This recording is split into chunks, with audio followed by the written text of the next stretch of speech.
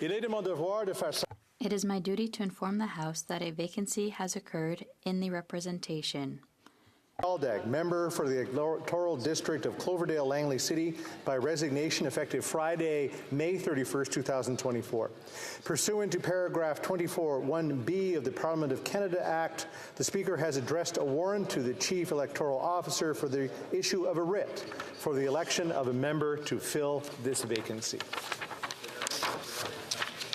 It being 11:02, the House will now proceed to the consideration of private members' business as listed on today's order paper. Private members' business, affaires émanant des députés, reprise du débat. Resuming debate on report stage C-293, Pandemic Prevention and Preparedness Act. In the name of Mr. Erskine Smith, resuming debate on motion number 1. Resuming debate, the Honourable Member for Abitibi-Bay James Nunavik EU. Mr. Speaker, I am pleased to have the opportunity to speak to the Bill C-293. As you know, this bill is divided into 3 main parts.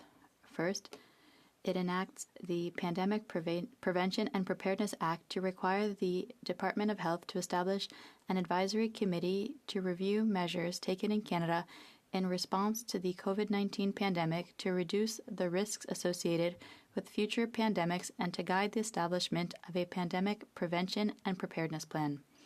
It also requires the Minister of Health to establish, in consultation with other ministers, a pandemic prevention and preparedness plan that includes the information provided by them. Finally, it amends the Department of Health Act to provide that the Minister of Health shall appoint from among the officials of the Public Health Agency of Canada a National Pandemic Prevention and Preparedness Coordinator to coordinate activities under the Pandemic Prevention and Preparedness Act. Broadly speaking, the first component involves the creation of a committee to review measures taken in response to COVID-19. While the intention is laudable, the Bloc Québécois believes that a public and independent inquiry would be a better way to judge the government's actions. The second component is the development of a pandemic prevention plan, and the third is the creation of a federal coordinator. The Bloc's criticism of these 2 elements is the same. We want to ensure that the federal government does not overstep its jurisdiction. We believe that the federal plan should focus on its prerogatives. We must remember that, on these issues, the federal government has not only failed in its duties, it has scuttled 2 important preparedness measures, the National Emergency Stockpile System and pandemic detection. What's more, Canada has Canada's Pandemic Influenza Preparedness, a planning guide for the healthcare sector that has been published since 2004 and updated in line with various pandemics. This plan was approved by federal, provincial, and territorial deputy ministers. It should also be noted that the government also inherited several plans, reports, and recommendations from departments and the Public Health Agency during previous pandemics, such as the Public Health Agency of Canada and Health Canada's response to the 2009 H1N1 flu pandemic. In this context, I wonder about the added value of the plan proposed by this bill. We believe that holding a public inquiry is a priority. Mr. Speaker, you'll recall that the Bloc Québécois voted against the bill at second reading. It will also vote against it at third reading. An amendment negotiated and tabled between the parties amended the bill to force a public inquiry into the pandemic. Liberal MPs voted against it because they don't want to be held accountable, and the Conservatives, who were calling for a public inquiry, abstained. What hypocrisy on their part. The result of all of this, we won't have a public inquiry like the Bloc Québécois wanted. Why does the Bloc Québécois want a public inquiry, Mr. Speaker? First, the COVID-19 pandemic caused over 6.5 million deaths around the world, including more than 45,000 in Canada, 15,000 in Quebec, 40% of which occurred in long-term care homes. We mustn't forget how families experience their bereavements in such a terrible context. In my writing, for fear of this pandemic, roads were closed and managed for emergencies. Indigenous communities were proactive in isolating themselves, which created other problems after the pandemic. The Bloc Québécois believes that the time has come for such an inquiry. Numerous shortcomings related to the pandemic have been identified: quarantine, border management, a national emergency stockpile, a global public health information network, all of which amply justify such an inquiry. In addition, certain measures such as vaccine passports for all federally regulated transport systems, mandatory vaccination for federal employees, and the denial of access to employment insurance deserve to be studied calmly and without partisanship. It is important to reestablish social dialogue now that the health emergency is behind us. Finally, since the start of the pandemic, the government has taken certain steps to improve the situation, for example, by signing agreements with pharmaceutical companies to improve vaccine production capacity in Canada. A review of the effectiveness of these actions, therefore, seems pertinent. So these are good reasons to call for a public inquiry. Certain elements of the bill are problematic as well, Mr. Speaker, and lead the Bloc Québécois to vote against it. For example, with regard to the scope of the in-depth review of measures taken in response to COVID-19, the bill proposes that the federal government collaborate with provincial and municipal governments to assess their capacity to intervene in public health matters and in the event of a pandemic.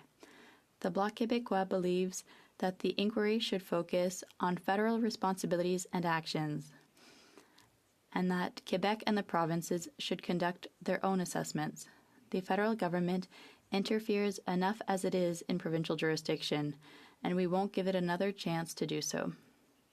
You know, Mr. Speaker, the Liberals are responsible for Canada's lack of preparation for COVID-19. The current government likes to say it is the champion of the fight against COVID-19, but let us not forget that the lack of preparation is their fault. They had axed measures to fight pandemics in the years leading up to COVID-19. The Global Public Health Intelligence Network, the online early warning system that scours global media sources in 9 languages to detect potential public health risks around the world. Well, it was under the Liberals in 2018 that the GPHIN's mandate was changed. The Liberals wanted to exert control by imposing a hierarchy to authorize alerts and thus control the message. These ended in May 2019, almost 400 days before the start of COVID-19. What's more, the Liberals neglected the national emergency stockpile since coming to power in 2015. Their lack of discipline forced the destruction of thousands of personal protective equipment such as N95 masks. Worse still, not only did the federal government destroy the emergency reserve, they didn't replace it. As a result, the federal government was completely unprepared when the pandemic was declared. Border management during the pandemic was also a dismal failure on the part of the current government. Such was its inertia that the City of Montreal had to dispatch its own staff to the Montreal airport to enforce quarantines. While the Trudeau government questioned whether the concept of a border was acceptable in a post-national state rather than protecting its people. And what about ArriveCAN? ArriveCAN and its many problems, not to mention its exorbitant cost, errors that sent people to quarantine when they weren't supposed to, inequitable access for people who didn't have smartphones or data, bugs of all kinds that prevented access to the application. In short, the use of ArriveCAN alone deserves to be studied, Mr. Speaker. There was also the management of temporary foreign workers during the pandemic, another disaster. Inspections were rushed, breaches of immigration regulations were frequent, and even after being warned by the Auditor General on numerous occasions, the situation did not improve and the commitments made by the department were not respected. In fact, the situation worsened as the pandemic progressed. Having been slow to take on its responsibilities, the government consistently refused to prevent a plan to lift the public health measures contributing to the already severe difficulties of the tourism sector. The COVID-19 pandemic also demonstrated Canada's dependence on others for vaccine production. In short, Mr. Speaker, from the beginning of the end of the pandemic, the government made some good moves, but many mistakes, and we need to shed light on what went wrong. The only reliable tool at our disposal is the public inquiry. Unfortunately, this bill does not provide this option and misses a great opportunity. If another pandemic were to hit us tomorrow morning, a public inquiry could help us to be better prepared and avoid the deaths of many people. We could also avoid the isolation experienced by a large part of the population. Entire communities were isolated, like ours in Nunavik. The 14 communities of Nunavik were isolated from the rest of the world for weeks at a time. They must not go through that again. Thank you, Mr. Speaker.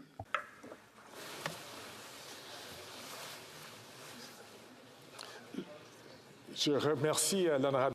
I thank the Honourable Member for Abitibi, Bay James, Nunavik, EU. Resuming debate, the Honourable Member for New Westminster, Burnaby. Thank you very much, Mr. Speaker. This is something that we should be contemplating and debating as of utmost importance. Bill C-293, an act respecting pandemic prevention and preparedness, has two components to it, but we need to hearken back, Mr. Speaker, to the impacts of the COVID pandemic. And you'll recall, Mr. Speaker, on March 19th, 2020, March 13th, 2020, when in this House we took, by unanimous consent, the dramatic, unparalleled step of suspending the work in the House of Commons as the pandemic raged across our planet. And I recall stepping out with the other House leaders where we took that unprecedented step.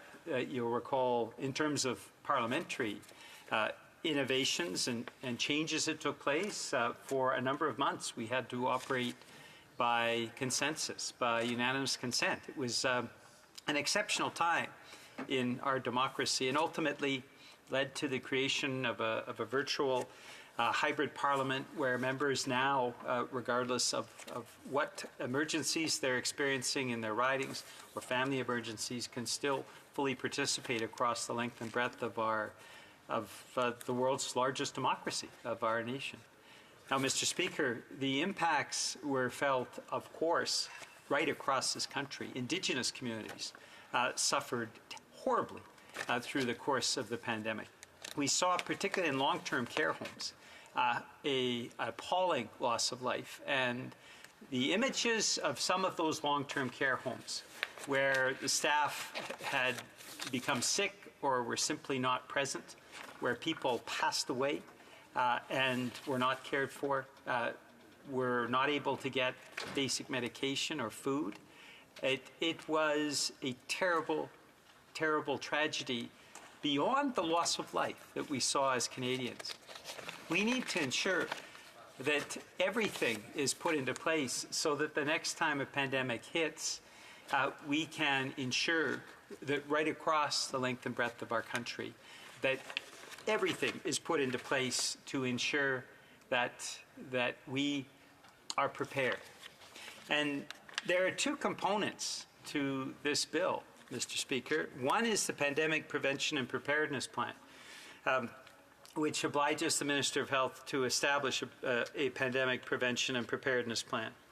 We know from the impacts in long-term care homes, the impacts in schools, the impact in Indigenous communities, that we must have this in place. But there is nothing that prevents the Minister of Health from doing that already. Certainly we support that idea. But to properly prepare for the next pandemic, Mr. Speaker, and with climate change, sadly, it is likely that it will occur again. We need to ensure that we've actually done a very full and comprehensive review of the response that took place in the last pandemic. And, Mr. Speaker, that takes a public inquiry. The NDP has been very clear about this. The idea that the minister would put together an advisory committee, which is what is foreseen in the bill, is simply not adequate to the size and scope of what needs to happen. And my colleague, the member from Vancouver Kingsway, who was the previous health critic, has been, I think, steadfast in raising in this House the importance of having a public inquiry. Other parties as well. I know that colleagues in the Bloc Québécois have also called for a public inquiry into the COVID response. That is what is required. The resources need to be put into place. And that is why my colleague from Vancouver Kingsway tabled the amendment that would take out the idea that we would have some sort of advisory committee doing that COVID response. That is not adequate. That is not appropriate. That is not at all what we favor. And we have the amendment now for the House of Commons. We will be voting on that, Mr. Speaker, before we vote on the bill itself. And if the amendment passes and the idea that an advisory committee offers suggestions on the COVID response rather than a full public inquiry, which is what the NDP has been calling for, the member from Burnaby South, the member from Vancouver Kingsway, all members of the NDP caucus, unless that provision is stripped out, we will not be supporting this bill. We believe profoundly that a public inquiry is warranted and needed. We do not object to the Minister of Health preparing a pandemic prevention and preparedness plan. That is something that we believe absolutely needs to be put into place. But that needs to come as we are fully investigating all aspects of what transpired during the pandemic. We need to fully engage with the long-term care sector to know what happened that led to such a terrible loss of life and, quite frankly, a meltdown in many of the long-term care facilities in our country. To imagine a senior who has given their lives to our country, to their community, not having any care aides around to help them with basic needs of food and toiletry needs. And then so many of those who passed away in long-term care homes, not even having their bodies cared for after death. Mr. Speaker, this is an appalling result of a lack of preparation and I think an acknowledgement that the long-term care sector needs to be fully changed. The NDP has been calling for a long-term care act that obliges standards right across the country, in every part of this country, so that seniors are treated with the dignity and respect that they should have. And, Mr. Speaker, we're going to continue to push for that. We believe in long-term care funding that is adequate across the country. We believe in taking profit out of the long-term care sector, that many of these private institutions where the conditions were absolutely deplorable were also multinational corporations that had huge profits in the same year. That there is something profoundly wrong with that, Mr. Speaker.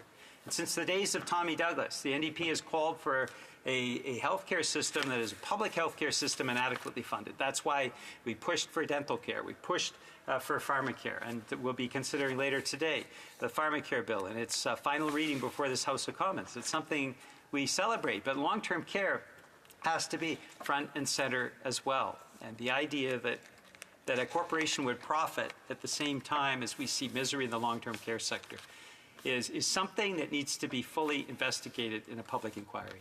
Indigenous communities that receive none of the supports that other parts of the country received, that is something that needs to be fully investigated. And only a public inquiry will get to the bottom of why Indigenous communities were so cruelly neglected during the height of the pandemic. Why communities that were calling out for supports did not receive those supports. That is something that only a public inquiry can fully investigate.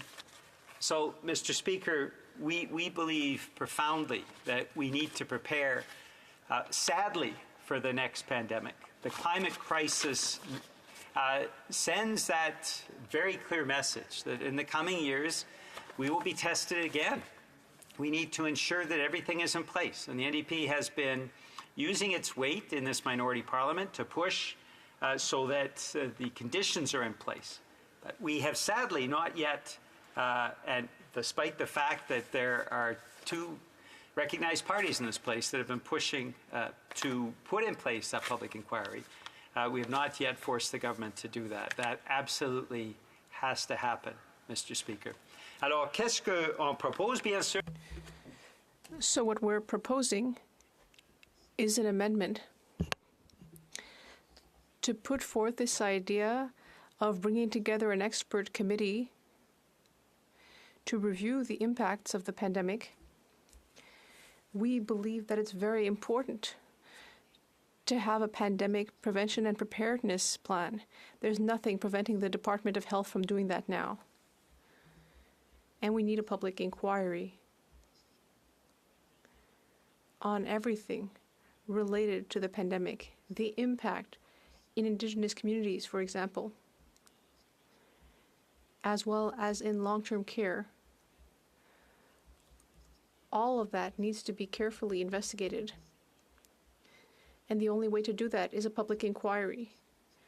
So, Mr. Speaker, we're proposing an amendment that would remove the negative aspects of the bill. If the amendment is approved, we will vote in favor, and if not, we will vote against. Thank you. Merci, l'honorable député de New Westminster Burnaby. I'd like to thank the member. Resuming debate. Parliamentary Secretary to the Minister for Housing, Infrastructure and Communities. Thank you very much, Mr. Speaker. I'm pleased to rise today with respect to a private member's bill tabled by the member for Beaches East York, who, in addition to being a very good member of Parliament, is a excellent podcast producer as well. But on a serious note, Mr. Speaker, the member has put forward a number of bills in the time that we've served together that have been incredibly thoughtful, ranging from animal welfare when we were first elected back in 2015, which I thought was an excellent bill at the time. Many others disagreed. But to now a pandemic response bill. Before my speech, Mr. Speaker, I looked up to see what the toll of the COVID-19 pandemic was, and it is continuing. I know many of us like to think COVID's over and we've gone back to life as normal. For many of us, we have. But even last week, 12 Canadians died from COVID-19. In total, 59,382 Canadians died from COVID-19. That's more than died in the Second World War, as I know many commemorations will happen about D-Day this week, and rightfully so. And we're still commemorating that, remembering that 80 years later. I think it's important that the member for Beaches East York has brought this forward because we don't want to forget what's happened in the last few years. The lessons that were learned, how provinces, territories, municipalities, society at large was caught flat-footed. And that we need to do better as a society. The member for New Westminster Burnaby raised an excellent point in his speech with Oh, you're welcome. Raised an excellent point in his speech about the environmental impact of pandemic response. I believe the statistic is 75% of diseases are animal-borne, and as we are deforesting, as we are, as a society globally, moving closer and closer into wilderness, we're going to see that interaction. As climate is changing, we're going to see behaviors of animals, including mosquitoes and disease-carrying animals, change. Diseases that Canada may not expect because of our cold weather climate, that may be something that we continue to or will experience in the future. And we need to have a prepared pandemic response. It would be nice to think that, oh, this is a once in 100 years type scenario. The Spanish flu post-World War I really tested Canada back in the 20th century, and COVID-19, 100 years later, did the same thing. It would be naive to say, oh, it's not something we have to worry about for another 100 years.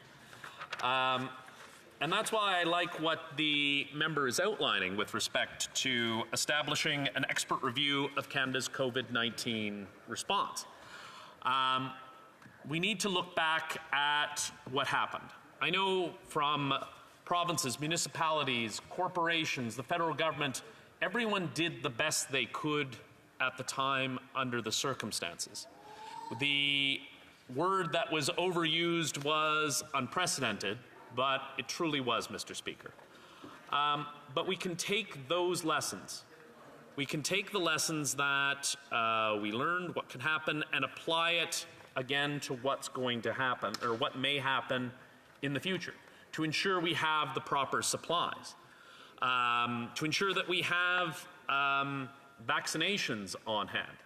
I remember a time where there was unanimity amongst the parties in this House about the benefits of vaccination. And unfortunately, that seemingly disappeared. But I think most of the parties in this House still support that as a core public health message. But we need to also ensure that as political opportunists across this country push aside public health and public health expertise, there's a threat to Canadians. Public health and public health officials have spent their careers to protect us. And maybe we don't like to hear it, eat better, we should run more, we should get all of our shots and do all of the things that we know in our minds we should do, drink less. We may say, oh, just leave it, we'll be fine. But what's embedded in that is a desire from public health officials to see us live longer. COVID-19 has seen and shown for the first time declining life expectancies. The life expectancy in Canada is now slightly lower than it was before the pandemic. And this is something we need to address. The government, all governments, all political parties should want to see this as a goal. I think there's an understanding, and I think there's an agreement that we should have as much as we can in place. C293 requires us to develop and update a pandemic prevention and preparedness plan and table that plan at regular intervals. That's fundamental, Mr. Speaker. We've seen the impact of this, and I would like to think that maybe this won't happen ever again. And I hope for my kids, we don't see it in our lifetimes. But the possibility and the probability exists. And to have that plan to ensure that we have proper equipment in storage, that we have plans in place for that what if. What if there is a next pandemic? Because it's not unreasonable to see when before 2020 we thought it was just the things that we saw in movies to concern us about this type of threat to the country. But this is a direct threat to Canadians. And as I said, nearly 60,000 Canadians have died because of COVID-19. And compared with it, I'm happy to compare our response to other countries. But even with Canada, many provinces did a much better job than other provinces. I recall the Army having to go in to Ontario, into privately run nursing homes. An Army that isn't trained for that type of task. Because clearly no one was ready for this type of pandemic. And the result of that was many seniors who died. And again, Mr. Speaker, this is an important bill coming forward. And the third major point that Bill C293 would require is to appoint a national pandemic prevention and preparedness coordinator to oversee and implement the plan. We get a lot of plans tabled in this House, Mr. Speaker, and I know that's a surprise to many people here, but it's excellent that there will then be someone in charge to implement it, someone who's keeping an eye on things and ensuring through a public health lens, Mr. Speaker, a public health lens to ensure that we're ready for the next one. God forbid. But again, we need to be prepared. We need to be ready. I want to commend the honourable member for his work on this and for his work on many other files. But this is important that Canada stay ready, As I said, we can compare our response to other countries in a very favorable way into deaths that were prevented, but that number still, Mr. Speaker, is almost 60,000. And we need to ensure that should this hit again, we protect as many Canadians as possible. Thank you, Mr. Speaker. Thank the Honourable Parliamentary Secretary. Reprise de débat. The Honourable Member, resuming debate, the Honourable Member from Tobique-Mattaquah. Thank you, Mr. Speaker, and thank you to my colleagues in the House for this vigorous discussion around Bill C-293. It gives me an honor to rise on behalf of the good people of Tobique-Mattaquah and the broader concerned citizens across the country today in regards to this bill and the debate on it. I know that though some of the attempts of the bill may be laudable in regards to creating a framework for pandemic prevention and preparedness, there's a big unfortunate aspect to this bill that it has huge ramifications and potentially even bigger implications with respect to the approach of the One Health approach that's being lauded in this bill. First off, I think it's overreaching broadly and going across various jurisdictional lines without giving adequate consideration for the legitimate concerns that are being raised by provinces, by stakeholders, by those in the agricultural sector, by privacy rights advocates. They all have concerns pertaining to this bill and where it could potentially lead. There's a lot of angst that, as all of us experienced it at home and in our ridings and amongst people that we represent across the country, that when you talk about COVID, it's almost like there is an element of PTSD that comes with that. People still can become very emotional when they're discussing COVID and the various responses to it. I know it was stated by the previous speaker in the House that it was truly an unprecedented time, and it was. Many of us had never experienced anything like that in our lifetimes. And there were tremendous response efforts that were made across the country and internationally to address the concerns and tackle the pandemic that was approaching and then as it set in. And various jurisdictions took different measures in ways that they felt was best for their people. And coming out of that, I think all of us would have to admit that there were things that were done right and there were things that were done wrong. There were outcomes that we did not foresee. There were things that were done that created some really, really adverse effects amongst Canadians and amongst families even. I remember being particularly moved throughout that time as I saw people from various sides of the equation approach me, call my office, reach out with heartfelt letters of expressions on various sides of the issue. And they would raise concerns, and they would do it from, I believe, the best of intentions. But the one overarching concern that kept coming through is they felt like their voices were being ignored and that they were being steamrolled in a process, and if they had questions or they had things they were uncertain about, sometimes they felt like they were being marginalized or being labeled because they viewed things differently. I think, as has been called for by some parties in this House, including ours, we want a full review of the response. We want to look at what we got right and what we got wrong, and how we as Canadians can be better prepared for, hopefully, we don't have to face it again in our lifetimes, but a future pandemic. How can we best position Canada to go forward in response to that? And we've called for those reviews. Those reviews have not been undertaken as of yet. We haven't seen the full reviews done yet. We haven't seen in-depth analysis done where we say, okay, what could Canada have done better? What could we have done differently? And how can we make sure that we're ready to tackle this comprehensively if and or when it happens again? Obviously, there's been huge concerns that would arise out of this bill being implemented that would come from our provincial stakeholders, because this crosses into areas of provincial jurisdiction. And as we know, different provinces handled it differently based on their areas of jurisdiction. We must not undermine areas of provincial authority in response to this. We must work collaboratively with that. And I think that there's one big lesson that came out of our response here in Canada to what we just went through with COVID-19.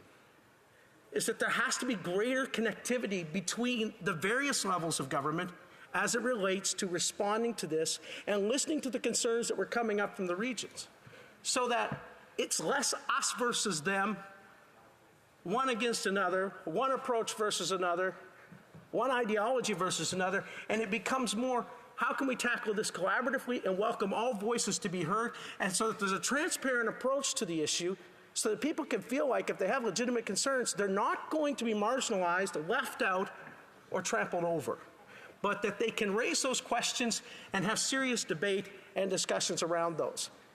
Obviously, we're hearing concerns around people as it relates to this, but this is even getting into the place where it crosses over international issues of jurisdiction.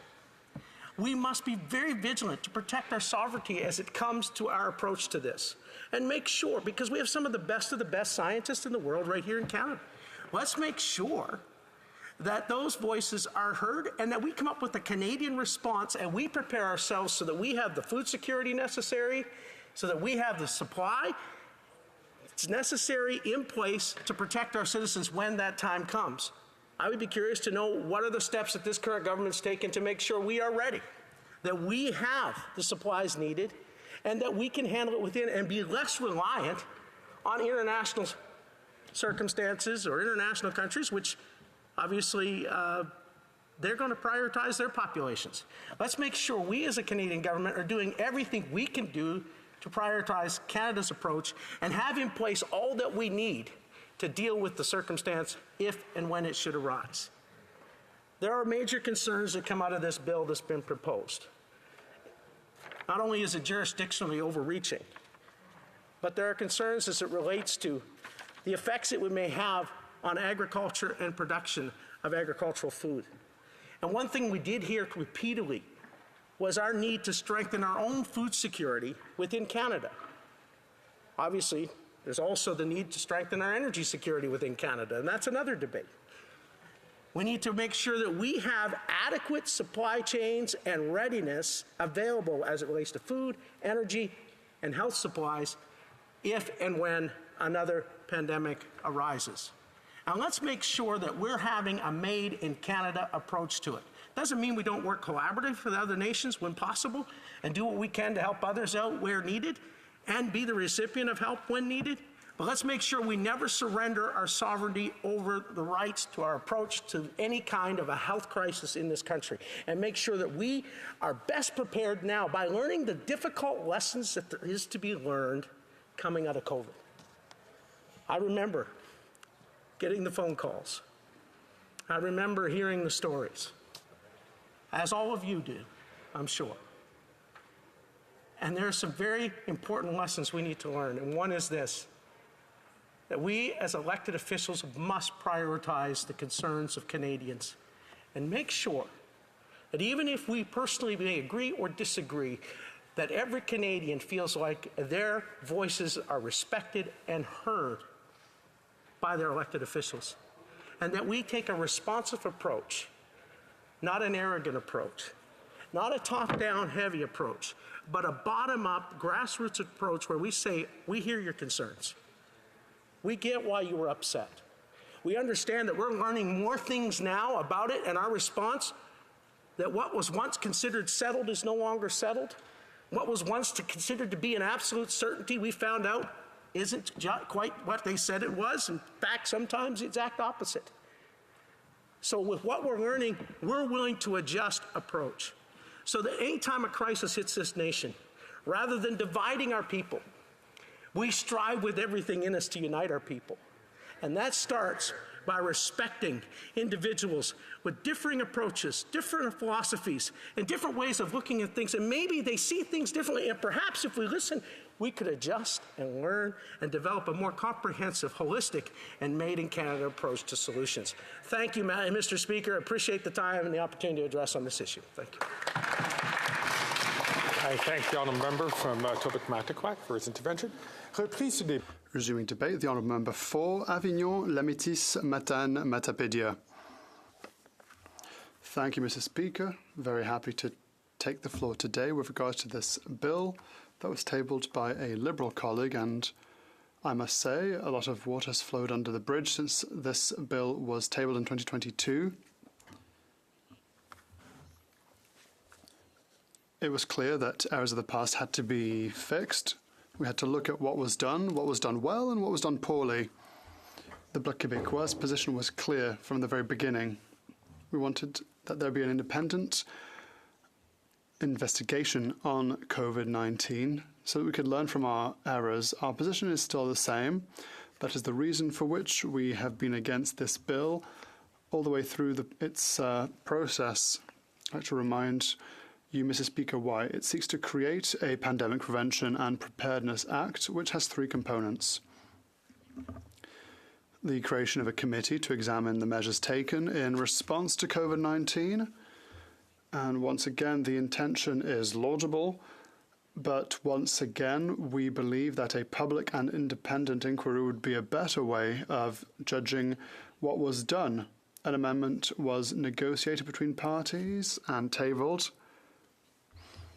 The government voted against, and the Conservatives voted against, which shows that there's a lack of transparency from the government and a certain hypocrisy from the Conservative Party that had asked that a public and independent inquiry be held.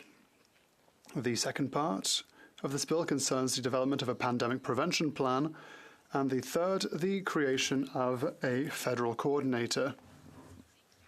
Our criticism for these two elements is the same. We do not want the federal government to exceed its jurisdiction, as is the case in nearly all of their bills. We need to make sure that the federal government focuses on its own prerogatives.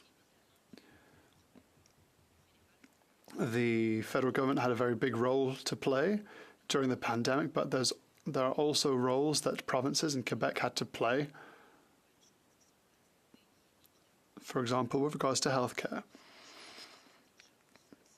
There are also tools that already exist.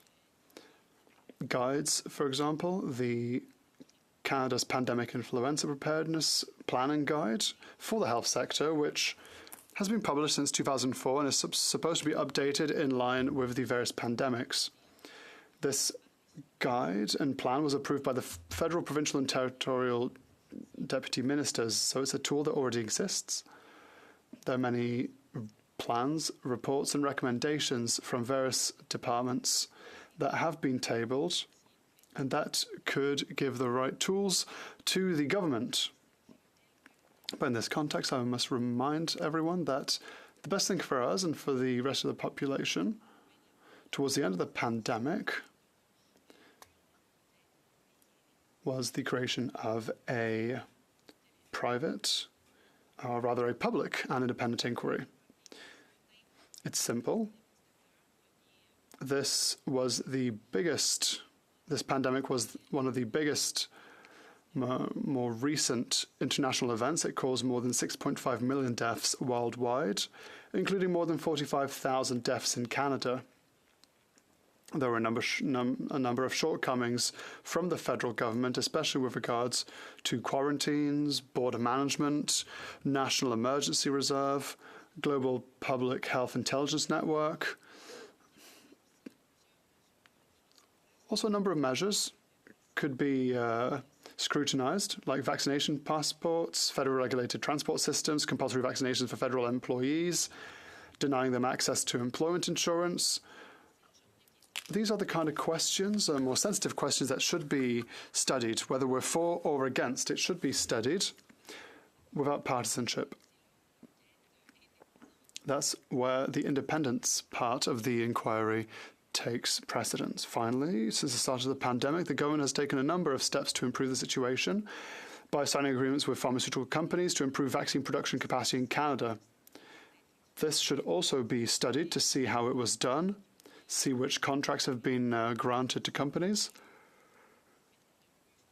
so we can better prepare for the future. As you know, in the Constitution Act 1867, the question of quarantine is a federal jurisdiction. The rest of healthcare is up to provinces, except for Indigenous health, military hospitals, and drug and medication licensing. That's federal. But for COVID-19,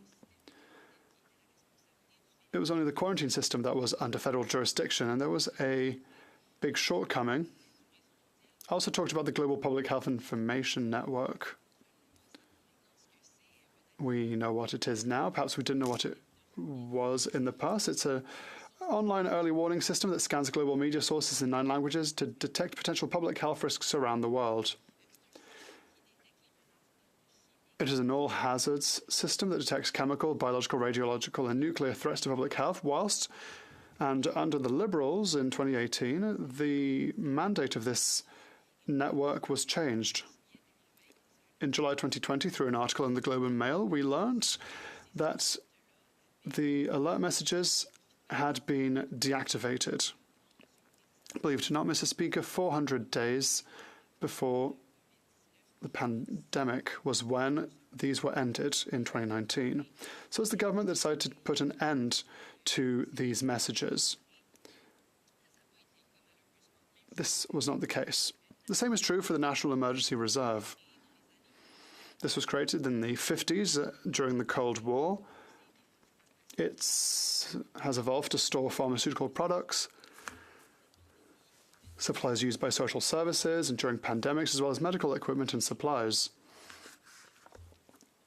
Since the Liberals came into power in 2015, they've neglected this National Emergency Reserve. Personal protective equipment was destroyed, such as N95 masks. Worse still, they didn't replace them. So this had a very significant impact when the pandemic came to be. The government could have been more proactive in its responsibilities. There was a shortcoming in that affair. The same with regards to border and quarantine management. During the pandemic, it's the City of Montreal that had to send its own staff to Montreal Airport to enforce quarantines, whilst the government questioned whether the concept of a border was acceptable in a post-national state, rather than protecting Canadians and Quebecers. And we, when I say we, it's the government of Quebec, it's the population of Quebec that was saying we need to close our borders to non-essential travel. It has an impact on the health and safety of our people. And the federal government was lagging. The Auditor General published a number of reports and made recommendations with severe criticisms on the federal government's inability to establish quarantines. In her 2021 report, she said that the federal government was unable to say whether 37% of people had followed their quarantine or not. 30% of border screening tests were missing. That's what she reminded everyone in her report. The federal government did not have an automated registry to indicate which people had to isolate themselves in a hotel and figuring out whether or not they had done so or not.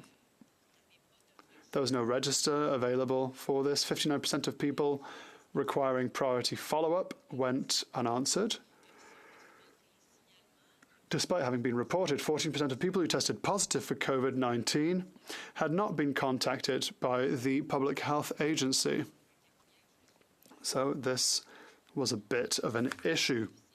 There was issues with official languages as well. Most messages were sent in English and not in French, and so some people were not able to obtain service in French. The same with ArriveCAN. We've already talked about it a number of times. There was the creation and the usage of ArriveCAN that should be studied, the question of temporary workers, our capacity to produce vaccines. All this should be re-examined in a public and independent inquiry, and that is what we have asked from the very beginning. And of course, some may say that it won't be the last time we'll face a pandemic. It will probably happen again in the next few years. The world and its ecosystems keep changing, so I think that the federal government should and must protect the health and safety of Canadians and protect our health. And so the relevance for an inquiry is right there. I'd like to thank the honourable member for Avignon Investissement and Metapedia. Reprise du débat, resuming debate. Is the House ready for the question? The question is on motion number 1. Mr. Davies, seconded by Ms. Matheson, moved that Bill C-293 be amended by deleting Clause 3. If a member participating in person wishes that the motion be carried or carried on division, or if a member of a recognized party participating in person wishes to request a recorded division, I would invite them to rise and to indicate it to the chair. The honourable member from Kingston and the Islands. Carried on division, please, Mr. Speaker. I declare motion number 1 carried on division. Mr. Erskine Smith, seconded by Mr. Hanley, moves that Bill C-293, an act respecting pandemic prevention and preparedness, be concurred in at report stage with an amendment. If a member participating in person wishes that the motion be carried or carried on division, or if a member of a recognized party participating in person wishes to request a recorded division, I would invite them now to rise and indicate it to the chair. The honourable member from Kingston and the Islands. Carried on division, please. I therefore declare the motion carried on division. When shall the motion be read a third time? Now? Sure. Yep. Now. Mr. Erskine Smith, seconded by Mr. Hanley, moves that Bill C-293, an act respecting pandemic prevention and preparedness, be now read a third time and do pass. Debate. The honourable member from Beaches, East York. Thanks very much, Mr. Speaker, and I appreciate the support to get it through report stage, and I'm confident we'll be sending this bill to the Senate. It's critically important that we send this bill to the Senate. This bill becomes law because having lived through a pandemic that no one wants to live through again, it's important we put measures in place here today as parliamentarians to ensure accountability not just in this parliament, but in future parliaments. And what do I mean by accountability? I mean that all future governments are to table a plan in this House to ensure that they are going to be as prepared as possible for the next pandemic. And they're going to take efforts to reduce risks to prevent the next pandemic. And we can remember SARS. And what happened after SARS? Well, there were reports, there were studies, and there were recommendations. And some of those recommendations were even adopted, but not all. And politicians, we forgot. Politicians weren't studying those reports and calling for renewed action in the wake of that report, and it fell away. And were we as prepared as we should have been for this pandemic?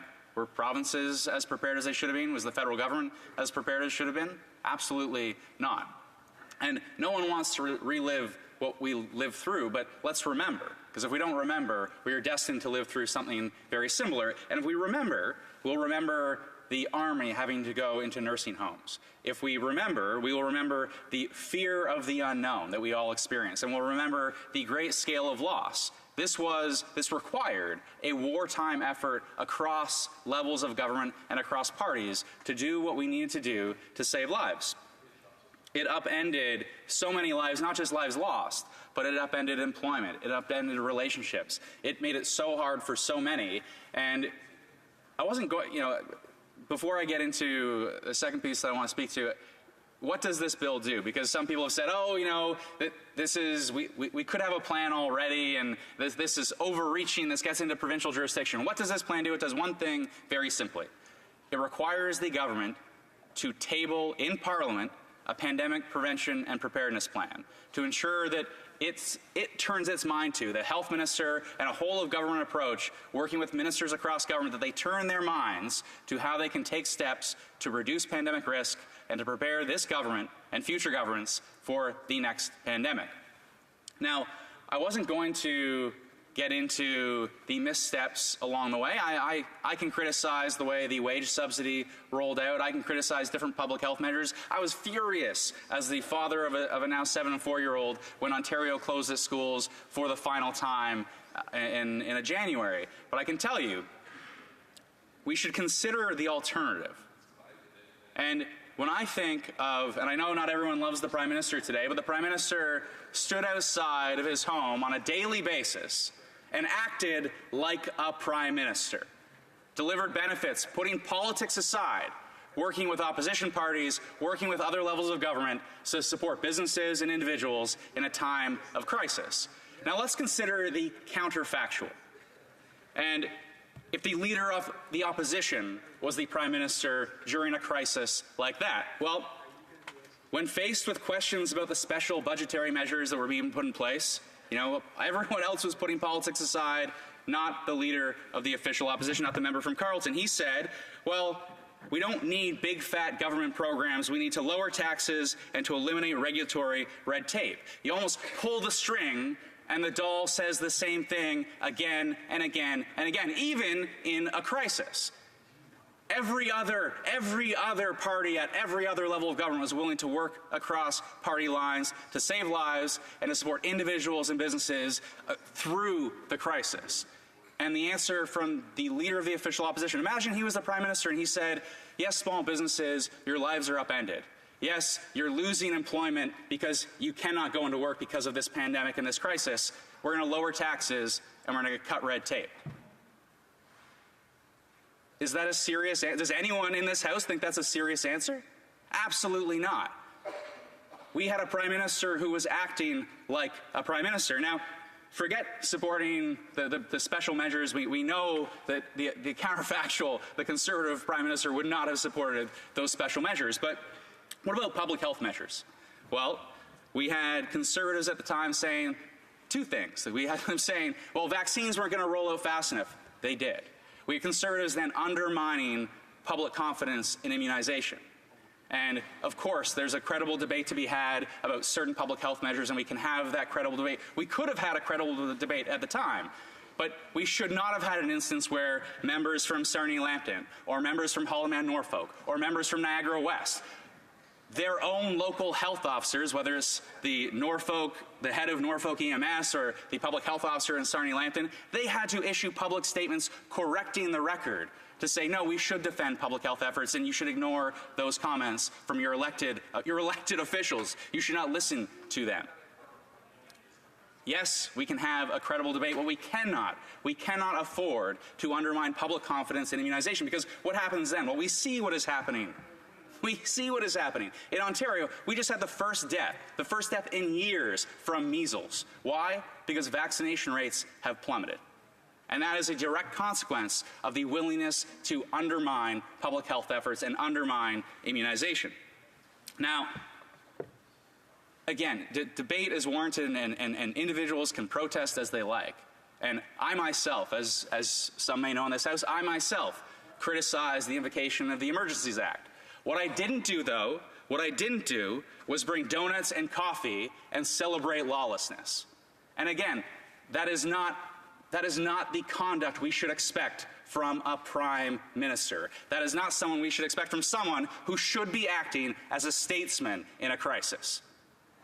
It is actually the opposite of what we should expect from our leaders. And again, counterfactual, just imagine if we'd had the leader of the official opposition. And I don't say Aaron O'Toole. I think he would have managed through the crisis just fine. He's a serious person. But the individual who occupies that current chair as leader of the official opposition is unserious and would have managed us through the crisis in the most unserious way. Now, I want to close with this because I've heard some members say, well, what about agriculture? Well, you should know what's in this bill. This bill says that we've got to take efforts to address antimicrobial resistance. We should. Farmers are doing that. Agriculture is doing that. This bill says we should regulate activities to address pandemic risk. Conservatives trip over themselves to talk about biosecurity if it means ending whistleblowing on farms. But they don't want to talk about biosecurity when it means reducing pandemic risk, because that's all it is. In fact, farming operations already take pandemic risk incredibly serious here in Canada, but not all around the world. And we see pandemics driven by spillover risks associated with animals. And what is a One Health approach? All that it is, it recognizes and addresses the fact that animal health, human health, and environmental health, they are interconnected. It does not mean, and this is, I'm going to quote the member from Renfrew. I couldn't believe it when she said it. When we're talking about promoting alternative proteins, you think we've got a huge pulse industry in Canada. It is a good thing to promote alternative proteins. Instead, the member from Renfrew says alternative protein is a far left dog whistle for eating crickets. I put that to the representative from Soy Canada. He didn't really know what to say at committee. Again, completely unserious. If we want to take efforts to prepare for the next pandemic or to reduce the risk of the next pandemic, we need this act in place, and we should also probably be very wary about electing certain Conservatives. Thank you, Mr. Speaker.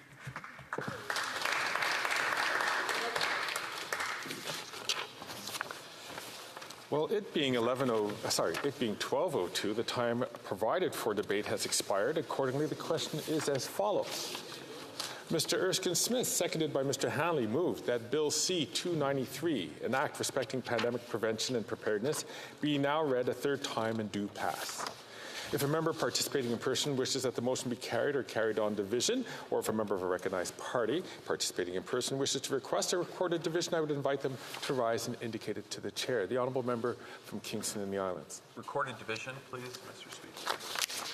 Pursuant to Standing Order 98, the division stands deferred until Wednesday, June 5, 2024, at the expiry of time provided for oral questions. Orders of the day. Of the day, ordre du jour, government orders, government bills, commons, consideration at third reading of Bill C-64, Pharmacare Act. Mr. Vandal pour Mr. Holland. Mr. Vandal for Mr. Holland, seconded by Ms. Jura, moves that Bill C-64, the Pharmacare Act, be now read a third time and do pass. Debate. The Honourable Parliamentary Secretary to the Minister of Health. Thank you very much, Mr. Speaker. Speaker, it's my privilege today to begin the debate on the third reading stage of Bill 64, an act respecting pharmacare. This legislation, Speaker, as you know, is a priority for our government. It establishes the fundamental principles for implementing a national pharmacare program in Canada. Additionally, it outlines our plan to work with participating provinces and territories to deliver universal single-payer coverage for various contraceptive and diabetes medications. Il s'agit d'une étape. This is an important step towards a national universal pharmacare plan and a historic event in the evolution of the Canadian healthcare system. The core principles outlined in this bill are accessibility, affordability, appropriateness, and universality. Accessibility ensures Canadians can access pharmaceuticals regardless of location or income, while affordability aims to minimize financial barriers. L'utilisation appropriée. Appropriate use prioritizes patient safety and health outcomes, while ensuring the sustainability of the healthcare system. Lastly, the legislation advocates for universal coverage across Canada. These principles will shape our collaborative efforts with provinces, territories, and Indigenous communities to establish national universal pharmacare. Speaker, our government has repeatedly and consistently demonstrated our commitment to public health care. Budget 2023 announced $200 billion over 10 years to better support the health and well-being of Canadians with a strong and effective healthcare system. And more recently, in Budget 2024, we committed $1.5 billion over 5 years to launch the new National Pharmacare Plan. This plan will help provide support to Canadians seeking access to contraception and for those living with diabetes. Let me focus some of my time on contraception. Le Canada compte. Canada is home to more than 9 million women of childbearing age, almost a quarter of our population. For many of them, access to safe, reliable contraception is essential. The autonomy to be intentional about their family planning and pursue their aspirations for the future. This may involve advancing their education or their careers, delaying starting a family until they feel prepared, or choosing not to have children at all. Affordability has been recognized as the primary obstacle in accessing birth control. This can lead to individuals not using it consistently and may discourage them from opting for the most reliable methods available. Consider oral contraceptives as an example. This type of birth control is priced at roughly $25 per month and carries a typical use failure rate of 9%. Compare this with IUDs, which cost up to $500 per year. Although IUDs are a higher initial investment, they provide coverage for 5 years and have a use failure rate as low as 0.2%. Women should be able to make that choice between different types of contraception, regardless whether they can afford it. Many Canadians are just simply not in a position to pay for these upfront investments. For example, a young part-time worker who doesn't have drug coverage from their employer would struggle to pay for that $500 IUD. With limited income from sporadic employment, which is typical for many young adults, even the monthly prescription cost can present a significant financial burden. This example is the reality for many Canadians, and it's a reality that I've heard from some of my constituents here in Ottawa Centre. One study indicated that women and girls from lower income families tend to use less reliable contraceptive methods or opt out of using contraception altogether. This disparity emphasizes how socioeconomic factors intersect with access to reproductive health care, identifying gaps in our healthcare system, and perpetuating cycles of systemic inequality. Additional research has even shown us that providing contraception through public funding can actually result in public cost savings. The University of British Columbia estimates that implementing no-cost contraception has the possibility to save the BC healthcare system around $27 million per year. Speaker, recently I had the opportunity to meet with Planned Parenthood Ottawa in my community of Ottawa Centre, and our conversation focused on a broad range of issues, but in particular, the impact of Bill C-64 on health of women here in our community. And what came out clear to me in that conversation is that contraception is not merely a matter of personal choice. It is an integral aspect of healthcare. It is a fundamental aspect of reproductive health and plays a pivotal role in advancing gender equality. It was also made clear to me that by ensuring affordable access to contraception, this legislation advances gender equality.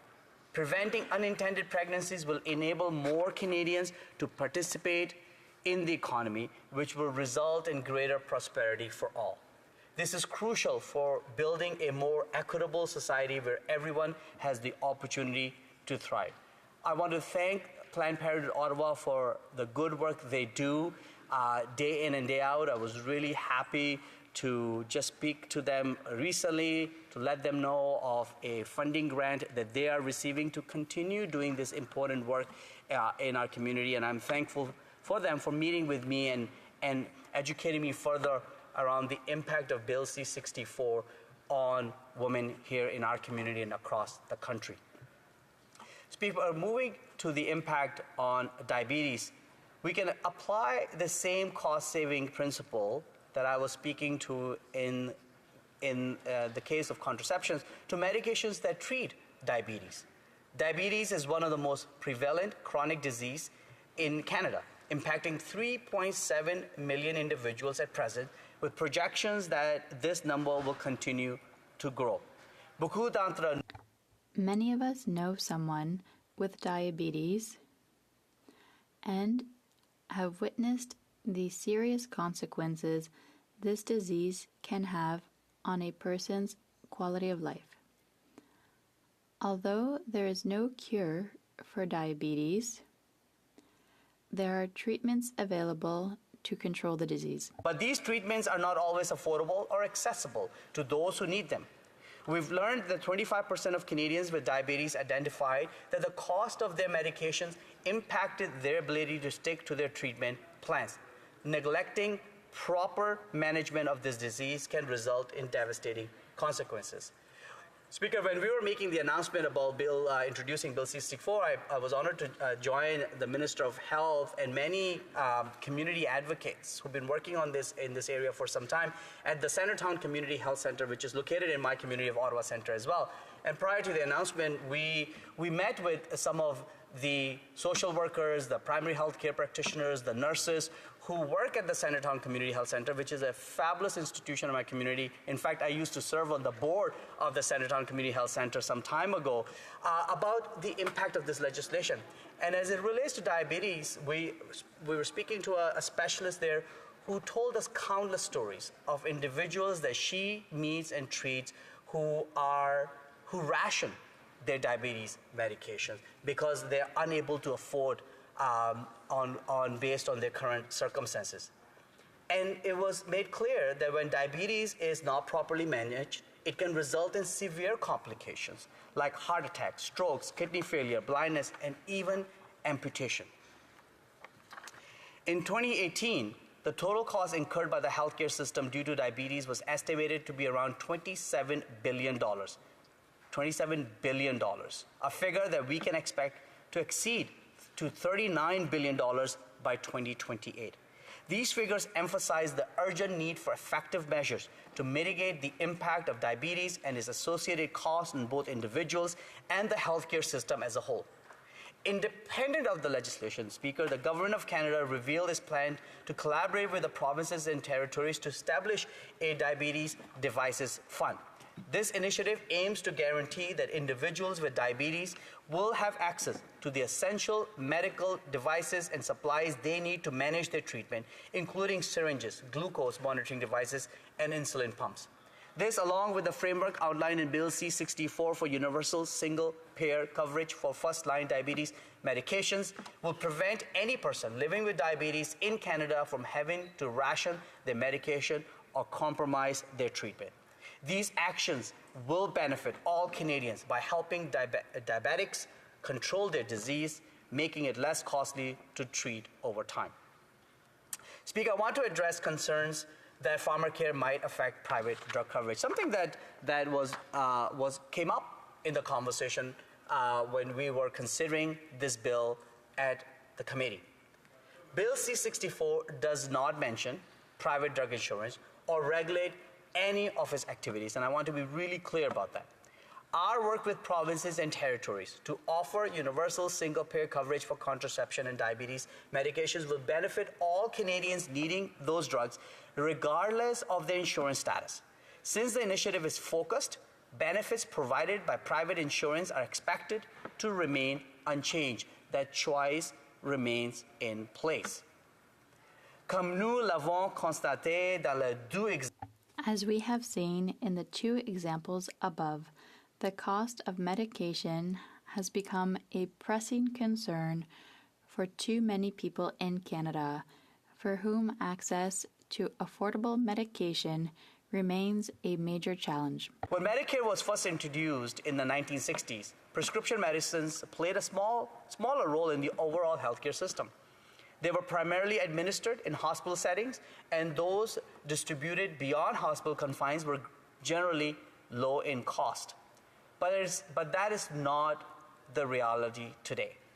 Today, medicines are a vital and regular part of maintaining one's health. And we know that roughly 1.1 million Canadians lack access to private or public drug insurance. That's approximately 2.8% of our population. In 2021, Statistics Canada found that 1 in 5 adults in Canada did not have the insurance they needed to cover their medications cost. In other words, 21% of adults in Canada face out-of-pocket drug costs that create a financial burden. That's 21% of adults in Canada. This can lead people to forego their basic needs, like food or heat, or even lead people to ration their medications or choose not to fill their prescriptions at all. Canadians should not have to choose between buying groceries and paying for medication. Being forced to make choices like these has serious consequences, whether it's skipping meals or doses of medication, opting to go without sets off a chain reaction of adverse effects on an individual's health and can heighten the strain on our healthcare and social support systems. We can do better, Speaker, and we must do better.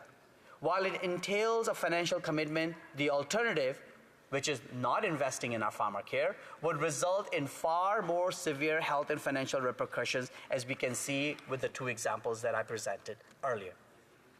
It is worth also noting that Canada has one of the highest per capita rates of prescription drug usage globally. Despite recent improvements, the elevated drug costs and the fragmented nature of drug coverage pose significant barriers for many individuals in Canada when it comes to accessing the prescription medications that they need. In acknowledgement of these concerns, in December 2023, our government announced plans to advance the establishment of Canada's Drug Agency, or in short, CDA, with an investment of $89.5 million over 5 years, starting in 2024-25. The CDA will be built from the existing Canadian Agency for Drugs and Technologies in Health and in partnership with provinces and territories. The Canadian Agency for Drugs and Technologies in Health publicly announced its transition to the CDA on May 1st of 2024. L'ACM jouera un The CDA will play a central role in leading and coordinating initiatives to improve the viability and preparedness of Canada's pharmaceutical system for the future. Bill C-64 sets out 3 main tasks for the CDA. Initially, the agency will prepare a preliminary list of prescription drugs and related products to guide the establishment of a national formulary. This formulary will outline the range of prescription medications and associated products that Canadians should be able to access under Universal National Pharmacare. Additionally, Bill C-64 entrusts the agency with formulating a national bulk purchasing strategy for prescription drugs and related products in cooperation with partners and stakeholders, including provinces and territories. This plan will explore methods to lower the cost of prescription drugs, which could help alleviate financial pressures for both individuals and the healthcare system. The agency is required to finalize both the preliminary list and strategy no later than the first anniversary of the day on which this particular act receives royal assent. Lastly, Speaker, the agency will aid the publication of a pan-Canadian strategy concerning the appropriate utilization of prescription drugs and related products. This report will be released within 1 year of the bill receiving royal assent. Canada's Drug Agency would also be obligated to provide updates on the progress of implementing the strategy every 3 years. Speaker, as we know, National Universal Pharmacare cannot be accomplished without the contributions of the provinces, territories, and Indigenous peoples. Given Canada's size and diversity, each province and territory has unique needs and its own challenges. To establish a national pharmacare program that is both effective and fair, it is crucial to foster strong collaboration between the Government of Canada and all partners. Each stride toward national universal pharmacare will be made hand in hand with these partners. Future funding to support pharmacare will be allocated to provincial and territorial governments by way of bilateral agreements. This funding will supplement rather than replace existing provincial and territorial investments on public drug benefit programs. In the immediate future, we will draw insights from ongoing initiatives as we persist in our efforts to enhance accessibility and affordability for all Canadians through a national pharmacare program. Since August 2021, for example, our government has been working with the government of Prince Edward Island to reduce drug costs for patients through the Improving Affordable Access to Prescription Drugs initiative. Since then, PEI has expanded access to over 100 additional medications on its roster of covered drugs, including treatments for cancer, heart disease, migraine, and multiple sclerosis, just to name a few. As of June 1st of 2023, PEI lowered co-payment costs to $5 for nearly 60% of commonly prescribed medications for its residents. As a result of this initiative, within the first 9 months alone, PEI residents have saved over $2.8 million in out-of-pocket costs for over 330,000 prescriptions. Speaker, in addition to the progress being made on a regional level, I'm happy to also share some of the work being done on a national level that support our pharmacare efforts. Bill C-64 builds on the work we have done to make drugs for rare diseases more accessible.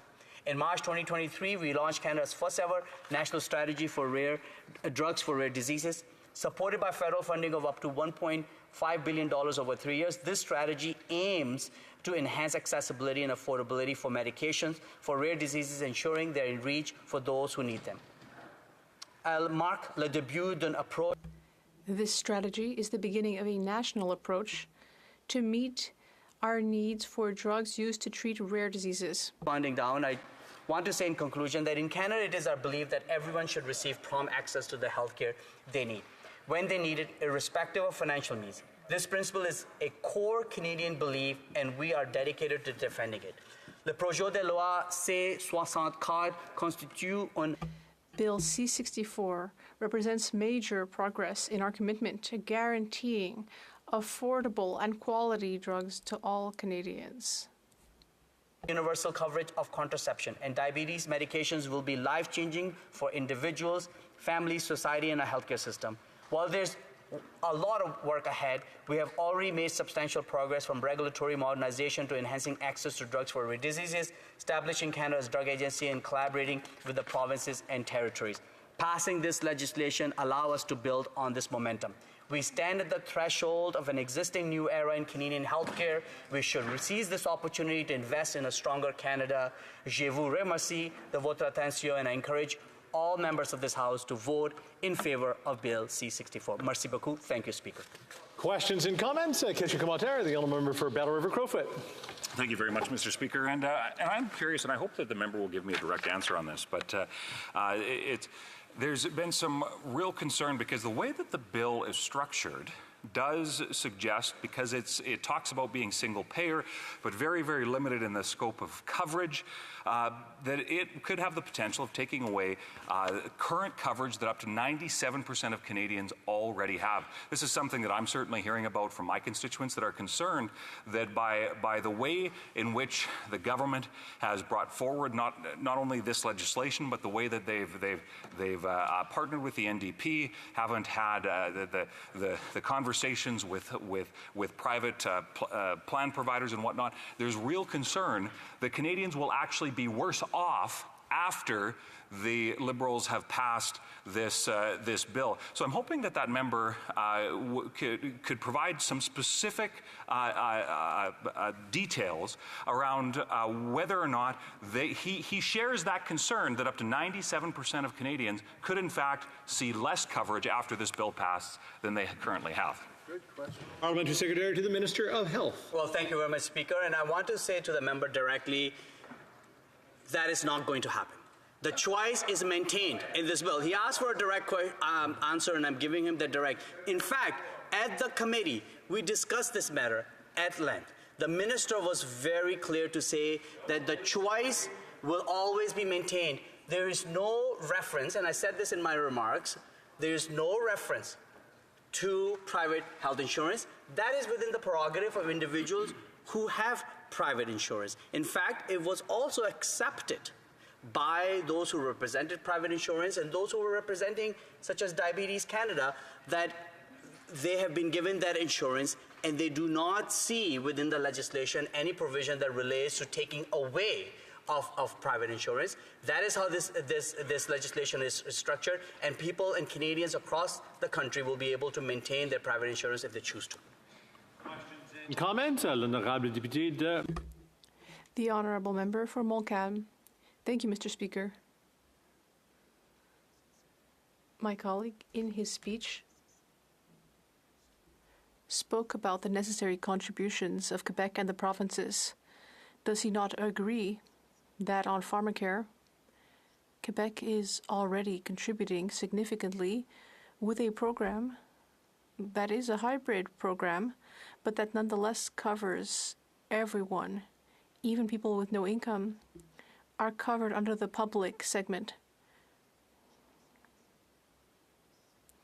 Therefore, I would like to know whether my colleague doesn't think it would be more beneficial for this government to simply give us our share in order to improve our system with the objectives that they have. We don't want overlap and redundancy. I want to know what the agency will do that is more than the Quebec agency is currently doing. Montana, Ministre de la Santé. Merci beaucoup, Monsieur le Président. I want to say to my friend on the other side that we are absolutely clear that we will work along with provinces and territories. Delivery of healthcare is a provincial responsibility. I think we all accept that, and we all are together in our desire to serve Canadians better across this country in provinces and territories, and making sure that they have the best healthcare accessible to them. And that is why, given that diverse programs that exist across the country, and the member opposite gave the example of Quebec, it is important that we work with provinces and territories as soon as this legislation is passed into law, so that we can ensure that when it comes to diabetes and contraceptives, there's universal coverage for all Canadians in all provinces and territories, and the manner in which it's provided is, of course, working in tandem with the systems that are in place within those provinces and territories. Questions and comments? The honourable member for Timmins, James Bay. Thank you, Mr. Speaker. If anybody wants to see the deterioration and disappearance of public health care, come to Ontario. Last year we had 1,000 emergency closures. This year it's going to even be higher. Now, if the poor emergency wards can only sell Budweiser, they might get the attention of Doug Ford and his grifter government, who are more interested in beer cans than they are in health care. I raise this because of my concern that while we're talking about improving health care for every Canadian, we see one party, the Conservatives, steadfast against it. We see the record of Conservatives in province after province after province of undermining, threatening, attacking public health care. And here they are standing up in the House day after day attacking pharmacare. At least with Doug Ford, we know we're going to get a can of beer out of it. With this government, with the Conservatives, we are going to get totally rooked. The Honourable Parliamentary Secretary. Well, thank you very much, Speaker. I thank the member for his comments, and I'm sure he knows my view on Doug Ford's government and how we can be better served here in Ontario. When I was knocking on doors in last election, one of the messages that I was given to me repeatedly by my constituents is to work with all members of this House, to work with all political parties. My constituents were absolutely clear to me on that, is to ensure to get things done. And I'm really glad that we have found a common path with the NDP when it comes to introducing pharmacare, when it comes to introducing Canadian Dental Care Plan. Because in my riding of Ottawa Centre, and I'm sure it's true in all constituencies across the country, that's what Canadians want, our politicians to work together to find ways of improving their lives. This legislation will do this. It will ensure that for once, Canadians starting to get access to pharmacare. This is a framework legislation that starts with contraceptives and medications that is going to improve the lives of millions of Canadians. Questions and comments? The honourable member for Don Valley East. Thank you very much, Mr. Speaker. One of the benefits of being Canadian is the fact that we come together and we work together to build programs, national programs, and historically we've built, collectively through the provinces and the federal government, a strong healthcare system. Provincially, we've got a universal education system. These things work. Over the last few years, we've seen the introduction of benefits for health, for pharmacare, for childcare. We've seen an introduction of a disability benefit tax credit, and of course, many additional programs. So the question to the member, why is it important for us as Canadians to stick together and to build these types of national programs? What does it do to the long-term impact of Canadians and this country as a whole? The Honourable Parliamentary Secretary to the Minister of Health. Thank you very much, Speaker. I want to thank the member from Don Valley East, who had the honor of serving at the provincial legislature, and he will remember when we worked together to come up to create OHIP Plus, which provided for, starting with young people, universal access to pharmacare, which was a game changer, and it was unfortunate to see that Doug Ford gutted that program. But the member from Don Valley East is absolutely right. Our number one responsibility, our number one job to Canadians is to make sure that we make their lives easier to live. And the way we make their lives easier to live is making sure that the needs they have, whether it's to have affordable childcare, whether for our seniors to be able to access a dentist or dental hygienist to look after their oral care, that there be programs available to make their lives better. That's what we all hear at the doors. That's the kind of things that people are concerned with, and that's the job we've been given. In particular, this particular parliament, as we're coming out of the once-in-a-lifetime pandemic that we all lived through, so many structures within our society have been shaken as a result of the pandemic, that we have to do this extra work, whether it's through Bill C-64 and bringing pharmacare into our country, or through $10 a day childcare, a Canadian dental care program, or the unprecedented investment that we're making in our public healthcare system to ensure that Canadians know that their government is there and is actually paying particular attention to their day-to-day needs, and this is exactly what we're doing. Thank you. For a quick question, questions? The honourable member for Battle River Crowfoot. So, Mr. Speaker, I appreciate the opportunity for a follow-up, because that member said that they promised that it won't happen. But what assurances are that that is in fact the case? Because time and time again, we see a litany of broken promises by that government partnered with their coalition partners in the NDP. What assurances are there beyond their word? Seconds, the Honourable Parliamentary Secretary. In the legislation, Speaker, in the legislation, the choice is clear. There is no conversation about taking any choice whatsoever, so I encourage the member to have a look at the legislation. But secondly, I ask him to support this legislation, to make sure that Canadians have access to pharmacare, to stop spreading misinformation, stop creating fear among Canadians, and in fact focus on initiatives like this one, which should not be a partisan issue, to help as many Canadians as possible from coast to coast to coast. Reprise du débat, continuing debate. The Honourable Member for Battle River Crowfoot.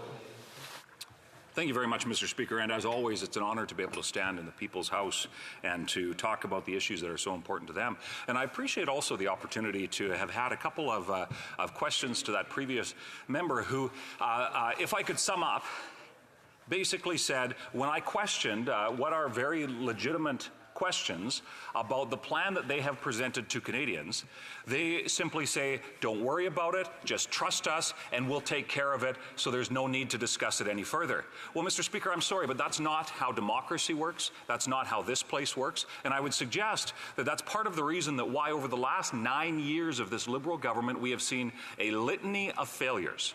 A litany of failures on virtually everything that Prime Minister, that government, and propped up by their coalition partners in the NDP, virtually everything they have tried to accomplish, there is scandal, there is failure, there is a series of broken promises that go along with it. And as a result, Mr. Speaker, we are seeing an erosion of trust in our institutions, outcomes for Canadians being decreased, and at every step of the process, Mr. Speaker, we are seeing that Canadians are worse off today than they were when that Prime Minister was first elected in 2015 on all these fluffy promises with zero substance. So, Mr. Speaker, when it comes to the bill that we have before us, this is simply another example of that. And I would suggest that when it comes to, in fact, I will take us on a little bit of a journey, if you would allow me, Mr. Speaker, because during the 2021 election, the election that the Prime Minister said would not happen but did anyways, and we all know what that is. And then during that election, Conservatives I said very clearly that a vote for the Liberal Party was a vote for a coalition. We said that during that election. Yet it was both the Liberals and the NDP said that would never happen. There will be no agreement. There's no chance, is their words, is what they would say. In fact, the media even started criticizing Conservatives for suggesting that that would be the case. Yet it was only a number of months after the election in 2021 where we saw this so-called confidence and supply agreement that is really just a very poorly negotiated coalition agreement. Because what ultimately we see is that the NDP gave away any bargaining power that they could have had in the context of a minority parliament and just gave carte blanche to a Liberal Prime Minister and his government to do with that power what they wanted, and there the NDP are backing them up every step of the way. So then we have seen over the last 2 years or so where the consequence of that is a series of poor public policy outcomes, where they stand stand up and will peacock all day long about the success that they are showing and the work that they're doing for Canadians and whatnot. Yet when you look into the details, you see that it is some of the most shallow policy outcomes that I would suggest, Mr. Speaker, have a very, very small chance of even being actualized when it comes down to it. Because, and the joke that I've heard from a number of constituents, so I'll share it with you, Mr. Speaker, is that George Strait song about having some oceanfront property in Arizona. It's certainly the sort of sale that it seems like those New Democrats would be quick to sell anything, would be quick to buy anything that these Liberals are offering, specifically when it comes to pharmacare. It's very, very relevant to the conversation, because it was at the last New Democrat convention where members... Point of order. Member from Timmins St. James Bay. I think we need an appropriateness of quoting lyrics, and I like George Strait, but it would be more credible if he was actually accurate. It would be Simon and Garf. Carry on. Debate. Thank you. Thank you very much, Mr. Speaker. Well, I can assure you that this House nor any Canadian wants to hear me sing. So I will spare both members of this House and Canadians that. But, Mr. Speaker, I would suggest that it was when... Point of order. The member for Timmins James Bay is himself out of order when he raises these irrelevant points about the lyrics. The sole purpose of this is to interrupt the remarks of others. It is shameful. He ought to apologize to the House for his shameful behavior. It's consistently shameful behavior, which is an embarrassment. Point of order. Timmins James Bay. Apologize to my honourable colleague that his own backbench is interrupting him while he's trying to make sense of something that is unsensible. No wonder he wants to interrupt. Kingston of the aisle. Actually, if you want.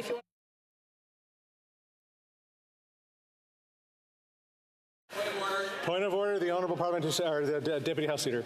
Mr. Speaker, while in this chamber, it was audible by everybody here. The member from Lanark Frontenac Kingston referred to the member from James Bay as a moron. I would suggest that you would ask that he withdraws that comment, because that was extremely unparliamentary. He should apologize as well, too, directly to the member. The Honourable Member for Lanark Frontenac Kingston. I welcome the opportunity to withdraw the remarks, and I do deeply apologize to the member for Timmins James Bay, who is indeed the model for decorum for all of us here, who sets the standard for all of us, along with the member from Kingston and the Islands who... Okay, no, I'll accept it as it has been said. See, I step out for 2 seconds and the whole thing goes there. The Honourable Battle River Crowfoot. Thank you very much, Mr. Speaker. And I find it very interesting that all of a sudden when I start talking about the record and the failures specifically of the NDP, all of a sudden they are quick to cause disorder. Well, I would suggest that it is the embarrassment of their record that truly is what offends those New Democrats, and how they seem to be so quick to buy anything that Liberal Prime Minister is selling. And I will outline specifically why the definitive proof of why that is in fact the case, because when those New Democrats late last year had a convention, they drew a line in the sand. It was a line in the sand saying they will get out of that coalition agreement. They will not have confidence in the leader from Burnaby South, that they will say that that is enough. They do not want anything to do with those Liberals and this coalition confidence and supply nonsense if they cannot get the job done. What was the first thing that the leader of the New Democratic Party did, Mr. Speaker? Well, it was he paused. It was he paused and said, well, you know, we need simply more time.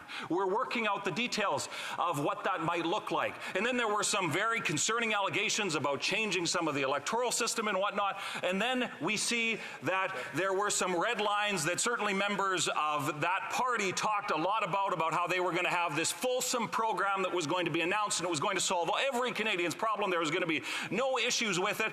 And then what was announced? Well, I would suggest that if you were to catch any of those those New Democratic members off camera, they would be sorely disappointed about the work that the member from Burnaby South did in so-called the negotiations that led to the program that we have here today, that covers little, costs lots, and truly has many unanswered questions about whether the benefit will be actualized to Canadians who actually need it. And Mr. Speaker, I think that is the proof point that this NDP party is interested in nothing more than the photo ops and the illusion that they can have simply a communications plan. And Mr. Speaker, it is truly a sad state of affairs when you have such laziness in the form masquerading as public policy. And I would suggest that this debate that we are having before us, Mr. Speaker, is proof point. And this offends those New Democrats. Well, a party that was built upon an idea that there should be, and in fact, it was interesting because when you look back at the history of the CCF and many involved with that, there was a true desire to see that people, that the social gospel movement is much of the driving force behind the history of why that party even started. Yet they have abandoned those. Point of order, the honourable member from Pickering Uxbridge. Mr. Speaker, I find it interesting that the member opposite seems to be obsessed with the NDP and has not yet spoken on the pharmacare legislation at hand, so I'd ask that he gets irrelevant. The relevance is a point of order. Actually, it's the best one we had so far today. Let's stick to the bill before us. The honourable member for Battle River Crowfoot. So again, Mr. Speaker, it is interesting how when calling out the failures of the NDP, it not only offends New Democrats, but it offends Liberal members of Parliament. It truly is telling of the level of absurdity that this place has descended into when simply calling out the failures of this so-called confidence and supply agreement, this coalition, this poorly negotiated agreement that has propped up one of the most corrupt governments in Canadian history, and they are so offended when you would even bring forward some things, including talking about some of the history of what built those parties. And to that member specifically, I will be happy to address some of the failures that are specific to the Liberal Party here in short order, but it seems that they don't want to hear those things because they're rather simply offended that somebody would dare question their preeminence. But Mr. Speaker, it comes down to this. And I'll get into the substance of C-64 here in just a moment. Because the context is so important. Because it is these Liberals, backed up by those New Democrats, they do not want an opposition in this place. That's why they bought off the NDP. That's why we see so often the Bloc Québécois are quick to go with them. But Mr. Speaker, they want an audience, not an opposition. And it is a sad state of affairs when it should be in this place, with our long democratic tradition, where we are able to discuss the affairs of the nation, to have those meaningful debates. Yet it is those Liberals that whenever somebody suggests, including the very valid points of criticism, as I had brought forward to the previous Liberal member, that there are concerns about the impact that C-64 will have on the coverage that so many Canadians have, and their response is just trust us. Oh, I'm sorry, but so many Canadians over the last 9 years have communicated with me very, very clearly, and I know many of my colleagues, and I know for a fact that many Liberals are hearing the same thing, because increasingly as I travel across the country, whether it's in airports or in other communities that are in some cases are represented by Liberals, you hear from individuals that are saying they have lost trust in not only the Liberals, but the way that the Liberals propped up by the NDP have conducted themselves over the last number of years have seen an erosion of trust in our institutions. So saying just trust us is not good enough when there is a risk, Mr. Speaker, a real risk that the 97% of Canadians that do have some form of drug coverage currently may be at risk of losing some of those benefits. And Mr. Speaker, that is a real concern for so many Canadians. We have the circumstances where they promised much and are truly delivering very, very little. And they'll stand up and they'll bluster about how great this is and whatnot. But, Mr. Speaker, when it comes to what Canadians actually need, they are failing to deliver that. And I'll give you a clear proof point on that front. And that has to come with working with provinces. something that in fact, it was that Prime Minister that was quick recently to brag about going around provinces to deliver his agenda. Yet, Mr. Speaker, when it comes to the history and the way that this federation was built, healthcare is provincial jurisdiction. Now, the federal government plays a role in the federal health transfer. And we've seen on that front that there is a litany of failures. In fact, it was that Prime Minister that promised to tear up the previous agreement that would have actually resulted in more funding dollars because it was tagged to inflation than the agreement that Prime Minister went around the backs of different provinces to sign, because he found that he was quick to talk and puff up his chest and say all of these things, yet he hasn't met with premiers since those initial discussions when he said that it was so important to meet with premiers nearly a decade ago. And we are seeing how even different provinces are treated differently. There are some provinces that he seems quick to suggest that they're happy to work with, and other provinces that they may not like the party that those people in that province elected. It's not a conversation around whether they should or shouldn't like a particular political party, Mr. Speaker, but it's that they seem to be quick to dismiss any province that would bring forward legitimate concerns. And when they try to go around, it ends up putting ultimately Canadians and the care that Canadians expect and deserve at risk. There is no question that we need to address some of the challenges when it comes to health care. And Mr. Speaker, that's why Conservatives have been talking so significantly about some of these things, including making sure that Canadians have access to care, especially at a time when there is a shortage. Take, for example, of family doctors. There are so many doctors that are not eligible to work in Canada today because there is no clear process for there to be that recognition. Mr. Speaker, the solution to that is very, very simple. We need leadership that will bring the country together to figure out that path forward so that what could be tens of thousands of doctors could actually get to work delivering the care for Canadians, following that Hippocratic oath that they took when they entered medical school to be able to ensure that they can care for Canadians. And, Mr. Speaker, that would be good news for everybody because it would address a shortage, it would increase productivity, and, Mr. Speaker, one of the challenges, and it's interesting because you don't hear the Liberals talk very much about this, is because we have a massive productivity challenge in our country. And part of the challenge with that is that when you have wait lists, when you have processing times that are taking too long, and this is not limited to healthcare, Mr. Speaker, but everything. So whether it be permitting for houses, whether it be for benefits, you name it, if there's a delay, it has a negative effect on productivity, but it is specifically impacting productivity on our national workforce when it comes to healthcare, because if you have Canadians that are being forced to wait, take, for example, a constituent of mine that waited 3 years for a hip replacement because they were in their 40s.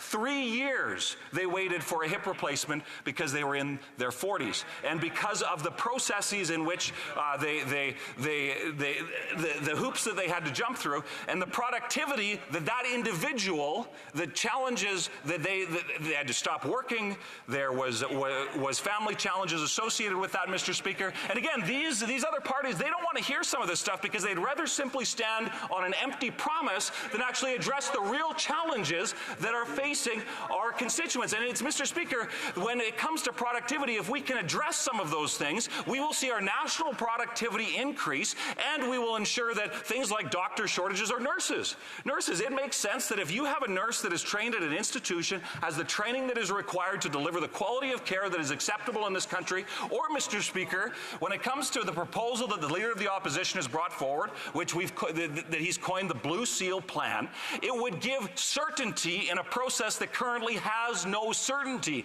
That is just common sense. It would allow somebody who is looking for opportunity, looking for a future, looking to build what used to be known as the Canadian dream that has been so much eroded under these Liberals, there would be certainty. So if that is a physician or a nurse or another healthcare provider, they come to this country, they would have certainty, and what the Leader of the Opposition has talked about, within 60 days they'd be given the thumbs up or thumbs down so they can get to work, or at least know then going forward what upgrading, what training needs to be done so that they can deliver that care that obviously they want to give to Canadians. And because, Mr. Speaker, it is truly a shame that there are so many talented, in many cases, immigrants in this country that are not able to do the work that they trained so hard to do. That is an absolute disgrace. And yet, with some political will, some collaboration, and working with provinces as opposed to pitting them against each other like this Liberal government does on a daily basis, we could see solutions and actual better outcomes for Canadians. Now, Mr. Speaker, when it comes to what we have before us, it talks about, and why the serious concerns that I hear about, and I know many of my colleagues do as well, is that it is the potential impacts of the passing of this bill will be an erosion or outright a dismantling of private drug plans. And that includes publicly funded drug plans that are delivered by private companies, as everybody in this place and every public servant, the 400 or so thousand of them, are experiencing, as well as with provincial and other levels of government. So in this process, we have not heard clarity. And now the Liberals will say, oh, we addressed that at committee. Yes, it was asked, the questions were asked, but the answers were not given in any way that would provide certainty. What does this mean? Well, because the bill talks about being single payer, which is either simply fanciful language from those Liberals to appease their coalition partners in the NDP, that means nothing. And then I would suggest that that's just as bad, because then it's abusing the democratic process and just speaks to the poor negotiating tactics of the leader from Burnaby South, which, but we'll leave that because I think that I had addressed that appropriately in the beginning of my speech. But this could practically mean, Mr. Speaker, that private companies will then be changing the way that they deliver those specifics. It puts the employee benefits at risk, including when somebody signs up for a job, when somebody signs a contract for work, the benefit package is a part of the compensation package associated with that. Well, because of what the Liberals are doing and not having done their homework in terms of making sure that all of the I's are dotted and T's are crossed, as the saying goes, it could put some of those things at risk, which is could directly impact the ability for Canadians from coast to coast to coast being able to access the drugs that they already have. And what that could mean is from as simple as the pharmacist saying, well, this certain drug isn't covered, but this one is, which can be a huge issue in some cases, or outright not being able to get it covered altogether. And it could scrap coverage plans, and it will force, no question, Canadians on the government plan. And we see this as well when it comes to the dental care plan. And Mr. Speaker, we have yet another example where there's big talk but so little in terms of actual deliverables for Canadians. In fact, it's interesting because when you listen to the Minister of Health, he talks about how many people have signed up for the program, and even last week he said how many people had registered for the potential appointments, and it was the language in which he used was truly a cop-out. So if you want to deliver health care for Canadians, then get to work and work with provinces to ensure that that provincial plans can be complemented and whatnot, but no, that's not what they did. They signed an agreement at what seems like on the back of a napkin to keep the NDP happy, which does not fulfill the promises and the objectives that they so publicly brag about.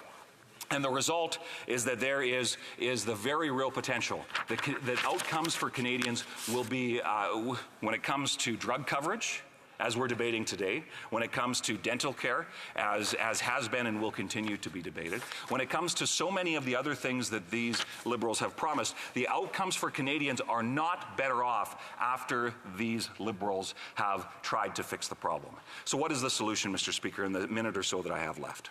Well, I think first and foremost, we need leadership in this country. We need leadership that will bring provinces together to ensure that we can address the challenges that are faced when it comes to making sure Canadians can get the health care that they need. And that includes mental health care.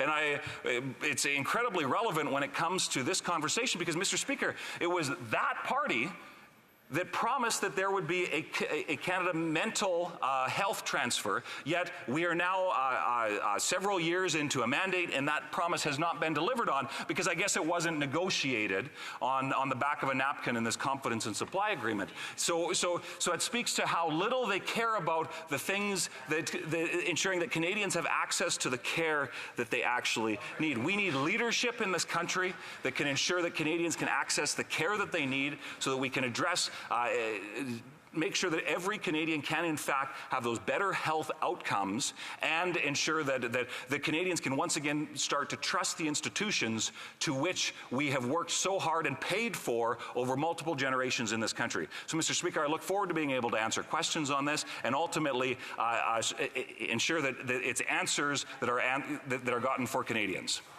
Questions and comments? Question commentaire. The honourable member for Don Valley East. Thank you very much, Mr. Speaker. And the member spoke for 20 minutes, and he spoke about many different subjects, but he still did not have much clarity on a very simple bill.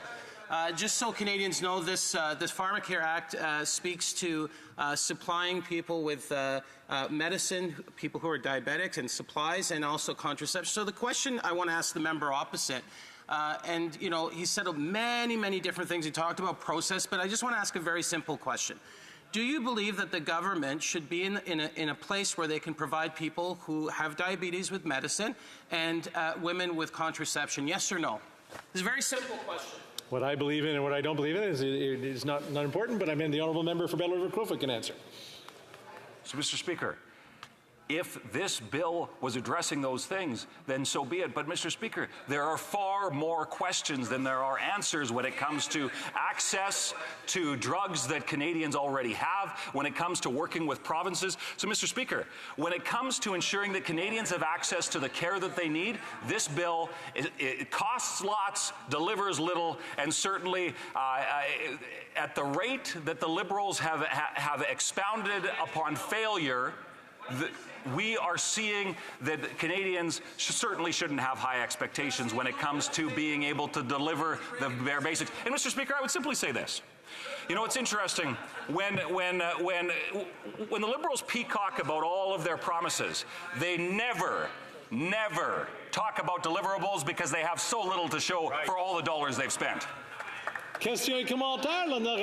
The honourable member for Montcalm. Thank you, Mr. Speaker. Quebec understood a long time ago that it needed a pharmacare program. The Bloc Québécois, like the National Assembly in Quebec City, unanimously has asked for the right to withdraw full compensation in order to strengthen the existing regime. Simple question for my Conservative colleague. What do the Conservatives propose with regards to pharmacare? Député de Bell River Crowfoot. Thank you very much, Mr. Speaker. And I think that when it comes to ensuring that's part of the questions that I think Canadians have. They elect provincial governments that are responsible for delivering health care. They expect their federal government to work with provinces. Yet have we seen that? The simple answer is no. We have not. We see a government that is quick to divide, quick to demonize, pit one province, one region against another. And instead of working for the best interests of Canadians, they care more about political wins and photo ops than they do about seeing results. Mr. Speaker, not only are the Liberals a dollar short and a day late, but it's become so very clear that they have no interest in actually ensuring that Canadians have access to the health care that we pay for and deserve. There's a lot of work that needs to be done. These Liberals are failing at it. It's time for leadership at the top to ensure that we can bring accountability and a system that actually works for the best interests of Canadians. Questions and comments. The member for New Westminster, Burnaby.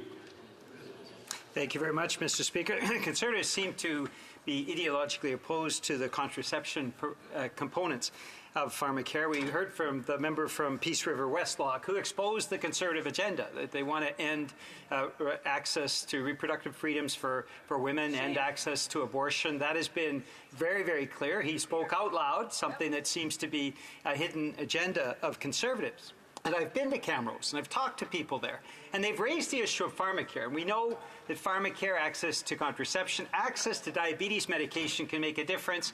of up to $1,000 or $1,500 a month. This is millions of Canadians who need access to these important medications. It's true that this bill just talks about those first two classes of medication, but it's going to make an important difference in the lives of 18,000 people in his riding, the Battle River Crowfoot.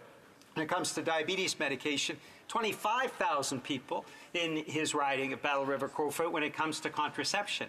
So is it because the Conservatives are ideologically opposed to helping people, or are they simply being cruel to the people who are facing that struggle each and every day to pay for their medication and put food on the table? The honourable member for Battle River Crowfoot. Mr. Speaker, it's interesting that that member wants to talk about ideology. Well, that member has abandoned, along with his leader and every single member of that new Democratic Party, has abandoned any resemblance of their ideology that has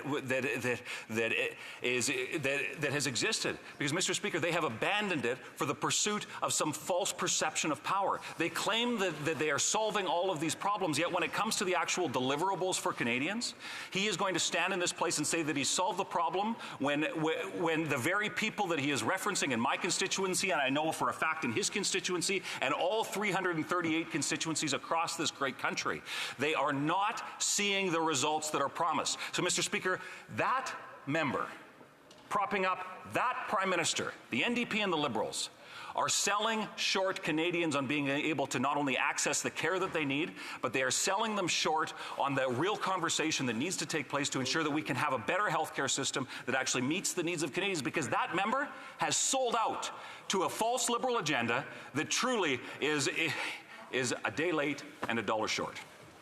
Questions and comments? The honourable member for Abbotsford. Thank you, Mr. Speaker. I listened very carefully to my colleague's speech, and it's quite accurate suggestion that there is a massive trust deficit in Canada today. Canadians don't trust their federal government because of the many broken promises that our country is littered with. Perhaps I could ask my colleague to touch on a few more of those proof points that show why it is that Canadians are now so skeptical that this Liberal government with its NDP coalition partners can actually deliver a farmer care program in the first place. Battle River Crowfoot. Thank you very much, Mr. Speaker, and I appreciate the question from my colleague from Abbotsford, and know that he was a part of a government, a minister in a government that actually cared about not only making announcements, but ensuring that at every step of the process and the hard work that is actually required to accomplish anything in government, that I know that member and so many others under the previous Conservative government were willing to roll up their sleeves and actually get the job done. There are so many proof points, Mr. Speaker, that it would take days to litigate them all. But, Mr. Speaker, I would simply suggest this. When I hear from constituents, a very, very tragic thing. They say that there was a time where they could have respect in the institutions, even if they didn't like the government. But increasingly, because of the scandal, because of the broken promises, because of the ego-driven policies of this Liberal government propped up by the sellout NDP, Mr. Speaker, they have lost trust in our institutions more generally. And Mr. Speaker, that is a tragedy, and it's going to take work by Conservatives to ensure that we can repair that trust that has been so damaged by those Liberals and those New Democrats. Questions and comments? The honourable member for Aurora, Oak Ridges, Richmond Hill. Thank you, Mr. Speaker. And through you, I'd like to ask a question to the member opposite. You talk about losing trust, and I'd like to say that Canadian women have lost trust in the Conservative Party. And the fact that you're standing there now objecting to a program that would give contraceptives to women, when most of your caucus does not want women to have choice when it comes to other issues, for you now to say that we shouldn't be providing contraceptives to 25,000 women in your riding, as well as other women across Canada, is absolutely absurd. So could you please explain whether you support Canadian women or not? Well, again, I'm not going to explain it. Make sure we don't talk directly to members, but through the chair to the honourable member for Battle River Crowfoot. Mr. Speaker, how do you know that Liberals are down in the polls? Oh, yeah. How do you know that Liberals are down in the polls? It is because they are going to bring back these divisive issues, Mr. Speaker. They want to play politics as opposed to working for the best interests of Canadians. That member and so many from both the Liberal caucus Caucus and the New Democratic Caucus, they are terrified about the prospect of not getting their pensions, Mr. Speaker, so they are trying to divide Canadians as opposed to work in their best interest. Mr. Speaker, the Leader of the Opposition has been clear, and Conservatives are here to work for Canadians, and that includes Canadian women. Point of order, the honourable member for Abbotsford. Mr. Speaker, as I was listening to that answer, I could not hear what my colleague was saying. The member for Kingston, the Islands, and many others, the member from Vancouver. I am noticing it was really loud there, so in order to fix that, I'm going to call on the next speaker. The honourable member for Manicouagan. Secretary to the Minister of Infrastructure, Housing and Communities. Excellent. Thank you, Mr. Speaker. My son will be happy this deals with Order 66, but Mr. Speaker, there have been discussions amongst the parties, and if you seek it, I believe you will find unanimous consent for the following motion. That notwithstanding any standing order, special order, or usual practice of the House during the debate pursuant to Standing Order 66 on motion number 57 to concur in the 19th report of the Standing Committee on Finance, no quorum calls, dilatory motions, or requests for unanimous consent shall be received by the Chair, and at the conclusion of the time provided for debate, or when no member rises to speak, whichever is earlier, all questions necessary to dispose of the motion be deemed put, and a recorded division deemed requested and deferred pursuant to Standing Order 66. All those opposed to the honourable member moving the motion will please say nay. Agreed. The House has heard the terms of the motion. All those opposed to the motion will please say nay. Motion is carried. Now, the honourable member for Manicouagan. Thank you, Mr. Speaker. I've stood up 3 times to speak because I'm really looking forward to it. I'm really pleased to take part in today's third reading debate. We did clause by clause last week, but we're getting towards the end of the debate, and at the outset, to make things clear, if they aren't enough already, and I hope I will be able to speak and that other people won't be speaking at the same time that I am, but the Bloc Québécois position on this bill has not changed one iota. We are against Bill C-64. I'd like to recall the purpose of this bill, because there could be a number of them, depending on the side of the House we sit on. There are a number of purposes. Some might say that it's a totally noble intention, but it doesn't mean it's the case. So I'd like to mention what is very clear, but is often forgotten in these debates. The fact that the bill in question, Bill C-64, responds to one of the 27 points of the agreement between the Liberals and the NDP, an agreement from 2022, which had the effect of keeping the Liberal government in power and, of course, to form a sort of coalition government with the NDP. And I'll let them debate that. And I will recall the wording of those 27, some of those 27 points. The second, continue to make progress towards the implementation of a pharmacare program by adopting a Canada Pharmacare Act by the end of 2023. So continue to make progress. We hear that often here in this House. Continue to make progress. Pursue, which is totally vague in my opinion. Continue to progress. Just about anything could be an advancement, including the bill in front of us. And that deals with maybe the difference of opinion between the Liberals and the NDP. It's taken a number of years for this bill to be presented. It was proposed in 2022, but tabled in 2023, 2024. So there's the cost of the measure. They want a bill on pharmacare. So on February 29th, this was tabled, and this is a bill that saves the Liberal, and I might add the NDP.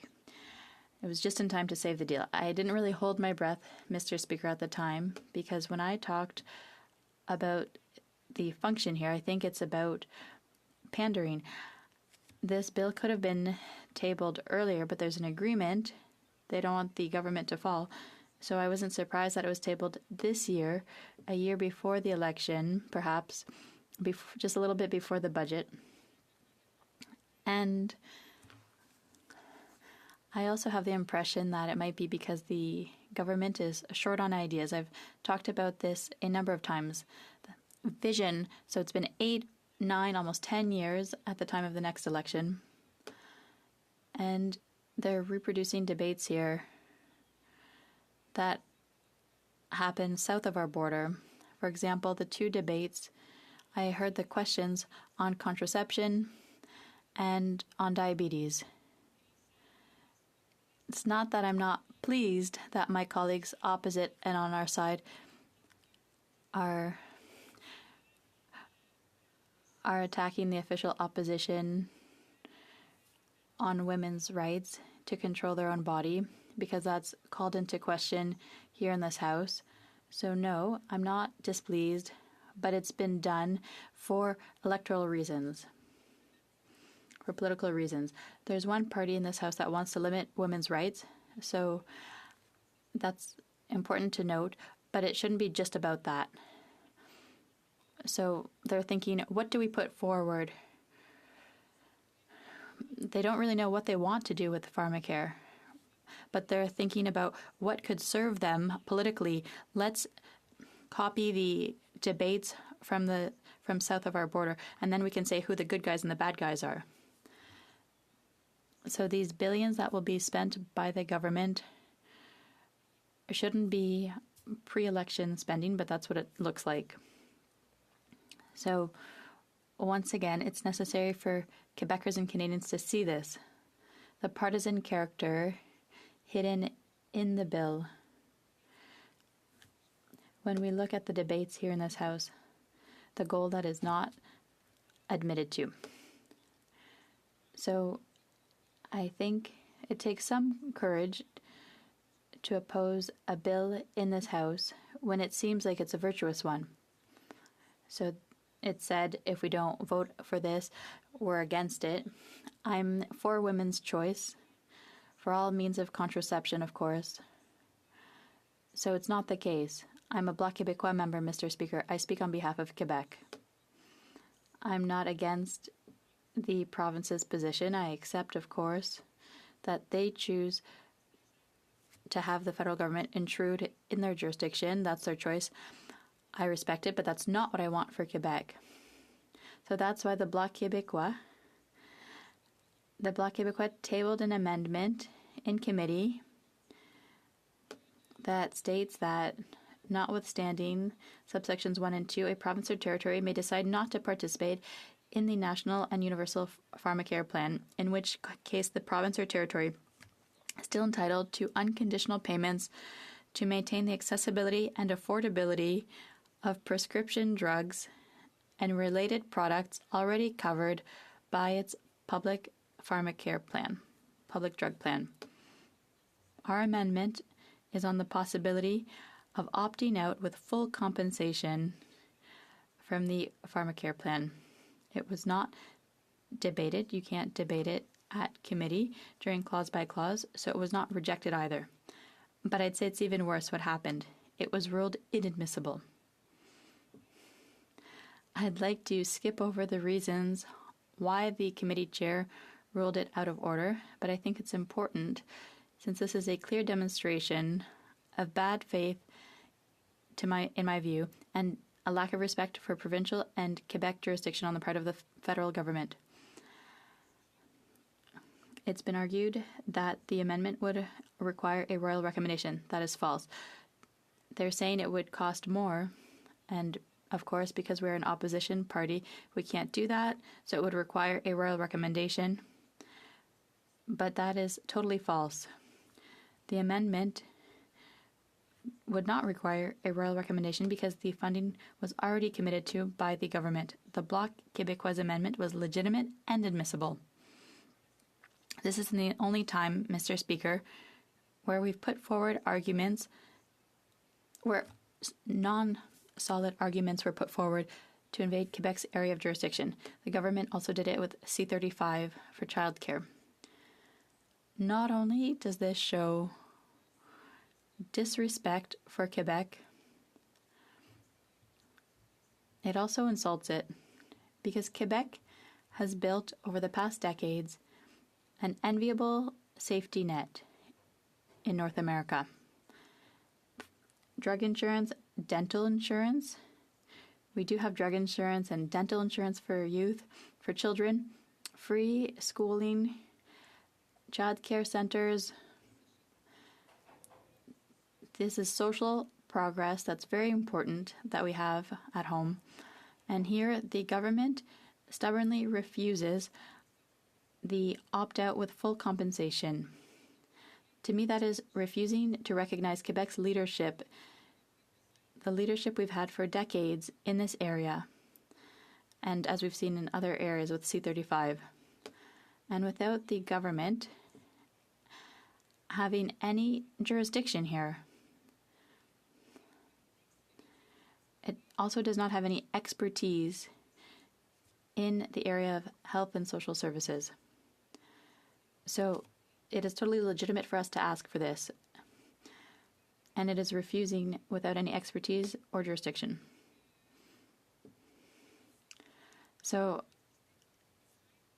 not even explicitly, the government unashamedly refuses, but is using this as inspiration to continue making progress. I want the federal government to make progress, but I don't want it to be at the expense of Quebec. I've said, and I want to say it again because I don't think everybody has absorbed this. We already have a drug plan as part of our public system for some people that was put in place by the government of Quebec nearly 30 years ago. And then with Canada, there's a delay here. They are 30 years late, and now they want to interfere in our jurisdiction. And we have a private plan offered by employers, and employees pay into that. So there's nobody in Quebec who's not covered by drug insurance. So falsehoods should not be circulated about this. The choice was made by Quebecers. It was Quebec that made this choice, and it's funded by Quebecers. The federal government hasn't contributed a cent to this plan. We know what's good for us. We don't need someone else to tell us. We can take care of ourselves. So we don't need Ottawa's paternalism. The same Ottawa that wants to manage without expertise or legitimacy or experience with a pharmacare system in Quebec. It's simple, it's obvious what we're asking for as the Bloc Québécois from the federal government. Manage your own responsibilities, foreign affairs, defense, fisheries, etc. I think you have enough to deal with. There's lots to do. But maybe it's just not sexy enough for the government.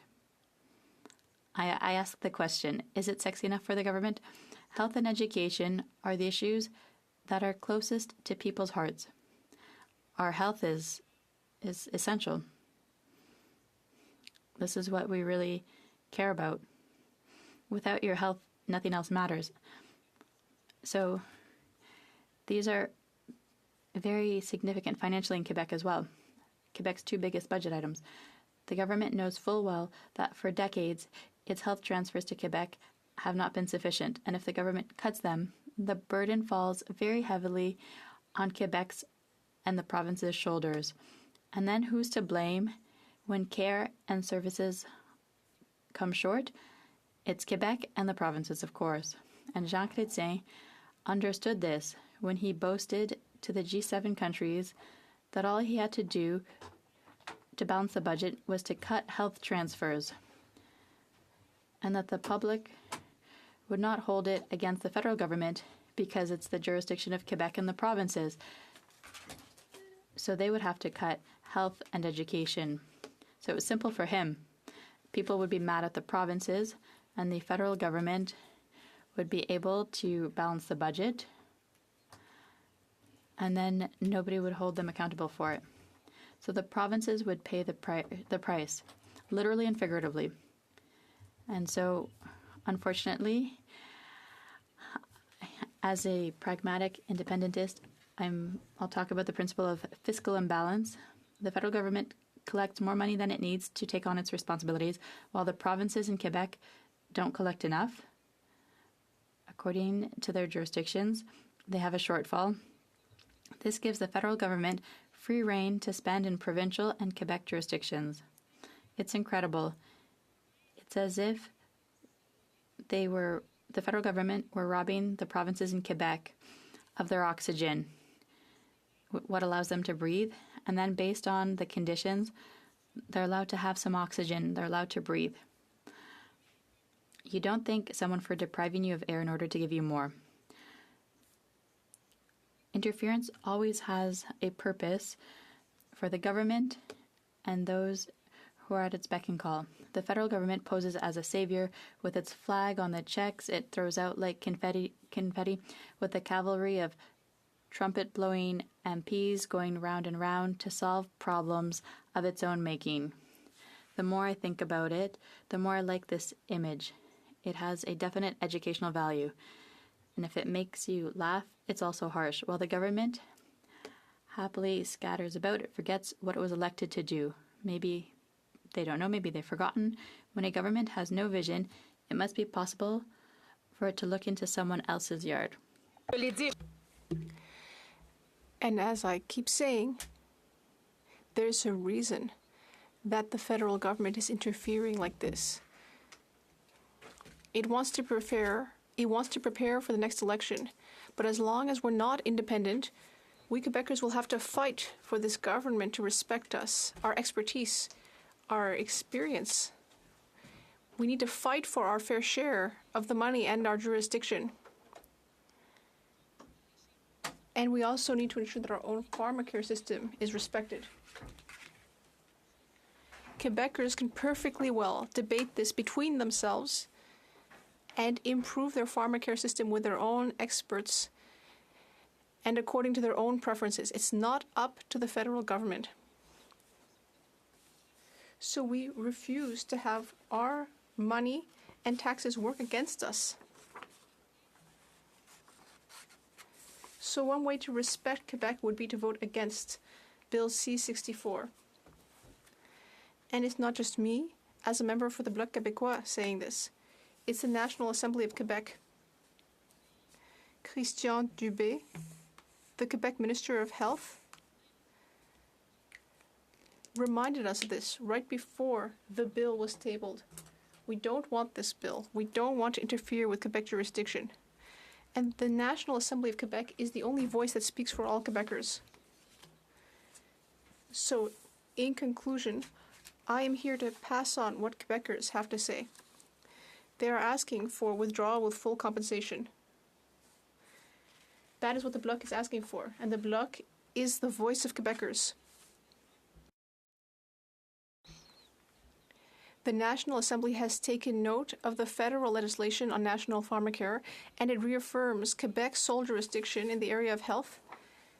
It reaffirms that Quebec has its own pharmacare system and has for 20 years. That the National Assembly indicated to the federal government that Quebec does not wish to adhere to the federal system. That Quebec maintain in place its own system of pharmacare and ask for the federal government to give it a full unconditional transfer if there is an official pharmacare bill. And that's something that the National Assembly of Quebec asked for in 2019. Think of that, a long time ago. The government of Quebec has spoken out. It spoke out a long time ago. And I'm here to speak for the National Assembly of Quebec.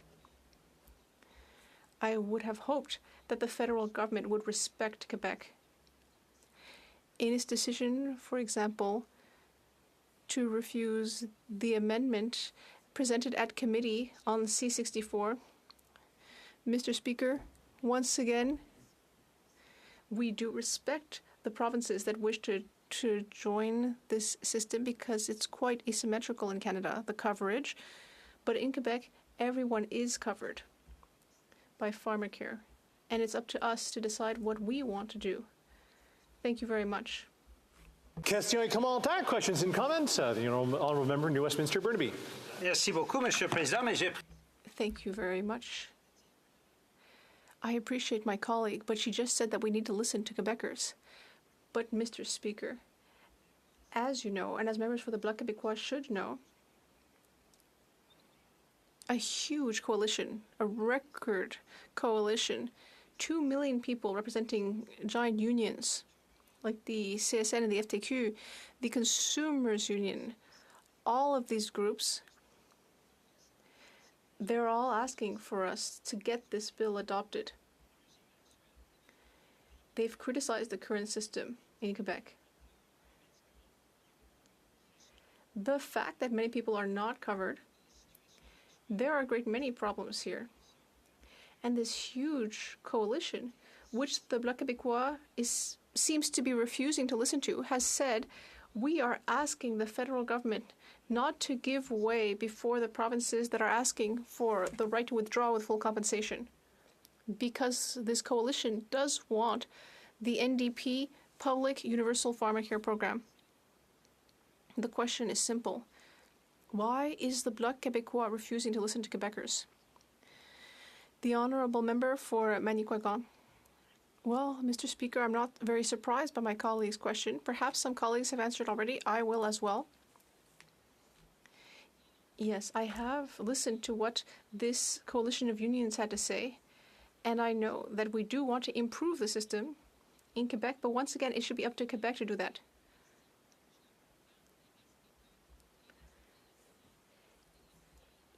Despite what this coalition has said, we do have a National Assembly, and the National Assembly should be the one to have a say here. We don't want the federal government interfering, and in addition, with this bill, there's still a long way to go. There's a committee that has to meet. There's a great deal to debate. I think we in Quebec already have enough expertise and experience. Why not move forward with a government that already understands our system?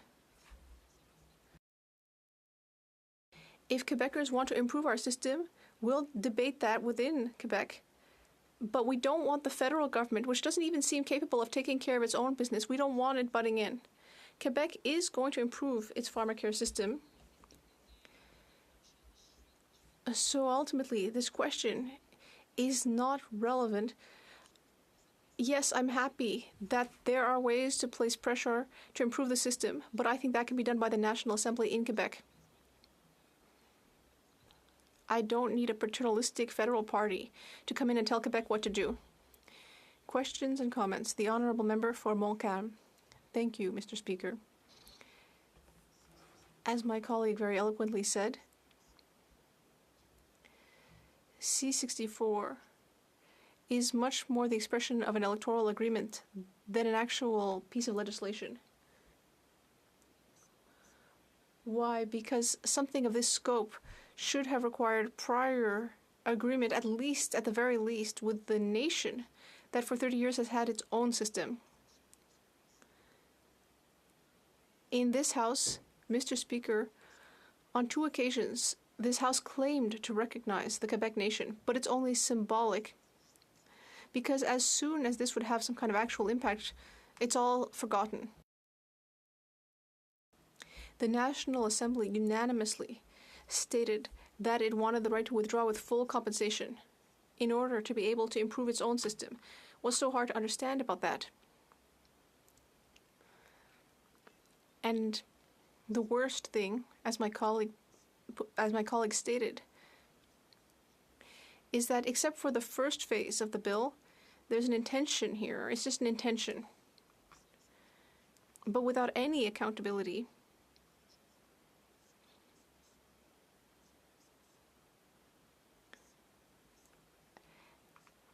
After all, the Prime Minister is never going to be kicked out of office over the matter of health. Why? Because it's none of the federal government's business. But actually in Quebec, some governments were replaced on the issue of health. It's something that's relevant to Quebec.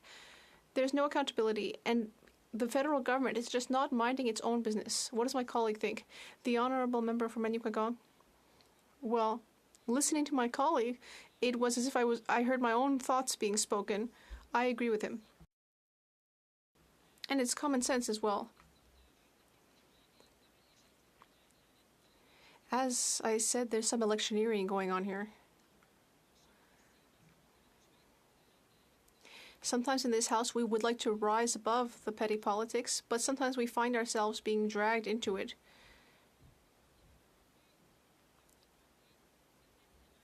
Sometimes we simply have to highlight some blind spots. Look at this National Assembly of Quebec motion from 2019. It's been so long.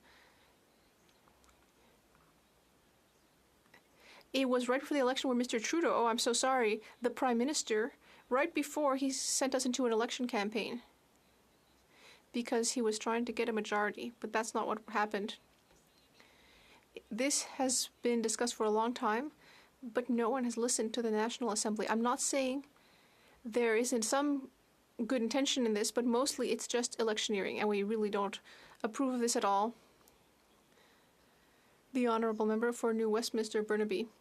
Thank you, Mr. Speaker. Well, the Bloc Québécois is not answering the question. Again, a huge coalition, 2 million Quebecers.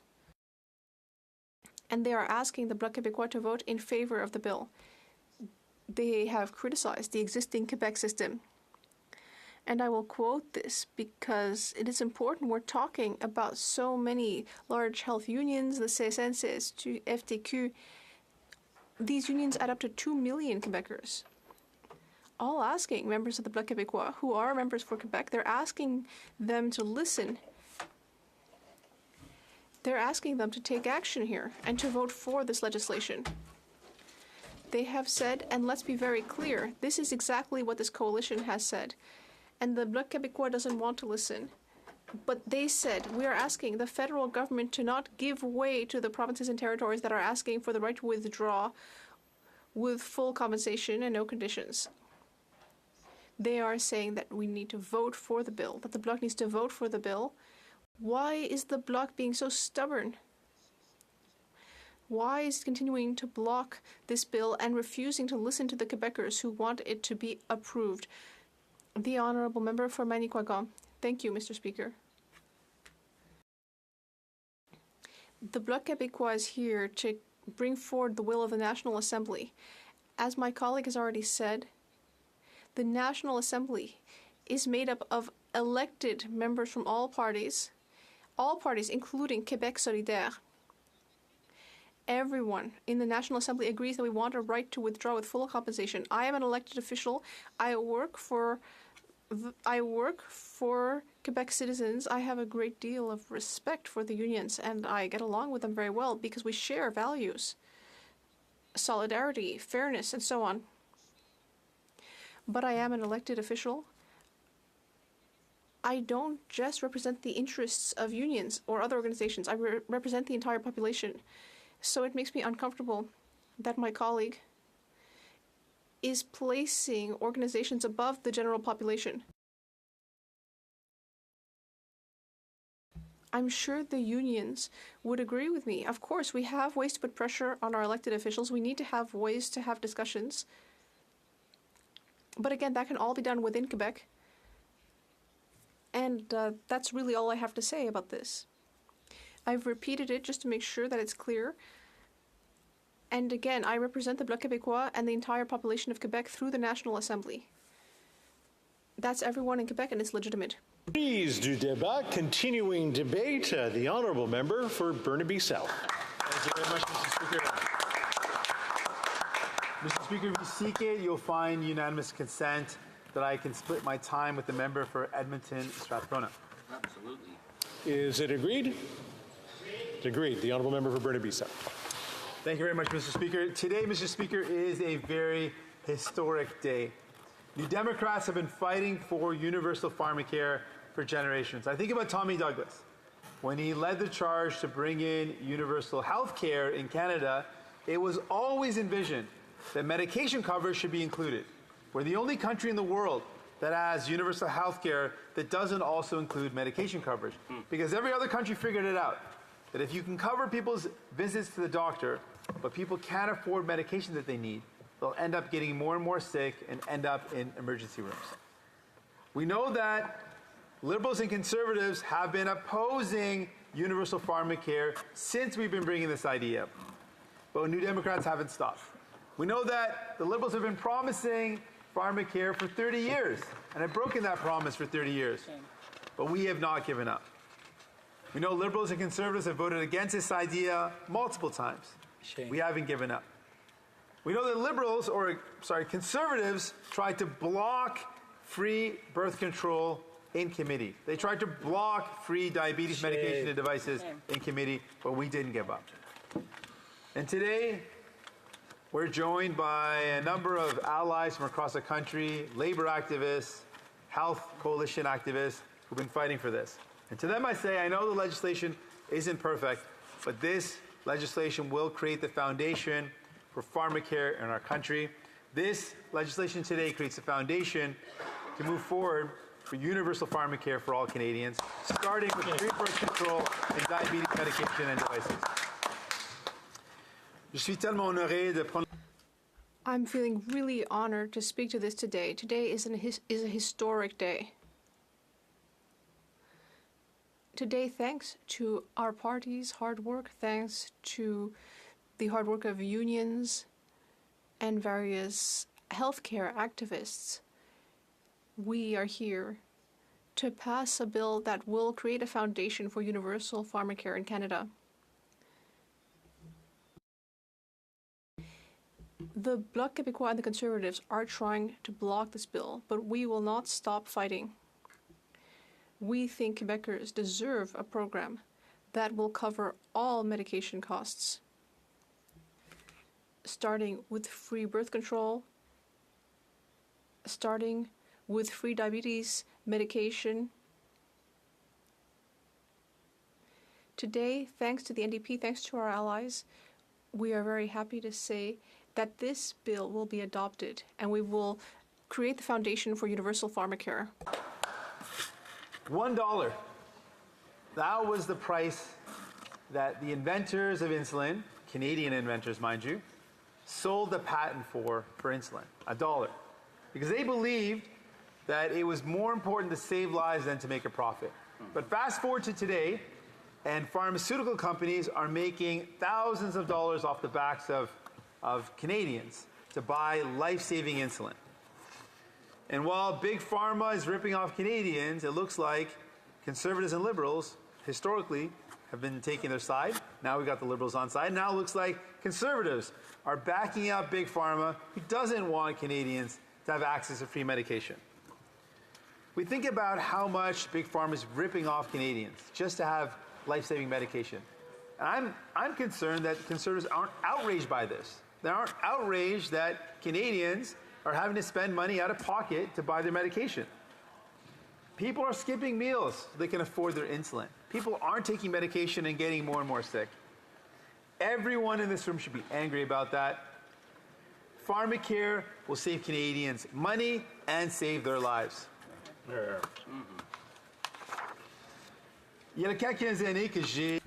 A few years ago, I met a young boy with diabetes. He was around 10 years old. I met him with his father and he shared his story. The fact that he has type 1 diabetes,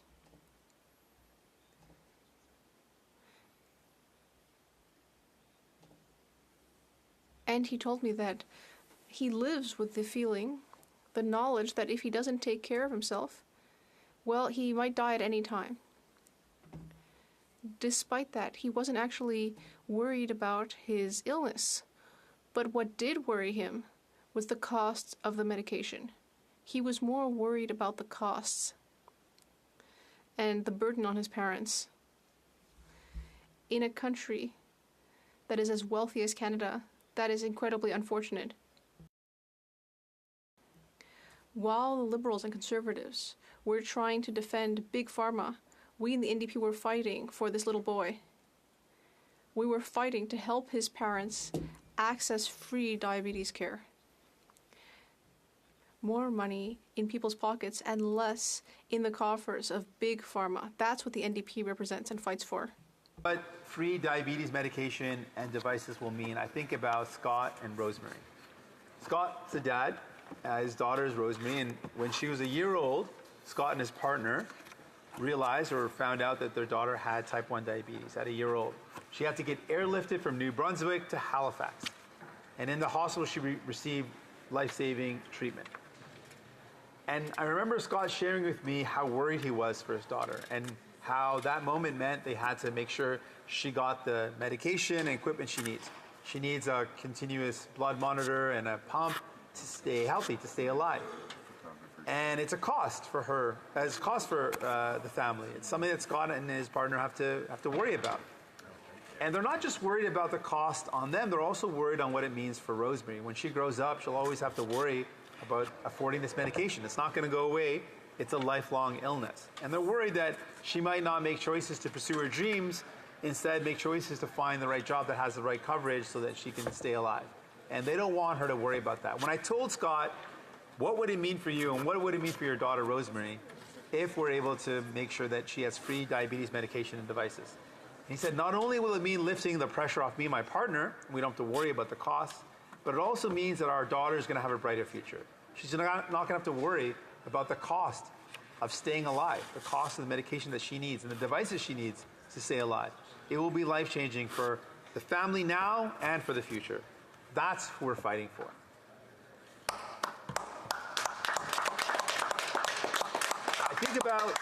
I think about Linda, who I met in Port Moody, Coquitlam. On the other end of the spectrum, Linda has lived her whole life with type 1 diabetes. She's retired now. She was diagnosed in her 20s, so she's had type 1 diabetes for over 40 years. And she was going through her costs. And she said, many times in my life, I haven't had the best coverage, so it probably cost me a lot more, but I don't have those records. I can tell you right now, as a retired person with some coverage, with some provincial programs that are available to me, that I'm spending about $3,000 a year for the medication and devices I need. $3,000 a year. So for her, over a lifetime, she figures at a minimum, it's probably a lot more, but at a minimum, she spent over $120,000 just to stay alive. And again, I think about people saying that this is not worth it. Well, to Linda, it is worth it. To Rosemary, it is worth it. This would take away the pressure and worry. It would mean people aren't spending money out of pocket just to live. And I want to talk about what free birth control would mean. Again, to conservatives who say that this doesn't matter. Well, to Linda, it matters. To Rosemary, it matters. And when we talk about free birth control, while the Liberals have been in power, access to birth control or access to the right to choose has gone down. It's been more and more difficult, particularly in Atlantic provinces where clinics have shut down. So we know that the right to choose is fundamental, but access to that right is just as fundamental. And we know that it's been more and more difficult. While the Conservatives have been on a campaign to attack women's rights by bringing in motions to attack women's right to choose, by supporting rallies attacking a women's right to choose, and by blocking free birth control, New Democrats have been very clear. We want to defend women's rights, but also access to those rights. And that's why And that's why it's fundamental to acknowledge that free birth control means reinforcing and strengthening the right to choose by giving more access to that right. And that's fundamentally meaningful. I'll close by saying, again, a huge thank you to everyone that made this possible. Particular thank you to my health critics, both previous health critic from Kingsway, Vancouver Kingsway, and current health critic from New Westminster Burnaby. Thank you to all the Health Coalition activists, all the labor activists who made this possible. Today is a historic day for Canadians, where we put the needs of Canadians ahead of Big Pharma, and we say Canadians deserve a healthcare system that truly covers them from head to toe, including universal pharmacare for all. Bravo. Questions and comments? Kitchener Kamalthar, the Honourable Deputy House Leader. Thank you very much, Mr. Speaker, and I thank the Leader of the NDP for his intervention today, but I think more importantly, thank him and our NDP colleagues for being adults in the room and working with the government to bring forward meaningful legislation. We see this as I get laughs from across the way.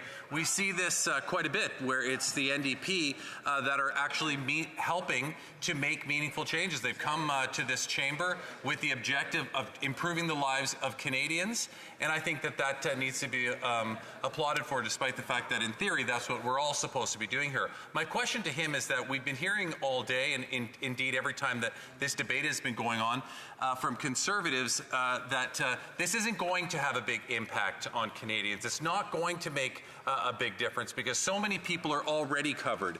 And what we're seeing through this legislation won't really do much for Canadians. I completely disagree with that. I'd like to hear the member or the leader of the NDP's thoughts on that. I thank the honourable colleague for the question.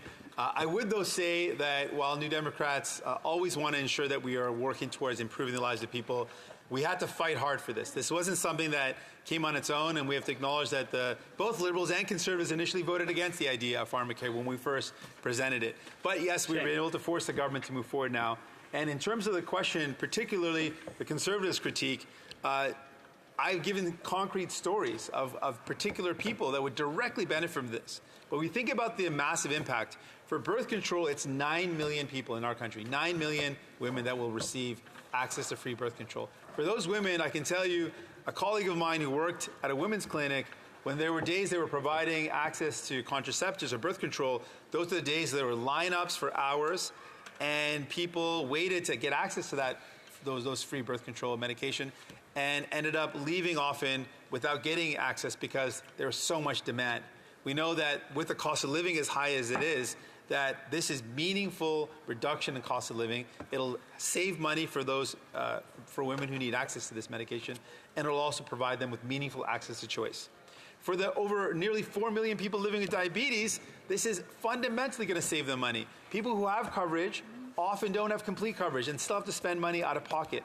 And so, yes, this will save money and save lives for millions of Canadians. It is meaningful, and I reject the Conservative claim that this is not good for people. The Honourable Member for Montcalm. Mr. Speaker, this House recognised Quebec as being a nation through its National Assembly, in a unanimous way, is asking for the right to withdraw full compensation in order to strengthen and improve its own pharmacare system that it has been administering for the past 30 years.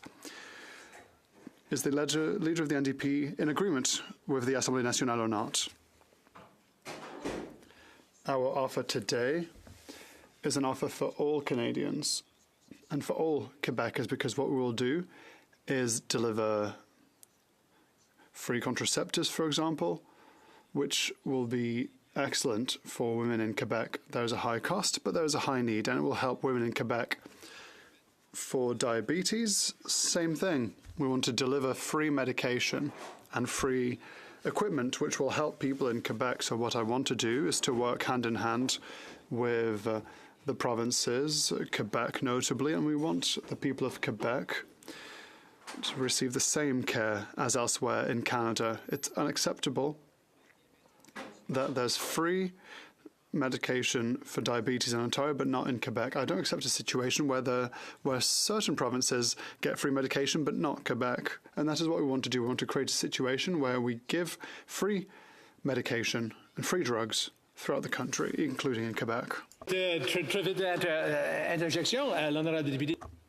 The Honourable Member for New Westminster Burnaby. Mr. Speaker, I know that his riding of Burnaby South is always near and dear to his heart. I wanted to ask through you the impact of this important historic legislation on people like Amber who live in Burnaby. And Amber pays $1,000 a month for a diabetes medication. How will this legislation help his constituents in Burnaby, BC, like Amber? Enough trouble now. The Honourable Leader of the New Democratic Party. Thank you. As a great question from my colleague, it's important to point out, while the Conservatives will mention that, and the pharmaceutical industry will mention that there's coverage that people have, many people have coverage that requires a copay or requires a significant, or has a cap to how much is covered, where they have to spend money out of pocket. Having access to free diabetes medication and devices is that it will be entirely free. It will cover that medication. And we think about the cost. If someone doesn't take the medication they need, they end up having worse outcomes and end up in an emergency room that costs all of us. Not only is it a saving for that person, it's not going to just save money for Amber, it's also going to improve the overall healthcare system if people can stay healthy and prevent illnesses. Thank you. Prise du débat, continuing debate. The honourable member for Edmonton Strathcona. Speaker, and before I begin, I want to acknowledge that today is the 5th anniversary of the National Inquiry of Missing and Murdered Indigenous Women and Girls, Two-Spirit, and Gender-Diverse People. I think we need to acknowledge today that the government is failing to address the genocide against Indigenous people, and that's failing both Indigenous people and all Canadians, and certainly would hope that the government would prioritize those calls for justice, knowing that to date we have only achieved 2 of the 231 calls for justice. But today we are here to speak about C-64. Today is, as my speaker, or as my leader, the member for Burnaby South mentioned, historic. It is a historic day. It is not just historic because of pharmacare. I do want to make a little bit of a shout out to the Edmonton Oilers, who are now going to the Stanley Cup Finals as of yesterday. It was a very big day. And I'm also wanting to start by saying how grateful I am to our leader. You know, our leader, the member from Burnaby South, has been a strong advocate for pharmacare for years. And instead of just being an advocate, what he did is he rolled up his sleeves, he got to work, he worked with the Liberals, he forced the Liberals, against all of their historic votes, to actually put this framework in place. And so I'm so grateful to be a New Democrat today. I'm so grateful to work with such a strong leader. I'm also extraordinarily grateful to all of the advocates who have done so much to move this forward for decades. And I want to start by telling you a little bit about one of my constituents. So Pat, who is a constituent of mine, has come into my office. And he has a challenge. You know, we're really, really proud of healthcare in Canada. Canadians should be proud of our public healthcare system. But what happens is, when Pat came into my office and talked to my team and I, he told us that he'd been able to see a doctor. He'd been referred to a specialist. The specialist had been able to give him treatment. The problem is the treatment was medication that cost $400, and he didn't have $400. So while our healthcare system is a point of pride, thanks to the healthcare system that Tommy Douglas developed, he was able to get partway there, but he wasn't able to get the treatment that would actually help him. And it was never supposed to be this way. You know, when Tommy Douglas envisioned our healthcare system, pharmacare was always supposed to be part of that system. We know that Canada is the only country that has a Medicare program that does not include pharmacare. It doesn't make any sense that we will treat you to a certain point, but that we won't get you over the finish line with that access to medication. So today is an opportunity to make pharmacare a reality for millions of Canadians and lay the groundwork to create a fully universal pharmacare system for all Canadians. Mr. Speaker, truly historic. And you know, Pat is not alone. A few months ago, I sat and listened to Albertans share their challenges and experiences at a pharmacare roundtable in Edmonton.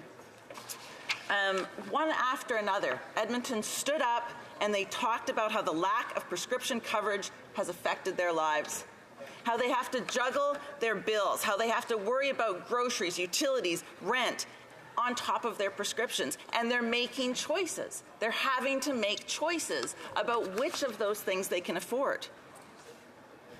And, you know, if you're sitting in this place, if you're sitting as a member of Parliament, you have a health care plan that covers your medication. Every one of us does. But for so many Canadians that don't have that access, this is game-changing. This is the difference between being able to pay their rent and being able to take care of their health at the same time. And you know, it wasn't just lower-income Canadians that were speaking out for pharmacare. Business leaders, healthcare professionals, they were all speaking about how important pharmacare is for them and why they want the government to move so fast on this.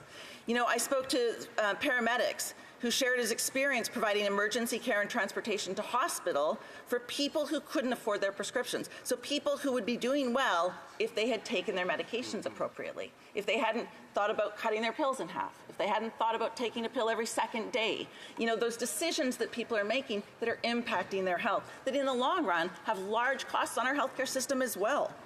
You know, the doctors who are so frustrated that their patients couldn't be getting better because they couldn't afford the treatment. And of course, the small business owners who, despite paying more than minimum wage, could not possibly pay their employees enough to have them to be able to afford their medications. And a couple months ago, I sent out a mailer on pharmacare, as we all do in this place, and I wanted to know what people in Edmonton thought about pharmacare. And the response from Edmonton Strathcona was overwhelming. 93% of those indicated that they were in favor of a universal pharmacare program. Only 5% indicated that they were unsure or opposed. This mirrors national polls that put support for implementing a national pharmacare program to provide equal access to prescription drugs for everyone in Canada at 87%. You know, last year, an Alberta-wide poll found that 74% of Albertans support universal pharmacare.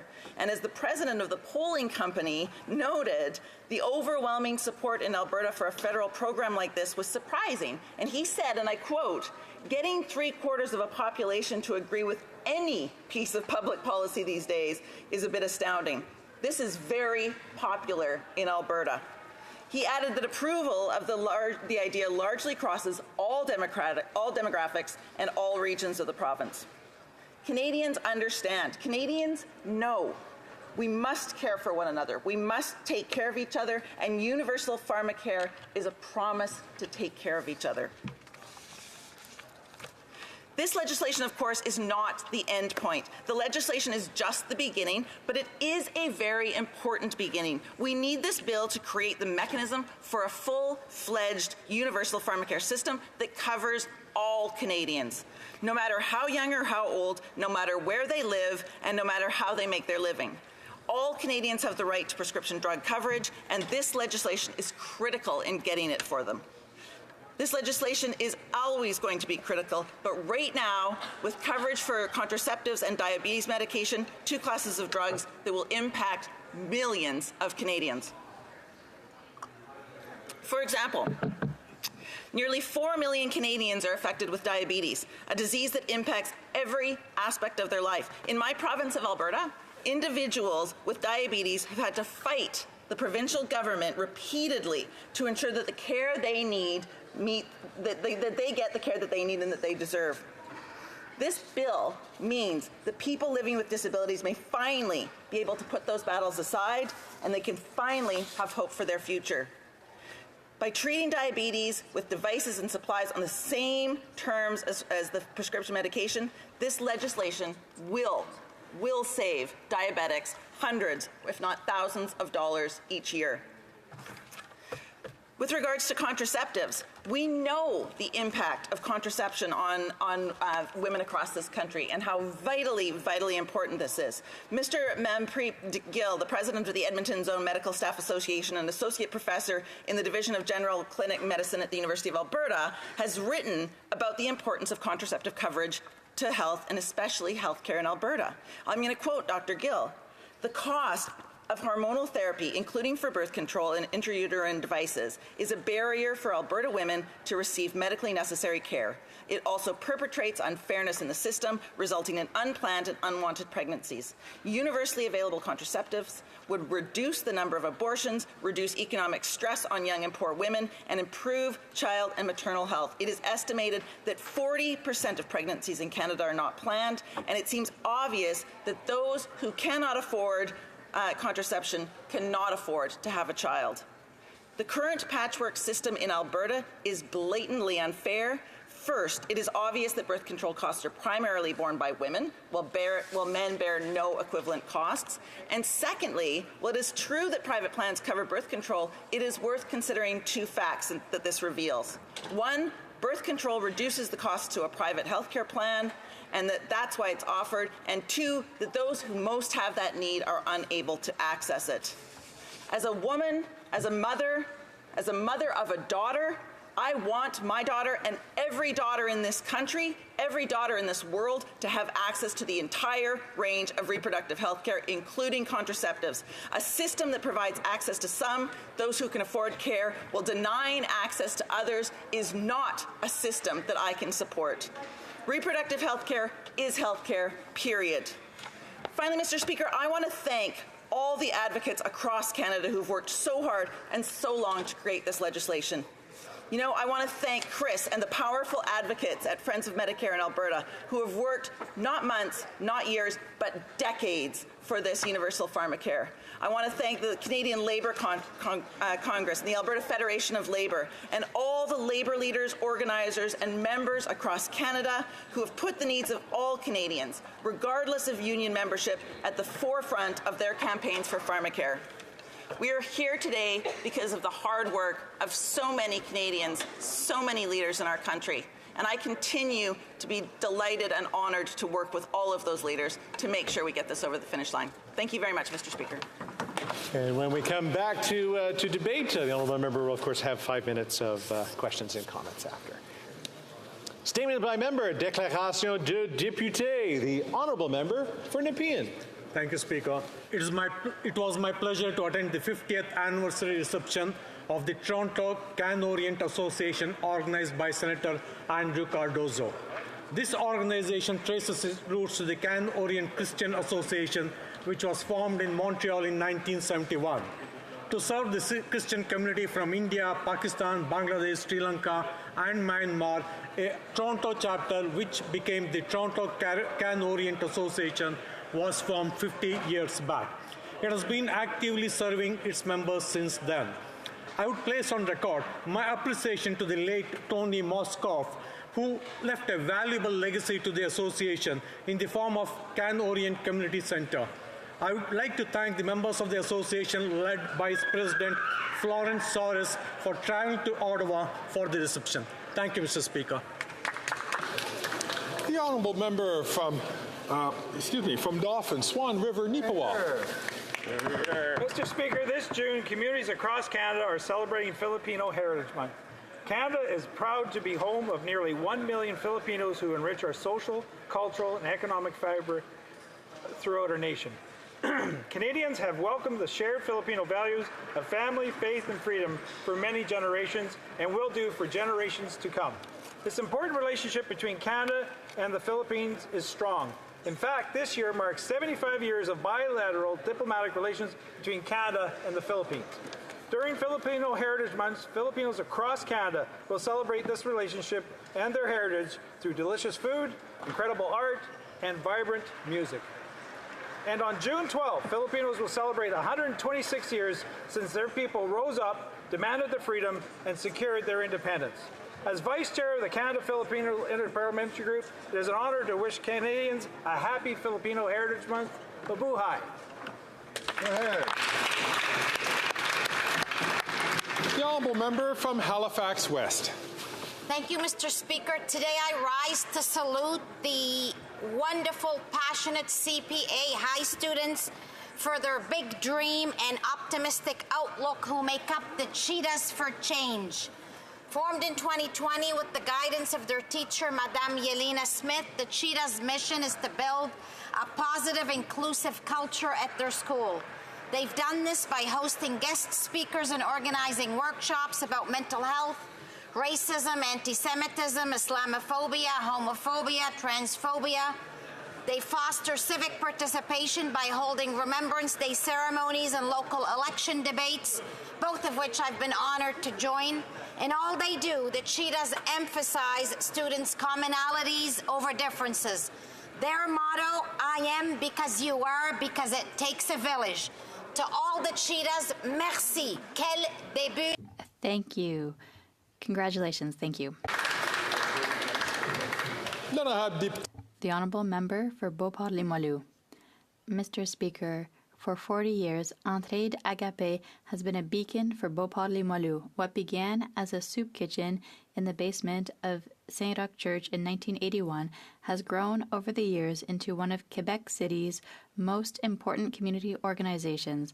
Entraide Agapé helps people to feed themselves with its food bank, while their thrift shop operates as a social economy enterprise to fund the food bank.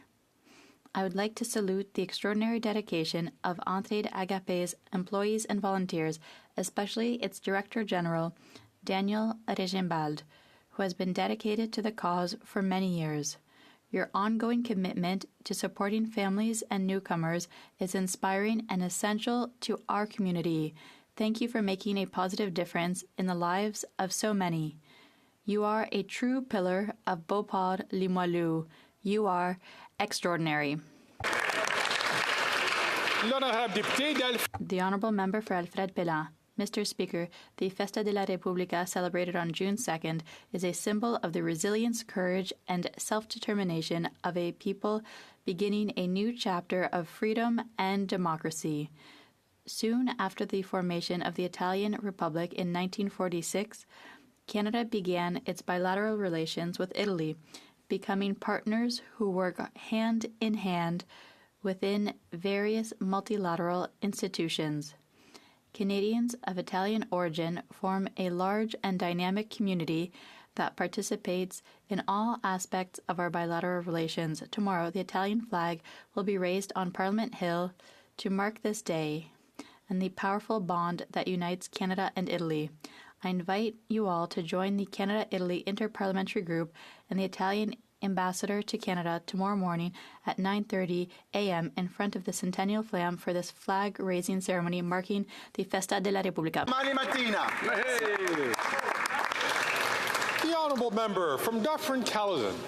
I want to talk about Sam Young. He was passionate about golf, he was passionate about his family, and he was passionate about his community. Sam had a lifelong passion for golf as a player, a coach, and a builder. When he was done playing, Sam purchased a small 9-hole golf course in the town of Shelburne, which he expanded to 18 holes, and let me tell you, it is a beauty. He started a spectacular golf academy to teach young golfers. Over 30 young golfers got scholarships to the United States and went on to do tournament play. He was a role model to each and every one of them, and in 2018, Sam was inducted into the PGA of Canada Hall of Fame, but he was also a community builder. He helped with many projects like the restoration of Old Shelburne Town Hall, and so many organizations honored him for volunteerism. I couldn't list them all, but here are a few. Dufferin Hospice, Canadian Cancer Society, Diabetes Canada, Big Brothers and Big Sisters. I fondly recall many conversations with Sam. He had such wisdom to pass on. Sadly, Sam passed away. He will be missed, but it was a life well lived. Wow, very nice. The Honourable Member from Toronto Danforth. Please join me in wishing everyone a happy World Bike Day. It's a great chance to celebrate the joy and convenience of getting around by bicycle, but it's also an opportunity to highlight the need for safe streets for everyone. Our government created the first National Active Transportation Strategy and Fund. It's helping communities large and small to make streets safer for cyclists. I want to shout out Toronto's bike mayor, Lanrick Bennett Jr. He has done so much to raise awareness about the need for bike safety and to really talk up for everyone the ways that we can use cycling to get around, such as with cargo bikes. Recently, I joined him on a bike bus with school kids, using a big group of kids like an opportunity to bring a big group of kids together to ride to school together. If you want to enjoy a group bike ride to work, join on Wednesday, leaving from Eastland Park at 7 a.m. Happy World Bike Day. The Honourable Member for Glengarry Prescott Russell. Mr. Speaker, on Saturday, June 1st, it was World Milk Day. This day is an opportunity to highlight the thousands of families who get up every morning to provide quality milk to all Canadians. I'd like to say a special thank you to the dairy farmers in Glengarry Prescott Russell. Our dairy farmers are economic engines for our rural communities. This sector employs nearly 200,000 workers and contributes over $16.1 billion to GDP. In addition to making a significant contribution to our GDP, our dairy producers do so in an eco-responsible way. Our producers have reduced their carbon footprint by 24% per litre of milk since 1990, and their emissions in Canada represent less than half the global average footprint of a litre of milk. Thank you to Canada's dairy farmers, and let's be proud to support them. And let's continue to celebrate World Milk Day. The honourable member from Selkirk, Interlake, Eastman. On Canadian Armed Forces Day, we express our gratitude for the bravery of those Canadians who serve our great nation and protect each and every one of us. We thank them and their families for the sacrifices they make for Canada. The efforts of the Royal Canadian Air Force, Canadian Army, and the Royal Canadian Navy have been recognized from Vimy Ridge to Juno Beach in the Atlantic, to Capion, to the Panjway, and the Indo-Pacific. Our soldiers, sailors, and aircrew have always distinguished themselves through their courage, grit, and integrity when deployed to conflicts around the world and during times of crisis right here at home. This year, we commemorate the Royal Canadian Air Force's 100th anniversary and celebrate the incredible contribution they make to our safety every day. We thank them for their service and sacrifice over the past century. Today, the forces are in a recruitment and retention crisis. The Chief of Defence Staff said, if we can't attract the talent, we won't be able to protect Canada into the future. We must ensure the armed forces are ready to meet any situation that threatens our peace, prosperity, and security by investing in the equipment they need and streamlining the recruitment process for today, tomorrow, and our future. The honourable member from Humber River Black Creek. Mr. Speaker, I am honoured to rise in this House today to recognize June as Italian Heritage Month. Canada is home to over 1.5 million people of Italian descent, one of the largest diasporas globally. I would like to take this time to acknowledge a tireless labor rights activist and author by the name of Marina Topan. Marino is the creator behind the Italian Fallen Workers Memorial Project, established in 2016, that commemorates nearly 2,000 Italian workers who lost their lives on the job over a century ago. Thank you to Marino for all that he has done for the families of the Italian fallen workers, and to all the Italo-Canadians who contributed to our wonderful country, including my husband and his family. Grazie mille, and happy Italian Heritage Day. The honourable member from Northumberland, Peterborough South. Thank you, Mr. Speaker. Bill Morneau, John Manley, David Dodge, and even future Liberal leader Mark Carney all agree that our lack of economic growth is making Canadians poor. And things just got worse. Stats Canada revised Canada's GDP growth for Q4 from 1.0 to 0.1. Further, our GDP per capita fell again, 0.7%, marking the 8th quarter of decline. While Canada is just barely avoiding a technical recession, Canadians themselves have been in one of the longest recessions since the Great Depression. Canada's stagnating economy is making a devastating impact on Canadians. Food banks are overwhelmed, students are living under bridges, and workers are living out of their cars. Mr. Speaker, there's no denying it. After 9 years as NDP Liberal government, they are not worth the cost. Bravo! The honourable member from Lakeland. Tonight, Conservatives will put forward a motion that calls on the government to axe the carbon tax, the fuel tax, and the GST at the pumps this summer. After 9 years of this do as I say, not as I do, high carbon, hypocritical Prime Minister, fuel prices have surged by more than 50% in Canada. But despite the historic cost of living crisis his tax and spend inflationary agenda caused, and even though 70% of Canadians and premiers want him to spike the hike, he'll quadruple the carbon tax to make everything more expensive for all Canadians anyway. This year alone, the carbon tax will cost Alberta families nearly $3,000, while 1 in 5 Albertans are going hungry, and 60,000 Alberta kids have to access food banks to survive. Since 2019, Alberta food bank use has skyrocketed by more than 73%. Conservatives will axe the carbon tax for good because we know it's all economic pain and no environmental gain, and it's just not worth the cost. But until then, the NDP Liberal Costly Coalition should support this common sense option to give Canadians just a little bit of a break this summer.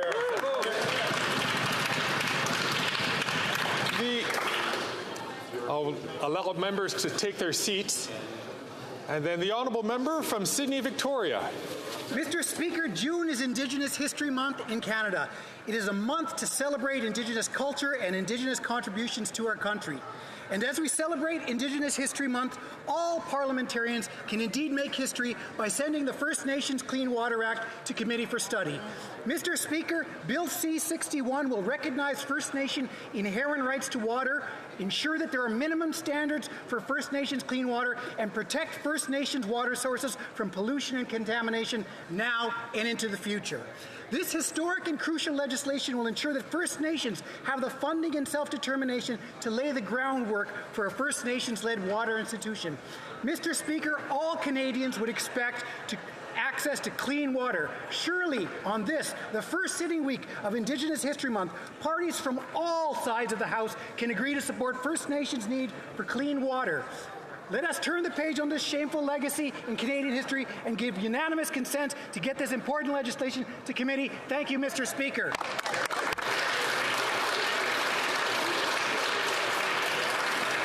The honourable member from Algoma, Manitoulin, Kapuskasing. Mr. Speaker, it's June, and Canadians from coast to coast to coast are celebrating Pride Month. In Algoma, Manitoulin, Kapuskasing, people are off to a very festive start. This past weekend, Elliott Lake Pride kicked off Pride Month with a rainbow flag raising, a karaoke night, and a rainbow dinner. But that's just the beginning of the season. The Hearst Arts Council presents Cabaret Queer on June 7th with drag queen Mona de Grenoble. Pride Manitoulin kicks off on June 6th with a parade in Shishiguaning on June 8th. Espanola Pride's second Pride weekend is on June 21st, and the Pride Family Color Run in Wawa is on June 29th. I also want to take a moment to recognize my constituent, Douglas Elliott, who has dedicated his life to the LGBTQ+ community and was instrumental in winning a legal battle against the government for their role in the LGBT purge. Douglas was on hand to break ground on the National LGBTQ+ Thunderhead Monument last month. Mr. Speaker, wherever we may be, let our rainbow pride shine. The Honourable Member for La Pointe de l'Île. Last Thursday was the Canadian Open Golf Tournament in Hamilton, and the Ontario City clearly learned nothing from the latest Grey Cup final and Marc-Antoine Dequoi's cry from the heart. At the Hamilton Golf and Country Club, almost all signs and advertising were in English only. But it was more than just signage. For example, when introducing Quebec golfer Marc-Olivier Place, the former president of Golf Quebec did so in English only. A French-speaking woman introduced a French-speaking competitor in English. Golf Canada is a national sport federation and therefore subject to the Official Languages Act and receives subsidies from Quebecers' money. They even received $15,000 specifically for official languages. So why do we always have to remind people that the presence of French everywhere at the National Golf Open should be the norm? The honourable member from Edmonton West. Mr. Speaker, it's a glorious day for hockey fans in Canada. The Edmonton Oilers are on the way to the Stanley Cup Finals after sending the Dallas Stars packing. The spirit of the Oilers fans was on full display last night. The excitement, energy, and atmosphere resembling the Cup run of 2006 and the successes of the Gretzky years. Every Canadian can agree, I think, the Stanley Cup deserves to be back in Canada. With McDavid, Draisaitl, Bouchard, Hyman, and the rest of the team. We know the Oilers will axe the Panthers, build the power play, fix the Stanley Cup deficit, and stop the pucks. Join me in cheering on the Oilers so we can bring Lord Stanley's Cup back to the City of Champions. The Cup's been away too long. Let's bring it home.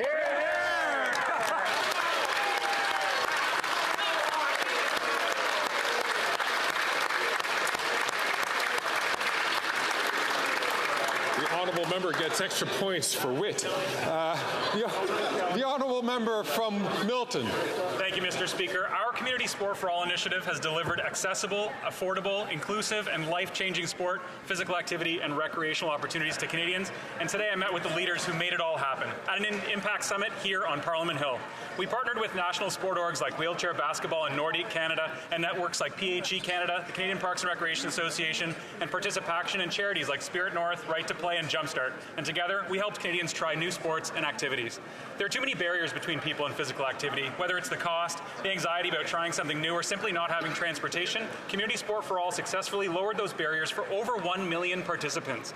That's 1 million Canadians who enhanced their physical literacy, met new friends, set some goals, and had a lot of fun doing it. June is also National Health and Fitness Month in Canada, a great opportunity to try a new activity or get back into one that you haven't done in a little while. Once again, I want to extend my heartfelt gratitude to the sport leaders from across this country who deliver sport programming to Canadians of all ages, backgrounds, and abilities. Thanks for keeping us all happy, moving, and healthy. Questions orales. Oral questions. L'honorable chef. The Honourable Leader of the Opposition.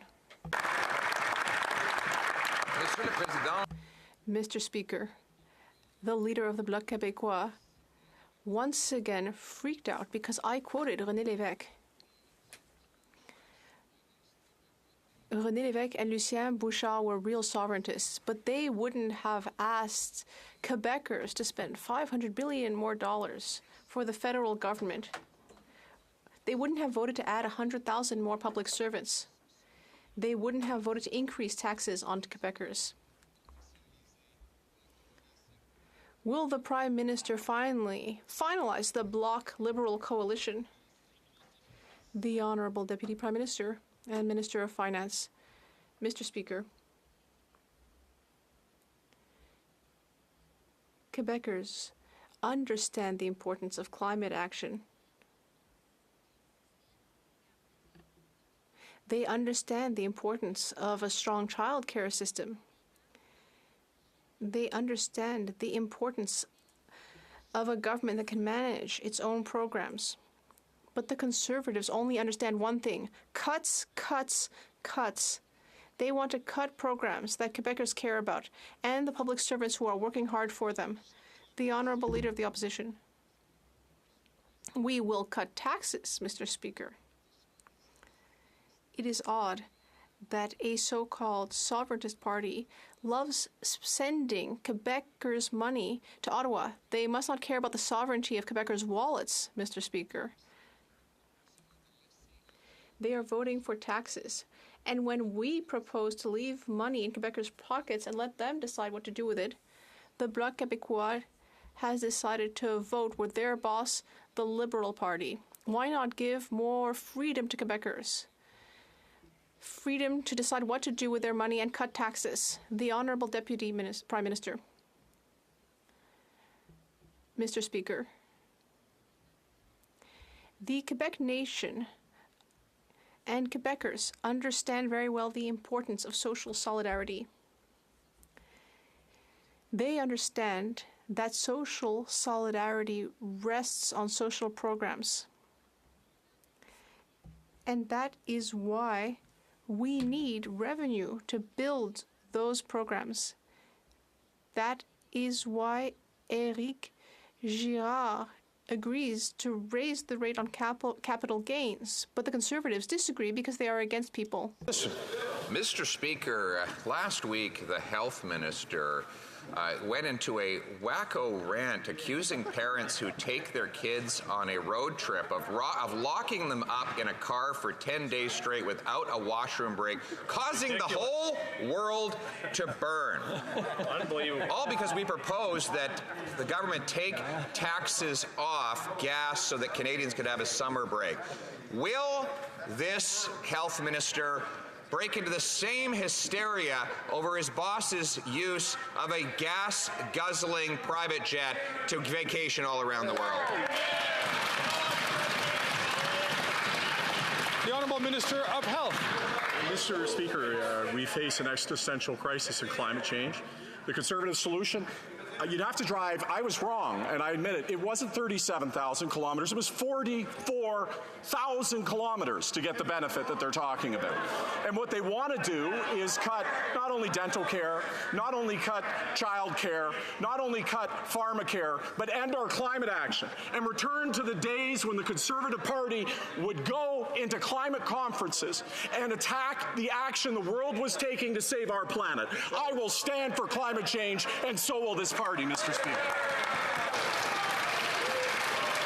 The Honourable Leader of the Opposition. Mr. Speaker, his wacko math gets even worse. He's talking about vacations of 44,000 kilometers. Those are the vacations his boss takes in a taxpayer-funded, fuel-guzzling private jet. The vacations for which Conservatives want to give Canadians a break is to a local campground where they can support the local economy. We know Canadians can't go abroad. All they can do is get in their small vehicle and have a small break. Why won't the government take the tax off so that they can afford to do that? The Honourable Minister of the Environment and Climate Change. Mr. Speaker, it seems that we have in fact underestimated the wacko math of the Conservative Party of Canada.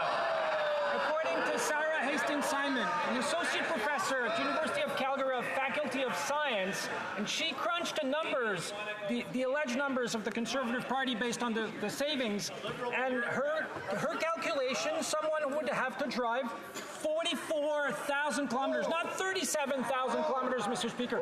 44, so you could in fact drive from the North Pole to the South Pole and back, and you would have some kilometers left. These are the type of mathematics that these people are doing, Mr. Speaker.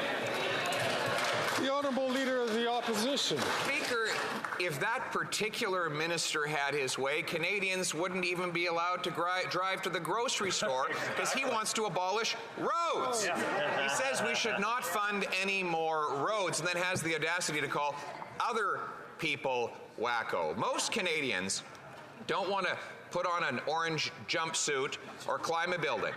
They just want to take their kids for a merciful break from this miserable, broken economy. So will the government accept our common sense plan to take the tax off gas and diesel so Canadians can have a summer?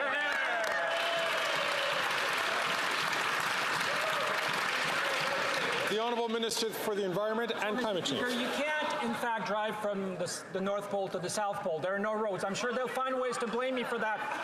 Leave alone the fact that there are two oceans. But if you were to drive from Canada's most northern city, accessible by road, Tuktoyaktuk in the Northwest Territories, and then you drove to the most southern city, accessible by road, Tierra del Fuego in Argentina, you would have to drive 16,000 kilometers at an average speed of 100 kilometers an hour without stopping. It would be 60 hours, Mr. Speaker, and you're only halfway to the savings claimed by the Conservative Party of Canada.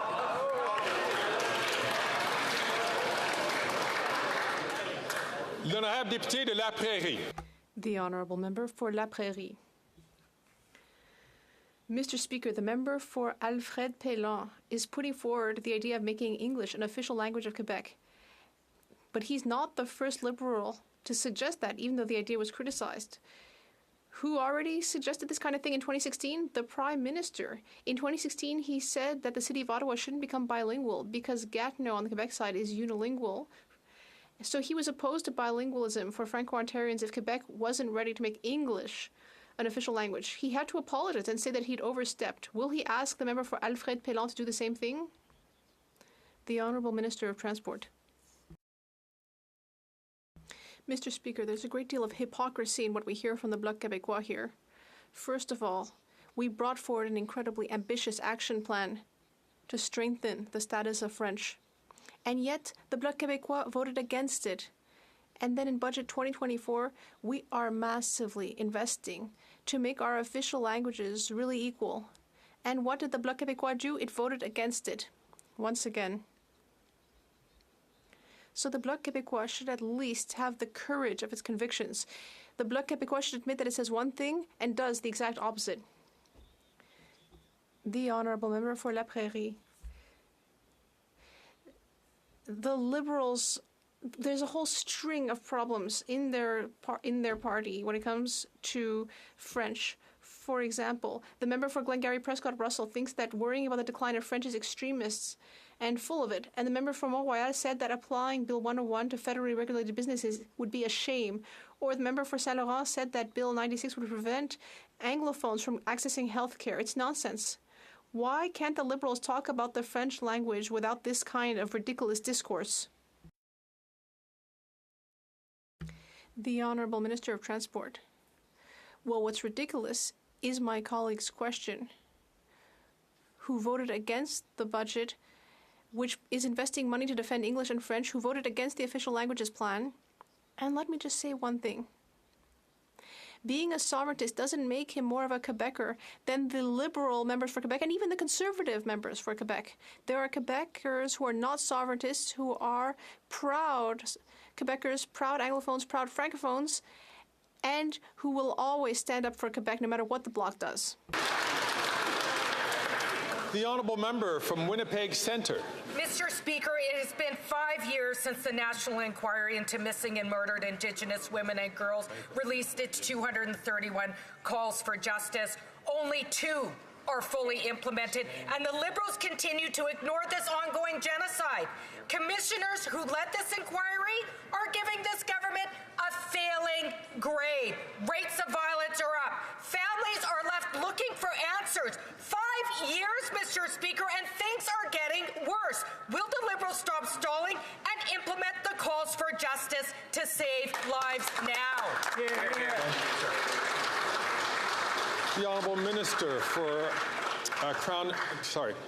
Crown and Indigenous Relations. Thank you, Mr. Speaker. First off, let me thank the member from Winnipeg Centre for her constant advocacy on this issue. Indigenous women, girls, two-spirit and gender diverse people in Canada are 12 times more likely to go missing or be murdered compared to their non-Indigenous counterpart. Urgent action is needed to improve safety, justice, and dismantle systemic racism. Today, we tabled the 2023-2024 Federal Pathway Annual Progress Report, noting funding for 52 community safety projects, 9 safety plans, 47 shelters, and a pilot red dress alert system. Progress includes better health services, expanded internet for over 25,000 Indigenous. The honourable member from Edmonton Strathcona. Despite promising to do so 3 months ago, the Minister of Foreign Affairs has failed to issue a notice to exporters telling them that they cannot sell weapons to Netanyahu's government. As Palestinians are starving, as violence in the West Bank escalates, and as UN experts are calling for the recognition of Palestine, the Liberals won't act to stop a genocide. Peace requires action. Justice requires action. Two-way arms embargo, sanctions on Netanyahu's war cabinet, recognition of Palestine. When will the minister stop with her empty words and take action?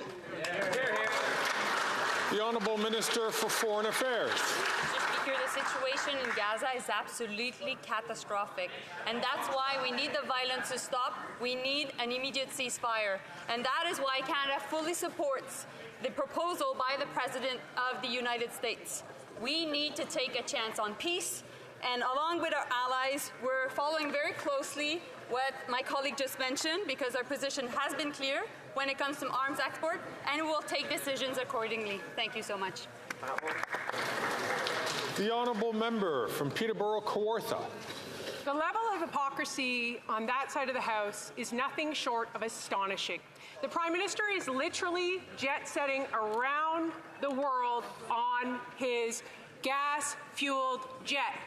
And the Health Minister says, you know what, kids, you can't go on a family trip because it will cause the planet to burn. We have the simplest common sense motion right now that will save Ontario families $592. That might mean nothing to them, but it means a lot. So will they listen, have some compassion, and axe the tax so families can make memories and enjoy their time together? Yeah. The Honourable Minister of the Environment and Climate Change. Except that the savings that the Conservative Party of Canada is claiming are simply not true, Mr. Speaker. Let me quote Dan McTeague, a former Liberal MP but a vocal opponent to our policies, and including carbon pricing, and no fan of mine, I might add, Mr. Speaker. He said when asked about that proposal from the Conservative Party, he said, and I quote, I'm in the wilderness, Mr. Speaker. He said that there's no way that the savings that they're claiming, and he's at the head of the Canadians for Affordable Energy, there's no way that the savings that they're claiming are true, one. And number two, it would cost the government billions of dollars of taxpayers' money. So where are they going to cut, Mr. The honourable member from Peterborough Kawartha. Mr. Speaker, nobody believes a word that side of the House says. They have completely lost trust in Canadians. They've caused chaos. They've caused crime. They've caused complete despair. Despair. People are using food banks at the highest record level they've ever used in their life. Nobody believes what they're saying. 35 cents a litre at the pumps? Do you know what that will save? Cost to ship the food.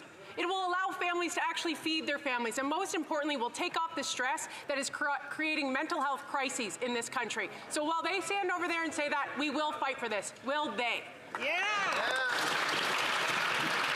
The Honourable Minister of Housing, Infrastructure and Communities. Mr. Speaker, my honourable colleague led her question saying that nobody believes what anyone in the government has to say. It's not us who's saying it. Mr. Speaker, one of the people who spent tens of thousands of dollars to take Conservative MPs on a junket to London to wine and dine them so they would be his mouthpiece in this chamber is saying that he's lost in the wilderness. Mr. Speaker, there are academics who have studied their proposal, the cost savings they say will accrue to families, that would say you had to go to the North Pole, to the South Pole, and back in order to make that a reality. She started her question before, Mr. Speaker, talking about hypocrisy. I'd remind her once again she votes against the measures that she shows up for the announcements for in her riding.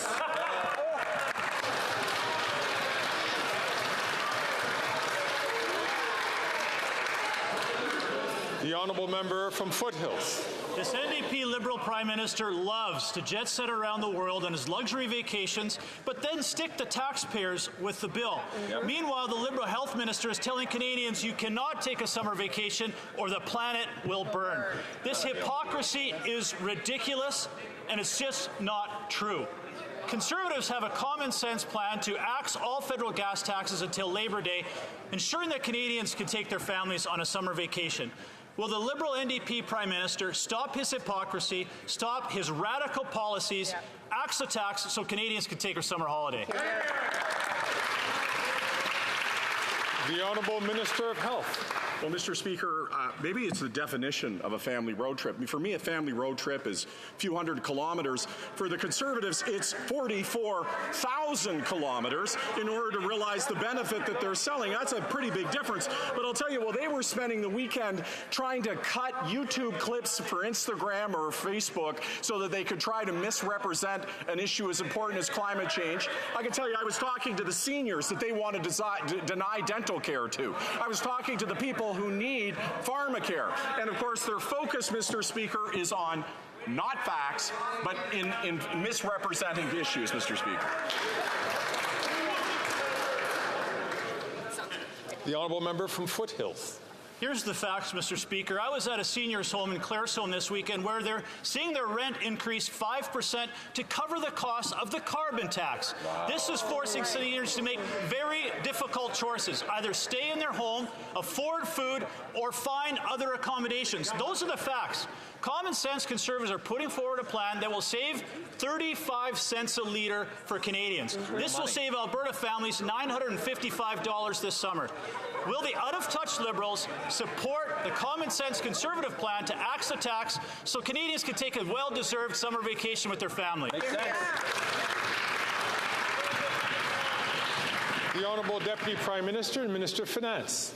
You know what is really hypocritical, Mr. Speaker? It is running on Erin O'Toole's carbon tax plan and then doing a 180-degree pivot. But let's talk about some stuff we can agree on. I think we all agree we want the Oilers to win the Stanley Cup. And I think we can all agree that Danielle Smith is a true blue Conservative. So how do the Conservatives reconcile that with the fact that she has raised the tax on gas by 13 cents a litre?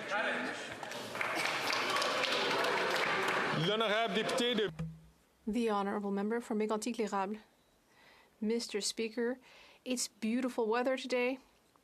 Parents will want to organize trips for their kids and have some good family time.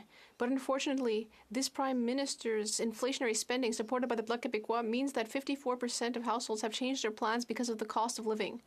People don't want to pay more at the pump like this radical bloc wants. They want to pay less and have more fun.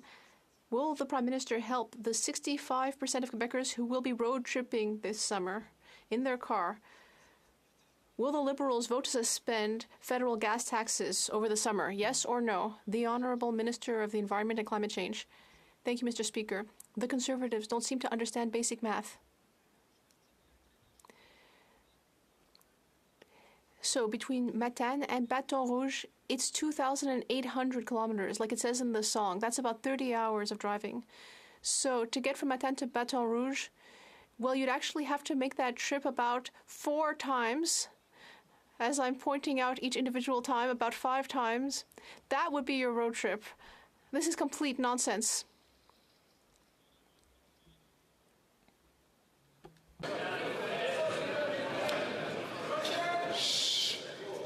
L'honorable député de Mégantic-l'Érable. The honorable member for Mégantic-l'Érable. Well, Mr. Speaker, people can't even get to Matane in the first place because of these liberal taxes. The Minister of Health really missed the boat last week and blamed kids. He said, I have good news for kids. They'll be able to have fun on their summer vacation. They'll be stuck in a car for 10 days in a row with no bathroom breaks. I'm sure they'll enjoy that while the planet is burning. Instead of attacking kids and parents, will the Prime Minister call his minister to order and vote for our common sense motion of suspending the gas tax over the summer? The Honourable Minister of the Environment and Climate Change. Mr. Speaker, in order to benefit from the savings that the Conservative Party is claiming, you would have to drive 320 hours over the holidays. I don't know how much time the Conservatives think that people have for their vacation. I'm talking about 320 hours in a row driving, no bathroom breaks, no time to go look at the landscape. It's complete nonsense. It's really quite something.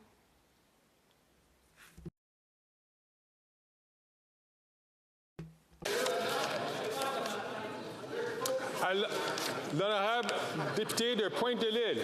The honourable member for La Pointe-de-l'Île. Mr. Speaker, once again, I'm going to come back to the liberal slip-ups on the French language. Last week, the member for Alfred Pélan was promoting the idea of making English an official language in Quebec. Of course, all the parties in the National Assembly denounced this idea. Even the Liberals at the provincial level, they said that this was an attack on the legacy of Robert Bourassa. But in this parliament, not a single Liberal member has stood up to criticize the member for Alfred Pélan's idea. Silence equals consent in this case. Will someone finally stand up to say that this is wrong? The Honourable Minister of Transport. Well, I'll tell you what we're saying on this side of the House. We stand up for French, for bilingualism, for the Anglophone minority in Quebec, for the Francophone minority outside Quebec. We stand up for 2 strong languages. We will stand up to defend Quebec within Canada, unlike the Bloc Québécois, who do nothing other than foster division and cast petty blame around. They didn't even support the official languages action plan. It is deeply, deeply hypocritical. The honourable member for La Pointe-de-l'Île. There isn't one single red cent more for French in this official languages action plan, and there's only one francophone location in North America, just one, but that's one too many for the member for Alfred Pélan, who wants us to make English an official language. Let me repeat that for people sitting in the back. If we want Canada to be bilingual, then Quebec needs to be francophone. Let me repeat again as well. There's only one official language which is threatened in Canada and in Quebec. That's French. So why do the Liberals always want to bring in more Anglicization measures? The Honourable Minister of Transport. Mr. Speaker, we know that Quebec is a francophone province. We have always recognized that, and we've always defended it. We will continue to do that. If my colleague had even bothered to read the action plan for official languages, he would see that there's money for French. And if he had even bothered to read the budget, maybe it would have dawned on him that he's voting against the very things he claims to stand up for. I want some consistency here. Does he want more to protect French? He should have voted for the official languages action plan, or he should have voted for the budget. The honourable member for La Pointe-de-l'Île. This is complete balderdash, Mr. Speaker, and we don't have to wait even for the member for Alfred Pélan's dream to come true if we want to see English become stronger in Quebec, because the Liberals are already doing so much to promote that. The Office québécois de la langue française revealed that when it comes to the right to work principle in French, the federal government is the worst employer in Quebec. And as for the Quebec French Language Commissioner, They have said that it will be impossible to increase French levels in immigration if Ottawa's levels continue.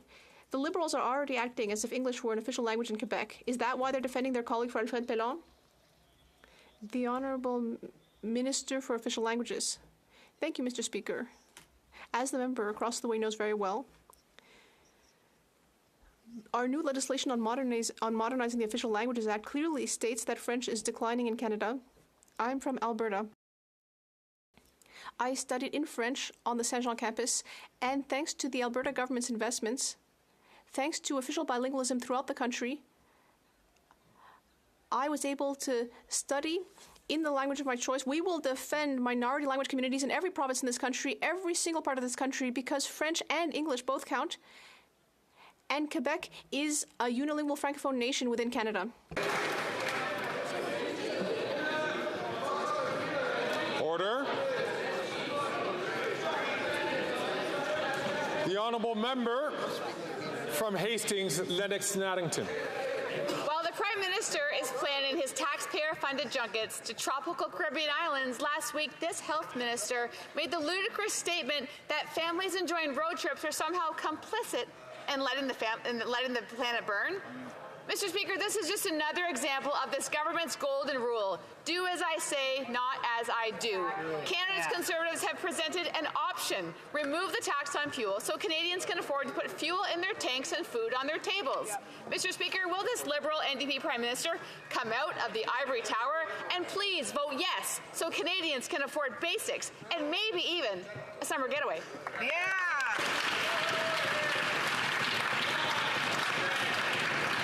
The Honourable Minister for Families. Mr. Speaker, I have a really hard time believing that suddenly the Conservatives have an interest in doing what's best on behalf of Canadian families. If that was the case, Mr. Speaker, they would have supported the Canada Child Benefit, which I will say will be indexed to inflation next month, supporting Canadian families even more. They would have supported moving forward with early learning and childcare at $10 a day in enabling more parents to get back to work. Mr. Speaker, their actions are not matching their words. Right on. The honourable member from Hastings, Lennox-Naddington. Mr. Speaker, 1 in 3 Canadians can access the childcare.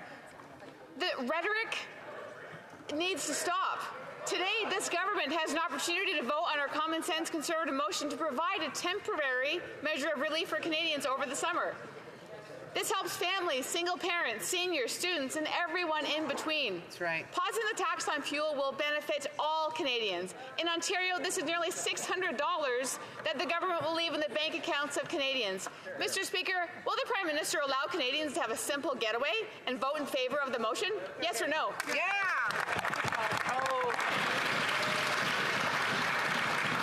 The Honourable Minister for Families. Mr. Speaker, quite the contrary to what we just heard. We know that 750,000 Canadian families are now able to access affordable, inclusive, accessible childcare through our childcare plan. That's translated into thousands of dollars of savings each and every year for Canadian families. We'll continue to work with the provinces and territories to ensure more spaces are created. But this is how we help Canadian families, Mr. Speaker. The honourable member from Bull River. Thank you. After 9 years as NDP Liberal government, Canadians are being squeezed for every last penny, like Tammy in my riding. Families are paying hundreds every month on a tax plan that hasn't hit a single target. While Liberal ministers get chauffeured around town, they lecture Canadians that the planet will burn for driving to work or going to school, driving the kids to school. Will the Prime Minister quit exploiting families for trying to get by and cut the carbon tax catastrophe and vote for the common sense Conservative plan to help Canadians this summer by axing the tax? The Honourable Minister. Speaker, here are the facts. Albertans get the most in Canada carbon rebate, and there's a rural top-up that's going to double thanks to our budget. Mr. Speaker, guess what? Not only that, But when we had a minor increase in the price on pollution this year, guess who increased the price of fuel by 13 cents? Whoa. The Premier of the province of Alberta, Danielle Smith, and guess what she did? No rebate, $0 back. The Canada Carbon Rebate puts more money in the pockets of Albertans, while Danielle Smith and those Conservatives do absolutely nothing.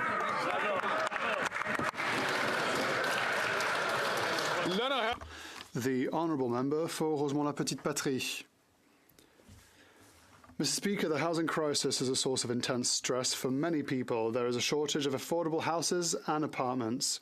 For years, Liberals and Conservatives have abandoned truly affordable housing.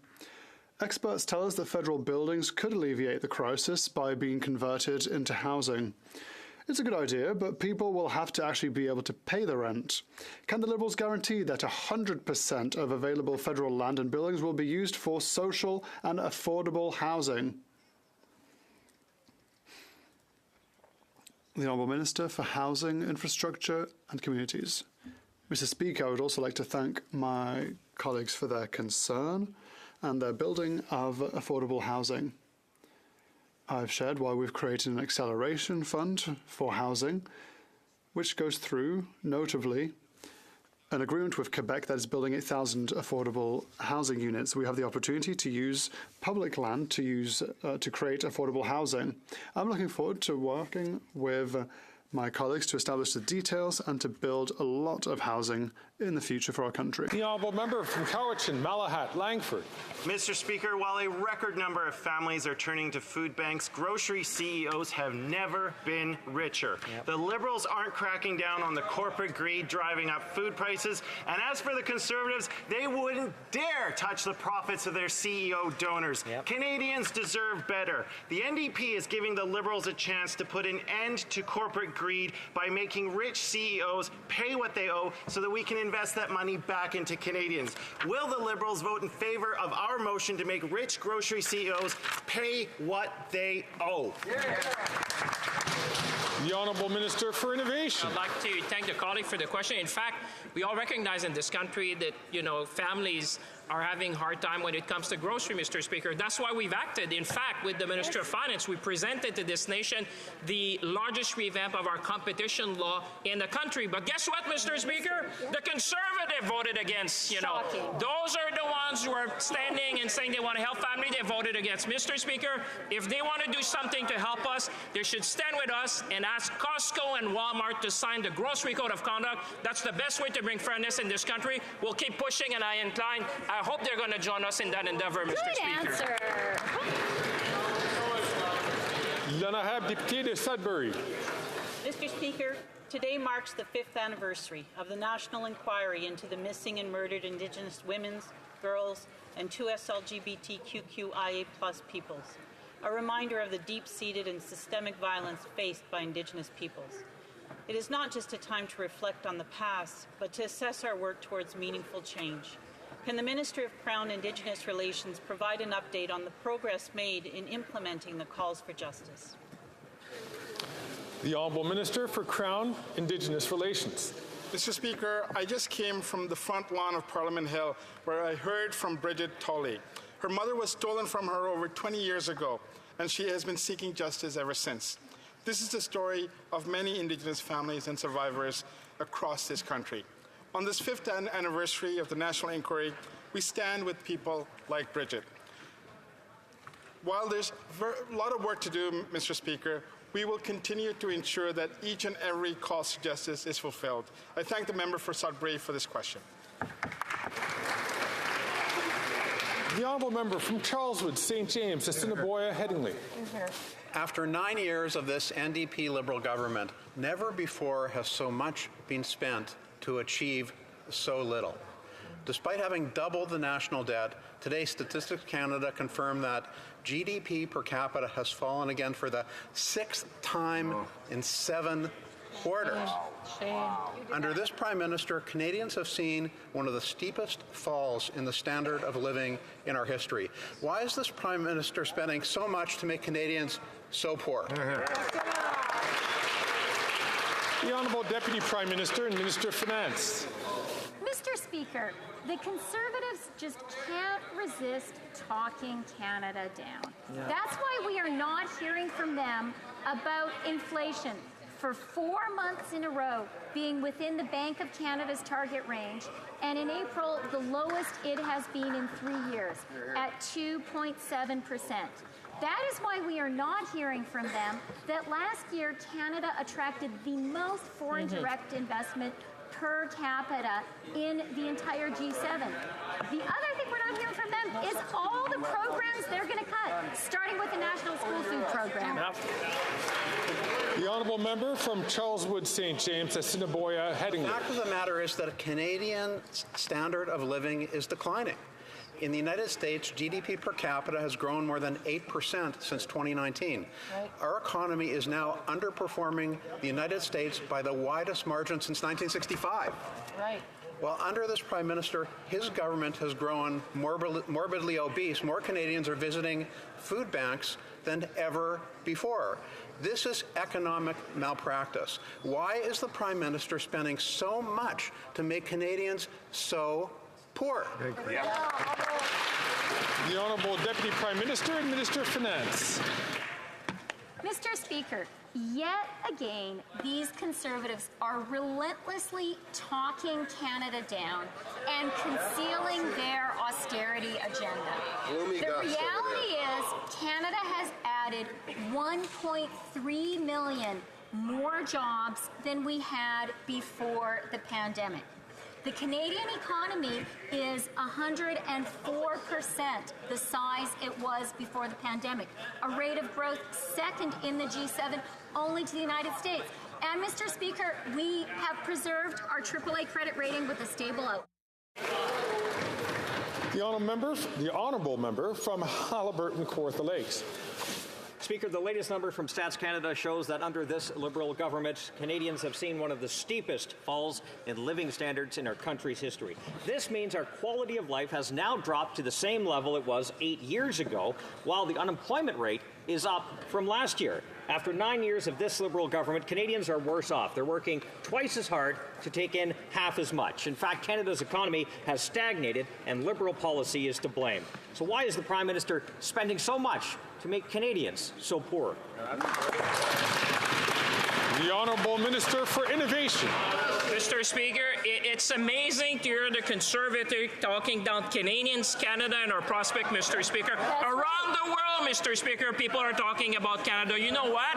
As my colleague said before, we have received the largest level of investment, Mr. Speaker, in our economy. You know what? Because we have the best workers in the world, Mr. Speaker. Right. Because we have renewable energy. Because we have trade agreement with our G7 partners, Mr. Speaker. Right. Because we know how to make things in this country, Mr. Speaker. And while they talk down Canada on this side of the House, we will keep pumping up Canada, we'll keep being proud for this country, and we'll bring jobs in this country. The Honourable Member from Haliburton, Kawartha Lakes. Speaker, the Liberals are ruining the economy. Production of made-in-Canada goods and services has declined for the 4th straight quarter, the latest drop by 0.7% in the first 3 months of this year. Canada remains last of 37 market-based countries that haven't recovered from before the pandemic. In fact, Canada underperforms the American economy by the widest margin since 1965. And sadly, Canada's economy continues to stagnate under this Prime Minister's uncontrolled spending and punishing taxes. So why is the Prime Minister spending so much to make Canadians so poor? The Honourable Minister for International Trade. Mr. Speaker, I would like the Honourable Member to talk to the hundreds upon hundreds of Canadian companies who have come with me to many markets around the world where we have excellent trade agreements, where they are taking their services, they are taking their goods, they are taking their innovations, they are taking their creations, and they are selling. They are selling Canada around the world. And you know what they're doing in doing that? They're creating jobs. They're creating jobs from coast to coast to coast. We need to keep talking up the Canadian economy and Canadian businesses, and we're doing this on this side of the House, and I want to know why you're not.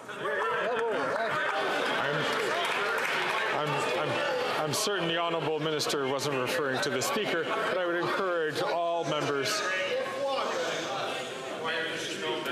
I would encourage all members, please, to ensure that the questions and answers are directed through the speaker.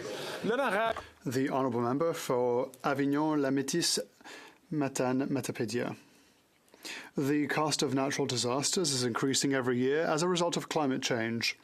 We need to ask ourselves whether taxpayers should foot the entire bill or whether it would be better to make major responsible players pay for part of it. The state of Vermont has just passed a law to make oil companies pay for damage caused by climate change. This should be an inspiration to Canada, since oil companies are the main emitters of greenhouse gases and are making record profits from pollution. Then why not force them to compensate financially for adapting to climate change? The Honourable Minister for the Environment and Climate Change. I'd like to thank my honourable colleague for her question. And that, contrary to the Conservatives, she believes in the importance of fighting climate change. I would like to remind her that we are the only G20 country that has gone after oil and gas. We're the only ones to have done so. We've announced a $530 million fund with the Canada Federation of Municipalities that is devoted in working with our communities. It will help 1,400 communities to fight against climate change. The Honourable Member for Avignon-La Métis Matane-Matapédia. On one side of the border, Vermont is passing a law to force all companies to pay for climate damage. And on the other side of the border are the Liberals and the NDP, who just last week voted to give $30 billion in additional tax breaks to these same oil companies. Whilst Vermont wants to force them to pay for the damage they caused, Canada is rewarding them. I thought the Liberals were in favour of the polluter pays principle. Why is it the polluter does not pay principle with all companies? The Honourable Minister for the Environment and Climate Change. Thank you, Mr. Speaker. Quite the contrary, Mr. Speaker. Over the past 2 years, we've added a standard on clean fuel, what the Conservatives committed to doing last election, but then they flip-flopped. We also fought against emissions. We are currently putting a ceiling on greenhouse gas emissions for oil and gas, the only big oil-producing country in the world to do so. Our emissions are so low that the last time they were so low in Canada was just after the Canadians won the Stanley Cup. So it's been a long time. The Honourable Member for Bellechasse-les-Échemins-Levis. Thank you, Mr. Speaker. After 9 years of this Liberal government, it's crisis after crisis after crisis. Homelessness, drugs, street gangs, gun violence. This is what 2/3 of Montrealers think of their city. A social disorder caused by the Bloc Québécois, which supported Bill C-5 to keep criminals at home instead of in prison. It's costing Quebecers dearly in terms of safety. When will the Bloc-supported Prime Minister stop imposing misery upon Quebecers? The Honourable Minister for Public Services and Procurement. Thank you, Mr. Speaker. Informing Canadians is a basic condition when it comes to being a politician. The Conservative leaders just a few days ago informed the people of my riding that dental care does not exist. But 2 million Canadians, including several thousand in my colleague's riding, who have been able to get dental care. 60% of Quebec dental care providers have already signed up, and now we've heard that on the 16th of June, under 18s and people living with disabilities will also be able to get this dental care. The Honourable Member for Bellechasse-les-Échemins-Levis. Mr. Speaker, Montrealers can't take it anymore. On their doorstep, in their daycare, on the doorstep of their businesses, they find used syringes and human excrement on the ground. Here's a result of the Black Liberal Alliance, $500 billion in crazy spending that has contributed to this homelessness crisis. Budget chaos, social chaos, Mr. Speaker. Can this Bloc-supported Prime Minister stop wasting Quebecers' money so they can return to safer cities?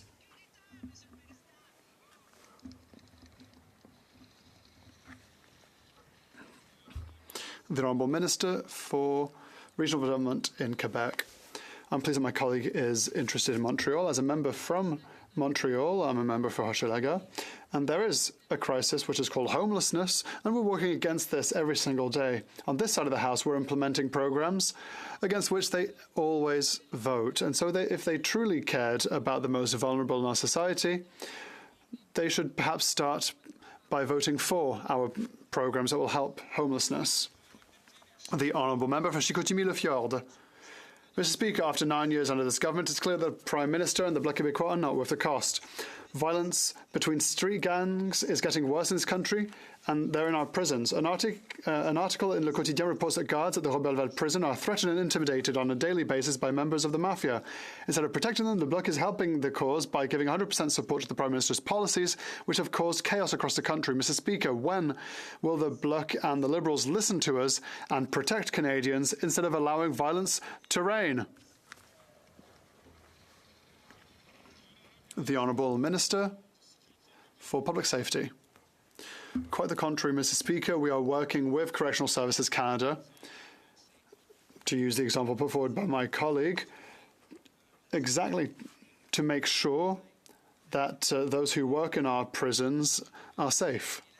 I had the privilege with my colleague, the Minister for Public Services and Procurement, to visit an prison in order to talk to staff to see what improvements we could bring to their workplace to guarantee their safety. I met the union that represents correctional officers and will continue to do what is necessary. The Honourable Member for Pontiac.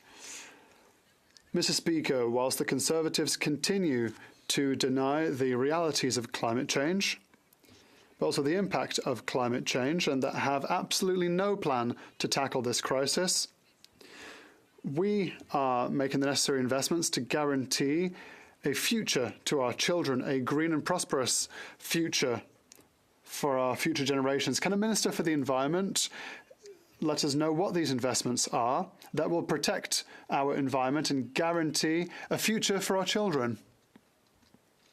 The Honourable Minister for the Environment and Climate Change. Thank you, Mr. Speaker. I'd like to thank my colleague for her question, but also for her work on this matter.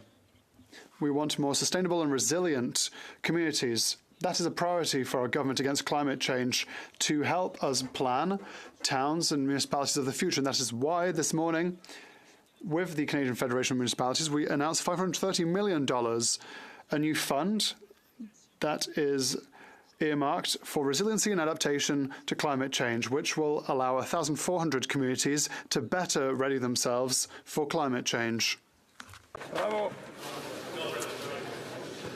The Honourable Member from Calgary-Midnapore. Tomorrow, the Auditor General will table her report on McKinsey. Now, the Liberals will try to hide their preferential treatment of McKinsey, but the procurement watchdog already said that this government creates criteria specifically designed for McKinsey. The Minister of Procurement also signed a $5.7 million sole source contract, despite her officials asking her not to, for McKinsey. Wow. At a time where Canadians can't even take a summer vacation, why is this government so hell-bent on giving $116 million to McKinsey? Good question. The Honourable Minister for les Travaux Publics et Approvisionnement Canada. Merci, Monsieur le Président. Très enchanté de... Thank you, Mr. Speaker. I look forward to answering this question. My colleague knows full well that the Auditor General's work is very important, but also very appreciated by the Canadian government. We look forward to hearing their report tomorrow. We know that their report will continue to help us so we can go even further in the important work that we must all do to make sure that public services are delivered in a good and opportune way. And for the dental care system that is working very well, especially in Quebec. The Honourable Member from Leeds-Grenville, Thousand Islands and Rideau Lakes.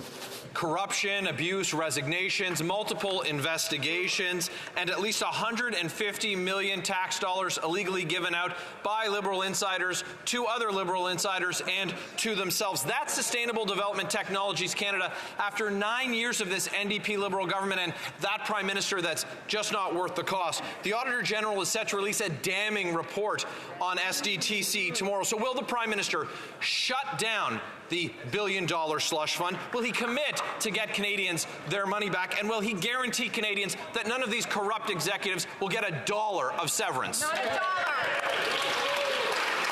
The Honourable Minister for Innovation. Mr. Speaker, I'd like to thank my colleague for his question. In fact, as you well know, Mr. Speaker, from the moment we received allegation, we started an investigation, Mr. Speaker, in order to make sure that we would uncover the truth and we would restore governance. We suspended funding of the organization. We now got a report. The chairwoman resigned. The CEO of the organization resigned, Mr. Speaker. We welcome the findings of the Auditor General. We proactively work with the Auditor General. And one thing I can reassure all Canadians, we will restore governance, restore funding for this organization that is helping thousands of Canadians, companies in this country. L'honorable député de Portneuf-Jacques-Cartier. The Honourable Member for Portneuf-Jacques-Cartier. Thank you, Mrs. Speaker. After the member for Saint-Laurent who denied the decline of French in Quebec, a Franco-Ontarian MP who called witnesses at the Languages Committee what we all heard on Parleview. Now it's a turn for the Quebec MP for Alfred Pellin to say in committee that Quebec should be bilingual to be stronger. The true face of the Quebec Liberal caucus has just been unmasked. They have no will or intention of stopping the decline of French and protecting it. Will the Prime Minister act now for French in Quebec and bring his MPs to order? The Honourable Minister for Fisheries and Oceans. Thank you, Mr. Speaker. Someone pinch me. I must be dreaming when I hear my colleagues across the way talk about French. The Conservative Party and the Francophones of Quebec in that party accused me here in the House of speaking French and too often speaking in French. And now they're all up in arms about the complete opposite. Mr. Speaker, we need to try and figure out where they're going because they seem to be going in all sorts of directions.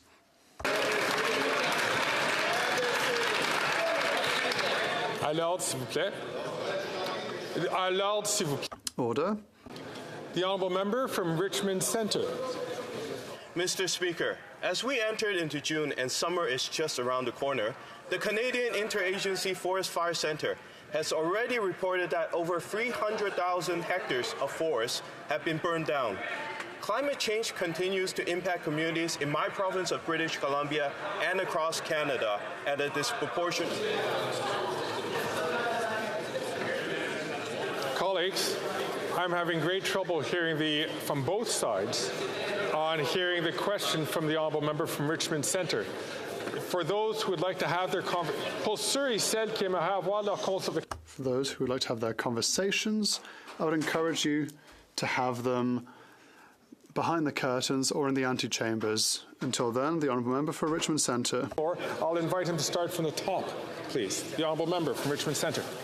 Thank you, Mr. Speaker. As we entered into June and summer is just around the corner, the Canadian Interagency Forest Fire Centre has already reported that over 300,000 hectares of forest have been burned down. Climate change continues to impact communities in my province of British Columbia and across Canada at a disproportionate rate.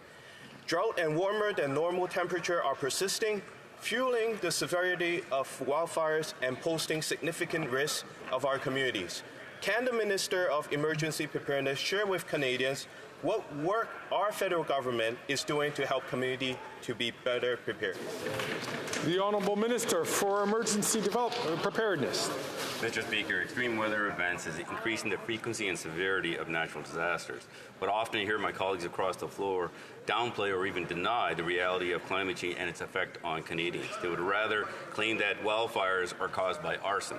Mr. Speaker, last year 59% of Canada's wildfires were the result of lightning strikes. We owe it to the Canadians impacted and the thousands who were already displaced this year to acknowledge the reality of climate change. Our government has invested more than $10 billion to help communities better prepare and adapt to climate change, and we are proudly continuing our work to limit our emissions. Thank you. The Honourable Member from Timmins, James Bay. Corporations shouldn't be allowed to lie about the threats that are posed by their products. That's a no-brainer, unless, of course, we're talking about big oil. So last week, a front group for the oil and gas industry was found guilty of running a massive disinformation campaign on the supposed benefits of burning even more fossil fuels. The planet is on fire. people are getting sick, and yet this Liberal government have never taken on the lies and greenwashing of big oil. So to the Minister of Environment, what's it going to take to end this massively funded disinformation campaign by the fossil fuel industry? The Honourable Minister for Industry. Speaker, I'd like to thank my colleague. We obviously expect the highest level of governance from corporations that are operating in Canada. But, Mr. Speaker, that gives me also the opportunity to remind Canadians of the investment we've seen in green supply chain in this country, Mr. Speaker. As we said before, this country has received a record number of investment in the green industry, Mr. Speaker. Even Bloomberg ranked Canada first in the world for the battery ecosystem, Mr. Speaker, ahead of China. We should all be proud of these investments, which are generational. They're creating jobs, they're creating prosperity, and they're putting Canada ahead of every nation when it comes to building EV in the world. That's right. The Honourable Member for Richmond Athabasca. Mr. Speaker, Immigration Canada establishes average processing times for applications. But here's the reality. A constituent of mine asked us to check his visitor record application, which was submitted on March the 4th. The official told us that the application was still being processed and that the average processing time was 77 days, which would take us to the 20th of May. So we called back on the 21st of May, just to be told at the time that it was now 84 days, which would take us to the 27th of May. We called back on the 28th of May and are told to call back after the 1st of June because the lead times are now more than 89 days. Mr. Speaker, how can the government operate with this kind of rule? The Honourable Minister for Fisheries and Oceans. Thank you, Mr. Speaker. I'd like to thank my colleague for his question, and I'll be pleased to advise the Minister for Immigration of the matter so we can find an answer to for our colleague. And so brings to an end of question period. Comme il est 15h14. It being 3:14 p.m., the House will now proceed to the taking of the deferred recorded division on the motion of Mr. Poilievre relating to the business of supply. Call in the members.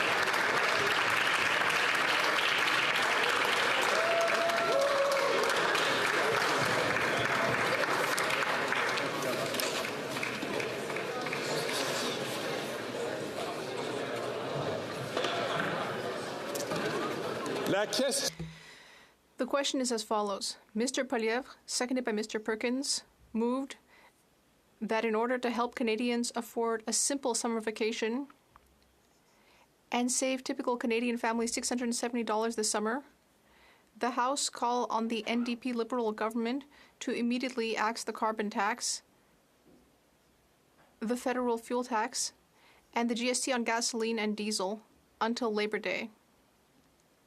De 10 minutes pour les députés votant par voie électronique a été activé. The 10-minute voting period for members voting electronically has started, and the House will now proceed to the vote for members participating in person. All those in favor of the motion will please rise. Mr. Schmale. Mr. Schmale. Mr. Bazan. Mr. Bazan. Mr. Kimmich. Mr. Kimmich. Mr. Perkins. Mr. Perkins. Mrs. Thomas. Mrs. Thomas. Mrs. Stubbs. Mrs. Stubbs. Ms. Lewis Haldeman Norfolk. Ms. Lewis Haldeman Norfolk. Mrs. Gray. Mrs. Gray. Mr. Barlow. Mr. Barlow. Mr. Moore. Mr. Moore. Mr. Kelly. Mr. Kelly. Mr. Baldinelli. Mr. Baldinelli. Mr. Cooper. Mr. Cooper. Mr. Small. Mr. Small. Mr. Brock. Mr. Brock. Mr. Berthold. Mr. Berthold. Ms. Finley. Ms. Finley. Mr. Chong. Mr. Chong. Mr. Abultayev. Mr. Abultayev. Mrs. Kuzi. Mrs. Kuzi. Mr. Seaback. Mr. Seaback. Ms. Ferreri. Ms. Ferreri. Mrs. Block. Mrs. Block. Mr. Chambers. Mr. Chambers.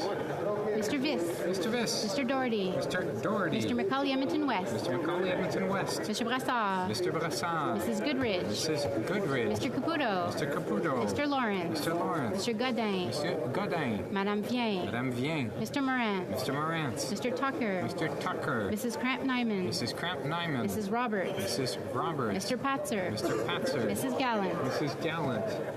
Mr. Shipley. Mr. Shipley. Mr. Muse. Mr. Muse. Mr. Redicott. Mr. Redicott. Mr. Van Popta. Mr. Van Popta. Mr. Waugh. Mr. Waugh. Mr. Steinley. Mr. Steinley. Mr. Calkins. Mr. Calkins. Ms. Rude. Ms. Rude. Monsieur Lehoux. Monsieur Lehoux. Monsieur Généreux. Monsieur Généreux. Mr. Love. Mr. Love. Mr. Mazer. Mr. Mazier. Mr. Martel. Monsieur Martel. Mr. Couric. Mr. Couric. Mr. Zimmer. Mr. Zimmer. Mr. Dreeshen. Mr. Dreeshen. Mr. Kitchen. Mr. Kitchen. Mr. Tolmie. Mr. Tolmie. Mrs. Wagenthal. Mrs. Wagenthal. Mrs. Falk, Battleford, Lloydminster. Mrs. Falk, Battleford, Lloydminster. Mr. Bragdon. Mr. Bragdon. Mr. Allison. Mr. Allison. Mr. Dalton. Mr. Dalton. Mr. Nader. Mr. Nader. Mr. McLean. Mr. McLean. Mr. Weber. Mr. Weber. Mr. McGuire. Mr. McGuire. Mr. Reed. Mr. Reed. Mr. Shield. Mr. Shields. Mr. Dowdle. Mr. Dowdle. Mr. Fast. Mr. Fast. Mr. Leslie. Mr. Leslie. Mr. Majumdar. Mr. Majumdar. Mr. Giovanni. Mr. Giovanni.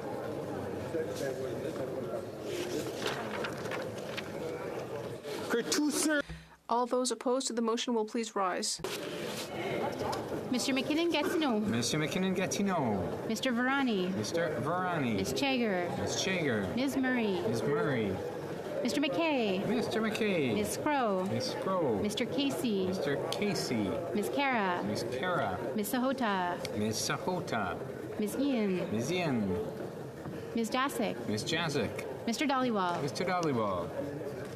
Ms. Jones. Ms. Jones. Mr. Oliphant. Mr. Oliphant. Mr. Gerritsen. Mr. Gerritsen. Madame Fortier. Madame Fortier. Mr. Fagiscatos. Mr. Fagiscatos. Ms. DeBrusen. Mr. Brusen. Mr. Baptiste. Mr. Baptiste. Mr. Kuzmarchuk. Mr. Kuzmarchuk. Mr. May Cambridge. Mr. May Cambridge. Ms. Dillon. Ms. Dillon. Mr. El Khoury. Monsieur El Khoury. Mr. Fillmore. Mr. Fillmore. Mr. Hardy. Mr. Hardy. Mr. Johari. Mr. Johari. Mr. Nakvi. Mr. Nakvi. Mr. Badaway. Mr. Badaway. Mr. Souza. Mr. Souza. Mr. Maloney. Mr. Maloney. Ms. Vandenbeld. Ms. Vandenbeld. Madame Brière. Madame Brière. Mr. Lightbound. Monsieur Lightbound. Mr. McDonald Avalon. Mr. McDonald Avalon. Mr. McKinnon Coquitlam Port Coquitlam. Mr. McKinnon Coquitlam Port Coquitlam. Mr. McLeod. Mr. McLeod. Mr. Morrissey. Mr. Morrissey. Monsieur Robillard. Monsieur Robillard. Madame Shanahan. Madame Shanahan. Mr. Turnbull. Mr. Turnbull. Mr. Chang. Mr. Chang. Mr. Sorbera. Mr. Sorbera. Madame Lambropoulos. Madame Lambropoulos. Mr. Rogers. Mr. Rogers. Mr. Louis Kitchener-Conestoga. Mr. Louis Kitchener-Conestoga. Mr. Van Bynen. Mr. Van Bynen. Madame Mendez. Madame Mendez. Mr. Ali. Mr. Ali. Mr. Baines. Mr. Baines. Ms. Bradford. Ms. Bradford. Mr. Koto. Mr. Koto. Mr. Gahir. Mr. Gahir. Mr. Hanley. Mr. Hanley. Madame Lapointe. Madame Lapointe. Mr. Meow. Mr. Meow. Ms. Taylor-Roy. Ms. Taylor-Roy. Ms. Thompson. Ms. Thompson. Monsieur Terrien. Monsieur Terrien. Monsieur Garon. Monsieur Garon. Madame Gill. Madame Gill. Monsieur Villemur. Monsieur Villemur. Monsieur Perron. Monsieur Perron. Monsieur Plamondon. Monsieur Plamondon. Madame Vignola. Madame Vignola. Monsieur Savard-Tremblay. Monsieur Savard-Tremblay. Madame Bérubé. Madame Bérubé. Mr. Massey. Mr. Massey. Miss McPherson. Miss McPherson. Mr. McGregor. Mr. McGregor. Mr. Backrack. Mr. Backrack. Mr. Garrison. Mr. Garrison. Mr. Canning. Mr. Cannings. Mr. Angus. Mr. Angus. Ms. Collins Victoria. Miss Collins Victoria. Mr. Morris. Mr. Morris.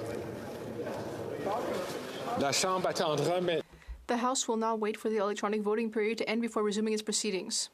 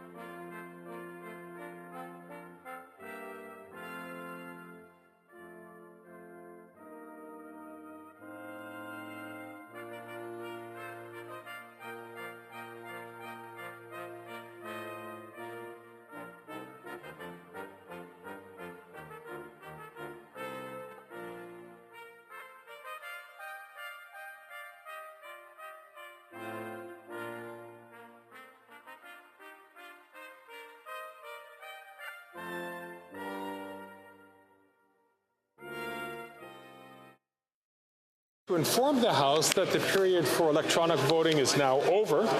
If members were not able to vote due to technical difficulties, they may now use the raise hand function and the chair will recognize them. The Honourable, Mr. Johns. Yes, Mr. Speaker, I am having technical difficulties with my app and I would like to record my vote as no. Johns, nay, compte.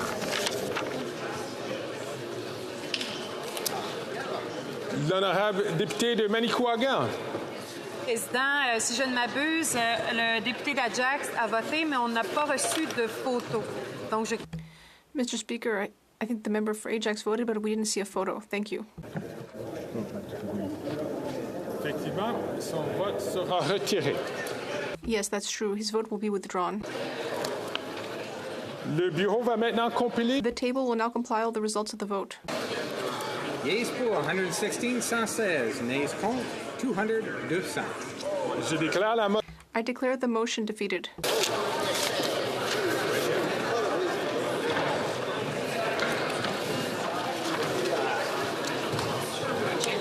No. I got to vote. Affaires courantes ordinaires. Dépôt de documents. Daily routine of business, tabling of documents. Parliamentary Secretary to the Deputy Prime Minister, the Minister of Finance, and the Minister of Innovation, Science and Industry. Mr. Speaker, pursuant to Standing Order 36-8A, I have the honor to table in both official languages the government's responses to 14 petitions. These returns will be tabled in an electronic format. Introduction of government bills, statements by ministers, reports from interparliamentary delegations, presenting reports from committees, the Honourable Member from Hastings, Lennox and Addington. Thank you, Mr. Speaker. Mr. Speaker, I have the honour today to present in both official languages the 11th report of the Standing Committee of the Status of Women, supporting women's economic empowerment in Canada. J'aimerais remercier. I'd like to thank all of the witnesses who contributed to this study. Order 109, the committee requests that the government table a comprehensive response to this report. Merci, Monsieur le Président. Et je félicite l'honorable député pour son français. I'd like to congratulate the member on her French. Kawartha is rising with a rapport aux dissidences, a dissenting report. Thank you, Mr. Chair. And yes, I rise today to present the dissenting report that Conservatives will be tabling, on behalf of what we call the Supporting Women's Economic Empowerment in Canada study. This was done in FEWO, or Status of Women study. Now, this is a 7-page dissenting report that we feel is important to put forward because some of these points were not covered well in the study. There are 4 main points, Mr. Speaker, that we have put into the dissenting report because one of the key messages that was overlooked throughout this study is the access to affordable, quality childcare. In 2021, when the Government of Canada rolled out its National Early Learning and Childcare Program, one of the fundamental pillars it presented was making it easier for women to return to the labour force. However, as we heard continuously throughout testimony during this study, it is quite the contrary. Here's what we heard throughout the study. Number 1, women entrepreneurs are being targeted for extinction with no room for private representation. Mr. Speaker, the next page, I see you're wrapping me up, so I'll just do the next 3 points. We also have that childcare operators are closing their doors. We have parents have lack of choice and face long wait lists, and women's participation in labour force is declining. I would just leave with this one quote. Canada's childcare entrepreneurs are asking whether they have a place in Canada's national childcare program or in the future of childcare at all. It is to the detriment of all women that childcare entrepreneurs are being targeted for extinction through the nationalization of Canada's childcare sector. That is a quote from one of the witnesses, Andrea Hannon. Thank you. I thank the honourable member, and just to let all honourable members know, usually for dissenting reports, the general guideline is about 60 seconds to present the report. L'honorable député d'Acadie-Bathurst. The honourable member for Acadie-Bathurst. Thank you, Mr. Speaker. I have the honour to present in both official languages the 24th report of the Standing Committee on Human Resources, Skills and Social Development and the Status of Persons with Disabilities. Regarding Bill C-322, an act to develop a national framework to establish a school food program. The committee studied the bill and decided to report on it to the House without amendment. Thank you. I wish to remind members that a deferred recorded division scheduled on Wednesday, June 5th, 2024, to concur in the 23rd report of the Standing Committee on Human Resources, Skills and Social Development and the Status of Persons with Disabilities. In its 23rd report, the committee requested an extension of time to consider Bill C-322, an act to develop a national framework to establish a school food program.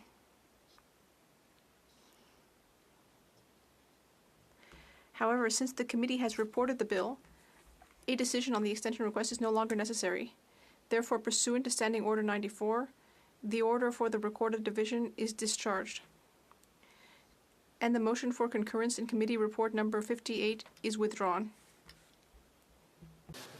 The honourable member from Edmonton West. Thank you, Mr. Speaker. I have the honour to present in both official languages the 20th report of the Standing Committee on Government Operations and Estimates, the Mighty Ogo, entitled Change Over the Public Service Healthcare Plan from Sun Life to Canada Life. Pursuant to Standing Order 109, the committee requests that the government table a comprehensive response to the report. Thank you, Mr. Speaker. I thank the honourable member and committee chair, and I understand there's a dissenting report. The honourable member from Calgary-Midnapore. Yes, thank you very much, Mr. Speaker. The Conservatives are submitting a supplementary report to this Canada Life study. We certainly support the ideas as mentioned in the main report relative to comparable rates for physio. These comparisons, of course, should be done when a new plan is being revised and implemented, as well as the necessity to deliver service in both official languages. But we'd also like to add the 2 points, Mr. Speaker, of Canada Life evaluating compensation, not the government, for those who've been wronged by the implementation of this new plan, as well as make a point of discrimination against seniors, those who were unable to use the application in an electronic format and who would prefer to use a paper format. You will find all of these ideas and more, Mr. Speaker, in our supplementary report. Thank you very much. Merci beaucoup, Monsieur le Président. And I thank the honourable member from Calgary-Midnapore for respecting her time limit. Introduction of private member. I see the honourable member for Beauport-Limoilou rising. Thank you, Mr. Speaker. I'd like to request unanimous consent to present a supplementary report. All those opposed to the honourable members moving the motion will please say nay. Very well. The House has heard the terms of the motion. All those opposed to the motion will please say nay. Carried. The honourable member for Beauport-Limoilou. Thank you, Mr. Speaker. The supplementary report notes that the federal government has shown an inability to properly manage the portfolios under its own expertise, like Phoenix, immigration, passports, and so on. And it makes a supplementary recommendation that the federal government seek to pay its employees properly, offer them appropriate health care, and manage its own files adequately, rather than enter into open conflict with the provinces by its refusal to give the right to full withdrawal with full compensation. I'd like to thank the member for respecting the time for the supplementary report. Introduction of private members' bills. First reading of Senate public bills. Motions. Presenting petitions. Member from Dauphin, Swan River, Neepawa. Thank you, Mr. Speaker. It's an honor to present a petition on behalf of constituents. Mr. Speaker, I rise for the 40th time on behalf of the people of Swan River, Manitoba, to present a petition on the rising rate of crime. The community of Swan River is demanding their voices be heard. They live in a crime and chaos caused by this Liberal government's soft on crime laws, like Bill C-5 that allows criminals to serve their sentences from home. In fact, Manitoba West District RCMP reported that in 18 months, just 15 individuals racked up over 200 charges. The people of Swan River are calling for jail, not bail, for violent repeat offenders. Mr. Speaker, the people of Swan River demand that this Liberal government repeal their soft on crime policies that directly threaten their livelihoods and their community. I support the good people of Swan River. That was very, very close. Just so that I just make sure that wasn't the case for the honourable member, but for all honourable members, make sure that they don't have to say that they are for or against a petition. That is not what the honourable member said, but I just want to make that clear for everyone else. The honourable member from Bow River. Thank you, Mr. Speaker. I'd like to present a petition from residents of Langdon, 7,000 residents in this area. They have not a post office. They need a post office. Canada Post does not have a post office in this community. They are redirected 30 kilometers away. In the wintertime for seniors, this is a very strong hardship for them. The people in Langdon need a post office. Canada Post needs to have a post office. According to their petition, they said, and we need to have this done for this community. Thank you, Mr. Speaker. Well done. Thank the honourable member. Then I have Deputy de Beauport. The honourable member for Beauport-Limoilou. Thank you, Mr. Speaker. Today, I rise to table a petition signed by 2,912 people throughout Canada with a list of the known problems with Canada Life and asking the government to commit to do something about these problems and to provide appropriate services to all members of the public service. Thank you. The honourable member from Kitchener Centre.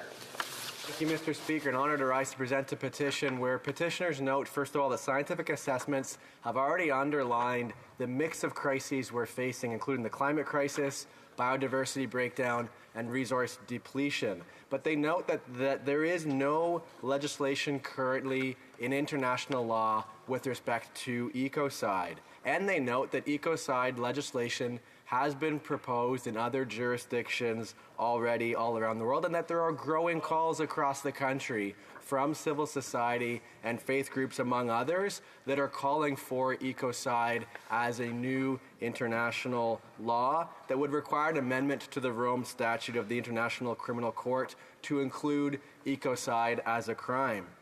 Petitioners are then calling on the House of Commons and this Parliament to publicly declare its support for the international crime of ecocide. The honourable member from Humber River, Black Creek. Thank you very much, Mr. Speaker. I'm pleased to be able to present a petition today, whereas in 2018 the Canadian government announced an end to poverty plan which would affect all Canadians. We, the undersigned residents of Canada, call upon the House of Commons and Parliament assembled to review and amend the Old Age Security Act so that low-income GIS benefits would be adjusted in ways that eliminate seniors' poverty, including elimination of inequities that exist for those living in the same location, and include ways to provide added funds for those living in other locations where there exists higher living costs, as shown in the Statistics Canada Table 1110-0066-01. Thank you, Mr. Speaker. Thank you. The honourable member from Saskatoon West. Thank you, Mr. Speaker. I rise today to present a petition on behalf of Hong Kongers who are resident in Canada. They're here on the lifeboat scheme, Stream A and Stream B. And they note that there are 8,000 applications in backlog, and I believe that number is actually growing. And so they want to make sure that the government is aware that this is a problem. I think they're processing about 100 a month right now, so this will take years at this rate. So they want to make sure that the government allocates additional admission targets to the Hong Kong pathway to effectively address the backlog. Thank you, Mr. Speaker. And the honourable member from Mission Manisqui, Fraser Canyon. Fraser Canyon. Thank you, Mr. Speaker. Petitioners in my riding are calling on the Government of Canada to provide additional funds to support the construction of the Lettsmont Regional Aquatic Centre in Agassiz. The name Lettsmont means one heart, one mind in the Halkomelem language. Residents of the District of Kent, Harrison Hot Springs, Seabird Island, Shems, Stalos, Tehalis, Skowlitz, Skowlahook, Popcom, and Peters First Nations, and the Fraser Valley Regional Districts electoral areas C and D all support this project. It is one of the first infrastructure projects in Canada where all local Indigenous communities are collaborating with municipalities, and I humbly ask the Minister of Infrastructure and Communities to support it. Thank you, Mr. Speaker. Very welcome. The Honourable Parliamentary Secretary to the Leader of the Government in the House of Commons is rising for petition. Yes, thank you, Mr. Speaker. It's a pleasure that I rise today to present another petition from healthcare workers, in particular nurses, where they're highlighting the important role that nurses play, and they're looking at ways in encouraging governments and political parties of all stripes to get involved in recognizing the need to ensure that nurses are actually supported both financially and with other types of resources. And one of the things that I would note is there's one little side issue that they raise, and it's relevant to today, where they're actually talking about and recognizing the needs of seniors on fixed income for prescribed medicines and the need to deal with that issue too. Thank you, Mr. Speaker. I see that the Honourable Member from Sydney Victoria is rising on a point of order. Speaker, in the spirit of Indigenous History Month, there have been discussions amongst the parties, and if you seek it, I think you will find unanimous consent to adopt the following motion: that notwithstanding any standing orders, special order, or usual practice of the House, Bill C-61, an act respecting water, source water, drinking water, wastewater, and related infrastructure on First Nation lands, be deemed read a second time and referred to the Standing Committee on Indigenous and Northern Affairs. I already hear that there is no support, no unanimous support for this motion. L'honorable député de Mégantic. The Honourable Member from Mégantic-l'Érable. A point of order. Yes, Mr. Speaker, my point of order has to do with one of the usual practices of this House. The Thursday question, the weekly meeting of parliamentary leaders. Bill C-61 was meant to continue on Wednesday of this week. We agree to send this bill to committee at the end of Wednesday. And after a debate, I ask unanimous consent of this House for the following motion: that notwithstanding any standing order, special order, or usual practice of the House, Bill C-61, unfortunately, I've had some nays.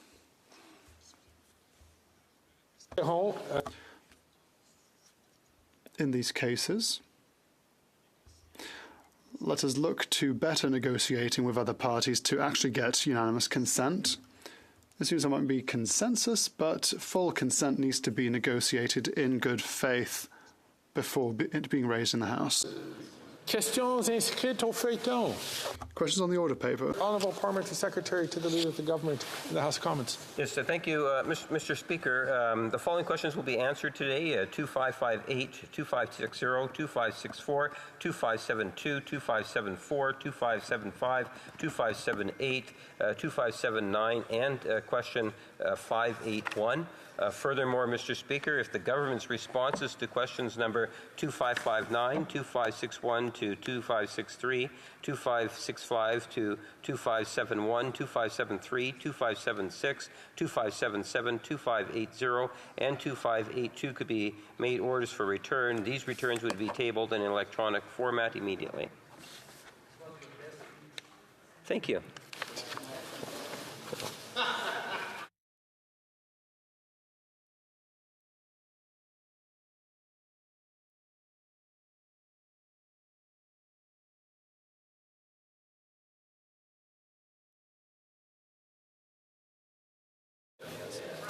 Is it the pleasure of the House that the aforementioned questions be made orders for return and that they be tabled immediately?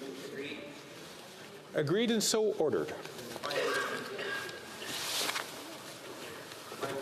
I would ask that all remaining questions be allowed to stand at this time, please. Thank the Honourable Parliamentary Secretary. Before we move on to orders of the day, I'm now ready to rule on the question of privilege raised on May 8, 2024 by the member for Simcoe North concerning the response written to question number 2221. In his intervention, the member alleged that, through omission, the Minister of National Revenue misled the House. The member stated that he had asked for a specific set of information through order paper question 2221 about overpayments to the Canada Child Benefit in the event of a death of a child. The corresponding response indicated that the information sought by the member was not collected in a way that permitted an answer to his very specific question. However, the member argued that he successfully obtained, through questioning of a government official at a recent committee meeting, the precise information that he had originally sought through his written question. This, he claimed, illustrated that the government did in fact have the information he wished to receive. He contended that the government attempted to frustrate his ability as a member to obtain factual information through the written question process. He argued that this qualified as a question of privilege that was worthy of examination by the Standing Committee on Procedure and House Affairs. Le leader adjoint du gouvernement à la Chambre a répondu que the Deputy Government House Leader countered that there was no intent to mislead the member for Simcoe North or the House. He explained that the information shared with the member in committee differed from what was asked in question Q2221, which was about overpayments of the CCB in the case of a death of a child.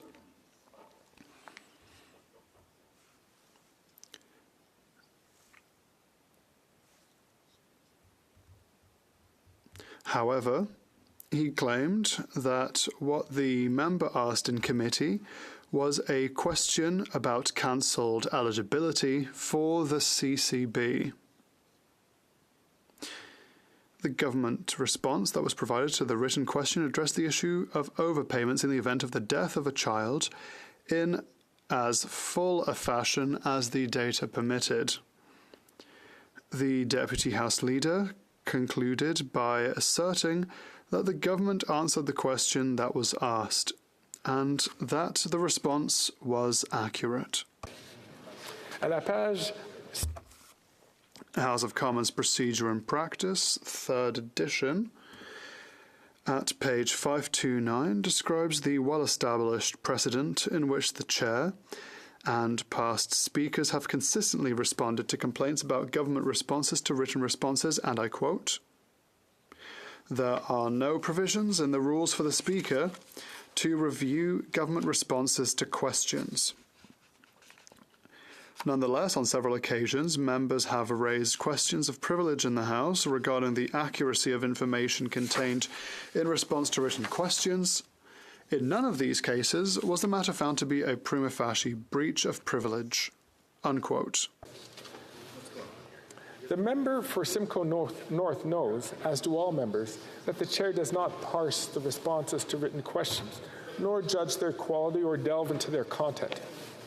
The government did provide an answer to his question, though the member argues it was insufficient or incomplete. The member for Dauphin Swan River, Nipawa, also complained about the substance of an answer to one of his written questions. While circumstances differed, the conclusion remains the same. The Chair is not empowered to review the content or the quality of answers provided to written questions. That said, the Chair would, once again, like to reiterate its expectation that the government, in responding to written questions, be as forthcoming as possible in providing members with the information they require to do their job. Members can always seek clarification about their original questions or ask for additional information by providing new written questions on the order paper or even by proposing to a committee that it study the subject of their written questions. Accordingly, the Chair does not find there to be a prima facie question of privilege. I thank all members for their attention. Orders of... L'honorable député de Mégantic. The Honourable Member for Mégantic-L'Érable. Point of order. Yes, thank you, Mr. Speaker. There have been discussions between parties, as you suggested earlier, and I believe that you will find unanimous consent for the following motion. That notwithstanding all standing order, special usage or regular practice of the House, Bill C-61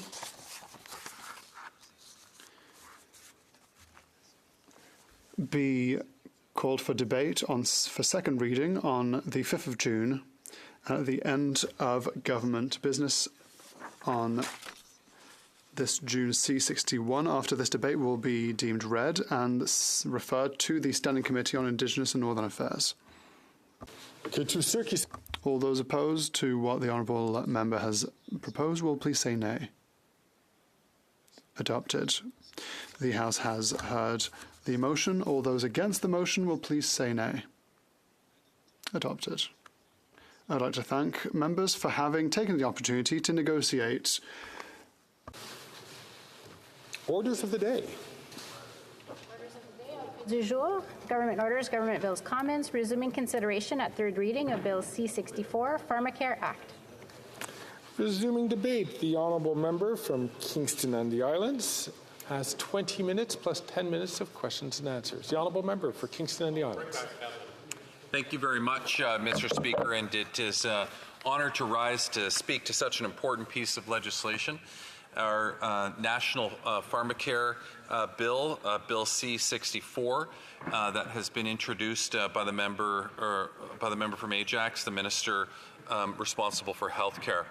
And, you know, in my opinion, Mr. Speaker, this particular legislation is certainly a long time coming.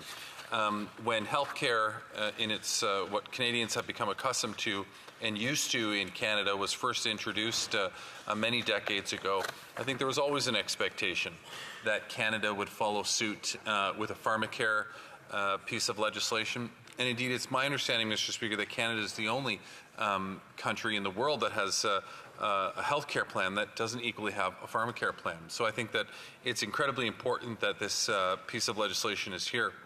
I've been listening to the debate over the last number of weeks and regarding this particular bill, and I've found it quite interesting what I've heard in the House about it. For starters, you know, I just want to say it is a piece of legislation that I see as a starting point. It is a point that we can start to implement a national pharmacare plan to help in particular to help some of the most vulnerable Canadians get access to medications that they need. And I'll address more in detail that point in a moment. But more importantly, you know, this is a starting point in the sense that we will start by having two major medications that Canadians use. That is medications for diabetes and contraceptives for individuals who require them. And I say that because I know that it's almost 4 million people in Canada are currently using medications for diabetes. And so the impact of this piece of legislation, even though it's only a starting point with two specific medications, certainly will have an impact in our country on so many people. With the portion that's for diabetes, that's nearly 4 million people on its own. But Bill C-64 establishes a framework, and that's the important thing. It's a framework towards a national universal pharmacare plan in Canada for certain prescription drugs and related products, including free coverage of contraception and diabetes medications that I already mentioned. The bill will also provide that the Canadian Drug Agency work towards the development of a national formula, develop a national bulk purchasing strategy, and support the publication of a pan-Canadian strategy regarding the appropriate use of prescription medications. And I think that the part on that regarding the bulk purchasing strategy is so incredibly important, because this is where Canadians will see the benefit of having a national pharmacare plan. The idea that we can, as a whole country, purchase medications in bulk certainly gives that purchasing power that I think is needed to be able to make these make the purchases at a fair price point that we as Canadians will be paying for through our taxes ultimately. And then finally, the last part of the bill, Madam Speaker, is that within 30 days of receiving royal assent, the minister will need to establish a committee of experts to make recommendations regarding the operation and financing of national universal single-payer pharmacare. The committee must provide their report of recommendations to the minister no later than 1 year after the bill receives royal assent. And you know, I think that as I indicated earlier, you know, when you talk about a program that's this big and this complex, it is important to have that proper oversight and to have a committee of experts that are making recommendations to the government on how to proceed. When we talk about the number of people that will be impacted by this, I find it really interesting, and this is something I alluded to a few moments ago, the conversation in this House, because there is something to be benefited by the fact that everybody is covered under this program. And the reason why I say that is because I think it's very easy to make comments, such as I've heard in particular from conservatives, that so many people are already covered. There's already people that are covered under their private plans. I think it's actually about 80% of people are covered in one way or another. Not everybody is covered the exact same way. Well, for starters, 20%, at least 20% of people aren't covered under any plan. And these would be the most vulnerable, because these are people that would literally have to go to the drugstore and to pay for their medication all out of pocket. Now, on the other end of the spectrum, you're going to have a lot of people who are fully covered. And there are some really good plans out there. There's some really good employers. There's some really good institutions that provide plans to their employees particularly and family members that are going to cover a lot, and in many cases 100% of the cost of medication. But then there's everything in between. There's everything in between and what that coverage is and how much of a coverage that it is. And I think that this is why it's so important when we talk about universal coverage. Sure, 80% of people might have some degree of coverage, but not everybody is covered the exact same way. And I think it's extremely important that everybody has the same basic universal coverage. When you look at the way we're treated when we go into hospitals, everybody's treated, at least it's supposed to be this way. It could be argued that provinces are setting up things differently, but everybody's supposed to be treated the exact same way. You go into a hospital, if you go into an emergency room, you'll see triage. They will determine the critical nature of your visit, how quickly you need to be dealt with, and everybody is treated the exact same way. Most importantly, when we're done and when we leave the hospital, we just go home. There's no ask for a credit card. There's no ask for a billing address. We have the luxury of having a healthcare system that covers everybody and that doesn't ask people to pay when they are in what would be their most vulnerable state, quite frankly. Just imagine if, I think one of the problems with my generation and generations certainly after me and a few before me, Madam Speaker, would be that the idea of having to pay for medical care is just something that seems almost foreign. It certainly does to me. I never think to myself, wow, I should go get this checked out, but what's it going to cost me to do that? That's never something that enters my mind. And you can just imagine that if I was to be living in the United States, for example, there are a lot of people who actually make that choice. They say, well, I should get checked out, but what is it going to cost me to do that? And this is one of those luxuries that we have when you have a single universal healthcare system that we do have here in Canada, is that that's not something that enters our mind, because we believe, I think we do as society, that there is a certain onus to take care of each other when it comes to our health care. And that's what our healthcare system provides, notwithstanding the fact that we could get particular in terms of what different provinces are attempting to do now. But that is the reality of the situation. So when we talk about pharmacare, when we talk about the drugs that we need to also be healthy, you got to ask yourself, why isn't it the same way? Why isn't that treated the exact same way? And I think that, and what I see in this is an attempt to move in that direction. It's two medications to start with, two very important ones, or at least very popular ones that a lot of Canadians use. But it comes from the same premise that when somebody needs to take care of diabetes, as one example here, or somebody who wants access to contraception medication, that they shouldn't have to filter into the equation of making the decision as to, do I have to pay for this, for starters, as 20% of the population would? Or how much of it do I have to pay for? Do I have to pay for a portion of it? Does my coverage only cover 60% and I have to pay 40%? Does that make it worthwhile for me doing this? Or perhaps I can go against my doctor's advice and not get the medication because I think I'll be fine. These questions should not be asked by Canadians. The questions that unfortunately a lot of people ask, and in particular, there are a lot of seniors out there that rely on a lot of medications. And for seniors to say, well, do I have to make a decision between getting the medication that I need or buying food? They shouldn't be making those choices, or they shouldn't be saying, well, maybe I'll only take half the dosage that I'm prescribed because at least then I'm still taking something, but I don't have to spend as much as I otherwise would have.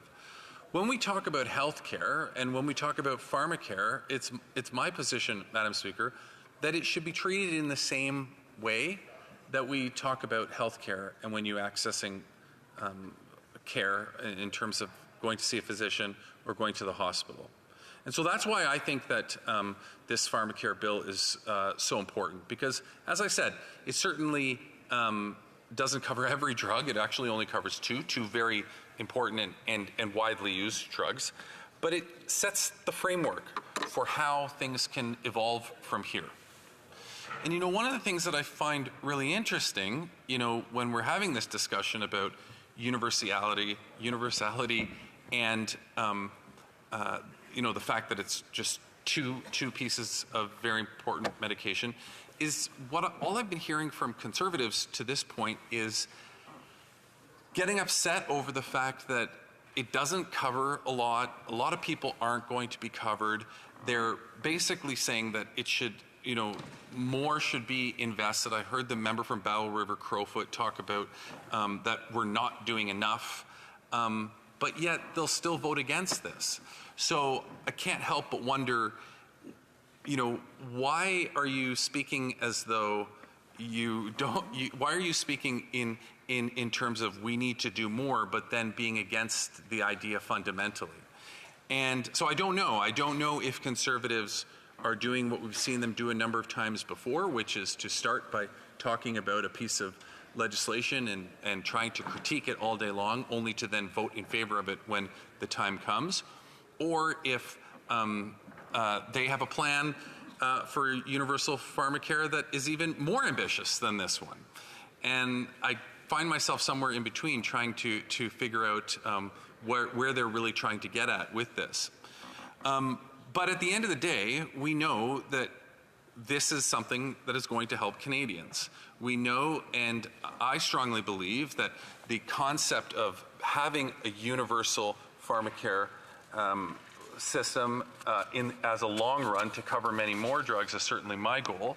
We know that will be I at least think that will be to a great benefit of all Canadians. And this legislation, Madam Speaker, is a huge step forward in delivering better health care to Canadians. As I said, it lays out that plan for universal single-payer coverage for contraception and diabetes medication. And this will mean 9 million women and gender-diverse Canadians all across the country can get access to the contraception and reproductive autonomy that they deserve. Notwithstanding the fact that, we've seen some Conservatives lately start to talk and reopen discussions that we had around reproductive autonomy from decades ago.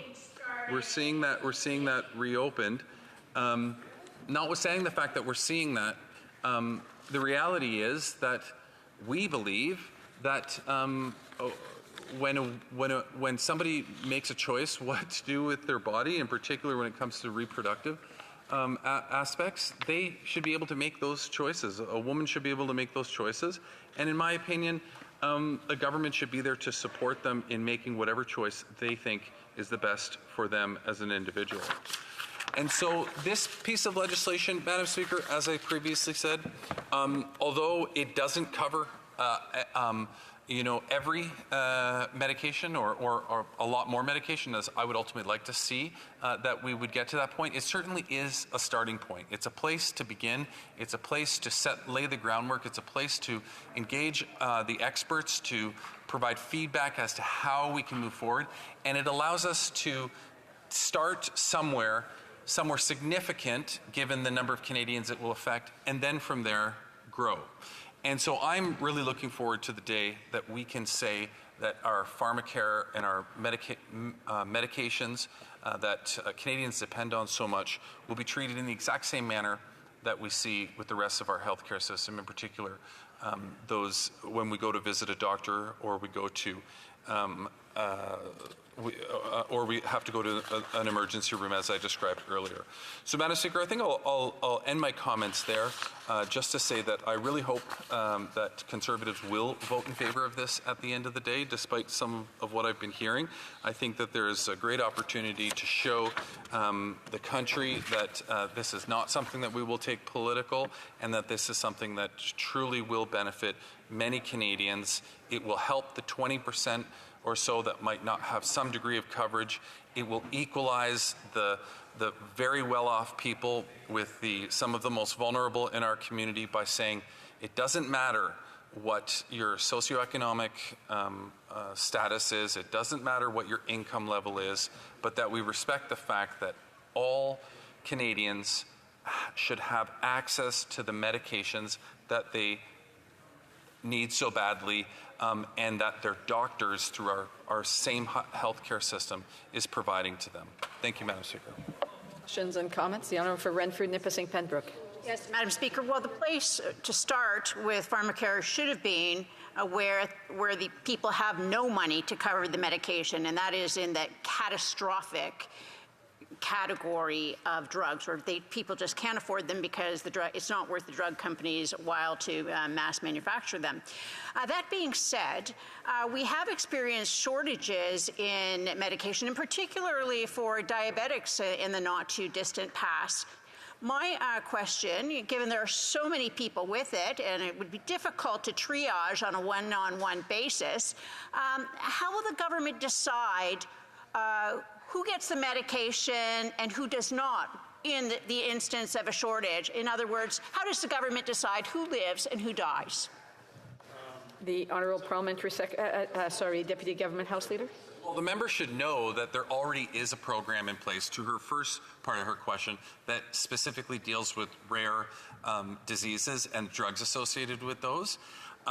So that angle of it is actually already covered. And then to her question about shortages, well, this is exactly why a national program like this, where you can purchase in bulk, makes sense, because companies who supply and companies who bid on these bulk sales will then know exactly what the demands will be based on what the government is asking for, and they will also be held to be able to produce those. I mean, it doesn't take somebody who's been in business a long time to understand that when you have a customer, such as a government, and you ask for a certain product, or you get into a contract to manufacture a certain product, that they will start delivering that. You actually, I think, will steer away from the shortage problems. Questions and comments. The Honourable Member for Alberti-Masquinongé. Thank you, Madam Speaker.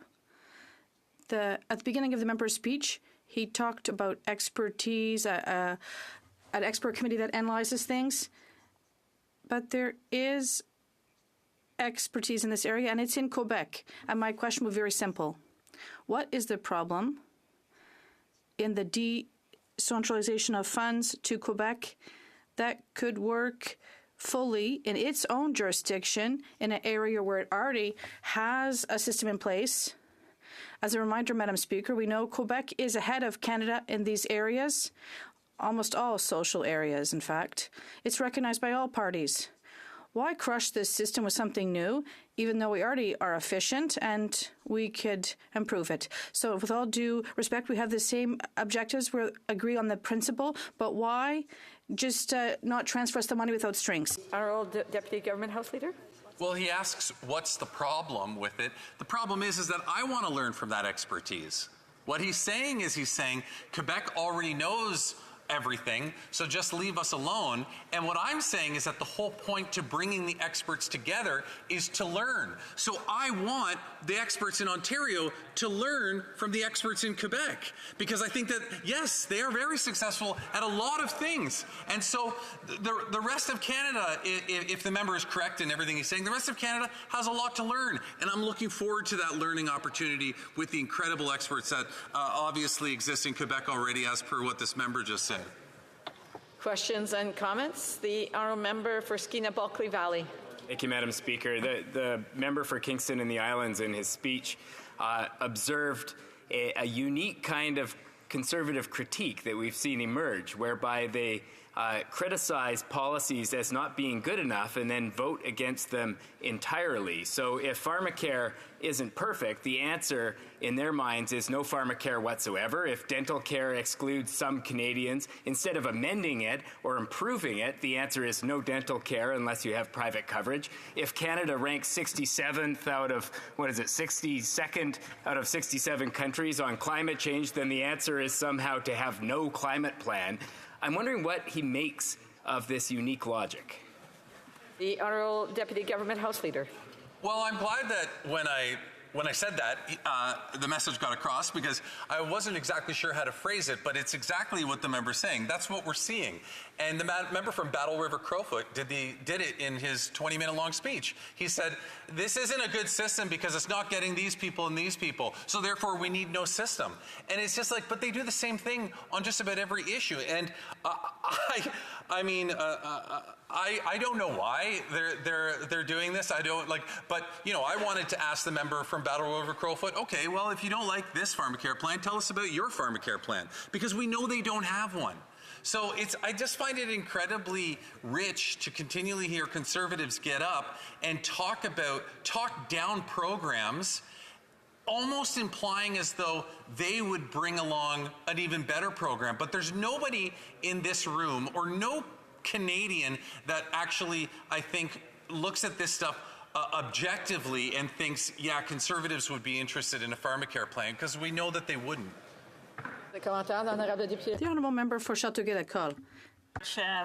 Madam Speaker, in listening to my colleague, he talked about the fact that this program is going to be addressing two main elements, contraceptives and diabetes. I'm thinking from the affordability angle, and I'd like to hear his comments on that. Like, we know that when people are all of a sudden confronted with a huge expense or an unexpected long-term expense, what that can do to their budgets. And I'd like to hear him comment on how the pharmacare program will help. The Honourable Government Deputy House Leader. Yeah, I mean, the affordability aspect of it, I think, is really important. I don't think it really matters what your economic background is or what your economic status is, Madam Speaker, but I think that any Canadian, if we were to go into a hospital and receive a bill afterwards, we would all be taken back by that, because it's just the concept of it. I have friends that live in the United States, and some, one gave birth recently and receives a bill for $26,000. Wow. It's absolutely insane. And so, but the same logic has to apply to the medications that we need. And it's not even just about helping people with those costs. It's about the investment. If you help people take care of themselves now, we're not going to have to pay as much when they have to end up in the hospital because they weren't able to afford the medications that they were prescribed. And what this bill is really about, and what I tried to emphasize in my speech, is that there's varying levels of affordability right now. Some people, 20% or so, have absolutely no coverage. Some people have the platinum level coverage where they don't have to pay anything. And then there's everybody else in between. Some people pay 60%, some people pay 40%, 20%, 10%, whatever it is, depending on who's covering you. At the end of the day, in my opinion, the coverage needs to be universal, just like the coverage is universal when it comes to receiving health care from a physician or in a hospital. Questions and comments? The Honourable Member for Edmonton West. Thanks, Madam Speaker. I'd like to thank my colleague from Winnipeg North for, oh, I'm sorry, force of habit. No, teasing aside, I want to thank my colleague actually for his speech, and sincerely, normally we see a lot of fireworks back and forth from the member to our side, and we didn't see it on this speech, and it is appreciated. I do have a straightforward question, and I think it was brought up by my colleague from the Bloc about this is provincial jurisdiction. The provinces are mostly covering a lot of these for low income or those who are not covered. Alberta does the same for the items that are in this bill for birth control and diabetes. The question is, why not, because the provinces are already doing that, why not just fund the province to allow them to expand their programs rather than creating a duplicated process federally? The Honourable Deputy Government House Leader. Well, I mean, first of all, you know, on the member's comment, Madam Speaker, I apologize if I wasn't on my game and didn't give him the fire in his speech that he was expecting. I will work on that for next time. But all I will say is that that's a great suggestion. That's a great suggestion. And I'm sure there's a really good answer to it, and I'm sure in committee you could get down to it. But I will say to the member, this is the first real question that I've heard from that side that I've actually had to reflect on. And I don't mind saying that maybe, you know, he has a good point. Let's have a debate on that rather than having a debate on the false narratives that are going on. I know the Bloc member is the Bloc will say that they asked me the same thing, but the point is, Madam Speaker, is that I believe that just like healthcare as it relates to physician care or hospital care is something that is established by the federal government and the actual implementations done by the provinces. Can universal pharmacare get to that place? And what the member is suggesting? Yeah, it might be the case that one day that's where we can get to. But the standard has to be the same across the entire country. And that's the really important thing. And that's what I fear might be lacking if we allowed happen what he said. Resuming debate. The Honourable Member for Edmonton West. Thank you, Madam Speaker. I will be sharing my time with my colleague from Saskatoon West, as we fondly know him as the member from Saskatoon West Edmonton Mall. Now, I rise on C-64 today. You know, officially it's called an Act Respecting Pharmacare. I have two other names for that. One is the Liberal name, the proper Liberal name of the bill, which is Fake News to Satisfy Gullible NDP Caucus Act. And then the longer title is the NDP. I hope no one notices we said we'd force an election unless we got a comprehensive and entirely public pharmacare program, but sold out for little act. Now, I am being a bit sarcastic here, but this is the truth. The government has repeatedly stood in this House and said it's pharmacare, it's inclusive pharmacare, but it's not. It's two items. The NDP is constantly stood up with their colleagues across the way in the senior partnership or the radical wing of the NDP and said it's a pharmacare, comprehensive pharmacare, single pay, but it's not. It's just covering two items, despite what they'd have you to believe. Now, it does cover potentially, but we don't know the details, diabetes drugs and birth control. But what it doesn't do is cover the largest chronic diseases that Canadians are suffering from. The top ones like hypertension, osteoarthritis, mood and anxiety disorder drugs, osteoporosis, asthma, obstructive pulmonary disease, and I'm going to pronounce this wrong, ischemic heart disease, cancer, dementia, and rounding out the top list is diabetes. So only one item out of the major chronic issues that are diseases or afflictions hurting Canadians. So where's the coverage for those? Nowhere to be found, which is why the government should not, and other people in the South, should not be calling it a Pharmacare Act. They can come up and name it, well, a potential Pharmacare Act down the road, but they should not be misleading Canadians and believing this is a Pharmacare Act. So I asked, where's the coverage for hypertension? 8 million Canadians suffer from this. Osteoarthritis, 4 million Canadians. Osteoporosis, 2 million Canadians. Asthma, 4 million Canadians suffering. How many of those are getting covered by this so-called Pharmacare Act? 0.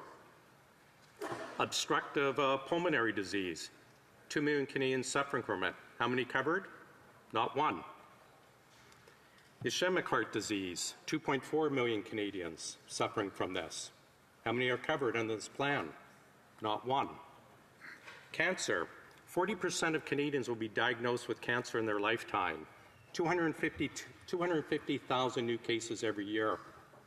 How many are covered under this so-called Pharmacare Act? Not one. Dementia, 750,000. Not one covered. So where is the coverage? Now I want to get back to my comments, snarky I admit, about the NDP. I want to quote, this is from the National Post, NDP members drew a line in the sand by passing an emergency resolution at their policy conference in Hamilton that says the party should withdraw its support if Liberals do not commit to, quote, a universal, comprehensive, entirely public pharmacare program. So if you look up comprehensive in the dictionary, the Oxford Dictionary, comprehensive, complete, including all or nearly all aspects of something.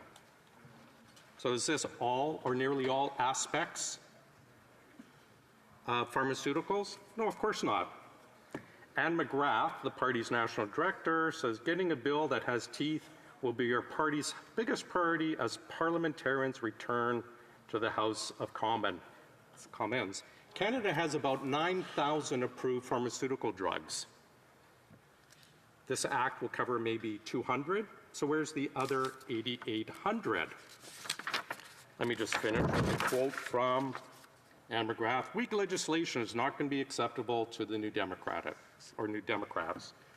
Maybe 200 for diabetes and birth control out of 9,000 seems to be acceptable. The NDP leader, it has to be strong, it has to have teeth. And I feel that like that resolution gave me in the caucus a lot of bargaining power. It's a lot of strength. So I wonder when my colleagues in the NDP are going to be withdrawing their support. Probably not. One of the issues I have, and I brought it up in an earlier question, is large majority of Canadians are covered, but there are some that are slipping through the cracks. There are some not covered, some only partially covered. But they are covered by the province. Alberta, for example, covers most of the issue or most of the items brought up. Essentially, BC does, Quebec does, Ontario does. Pretty much every province, I think, except one or two of the Atlantic provinces, do cover diabetes or birth control for low-income Canadians. But they're not covering the other items of importance, hypertension, some of the others. This bill, I think, is going to cost, or the initial phase of this is going to cost about $1.5 billion. I think that money could be used better, either giving it to the provinces for rounding out the services, or better yet, focusing on Canadians afflicted with rare diseases. We had a couple of families came to my office. Their young children were suffering from SMA, spinal muscular atrophy, horrible disease. Generally, it's a death sentence by the time the child is age 2. Now, these two families in Edmonton, their children were diagnosed with that. About the same time, a new drug had come out called Spinraza, and I have to give points to the pharmaceutical companies for how they come up with these names. But Spinraza did not cure the disease, but it did extend life to about 18 years old. The child will not have great quality of life, but they could live to the late teens. When Spinraza came to the market, the NDP, Rachel Notley's NDP, was in power in Alberta. We went to the local MLAs, we went to the NDP to see if we could get this drug sped up for coverage in Alberta. You know what? The NDP refused to look at this. The same NDP that says it's a line in the sand that they will force an election over, they refused to help out this family. When the UCP, the Provincial United Conservatives, were elected, a chap named Tyler Shandro was the health minister, much aligned, and probably sure a lot of it was deserved, managed to get the Spinraza approved for the family within 2 weeks. It's a very expensive drug. But along came a better drug called Zolgensma, and I truly believe it is a miracle drug. Instead of like Spinraza, where children were treated, would have to spend about a month a year in intensive care, spinal tap and everything, Zolgensma was one shot in the arm, It sought out the bad gene and copy-pasted the good gene over, basically stopped the disease in its track, and would give the children a chance at a strong life. It would be about $45 million a year to treat everyone afflicted with this, everyone born every year in Canada. I think this is where, if the government is going to spend this money, it should focus on that. It should not be spending money focusing on replacing programs that already exist. I think it's about 60% of Canadians have a program delivered through work. Instead of subsidizing those 60%, they should look after people like this in need. These two families had to actually go out and fundraise for this drug. Ryan, the gentleman who plays Deadpool actually was helping fundraise for this family, or for these two families. Luckily enough, a benefactor came across, Corporate One, to provide it for everyone in Canada. But this is an example where that $1.5 billion could be better spent. Another couple of my writing, their child was suffering from PKU, which is a rare inherited disorder, causes a buildup in amino acid in the body, prevents it from metabolizing protein. Children cannot have protein. $5,000 a month out of pocket. The government should look after covering this. 27 million Canadians already have coverage through work. This Liberal plan, single-payer plan, is going to subsidize either the companies who are already paying for this, or they're subsidizing Big Pharma. And it's funny, Big Pharma, they just hit an extra tax for too much profit through the government, our Liberal government. Temporary Canada Recovery Dividend to attack pharmacies or the Big Pharma who they're now going to subsidize. Or they could actually be subsidizing companies direct, including Loblaws. At the same time they're demonizing Loblaws in this House, they will end up subsidizing. So I do not support the Act as it is. There's better ways to do it, just not the way the Liberals and the NDP are doing it. Madam Speaker, thank you. Questions and comments? The Honourable Parliamentary Secretary, the Government Health Leader. Yes, thank you, Madam Speaker. And I disagree with the member across the way and the Conservative Party's approach in general dealing with the issue of pharmacare. The member seems to be, yes, we have all these medications that are out there, and why are we just limiting to 2? The short answer is that this is a very significant first step, and there is a substantial cost to it. It will ensure that we don't get this a varying patchwork depending on which province you happen to live in determines what kind of a fee that you would actually be paying. We have literally 100+ different types of plans that are out there, public, private. I would even suggest there might even be some nonprofit stuff out there. My question is, does the member not recognize the true value of moving forward on such an important issue of pharmacare? And this is, in fact, one of the ways he can do that is by supporting this legislation. For Edmonton West. Thank you, Madam Speaker. The reality is this huge amount of Canadians, the majority, are already covered by plans, either through the government or through their work. The government should be looking at helping those who are slipping through the cracks or those who have near or no coverage. They shouldn't be looking at subsidizing big corporations so they don't have to provide it to their employees, and they shouldn't be looking at subsidizing Big Pharma for these things. They should look after helping those slipping through the cracks or those who have no coverage at all. Questions et commentaires? Questions and comments? L'honorable député de Berthier. The honourable member for Berthier-Masquinongé. Thank you very much, Madam Speaker. I'd like to ask my colleague about the question I asked earlier about health transfers to the provinces and Quebec. The provinces and Quebec have the expertise in that field. And how does he interpret the answer from the member earlier when he said, yes, indeed, Quebec has the expertise and we can learn from that expertise. And at the same time, with the other hand, they want to crush our system with a new pan-Canadian system, and they seem to think they know the truth. Thank you. For Edmonton West. No, I agree with my colleague from the Bloc. The provinces are responsible for health care. The provinces, by and large, are mostly providing that already. I look at Alberta, $2,400 for patients with diabetes currently regularly using insulin, $320 for diabetic medications for high risk of hypoglycemia, $160 for medications of low risk, hypoglycemia, monies for pumps. The provinces are by and large already filling a lot of those gaps. The government, if they wish to spend the money, should deliver the money to the provinces who are delivering the services so they can fill those few last gaps, rather than creating a whole new level of bureaucracy, a whole new level of potential problems. The government can't pay its employees. They've messed up the Canada Life, the switch for public service pharmaceuticals. Somehow, I do not think they're going to be able to cover 40 million Canadians with the new plan out of the blue. We have time for a brief question. The honourable member for Victoria. Thank you, Madam Speaker. The Conservative member has been parroting talking points from the big pharmaceutical companies. And while he talks about the majority of Canadians already having coverage, people with diabetes who are covered are still spending thousands of dollars out of pocket for essential medication. Why doesn't he think that those people deserve support? The honourable member for Edmonton West, a brief answer, within 1 minute.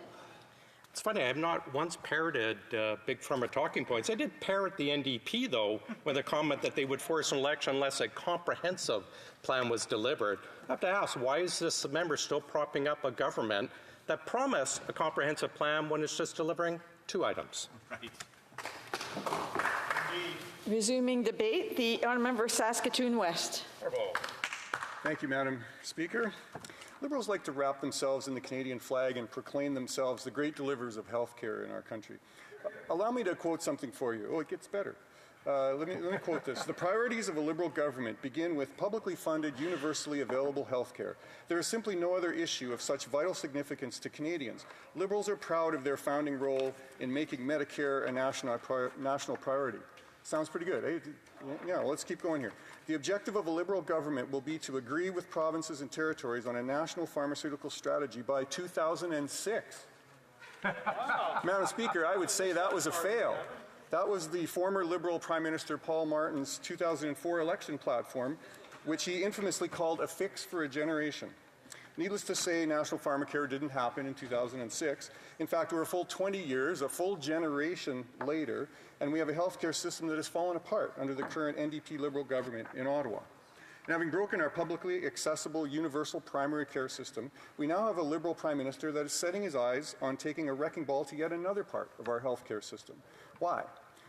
Well, in this backward town we call Ottawa, where common sense goes to die, Liberal logic says if it isn't broken, then they need to fix it. They need to break it. And what are the NDP Liberals breaking today? It's the systematic dismantling of Canadians' access to their prescription drugs and treatments that are vital to their health. And just like 20 years ago, when that previous Liberal Prime Minister brought disaster after disaster to primary health care, breaking it for a generation, if we follow our current NDP Liberal Prime Minister down this path, our prescription drug system will forever be broken for generations to come. Rather than calling this a fix for a generation, I would say the fix is in. Madam Speaker, it's against this backdrop of our broken primary health care system that Canadians need to take a good, hard look at this legislation. Bill C-64, the so-called pharmacare bill in front of us today, is not what the NDP or the Liberals are advertising. It is neither the implementation of universal prescription drug coverage, nor will it improve the options for the 2 items it promises to cover, contraception and diabetes medications. Instead, it goes out of its way to destroy Canadians' already pre-existing insurance coverage, provincial drug plans, and freedom of choice in medication when pursuing treatments. First, let's talk about federal-provincial relations. Madam Speaker, if it is interventionist NDP Liberal governments that use their control over the purse strings to force provinces into impossible decisions on patient care. Every time a premier tries to improve health care in their jurisdiction, the Liberal Prime Minister of the day will threaten to cut off health care funding to the province. Let's say a province wants to establish a few clinics offering MRIs outside of a hospital. To the Liberals, this is a mortal sin, and it cannot be allowed. Just earlier this year, the federal Liberal Minister of Health fined my home province of Saskatchewan $1 million for allowing MRI clinics to operate in 2021. This was an innovative idea that increased the number of MRIs performed at a lower cost. It was brilliant. But not so fast. This NDP Liberal government saw that as a mortal threat and fined the province. As these clinics are still functioning, because they're common sense, we can expect the fines to continue. How ridiculous is that? The answer is as simple as it is sad. They actually don't want the system to get better. They don't want better outcomes for people. The NDP and the Liberals have learned long ago that as long as the healthcare system is broken, they can campaign in elections as the great protectors and saviors of the system. Canadians aren't going to fall for that again. And remember, this whole thing depends on the federal government convincing the provinces to go along with this scheme, something we already know the Liberals are not good at doing. So what about this bill? Isn't it doing something good? Well, there's a second important thing to understand. This so-called pharmacare legislation will not bring universal prescription drug coverage to Canadians. Section 8.2 of the legislation under the heading Discussions says the following. The minister must initiate discussions with the aim of continuing to work toward the implementation of national universal pharmacare. So let's break that down. What does the legislation require the minister to do? He must initiate discussions. Okay, fair enough. What do those discussions do? Well, they have the aim of continuing to work towards a goal. So what? That's it? That's the big reveal? The minister is required to talk to some people to work towards an ideal. That sounds like every scam artist running a Ponzi scheme. Schmooze as many people as you can, sell them on an idea that is nothing more than smoke and mirrors. And this legislation is literally that, smoke and mirrors, conning Canadians into thinking that there is a pot of prescription drug gold at the end of the rainbow. It's not prescription drug gold at the end of this legislation. In fact, every single Canadian will be just that much poorer if and when this gets implemented. Why? Because it's a direct attack on Canadians' private health insurance and drug coverage. Did you know that according to the Globe and Mail, there are 102 government drug programs operating today, along with 113,000 private insurance programs? Stats Canada reports that 79% of Canadians currently have health insurance which includes drug coverage. The completely independent Parliamentary Budget Officer analyzed how much it would cost Canadian taxpayers if universal pharmacare was implemented. Their analysis is that pharmacare would cost about $40 billion every year. And more importantly, that would be about $13 billion more than is being spent today.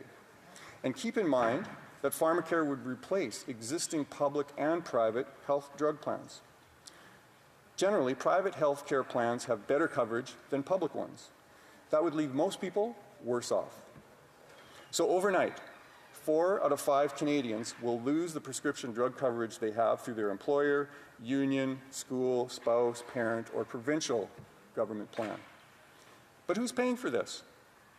Well, the federal government, which means you and I, through increased taxes. Either way you look at this, this will result in a multi-billion-dollar spending increase paid for by you and I. You know who will really benefit from this? Private companies who provide insurance to their employees. Why? Because today they're paying for private drug insurance. Once this program kicks in, they can now cancel those programs because the government is paying for this now. That will save those companies significant dollars.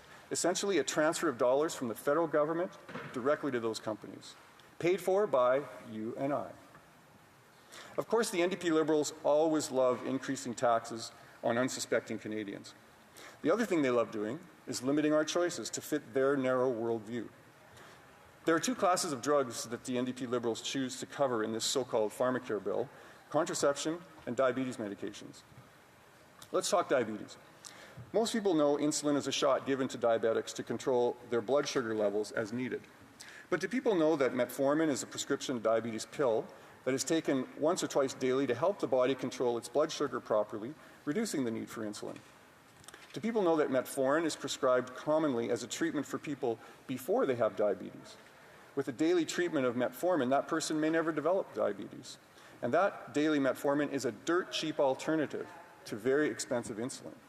It keeps pre-diabetics from developing the disease and costs pennies compared to insulin. Not covered. What about Ozempic? Oh yes, we've all heard of Ozempic as the wonder weight loss drug, but that's simply a side effect of it being a diabetes drug that acts on the pancreas to control blood sugar. We also know that the best way to avoid type 2 diabetes is to be a healthy weight, not being obese. Ozempic does that. But Ozempic is among the most expensive drugs on the market, about $75 a dose. So Ozempic and metformin are used to prevent the disease of diabetes. Does that mean the NDP Liberals are purposely going to deny treatment to those folks from developing diabetes and wait until they get the full-blown disease? How is that fair? Shouldn't that be a decision for the patient and the doctor and not some bureaucrat in Ottawa? Innovative Medicines did a comparison of the access of drugs covered by private insurance versus those in public plans. The results are shocking as they are sad. In Canada, private insurance covers twice as many drugs as provincial plans do. The bottom line is that this bill proposes to take away your private drug plan. That's what single payer means. What's the result? Private companies and anyone else currently providing drug coverage in a benefit plan will cancel those plans and force Canadians onto the government plan. Canadians will be stuck with a slimmed-down plan and be forced to pay out of pocket for the rest. Madam Speaker, after 9 years, it's clear that this NDP Liberal government simply isn't worth the cost to Canadians' health. They've broken our primary health care system, and now with this so-called pharmacare legislation, they're setting out to break prescription drug coverage for 80% of Canadians who already have private insurance. Conservatives will not stand idly by while the NDP Liberals systematically break our country. When we form government, we will undertake the task to fix the immense damage this costly coalition has done. We will axe the tax, we'll build the homes, we'll fix the budget, and we'll stop the crime. Let's bring it home. Questions and comments? The Honourable Government House Leader. Thank you, Madam Speaker. Parliamentary Government. Parliamentary Secretary to the Government House Leader. There we go. It finally came out. It's all good. Madam Speaker, you know, it's concerning now. The Conservatives are trying to maybe do a little bit of a backtrack, and they're saying that it's just not good enough. And depending in terms of the depth of the speech you'll find is you will find out that the Conservatives do not support public involvement at the national level, period. End of story. Realize that there's over 3.5 million people with diabetes. There's about 25% of them that are not necessary, or that have reported in terms of not taking all the medications that they could or should be taking, and cost is a barrier. You have people with diabetes that will go blind, they will have amputations, all sorts of issues that are out there. Why does the Conservative Party not support Canadians receiving this particular benefit? The Honourable Member for Saskatoon West. Thank you, Madam Speaker. You know, we need to be very clear on what we're talking about here. We're talking about a system that's proposing to blow up the existing network of private and public health care, pharmacare programs, of which 80% of Canadians already have coverage, at the expense of putting in a generic plan that everybody will have. And as I said in my speech, many people will actually lose coverage. They will be reduced in what they can get. Now, certainly there are people who aren't covered, and I would agree that there maybe should be something to deal with those people, but not have a single system that comes in and blows up everything to put in a universal single-payer program. That makes no sense, and that's something that I will not support. Questions et commentaires. L'honorable député de Beauport-Limoilou. The Honourable Member for Beauport-Limoilou. Thank you, Madam Speaker. Previously, we have discussed the fact that Quebec has its own pharmacare plan. Ottawa is refusing. Am I bothering you? Do you need to have a conversation? Can I ask my question now? Order. If there are conversations ongoing, members can go to the lobbies because I'm sure the Honourable Member would like to hear this question. The Honourable Member for Beauport-Limoilou. Thank you. What I was saying is that in Quebec, we have our own pharmacare system. It isn't perfect, but we already have it. And our public servants in Quebec are running it. So here is my question. Is it not totally illogical to impose pharmacare on a province that is already capable of managing its own pharmacare? Why should Quebecers have to pay taxes so that the Government of Canada can just duplicate existing services in Quebec without necessarily improving service offering? Thank you, Madam Speaker, and I thank the member for that question. It's a great question. And it kind of gets to the core issue, too, of the incompetence of this government in dealing with provincial-federal relations, because we already know that provinces like her province of Quebec and others have said they are not going to sign on to this program because they have their own program or they have different ideas. And so this is also part of the problem. And so you're going to end up with a patchwork system across the country, as has been mentioned before. So I have no confidence that this government can actually pull off the negotiations with different provinces to put in a program like this, let alone the fact that it's not a program worth putting in. Questions and comments? The honour for Winnipeg Centre, a brief question. Yes, thank you, Madam Speaker. You know, the Conservatives, they seem to fight against anything for women, whether it's menstrual hygiene products, now it's free contraception, including some of their backbenchers that are fighting against the right to access safe, trauma-informed abortion care. My question to the honourable member is, why are the Conservatives so anti-feminist and anti-women? A brief answer, the honourable member for Saskatoon West. Thank you, Madam Speaker. I would ask the member a question of my own, which is how you wanted a full, the NDP wanted a full pharmacare complete program. This is nowhere near that. How can they support this? How can they support this government? And how can they keep propping up this incompetent Liberal government? Order. It is my duty, pursuant to Standing Order 38, to inform the House that the questions to be raised tonight at the time of adjournment are as follows. The honourable member for Mission Matsky Fraser Canyon, carbon pricing. The honourable member for Langley Aldergrove, mental health and addictions. And the honourable member for Victoria, climate change. Resuming debate, reprise de débat. The honourable member for Vaughan Woodbridge. Thank you, Madam Speaker. It's always a pleasure to rise in this House. And good afternoon, everyone. Happy Monday. I hope you and your respective families are doing well. To all my colleagues.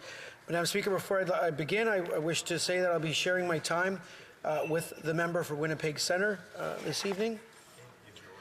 And before I begin, here we go. Thank you, Madam Speaker. I'm happy to speak with you today regarding Bill C-64, an act respecting pharmacare. It's another step for our government to making life more affordable for Canadians and providing the services that they need at this point in our term, and something that I'm very proud of as a member of Parliament. And Madam President, before I get into my formal remarks, this weekend I was reminded of the work we are doing to help in helping Canadians, including the wonderful residents that I have the privilege of representing in Vaughan Woodbridge. And close to my constituency office is one of the regional roads in the city of Vaughan in York Region, Weston Road. And along Weston Road, there are 3 signs that are placed up by our local dentists, all accepting the Canadian Dental Care Program. And much like what's contained in the contents of Bill C-64, an act respecting pharmacare, along with Bill C-64, here we have another foundational piece that is assisting Canadians in my riding and across the country. And we know over 2 million seniors have been approved for the dental care plan, and over 120,000 have actually visited dentists. And I've had many conversations with the seniors in my riding over the weekend that have actually used the plan and are very happy about it. So much along that vein, we are introducing a bill on pharmacare that will again help Canadians, 3.7 million of them, that have diabetes. And we know diabetes costs our healthcare system north of $30 billion a year. And there's a real saving in doing what we're doing, and also taking preventative steps, and also providing contraceptives for Canadians required as such. This bill sets out the principles that will guide our government's efforts to improve the accessibility and affordability of prescription medicines and support their appropriate use. It also underscores the importance of working together with provinces and territories to make national pharmacare a reality for Canadians. We can all agree that Canadians should have access to the rights of medicines at an affordable price, regardless of where they live. That is what Bill C-64 does. It represents the first phase towards a national pharmacare, starting with the provision of universal single-payer coverage for a number of contraception and diabetes medications. This legislation is an important step forward to improve health equity, affordability, and outcomes, and has the potential of long-term savings to the healthcare system, Madame la Présidente. In Budget 2024, we announced $1.5 billion over 5 years to support the launch of National Pharmacare and coverage for contraception and diabetes medications. Madam Speaker, I will highlight how important this is to Canadians and specifically how important access to contraceptives is to almost 9 million women. Some individuals that are having conversations, and I think they seem to forget that they're in the House of Commons right now, and their voices are starting to rise a little bit. I would ask them to maybe take their conversations out for now, because I'm sure that others want to hear the speech so that they can ask questions. The Honourable Member for Vaughan Woodbridge. Thank you, Madame la Présidente. And I was just saying how important that contraceptives are to almost nearly 9 million women here in this beautiful country we live in. Nearly 1/4 of the Canadian population. Contraception, also known as birth control, is used to prevent pregnancy, whether it is required for family planning, medical treatment, or for overall reproductive health. Improved access to contraception improves equality, reduces the risk of unintended pregnancies, and improves reproductive rights. The single most important barrier to access contraception in Canada is cost. For example, the typical cost for select contraceptives for an uninsured Canadian woman is up to $25 per unit or $300 per year for oral birth control pills and up to $500 per unit for hormonal IUD, which is effective for 5 years. Some populations are disproportionately affected by the lack of coverage. Women, people with low incomes, and young people, all of whom are all more likely to work in part-time or contract positions, often lack access to private coverage. One study found that women from lower income households are more likely to use less effective contraceptive methods or no contraceptive method at all. Although most drug plans list a range of contraceptive products, unfortunately only a fraction of Canadians are eligible for prescription birth control at low or no cost through a public drug plan. Bill C-64 will ensure that Canadians will have access to a comprehensive suite of contraceptive drugs and devices because improved access to contraception improves health equality. This means that every woman will have the ability to choose a contraceptive that is best for her, regardless of her ability to pay. This will contribute to her right to have bodily autonomy, which is what this government fully and fundamentally supports. In addition, ensuring access to a comprehensive suite of contraceptive drugs and devices with no cost to the patient can lead to savings for the healthcare system. Madam Speaker, British Columbia implemented this policy at the provincial level last April. And studies from the University of British Columbia suggest that no-cost contraception has the potential to save the BC healthcare system approximately $27 million per year.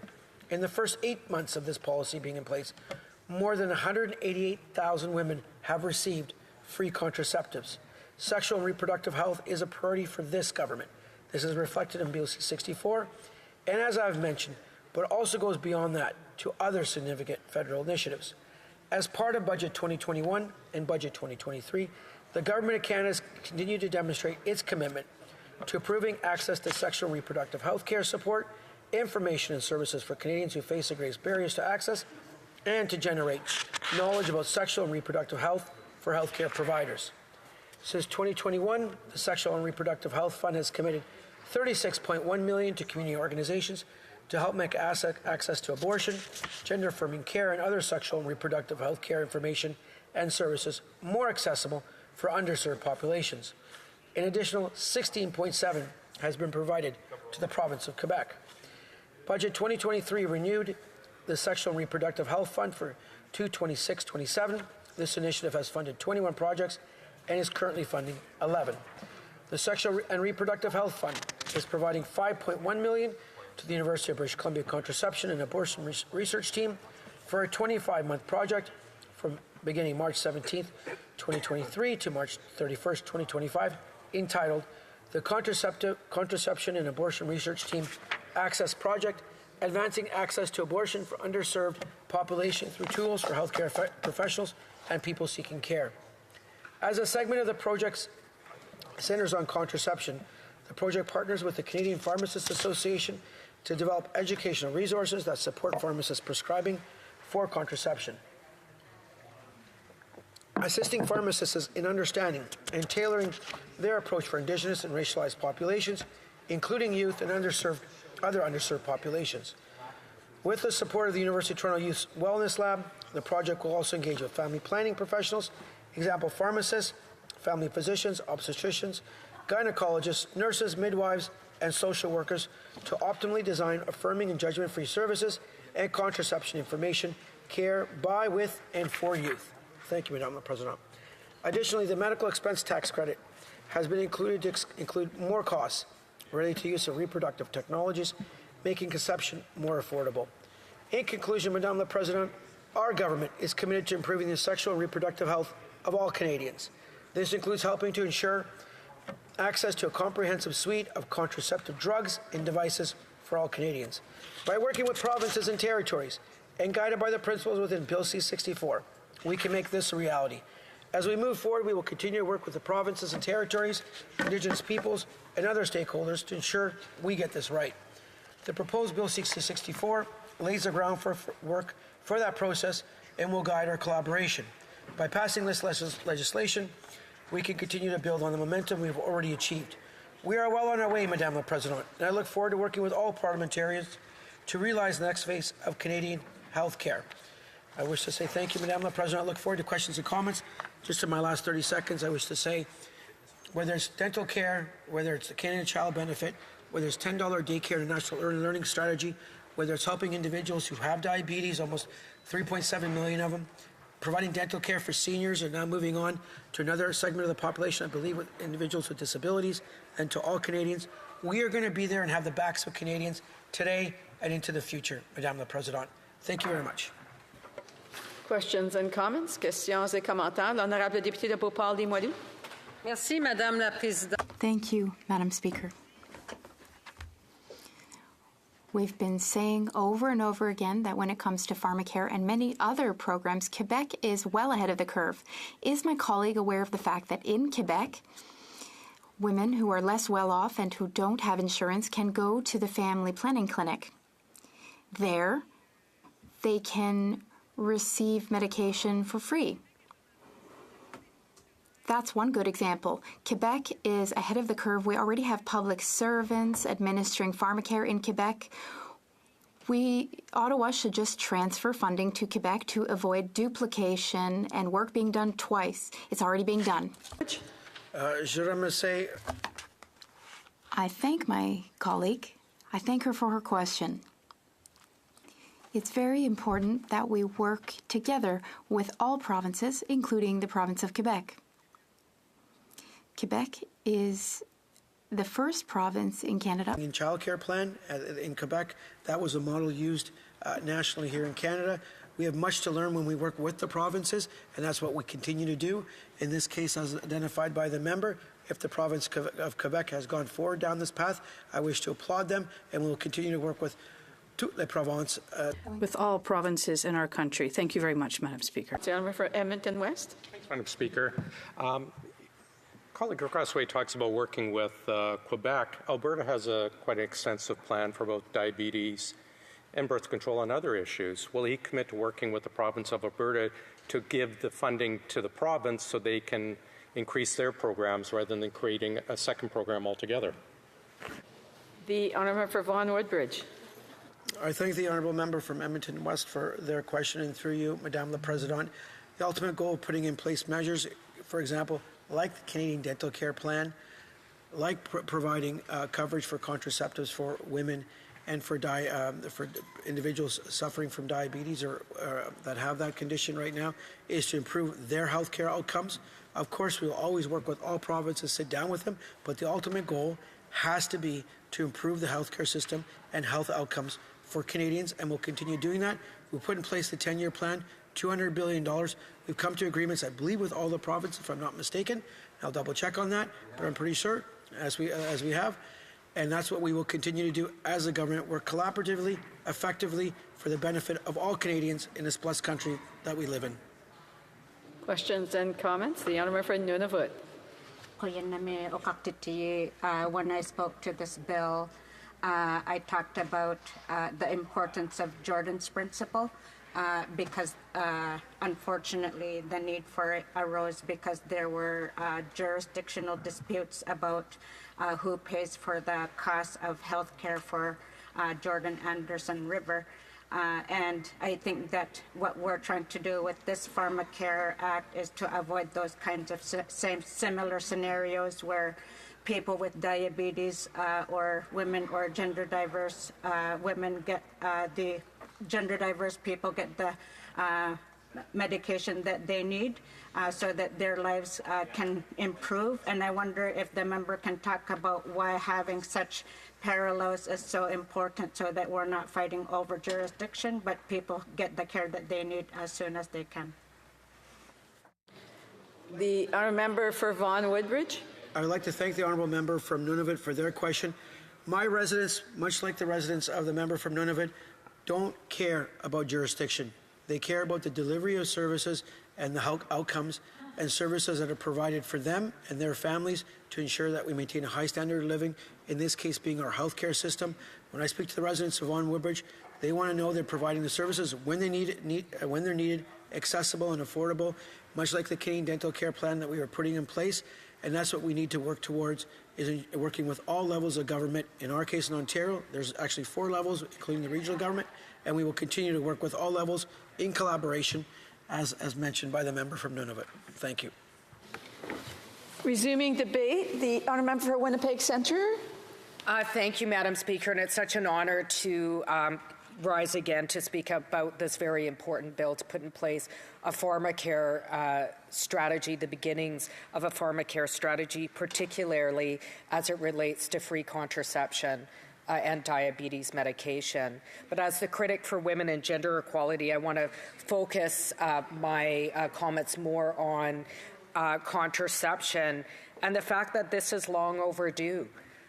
This is long overdue if we want to talk about reproductive rights, if we want to talk about, creating societies that really truly uphold equality for women and gender diverse people. What I found bizarre during this debate is so many men in this place that have fought with such fury against women's reproductive rights. It almost feels, Madam Speaker, like I'm back in the 1800s. The great interest by men in this place fighting against the rights of women over our bodily autonomy and reproductive rights. But it's no surprise, Madam Speaker, the so-called Freedom Party, the Conservative Party, is certainly not free when it comes to people's bodily autonomy. I want to point to a couple of comments that were made actually quite recently. It was just in the news today from the member from Peace River Westlock when he did an interview with a Liberal across the way, a Conservative member from Alberta. In an interview with the Liberal MP, he stressed that he supports Alberta Premier Daniel Smith's transgender policy that would vote to criminalize cannabis possession again if given the opportunity. So, certainly bodily autonomy, supporting Daniel Smith on that. But he also said, in regards to gay marriage, I vote gay marriage down. That's in quotes from this member. So it's freedom for some and not for others. Now, I've written articles about this, actually, how they believe in freedom for some and not for others. I would say there's not much pride in that level of homophobia, Madam Speaker, when a member of the Conservative Party says, in quotes, the member from Peace River Westrock said, in quotes, I vote gay marriage down. Happy Pride. Happy Pride from folks in this House, except for members from the Conservative Party that also have come out with petitions not supporting trans rights. Again, another attack on bodily autonomy. And here we're talking about women's reproductive rights. And we have a whole bunch of men in the Conservative Party fighting with great enthusiasm against our reproductive rights, against trans rights, against the rights of folks to have same-sex marriage. And it's not just the member from Peace River Westrock. In fact, the member from Carleton, the leader of the Conservative Party, voted against same-sex marriage in the 2000s and, Madam Speaker, voted against a backdoor anti-abortion legislation, Bill C-311, Bill C-311 just in the last session, unanimously with all the Conservatives. So when we're talking about freedom, we're not talking about freedom for women and gender diverse persons to have control over their reproductive rights. When we talk about the transgender community, we're certainly not talking about freedom of bodily autonomy for the transgender community. In fact, going so far as to Happy Pride, we raised the Pride flag today. We have members of the Conservative Party saying, I vote gay marriage down, full stop. Now, it's one thing for the Conservative leader to talk about love is love, you can, support who you want, but when it came to Jordan Peterson, known for his anti-trans rhetoric, known for his homophobia, known for his very clear view that violate the reproductive rights of women and gender diverse people, he came out in full support of Jordan Peterson's agenda. Freedom for some and not for others. Now, the NDP's fought really hard to put in place a pharmacare plan, which includes a suite of contraception, so that women and diverse gender folks can have control over their bodies, can have control over their livelihoods, and control over their life. And I know there's some men in the Conservative Party that want us to go back to the rhythm method. Thank God, we've gotten past that where people can make choices about their body, certainly women to have control by taking things like birth control. I don't know many men that are running down the streets begging for a birth control pill. So the fact that they've taken so much time to obstruct a feminist agenda, to obstruct a women's right to choose, is really telling to me. But we can't go back to that time. I hear more and more Conservative members, including anti-trans petitions that have been put forward in the name of so-called protecting the bodily autonomy of women and girls. Bills that have backdoor legislation opposed from all women's groups dealing with gender-based violence in the name of being tough on crime for violent offenders, even though it's opposed by all women's organizations that actually deal with gender-based violence. Whether it's now trying to vote against women and diverse genders, people's access to contraception, I have to ask, why do the Conservatives hate women and gender diverse people so much? Why are they so nosy about going into people's bedrooms that it's actually a thought in their head, who should somebody sleep with, whether somebody's gay, LGBTQ? Why do they care so much? The so-called Freedom Party.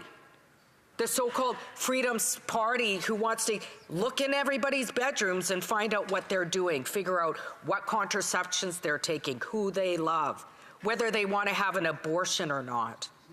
There's nothing free about this party. It feels actually like we're going back into the 1800s, and then they make an excuse. They make the excuse that, it's only contraception, it's only diabetes medication, which is peculiar to me, and it's not surprising that they would think that it's only contraceptions, because the only people I've actually heard talk about pharmacare, and I could be wrong, but I've been here for a lot of the debate, are men. So why would they care about pharmacare? Why would they care about contraception when it's primarily women's responsibility, historically, to deal with contraception? I mean, if they want to run out in all hours of the night buying condoms, that's fine. If they expect women and gender diverse people to have no choice over their bodily autonomy, their reproductive choice, so that they can have the rhythm method, it's 2024. And the fact that in the midst of Pride, we have to get more security at Pride marches because of this anti-trans, anti-LGBTQ rhetoric, the fact that people are cheering on in the Conservative caucus Roe versus Wade. Not the only one. There's quite a number of social conservatives, so that we can go back to the era where women are having back alley abortions with coat hangers bleeding to death, where 10-year-olds in the States are having to give birth. So I don't want to listen to that hooey. That is just privileged, sexist, homophobic, transphobic hooey. Women and gender diverse people have fought hard for our rights. We continue to fight for our rights, and it won't be very easy to just roll over them so that it can be the new dude's paradise. Thank you, Madam Speaker. Questions and comments? The Honourable Parliamentary Secretary of the Government House Leader. Yes, thank you, Madam Speaker. And the member's been listening, no doubt, to a number of the Conservatives speak on the legislation, in essence saying, well, you know what, we're not providing drug X or drug Y, and why not this drug, and so forth. And just to pick up on what the member's comments were, there's going to be 9 million people that will potentially benefit by this particular passage of this legislation. And if she can just provide a perspective of just to the degree in which not only is it being well received in all regions of the country, but also the number of people that this actually affects. The Honourable Member for Winnipeg Centre. Thank you, Madam Speaker. Absolutely. It will have a really positive impact. But, you know, the Liberals are not off the hook here. You know, they might talk about the right to access safe abortions, the right to a safe abortion. They have failed in terms of being able to access, not including the number of Liberal MPs that are listed as anti-choice. So I'm glad that the Liberals are on board with the NDP Pharmacare plan to put in place free contraception and diabetes medication, but they need to look at stuff in their own backyard, including ensuring that all women and gender diverse people can access safe trauma-informed abortion care. Questions and comments? L'honorable député de... The member for Beauport-Limoilou. I just thought of something when I was going to ask my question after my colleague's speech. I'm wondering how some men would react if tomorrow morning all women in this parliament tabled legislation forcing vasectomies in men. Would they, if they were not ready to procreate? Well, that may be extremist, but we should allow women to make their own choices if they don't want to be pregnant. We shouldn't prevent them from doing so. It's just as extreme. Nevertheless, I'd like to know what my colleague's opinion is in terms of difficult access in remote regions, in particular to genealogical care, all types. What does this mean for women who have to show up to emergency rooms in terms of time and costs and trips there? Honourable Member for Winnipeg Centre. Well, I'd like to thank my honourable colleague for her comment. Like, quite frankly, most women historically have gotten their tubes tied, a very major surgery, when we know vasectomies are much easier. We're not asking people to get vasectomies. We're just saying, if we want a birth control pill, can you give it to us? I mean, the fact that it's still up to women, not just the primary responsibility to consume the contraception, but then to have people that will never affect violently fight against it when there's easy solutions. Let's put all the solutions on the table. We're not asking for that. We're just asking for free contraception. I think that's pretty reasonable, Madam Speaker. It's a lot cheaper to ensure that women can have a choice over their bodies than the emotional turmoil that we've heard with stories shared in the House because they didn't have proper contraception to be able to make choices. Time for a brief question. The Honourable for Nunavut. And I'd like to thank my friend and my colleague for her excellent intervention. I do want to ask her a question regarding parental rights, because conservatives use that as a guise, I think, to pretend to care about women's bodies or unborn babies.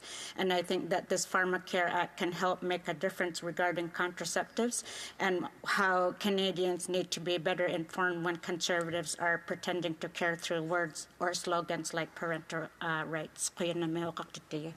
Brief answer from the honourable member for Winnipeg Centre. Well, I'd like to thank my honourable colleague from Nunavut. In fact, we're studying this in the Status of Women Committee, and just how particularly women's legal groups want to actually get rid of claims about parental alienation because they have no scientific basis, is what they're saying. And it actually results very often in women and gender diverse people experiencing violence being more victimized. This is well researched. Thank you, Madam Speaker. Resuming debate, the honourable member for Abbotsford. Well, Madam Speaker, before I begin, I just wanted to say that I'll be splitting my time with the member for Regina Louvain. So I'd like to get back to the basics of the bill that's actually before us, which is a national pharmacare program.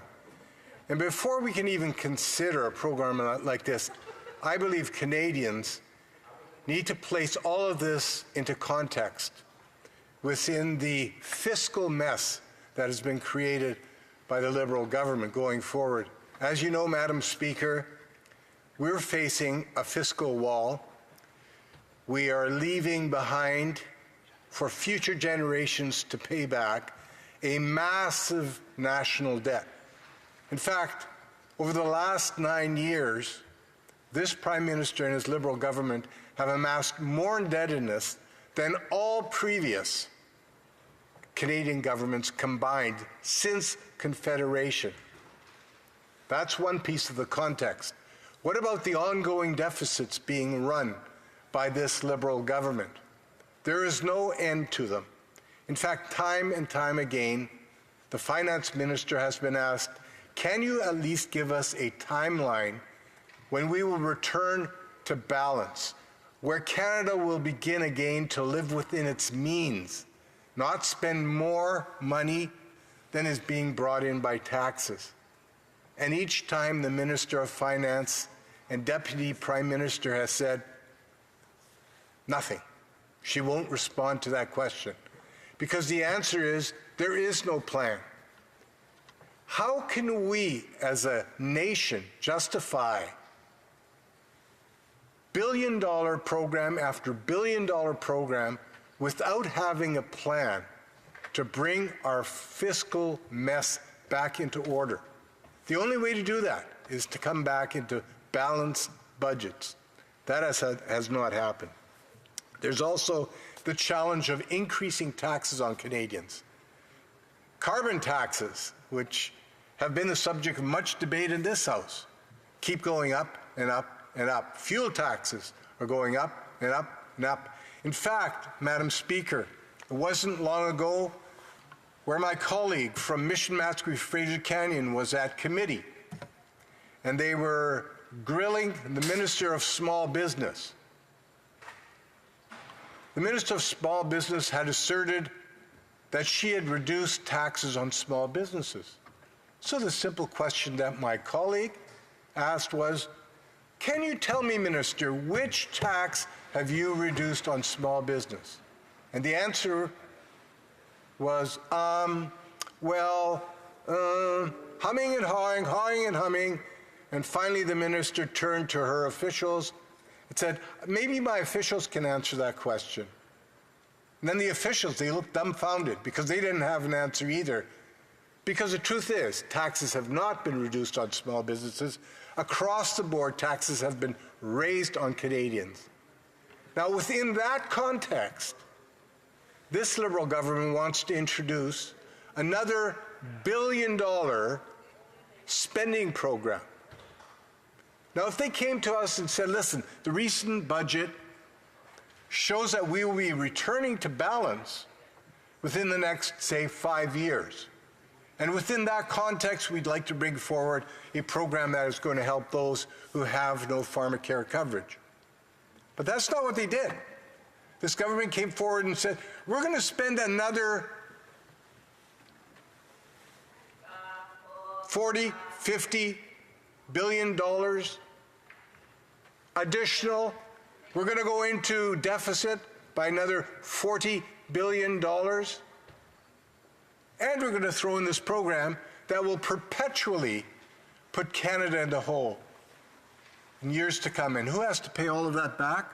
I heard some heckling over here in the corner because they don't like to hear the truth.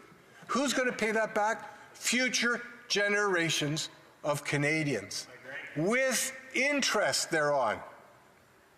So that's the context in which this whole pharmacare discussion needs to take place. Well, this is not a pharmacare plan, Madam Speaker. Like so many others, this is an empty promise which will leave Canadians deeply disappointed and angry.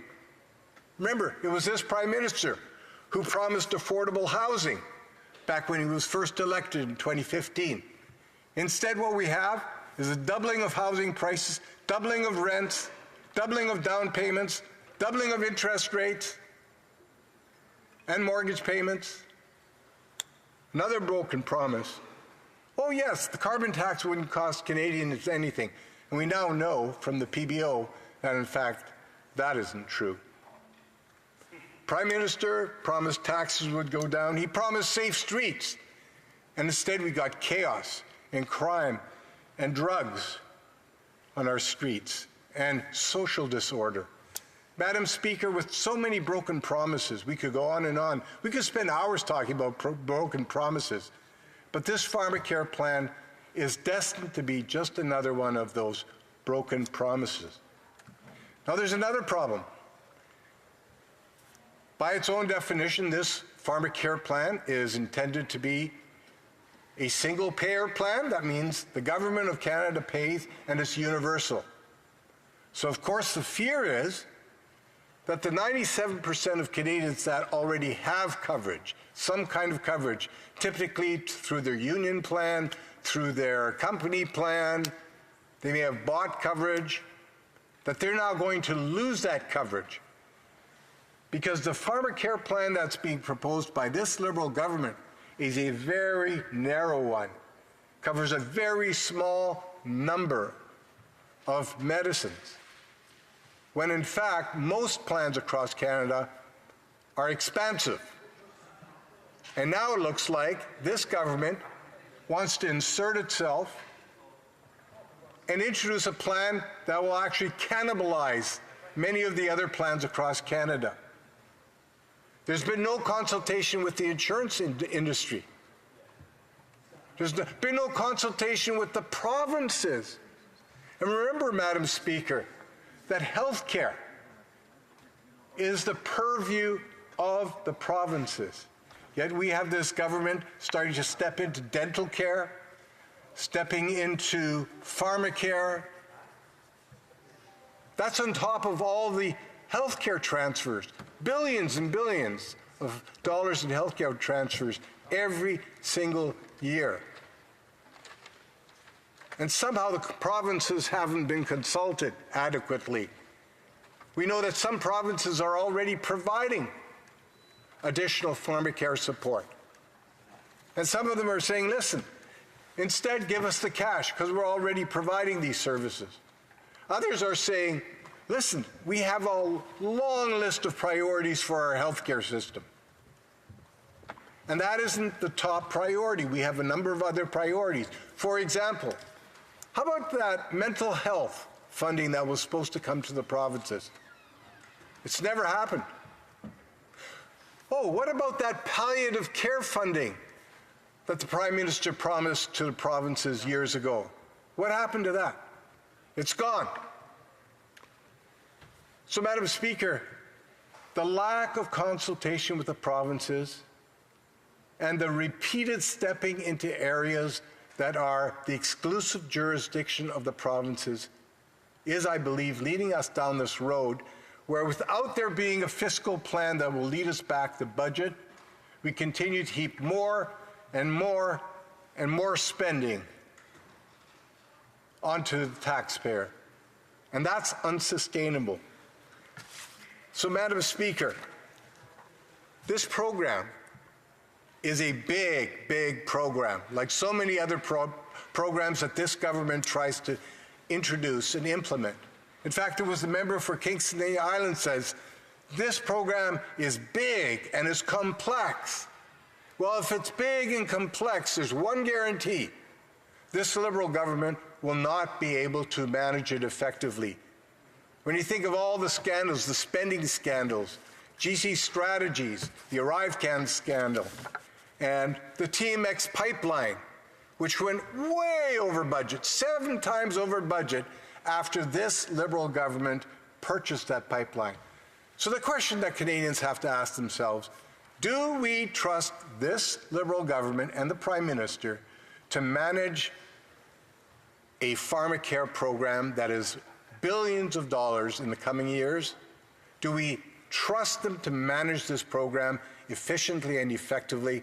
And I believe the answer from Canadians will be a resounding no. Thank you. Questions and comments? The Honourable Parliamentary Secretary, the Government House Leader. You see, Madam Speaker, there's the contrast right there from the member. You know, the Conservative Party does not see the national role with regards to health care. Even though we have the Canada Health Act, even though the member cannot point out in any constitution that says that the federal government does not play a role in health care, the Conservatives oppose the dental plan. They oppose the pharmacare plan. They oppose the $200 billion that we've committed to the province over the next 10 years for future generations of healthcare delivery. Madam Speaker, I do believe that Canadians will have a very clear choice to be made whenever that next election is. And that is in good part going to be based on the Conservative hidden agenda on health care, and some of that agenda was just unveiled by the member opposite, who made it very clear the Conservative Reform Party of Canada does not support the type of health care system that Canadians expect coming from the national government in working with the provinces. Abbotsford. That is simply preposterous. In fact, what I think I heard the member doing just now is actually suggesting there be constitutional reform to make health care the purview of the federal government instead of the provinces. Now that is a huge step. Madam Speaker, it's pretty clear. It's acknowledged across the country, and if you ask the provinces, they will acknowledge that health care is a provincial responsibility. And yes, there is a choice Canadians will have to make. In fact, we've asked this government time and time again, let's make that choice now. Let's have a carbon tax election now. And they refuse to do so. Why? They're afraid. They're afraid of losing. Madam Speaker, I know we as Conservatives can do much better on the health care front than these Liberals have done over the past failed 9 years. Questions et commentaires, l'honorable député. The Honourable Member for Mirabel. Madam Speaker, the member for Winnipeg North is mistaken when he talks about the national government, because the national government of Quebecers is in Quebec City. This is the federal government here. And when they interfere in healthcare, that does violence to the Constitution. And there are federations in the world that run more smoothly, but this federal government is predatory and invasive when it comes to provincial jurisdiction. Now, the federal government's role is clear. They should take Quebecers' tax money and cut a check to Quebec City, because the federal government is incapable of providing health care. And when they do it, they're inefficient and ineffective, and it's very costly. So my question for my Conservative colleague is, when his party takes office, if this happens, will he undertake to respect the role of the federal government under the Constitution and respect the calls from all provinces and territories and substantially increase health transfers without strings attached? The Honourable Member for Abbotsford. The member for that excellent question, and Madam Speaker, I can assure him that a future Conservative government will respect the role of the provinces. But I did hear him say one thing, and he's correct. This Liberal Party and the member that just spoke wants to do violence to the Constitution. That's how it was translated. Violence to the Constitution. That will be the story in the next election. It's going to be the fact that the Liberal Party wants to trample on the rights of the provinces, usurp the role of the provinces. Shame on him for even suggesting that. Honourable Member for Skeena-Buckley Valley. Thank you, Madam Speaker. I have a good deal of respect for the member from Abbotsford, so it's disappointing to hear that he doesn't support some of the core tenets of universal health care in Canada. Of course, health care is a shared jurisdiction. Healthcare delivery is the responsibility of the provinces, but setting national standards and providing funding for healthcare has always been the purview of the federal government. One of the core pieces of this legislation we're debating is the fact that universal pharmacare is going to follow the principles of the Canada Health Act. And I guess my question through to him would be, does he not accept that one of the core tenets of the Canada Health Act and the way in which universal health care has been delivered in Canada since that act came into effect has been that the federal government has a responsibility to set standards and deliver funding, which is precisely what this legislation before us accomplishes? Honourable Member for Abbotsford, a short answer.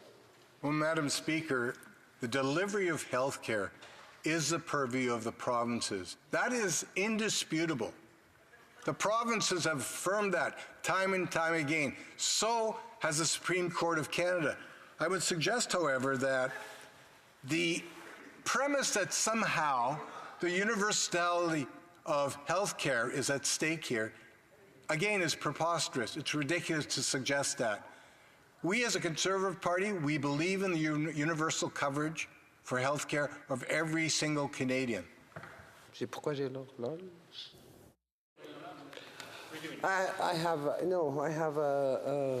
un rappel au règlement d'honorable. On a point of order, the Honourable Member for Mirabel. Madam Speaker, we all like the member for Winnipeg North, but there are times when there has to be a minimum of decorum, and I think to call out crazy with respect to the member for Abbotsford is not in order. I think, if I heard correctly, that's crazy. C'est pas nécessairement d'appeler quelqu'un. Saying that's crazy is not necessarily the same thing as calling them crazy. Sorry? No, there's no more questions. Reprise du Resuming debate, for Regina Louvain. Thank you very much, Madam Speaker, and it's with pleasure now I can rise and talk for a second time. I spoke at the second reading of this bill on Thursday evening, and I'm happy to speak to the third reading now on the pharmacare pamphlet. And some of my remarks I made on my second reading speech I'd like to revisit for a few minutes, because I asked time and time again any of this NDP Liberal Costi Coalition member how many provincial ministers asked for a pharmacare bill at a federal, provincial, territorial meeting. And not one of the ministers or the NDP members actually answered me, because the answer, quite frankly, Madam Speaker, is they don't want to say it out loud, is zero. This wasn't at the top of any of the provincial health ministers' wish lists. And actually, I've been talking with our health minister in Saskatchewan, and he still has no detail of what this pharmacare pamphlet looks like and how it's going to affect the people of Saskatchewan. Their biggest fear right now at a provincial level, Madam Speaker, is that their coverage is getting lessened in Saskatchewan. Saskatchewan's done a good job of building healthcare back up after, in the 90s, the NDP in Saskatchewan ruined healthcare, which I'll get to later in my speech. And Madam Speaker, that's the question that the federal health ministers are asking. Where is the detail? And we've talked about how this government continues to bring in bills without any consultation. You can see it in agriculture, you see it in oil and gas, you even see it in the budget, Madam Speaker. At Agriculture Committee on Thursday, I actually asked the Agriculture Minister about who he consulted in the ag sector when it came to increasing the capital gains tax exemption from a half to two-thirds. And to that minister's credit, which I haven't got a straight answer from a lot of Liberal ministers at committee, but he said, I didn't even know it was in the budget. A senior minister in this government didn't know what was going to be in the budget, in budget 2024. Madam Speaker, I've had the honor of serving in government in Saskatchewan, and I know we have quite a process to get a budget approved.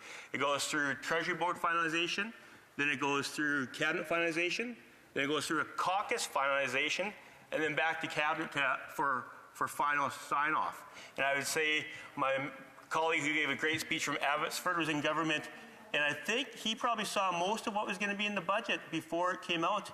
And to have a senior minister who's been here for a long, some might say too long of a time, admit that senior ranking Liberals never saw the budget before it came out, actually, I was dumbfounded. It was unbelievable. So it doesn't surprise me then that this bill is brought forward with very little consultation with anyone. We all know this was signed on the back of a napkin to placate the junior NDP partners so that they'll prop up this corrupt government for years and years, Madam Speaker, or at least until the member from Burnaby South gets his pension.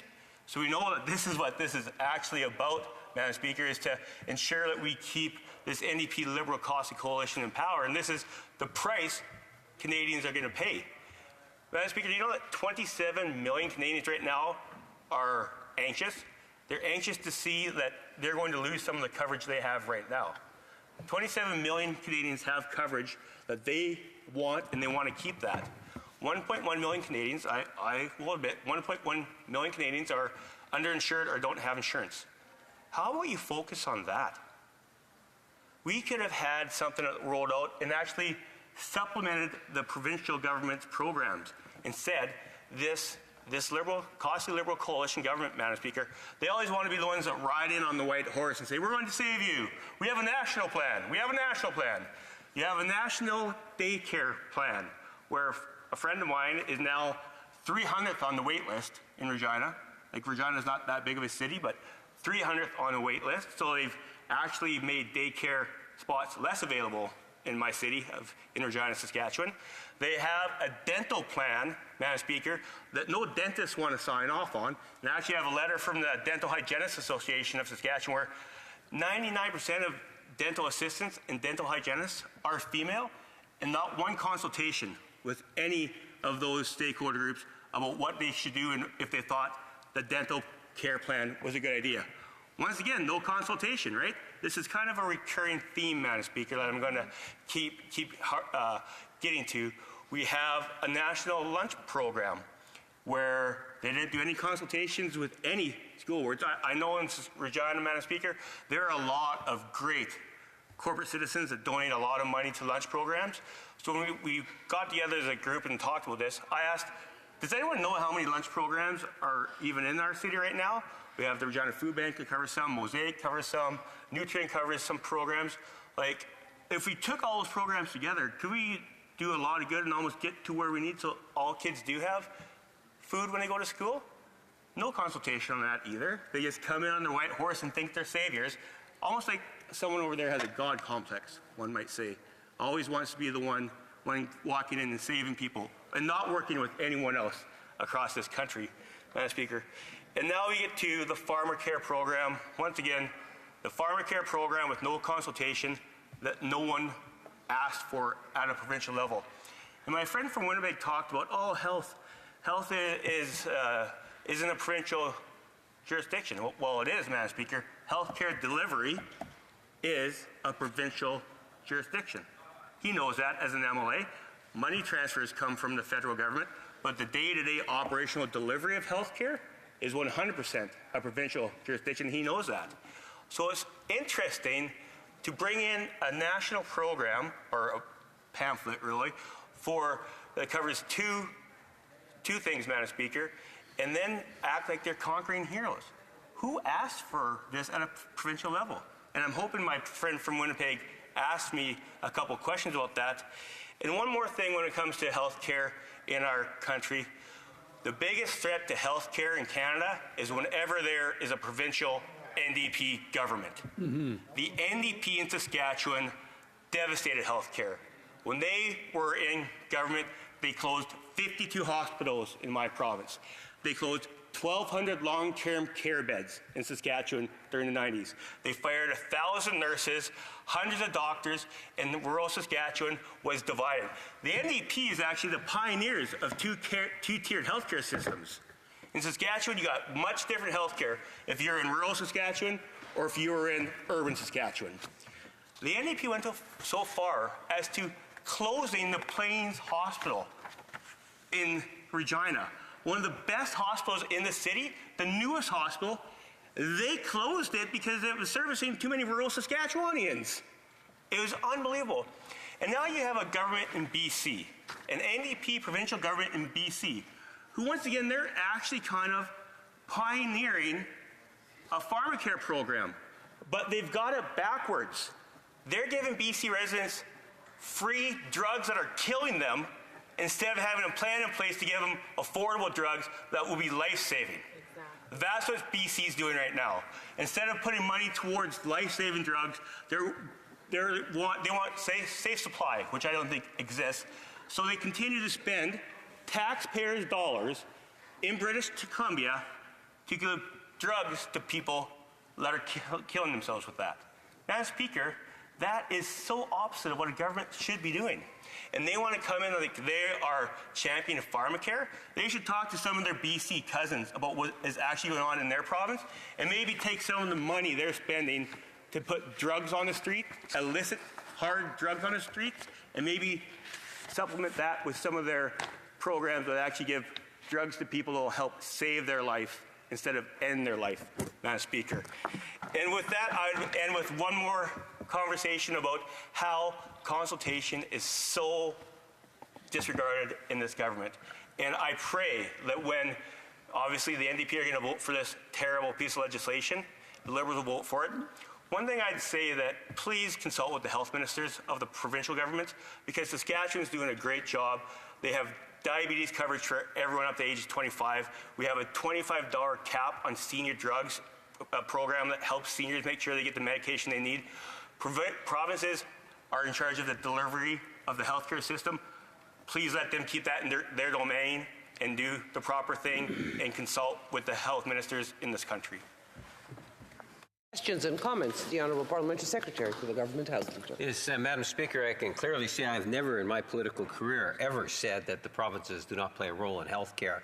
That's just because one of your Conservative friends tells you I said that doesn't necessarily, not you, Madam Speaker, but the previous speaker, just because one of your Conservative friends says I said it doesn't mean I said it, because I can assure the member I understand and appreciate the important critical role provinces play in health care. He asked me the question in regards to about where's the idea coming from. And I can suggest to the member, back in 2017, I was out getting signatures on petitions. People not only want the federal government to play a role in health care, they want the federal government to move forward with a national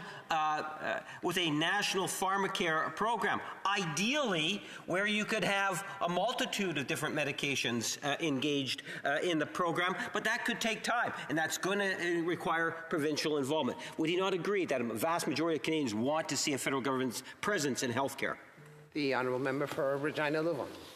I think that protests too much, Madam Speaker, because he did say that the provinces don't have a role in healthcare. And the interesting thing is, I believe that the federal transfers are part of a responsibility that the federal government has to make sure that they have the proper money to run the healthcare system in the provinces. But the one thing I'd say is he never answered my question. I would love him to table the information, correspondence of which health ministers asked this COSI coalition, this long 9-year COSI coalition, how many health ministers wrote to the federal health minister and say, the first thing you should do is after the 2020 election is try and bring in a pharmacare plan? The answer is 0, Madam Speaker. Questions et commentaires, l'honorable député de... Questions and comments. The Honourable Member for Mirabel. Thank you, Madam Speaker. I thank my colleague for his very interesting speech. Now, of course, health is exclusively under provincial jurisdiction, but we all know that there is fiscal imbalance. We know that the most important powers in a welfare state are in provinces, but there's too much power concentrated in Ottawa. So we need unconditional transfers to provinces to run their own programs. Now, the Conservatives in their speeches, they say that we need to respect provincial jurisdiction, that we shouldn't meddle with it. But I feel like what they're going to do is starve the beast. They will say, do whatever you want with your own healthcare system, but we're going to cut all the funding. So can the Conservative Party commit to increasing unconditional healthcare transfers to provinces and especially to Quebec, as requested by all 10 premiers and 3 territorial premiers? I think Saskatchewan always had a great saying is the best indication of future behavior is past behavior. And I believe, despite Liberal rhetoric, the healthcare transfers continue to increase under Prime Minister Harper. Maybe not as high as they would like, but an increase every year to the provinces when it came to healthcare transfers. So that was our past performance, Madam Speaker, and I would expect that would stay the same. Questions and comments. The Honourable Member for Skeena-Buckley Valley. Madam Speaker, the member for Regina Louvain was quite adamant that healthcare delivery is the purview of the provinces. And so I think when he reads the bill, he will be delighted to find that in the pharmacare proposal that we're debating today, the delivery of pharmacare is delivered by the provinces. The other thing I think he'll be quite delighted with is the fact that provinces will have the ability to sign on or not sign on with the pharmacare plan that is being debated. And I think the only challenge he's going to have is that when the province of Manitoba and the province of British Columbia sign on and their residents start receiving free contraception, free diabetes medication and devices, then the residents of his province, his constituents, are going to start asking why they're not able to tap into the benefits of universal pharmacare. I would just ask him what he's going to say to them in those situations. The Honourable Member for Regina Louvain. Oh, I do like the little cute condensation from the NDP. Oh, if he read the bill. The bill's four pages. I did read the bill, but it's really cute when they have that passive-aggressive tone. It's adorable. But what I'd say is, if they sign on and do take the universal single-payer coverage, what are his residents going to say when their coverage is less than what they had before? What is he going to say to 27 million Canadians that are losing better coverage because they are going to add coverage that isn't as good as what they have right now? So they do have a lot of explaining to do to their constituents when they're going to take away the coverage they have right now for less coverage, Madam Speaker. Resuming debate, the Honourable Parliamentary Secretary to the Government House Leader. Yes, thank you, Madam Speaker. I'll be splitting my time or sharing my time with the member from Milton, and I wanted to be able to address, the ultimate, what I would suggest to you, assault on health care and the potential assault is coming from the Conservative Reform Party of Canada. And, for the record, to be very, very clear, one needs to take a look in terms of what it is that the member from Abbotsford said today, which is repeated in many different ways from different members. And I've often talked about the hidden Conservative reform agenda. And you get a very good sense, Madam Speaker, as to why, for me personally, I see health care as an important issue going into the next federal election, and my intentions are to point out that contrast. You see, because even in listening to the debate, when I use the word crazy policies that are coming from the Conservative Party, think in terms of what it is that they're saying. The federal government has no constitutional role. You think that they're separatists. You think they're like the Bloc. All they believe the federal government should be doing is being an ATM machine and just hand over the cash and say nothing about health care because the federal government has no role to play. Both the Conservatives and the Bloc believe that there is no role for the federal government to play in health care. And then they try to say, well, it's a constitutional God-given right that provinces are the only ones that have anything to do with health care. Madam Speaker, that is wrong. That is absolutely wrong. If that were the case, cite me the Supreme Court of Canada decision that says that the Canada Health Act is in violation of the Constitution. Tell me what premier or what province has actually taken the government to court to the Supreme Court and has had a favorable ruling on that issue? The simple answer is it has not happened, Madam Speaker, and that's why the Conservative spin of misinformation continues to flow. And that is most unfortunate. Because unlike the Conservative Party, we understand and we value the important role that the national government, the federal government here in Ottawa plays. And I look at in terms of the Pharmacare program, and it's interesting. You know, you hear different opposition members coming from the Conservatives in the bloc as they have that unholy alliance on Bill C-64 for different reasons. But, Madam Speaker, I can tell you that at the end of the day, we have well over 100 policies, Pharmacare, depending on what province you're in, depending on what company that you work for. There's many different types of policies facing the Pharmacare issue.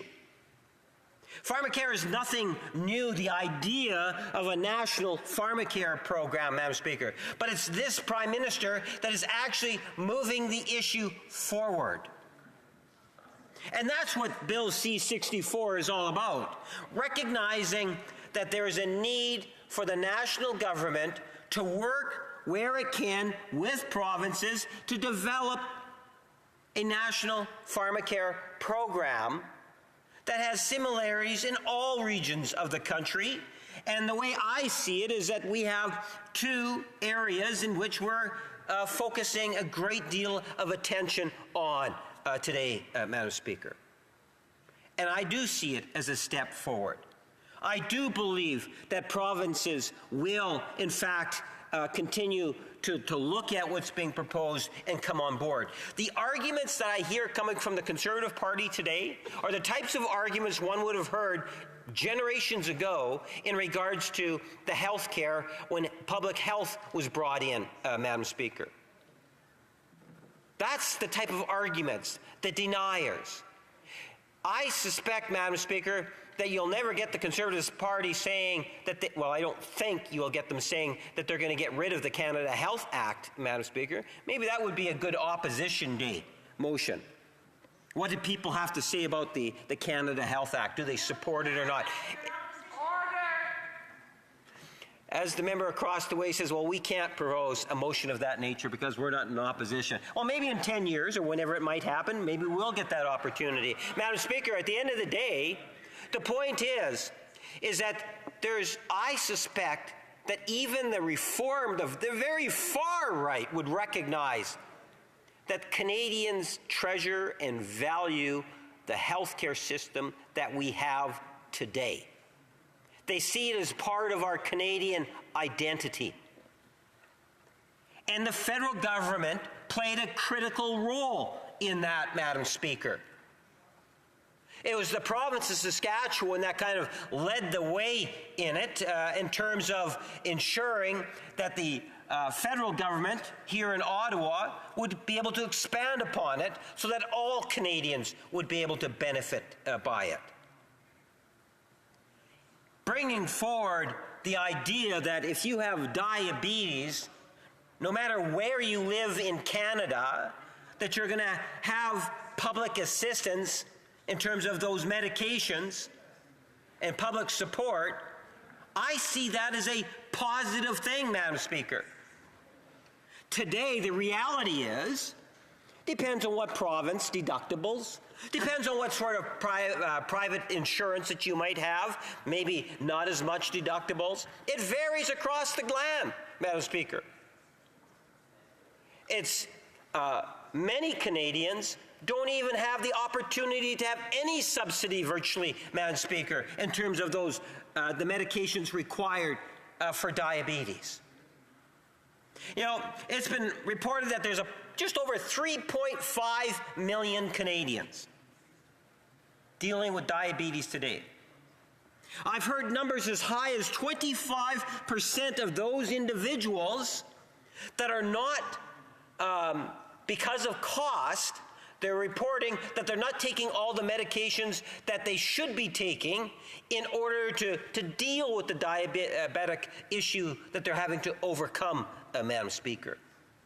What is the consequence of not being able to take the medications? Could mean prematurely losing your eyesight, Madam Speaker, becoming blind. It could mean having an amputation as a direct result. And again, it depends on the province that you might live in terms of the issue of affordability or the company that you in fact work for. So now you have a national government that says that, look, we believe that this is a wonderful positive step forward to see strong national leadership in providing this medication, Madam Speaker. This will profoundly change in a positive way the lives of many Canadians in every region of the country, including all provinces, Madam Speaker. And this is something that is factual. It is something that ultimately puts us in a better light moving forward, Madam Speaker. This should come as no surprise. We've had, whether it's different social groups such as unions that have come to Parliament, they've been advocating for it. We've had a standing committee deal with it. We've had it incorporated into budgets, Madam Speaker. We've had statements from the ministers of finance in regards to it. And this particular Prime Minister has been talking about it for a number of years. There's no surprise. I've brought forward petitions on the issue, many petitions on the issue, Madam Speaker. There's no surprise here. And if you actually consulted with your constituents, you would find that there's a wide spectrum in terms of appetite for the federal government to continue not only dealing with this, but to consider other possibilities. At the end of the day, Madam Speaker, why is it that the Conservative reformers feel that the federal government's role in healthcare should be diminished? Not only are they against pharmacare, Madam Speaker, they're also against the dental plan. They're also against the $200 billion commitment for 10 years for future generations of health, Madam Speaker, providing the cash resources supporting provinces. That's what I hope to be talking a lot about in the next federal election in 16, 18 months, Madam Speaker, because I believe that a vast majority of Canadians are behind this policy. Thank you, Madam Speaker. Questions and comments? The Honourable Member for Calgary Centre. Thank you, Madam Speaker. And I'm always enlightened when I hear the member from Winnipeg North say those words in the floor of the House of Commons, because he must be the only member from his party that can actually address these things. We hear him many times over. So thank you again for those comments. There is something my party and I are united on as far as what we oppose, and we oppose these ongoing deficits that are growing and getting more and more an impact on Canadians, especially with inflation. Inflation is going to run this country into the ground and frankly make everything more expensive, including the drugs that he's talking about here. They're going to cost more and more and more, and we're going to be in a spiral as we go forward here. So united against ongoing deficits, ongoing spending, when he hasn't even looked at how much this is going to cost the Treasury going forward, it's only a guess. Where is it going to stop when he actually starts? We can't spend anymore. We're just going to keep spending ourselves into eternity here. Can you tell us where the end is in sight here? The Honourable Leader of the Government in the House rising on a point of order. Thank you, Madam Speaker. While my colleague is preparing his very great answer to the member's question, I'd like to ask for the time of daily adjournment for the next sitting day and that of Thursday of this week be midnight, pursuant to standing order adopted on February 28th. Thank you. The Honourable Parliamentary Secretary. Madam Speaker. Just to read it. Sorry. I have to read it. I thought it was a formality. Made on Wednesday, February 28, 2024. The Minister's request to extend said sittings is deemed adopted. The Honourable Parliamentary Secretary. The Honourable Leader du Gouvernement à la Chambre. Honourable Government House Leader, point of order. Thank you very much, Madam Speaker. It wasn't possible to arrive at agreement with respect to Article 68, Paragraph 1 of the Standing Order with respect to the report stage at third reading of Bill C-20, Act to establish a complaint committee and amending other regulations under the provisions of Paragraph 68. I give notice at the next sitting of the House, the Minister will propose a motion for deliberations for a certain number of days or hours. The Honourable Parliamentary Secretary to the Government House Leader. Yes, thank you, Madam Speaker. You know, I just spoke for about 10 minutes talking about how important health care is to Canadians, Madam Speaker, and how important it is as a national government that we step up to the plate on things such as a national pharmacare program, such as a national dental care program, to be there for our constituents. And what does the Reform Conservative Party across the way say, Madam Speaker? But what about the billions of dollars instead of spending in health? Maybe we should be dealing with the debt or the impact it's going to have on inflation. Madam Speaker, yes, we have inflation in Canada, but I'll contrast our inflation rate to any other country in the world. We're doing reasonably well. I can say, Madam Speaker, you cannot trust the Conservatives with their hidden agenda. Healthcare is not safe.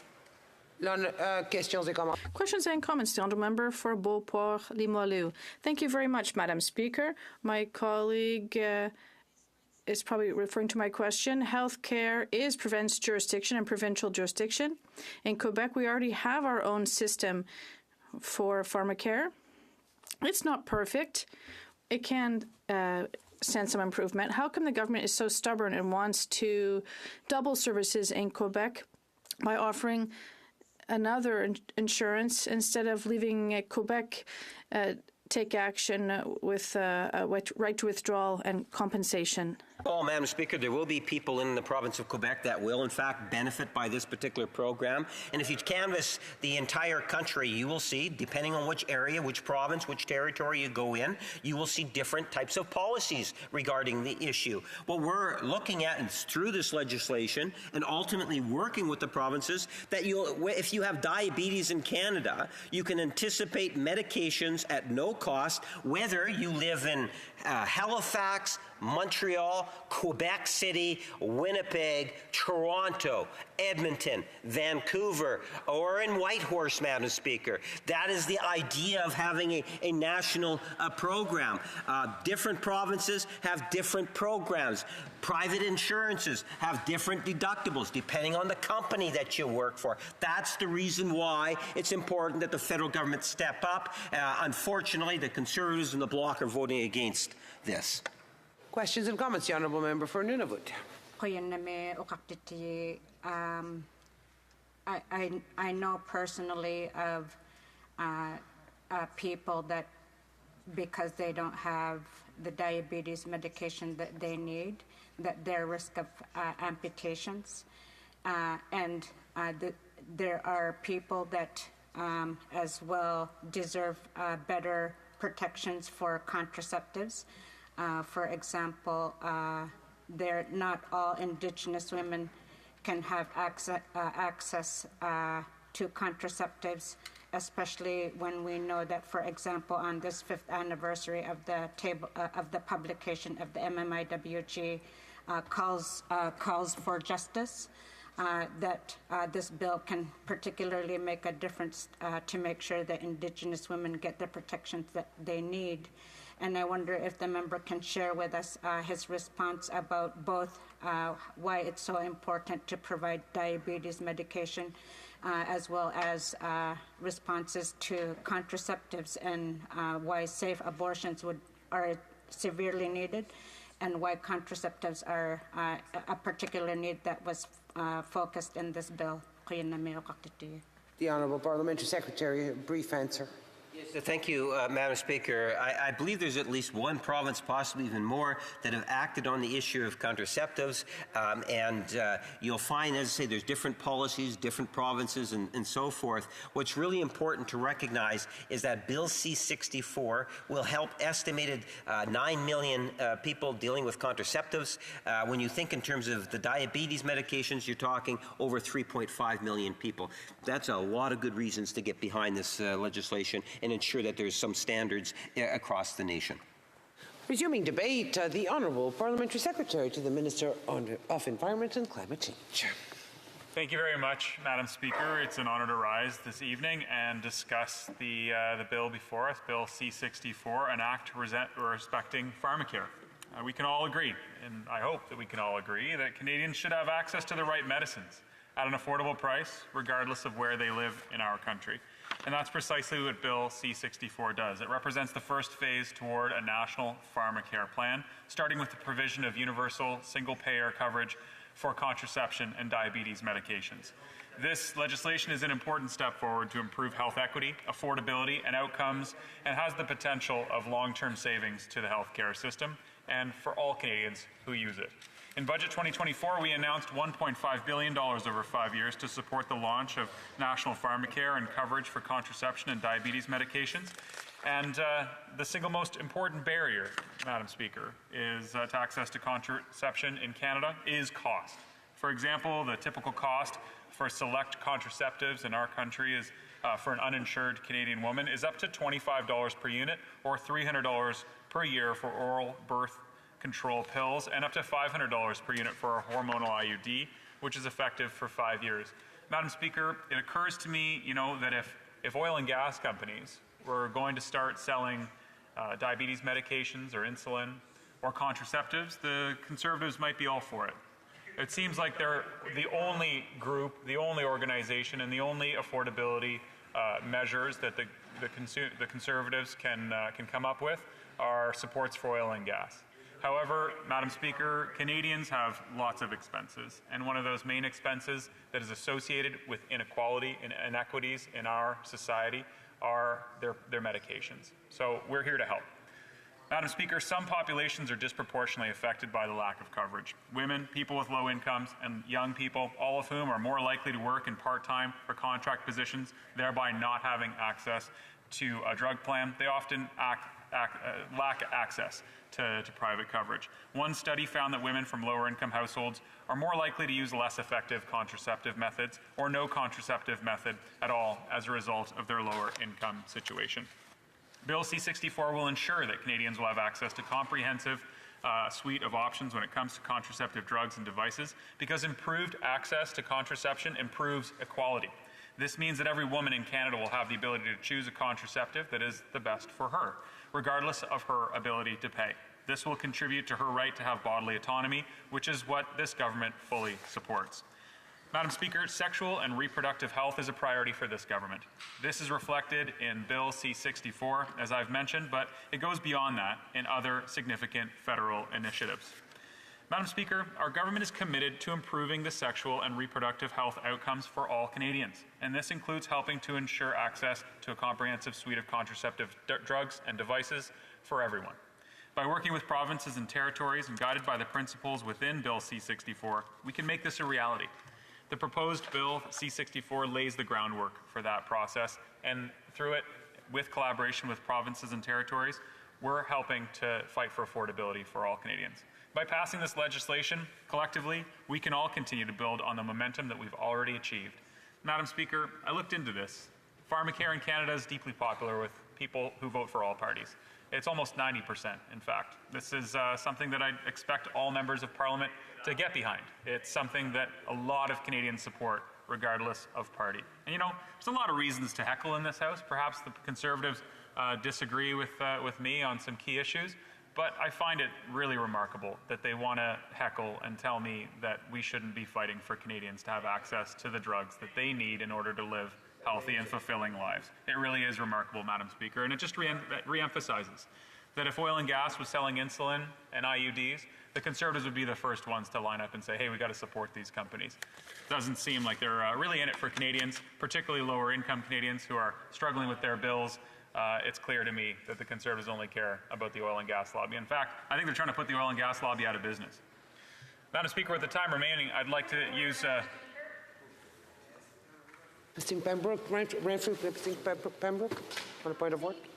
Our microphones are not working, our earpieces, because I could not hear any heckling on this side of the floor to which the member opposite was referring. And I didn't react to it, but yes, there was heckling. The Honourable Parliamentary Secretary. Thank you, Madam Speaker. Not only is there heckling, but unnecessary interruptions. So I'd like to use the rest of my time remaining to talk about diabetes and those living with diabetes.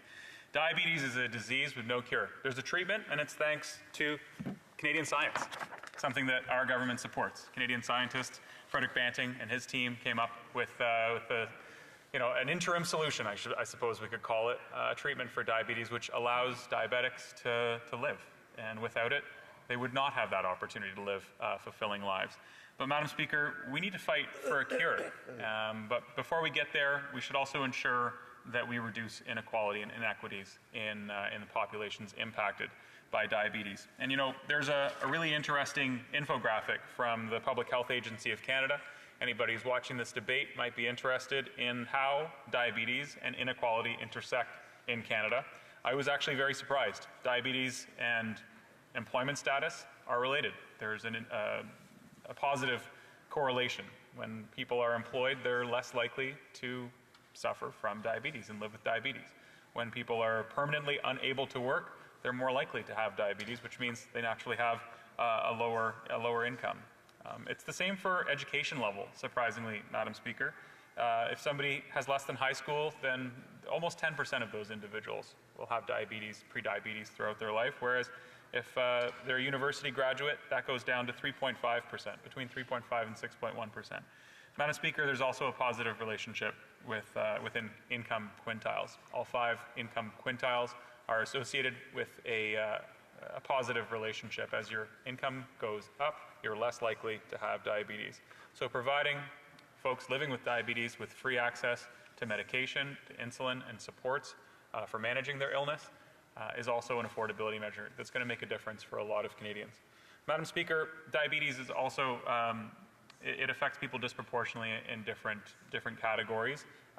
There's complex social and environmental behavioral factors that result in inequalities and the burden of diabetes between certain populations in Canada. The prevalence of diabetes is 2.3% higher among South Asian Canadians, 2.1% higher among Black adults.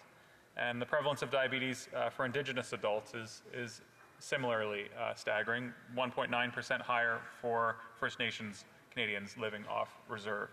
Madam Speaker, inequities experienced by First Nations, Inuit, and Métis populations are a direct result of colonial policies and practices that included massive forced relocation, loss of lands, creation of the reserve system, banning of Indigenous languages, cultural practices, and the creation of the harmful residential school system.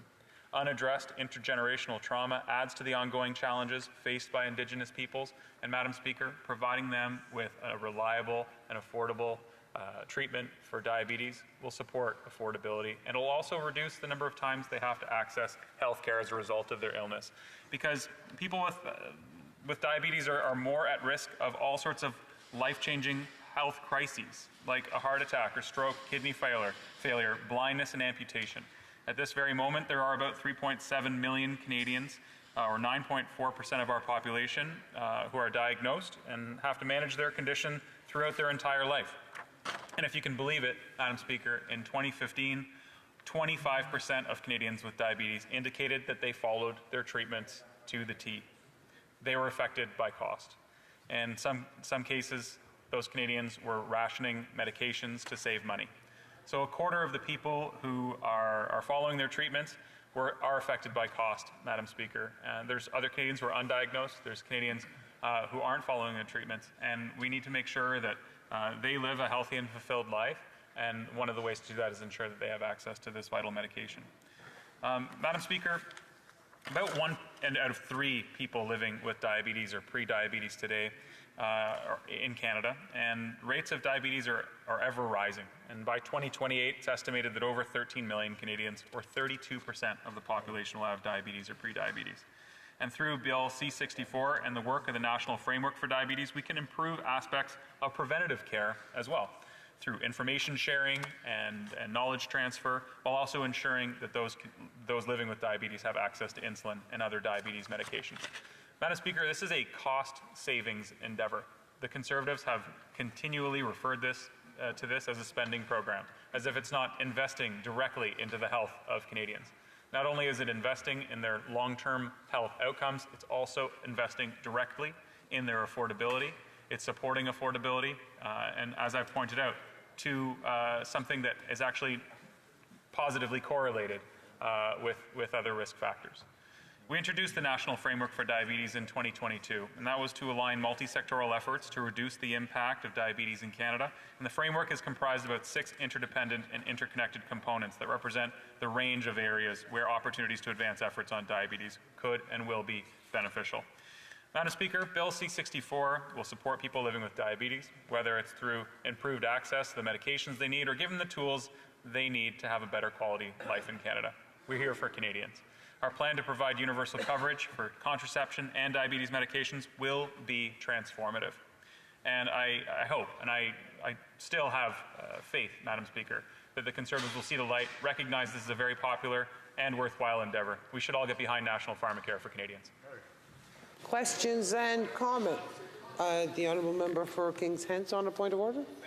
Speaker, look, I just want to raise to the attention of the House a really important matter that happened, and I'm sure that I can have unanimous consent. We know the important role that pages play in the House of Commons to help support us. One of the annual traditions here in the House of Commons has been the actual ability to have a soccer game amongst pages and MPs, and last week... Honourable member, the question of props is an issue, so I would invite the member not to handle a prop. Yes, thank you. Yes. No, no. That is definitely not welcome. The honourable member for Kings Hence.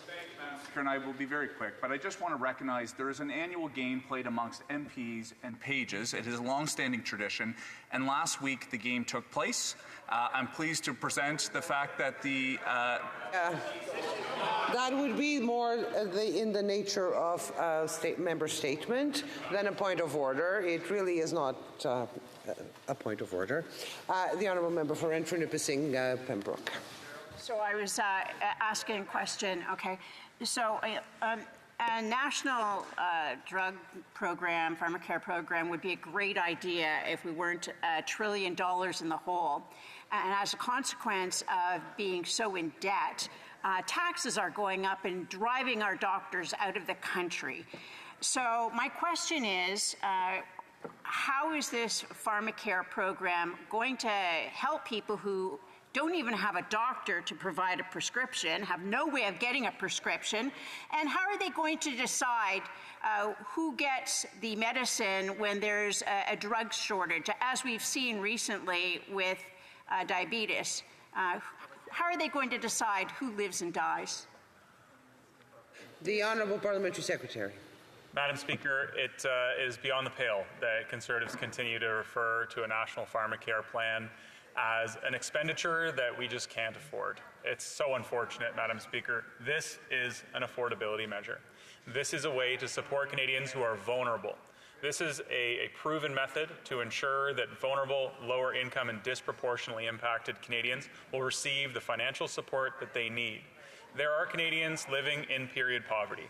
There are Canadians who can't access contraception, and there are Canadians that just simply do not have regular access to diabetes medications, Madam Speaker. A government is required to be able to do complicated things simultaneously. We need to address the doctor shortage. We need to meet Canadians where they are and ensure that they have the medications that they deserve and that they need in order to live full and fulfilled lives. Questions et commentaires, l'honorable député de Berthier. The honourable member for Berthier-Masquinongé. Thank you very much, Madam Speaker. And I'd like to thank my colleague for his speech. At the same time, he just answered the Conservatives, saying that, yes, that money has to be spent to provide the service. And I agree about that. But you have to be efficient and effective, Madam Speaker. And in order to do that, you have to spend within your jurisdiction. So we have a system in Quebec, and the member knows that full well. Would the member agree with me? Because I'd like to, there's a mission, an assignment I have for him within his party, which is to convince those responsible for making the decisions to transfer the money to Quebec. And I assure you that Quebec will do the job because it's within Quebec's jurisdiction. The Honourable Parliamentary Secretary. Thank you, Madam Speaker, and I'd like to thank my colleague for that question. But, Madam Speaker, it's always the same thing with the Bloc Québécois. Always the same tune. The same old, same old. They always say that health care is within their jurisdiction.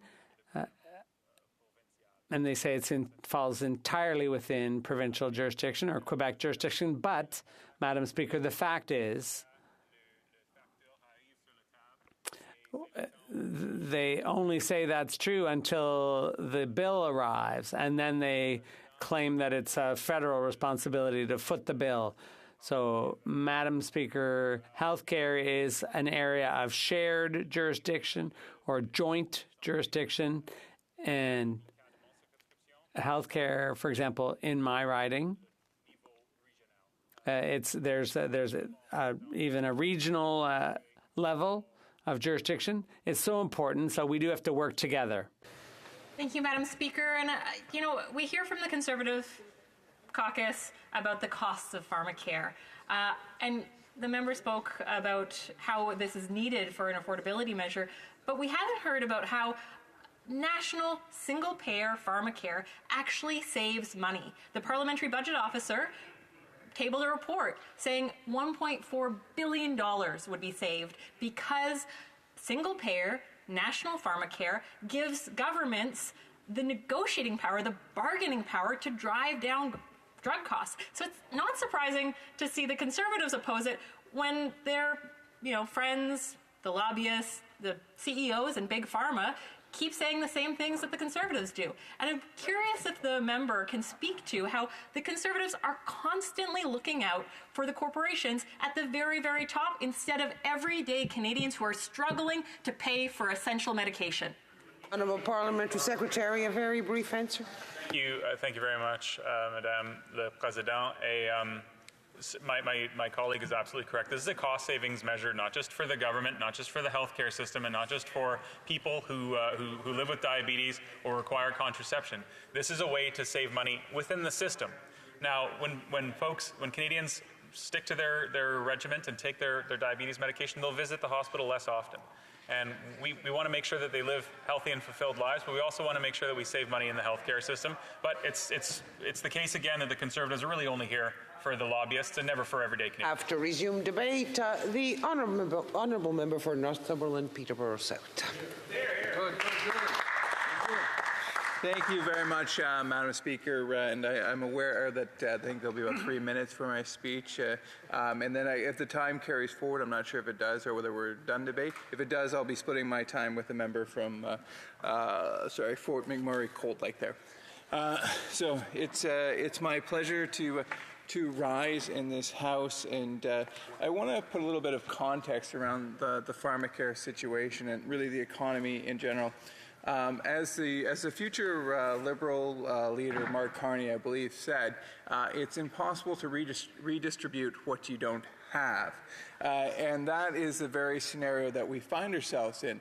Of course, over the last 9 years, we've experienced incredible fiscal and monetary, I might add, mismanagement of our economy. When these Liberals took the reins of power 9 years ago, we had a balanced budget. We had a low in GDP to debt ratio. And now, some 9 years later, we have one of the worst debt to GDP ratios currently. We're looking at about 40, I think we're about 43% in terms of debt to GDP ratio, which is shocking because the finance minister said in 2022, she said clearly, we have a fiscal anchor. We have a line we shall not cross. The debt to GDP ratio won't increase. And then what did it do? Well, it went up. And according to the PBO, which we heard from today, we heard that it's actually going to go up the next 2 years. And speaking of the PBO, I'm not sure if anyone caught this because it was only audio, unfortunately, but you won't believe what the parliamentary budget officer said. He was getting challenged by Liberals for the error he made with respect to calculation of the carbon tax. And what he said is, actually, I know my numbers are right because I have your numbers in front of me, the same numbers that you won't release to the public. It's incredible. So the PBO came out and said he has their analysis, he just can't share it because the Liberals won't share it. So they have a carbon tax analysis that shows 6 out of 10 Canadians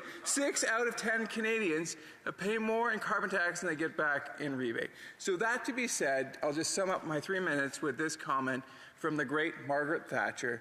And she said, the problem with socialism is eventually you run out of other people's money. And we've hit that point. We're now paying more in interest than we are in healthcare transfers.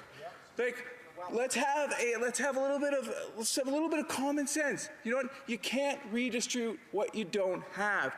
An obsession with redistribution to the extent that you are no longer focusing on growth will hurt everyone, most notably the most vulnerable. Madam Speaker, thank you very much for the time. I greatly appreciate it. Comme il est 18 heures. It being 6:27 pursuant to a previous standing order, it's my duty to interrupt the deliberations and put the question immediately to dispose of this bill at this stage. The question is as follows. Seconded by Ms. Kara. Move that Bill C-64, an act respecting pharmacare, be now read a third time and do pass. If a member participating in person wishes that the motion be carried, the Honourable Member for Fort McMurray Cold Lake. Thank you, Madam Speaker. We would like to request a recorded division. Call in the members.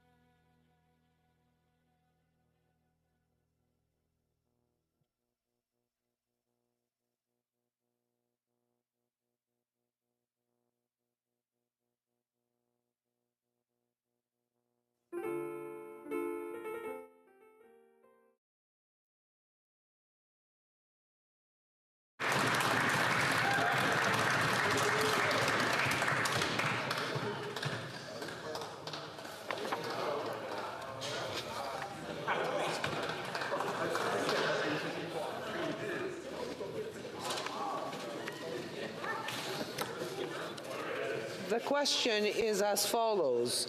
Mr. Holland, seconded by Ms. Kara, move that Bill C-64, an act respecting pharmacare, be now read a third time and do pass. La période. The 10-minute period for members voting electronically has started, and the House will now proceed to the vote for members participating in person. All those in favor of the motion will please rise. Mr. Fraser. Ms. Suds. Ms. Suds. Ms. Murray. Ms. Murray. Mr. McKay. Mr. McKay. Mr. Casey. Mr. Casey. Mr. Vandal. Mr. Vandal. Ms. Kara. Ms. Kara. Ms. Sahota. Ms. Sahota.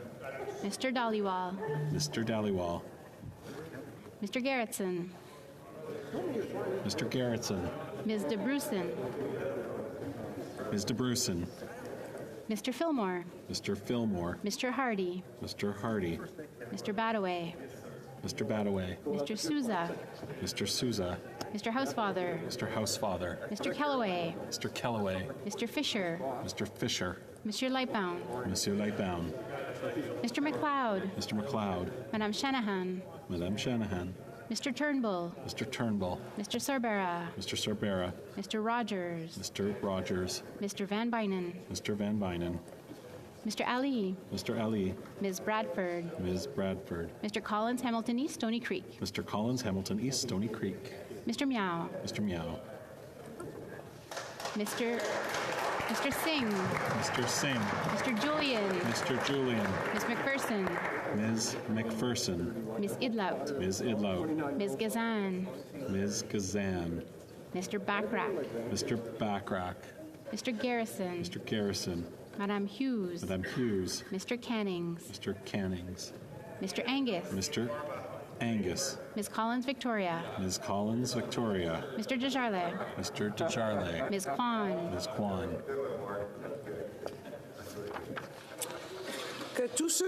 All those opposed to the motion will please rise. Mr. Bazan. Mr. Kimmich. Mr. Kimmich. Ms. Landsman. Ms. Landsman. Mr. Kelly. Mr. Kelly. Mr. Small. Mr. Small. Mr. Workington. Mr. Workington. Ms. Ferrari. Ms. Ferrari. Mr. Viss. Mr. Viss. Mr. Lawrence. Mr. Lawrence. Mr. Patzer. Mr. Patzer. Mrs. Gallant. Mrs. Gallant. Mr. Muse. Mr. Muse. Mr. Van Popta. Mr. Van Popta. Mr. Steinley. Mr. Steinley. Mr. Martel. Monsieur Martel. Mr. Dreeshen. Mr. Dreeshen. Mr. Kitchen. Mr. Kitchen. Mr. Tolmie. Mr. Tolmie. Mr. Bragdon. Mr. Bragdon. Mr. Dalton. Mr. Dalton. Mr. Nader. Mr. Nader. Mr. McLean. Mr. McLean. Mr. McGuire. Mr. McGuire. Mr. Reed. Mr. Reed. Mr. Williamson. Mr. Williamson. Mr. Arnold. Mr. Arnold. Mr. Fast. Mr. Fast. Monsieur Garon. Monsieur Garon. Monsieur Savard Tremblay. Monsieur Savard Tremblay. The House will now wait for the electronic voting period to end before resuming its proceedings.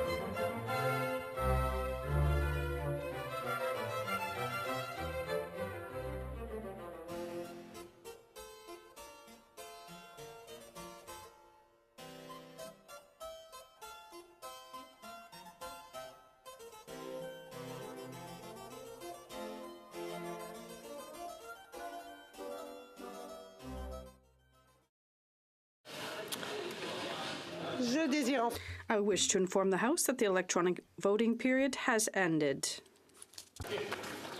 So, if members were not able to vote due to technical difficulties, they may now use the raise hand function, and the chair will recognize them. I see Ms. May. Thank you, Madam Chair. I wish to be recorded as voting yay. Mr. Perkins.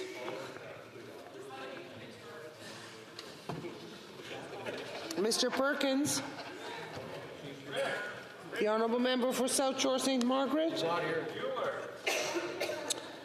Okay, Mr. Scarpel. Oh, there he is. Mr. Perkins.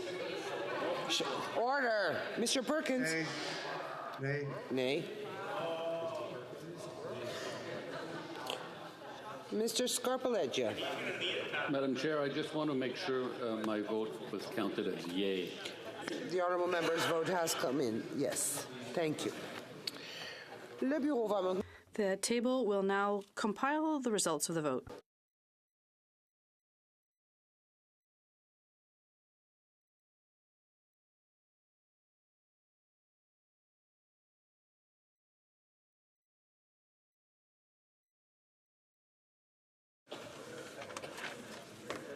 Yeas pour 165, 165. Nays contre 145, 145. I declare the motion carried.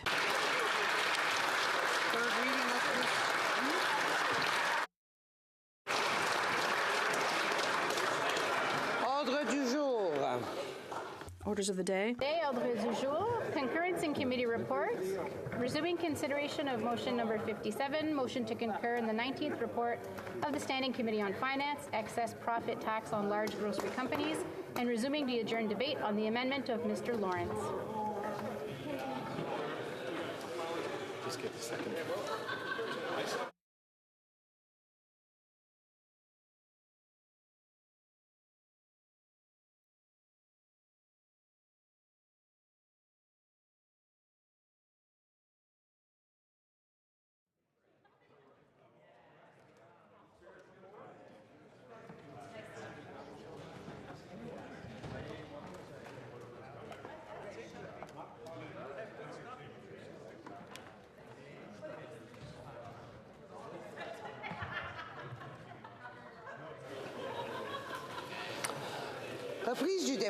Resuming debate, the honourable member for Mirabel. Madam Speaker, maybe it's impossible. I would like members who are having chats in the House to please take them to the lobbies. Could I ask members to please take conversations to the lobbies? We have debate resuming. The honourable member for New Westminster Burnaby on a point of order. We're just celebrating pharmacare, Madam Speaker. It's a big historic moment. And in the chamber, as the honourable member well knows, the honourable member for Mirabel. Thank you, Madam Speaker, for your diligence. And if I may, I'd like to share my time with no one else but the member for Saint-Hyacinthe-Bagotte. They may be the only one in this House who thinks more than you, Madam Speaker. For the past 2 years, we know that the NDP is sharing the Liberals' lunch. So now it's no surprise that we're talking about groceries and grocery costs. And for once, we have to say that the diagnostic imposed by the NDP is appropriate. Yes, there is food inflation that is sizable. There is concentration in the grocery sector, and very few companies in many locations offer groceries to vulnerable customers. We're not talking about monopolies, but companies that have a sizable market share. There's a fundamental problem in terms of competition in the grocery sector, Madam Speaker. At the beginning, in the 1980s, if I'm not wrong, there were 11 or 12 major grocery chains here in Canada. And we're talking about a country that is very vast from one ocean to another. Well, Quebec's still in it for the time being. We'll see about the future. But there were 11 or 12 grocery chains. And now we have 5 major chains. Chains that are known for having some anti-competitive practices at times.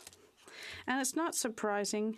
We've seen Rogers and Bell that have teamed up, and they've made a deal with Loblaws to have a monopoly for cell phones in those stores. So not only do we have anti-competitive behavior, but also these companies create new business models and innovate to raise prices for vulnerable customers that depend on these products. And there are sizable margins. Grocers tell us here in Canada there are sad cases that they need to have mergers and acquisitions because they have very thin margins. We're talking about 5% margins roughly, and maybe in some areas there are sizable risks, and they do have lower risk margins. But today at committee, at the industry committee, Madam Speaker,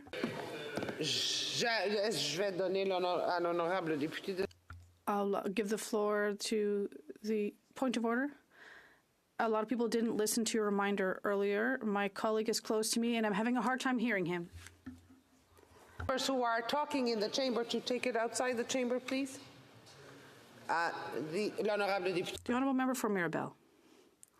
I was listening to them. Well, it seemed interesting, but so today at the industry committee, we heard from a professor at the University of Montreal who's had a long career in this area that has trained other people about anti-competition practices in Europe. And in Europe, the grocery sector has margins of roughly 3%. And they may wish to open stores here in Canada, but the standard margin is 2%. So it's not surprising that they live with such low margins in Europe and the U.S. because they have large populations. But margins in Canada are higher, and this is a symptom of a lack of competition. Many companies 25, 30, or 40 years ago, well, there were, and now we have few, and their margins here are higher than in the U.S. And this may mean higher prices for consumers. The NDP, has talked about groceries and rent and said that they are the most sizable expenses for households. It is federal jurisdiction to study this issue, and competition is part of this. Now, some progress has been made. There were bills to partially reform the competitive system this year. There was an amendment to the Competition Act, and there is a competition commissioner, and now they have power to compel, to subpoena people and to conduct investigations into, for example, the grocery market, and also to force these companies to disclose documents, because the Canadian system is so outdated in many respects. We're talking about the Stone Age or Iron Age in terms of competition law here in Canada, so that the commissioner can tell a company to show them their figures, and then they don't answer the phone. In the past, it ended there, but now they can investigate or subpoena companies. And we've amended the definition of what anti-competitive practices are, particularly in terms of leases, commercial leases. Now, it no longer be possible for a grocery store to make a deal with a shopping mall to say, I won't rent to another company that offers grocery services. So these are anti-competitive practices, and since the Canadian law had not been modernized, these companies were able to continue these anti-competitive practices. And the Bloc has been asking for support on this for quite some time. We'd like to pay tribute to the efforts of the Ministry of Industry. Loblaws recently said, and the government often said during question period, that according to Bloomberg, Canada was a good place to invest, one of the good places in the world. But in spite of that, despite the high profit margins for grocery stores, higher than in the U.S., it's surprising that American companies aren't interested in coming and setting up shop in Canada to create more competition. And that raises a lot of questions that I think should be studied in committee. For example, do we have any regulatory barriers that are discouraging American grocery companies from investing here? What are the institutional data that explain the fact that Canada, despite its high profit margins, Canada is not attracting American companies where they have much lower profit margins, 2 or 3% lower. And I know that there was talk at the committee about a surtax, a special tax on excess profits. This is certainly something we can discuss, but that will certainly not solve the problem. Imposing a special levy on grocery stores' excess profits is hardly going to encourage or attract new competitors, new companies from south of the border and so on. And we don't want to have to keep doing the same temporary special tax year after year after year. We know that this has been a problem for years, and the amount of competition has been declining for decades. So we can't just come up with a Band-Aid solution. And I think the Minister of Industry has to ask those questions, because we can't be trying to court American grocery stores to come here when they don't want to. That's not how investment is supposed to work. People are supposed to invest where there are attractive opportunities. And you shouldn't have to beg people to come here and set up shop. So there's been a lot of thinking done in the bloc, but the Conservatives tabled an amendment, and the amendment calls for this to be referred to a committee so that the committee can study alternatives to solve the problem of grocery prices. And the Conservative motion includes the carbon tax. My grandfather had an expression that I really liked, and that tool was, if the only tool you have is a hammer, you take everything for a nail. That seems to be the Conservatives' problem. The only thing they see, the only tool they have, is the carbon tax.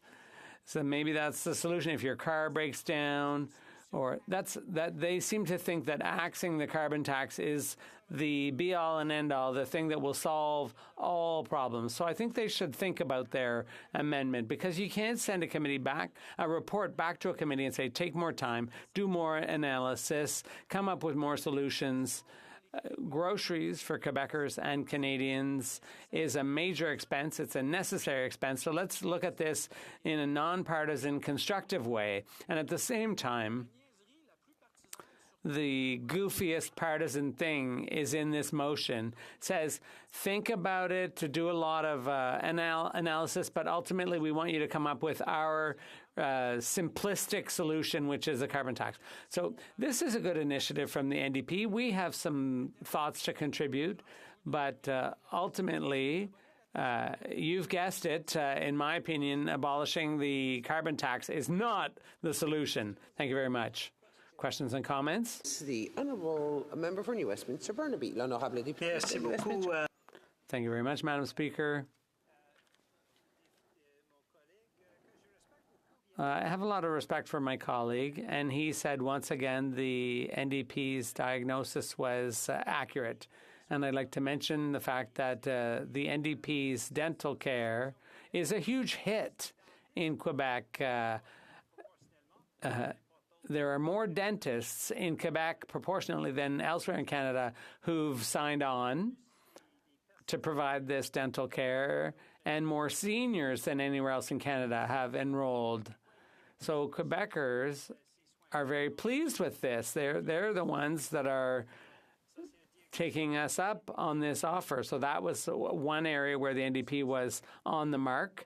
And another thing historically was pharmacare. There's a huge coalition.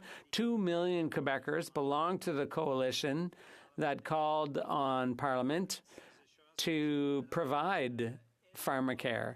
So does my colleague agree that the NDP has many times been correct in its diagnoses? The honourable member for Mirabel. Yes, Madam Speaker, the diagnosis is fine. It's the solution that doesn't make sense. It's the wrong solution. Dentists in Quebec are against this program. They want to provide the care, but the federal government doesn't have the expertise. Quebec has the expertise. And if you want dental care in Quebec, send the money to Quebec City and they'll arrange it.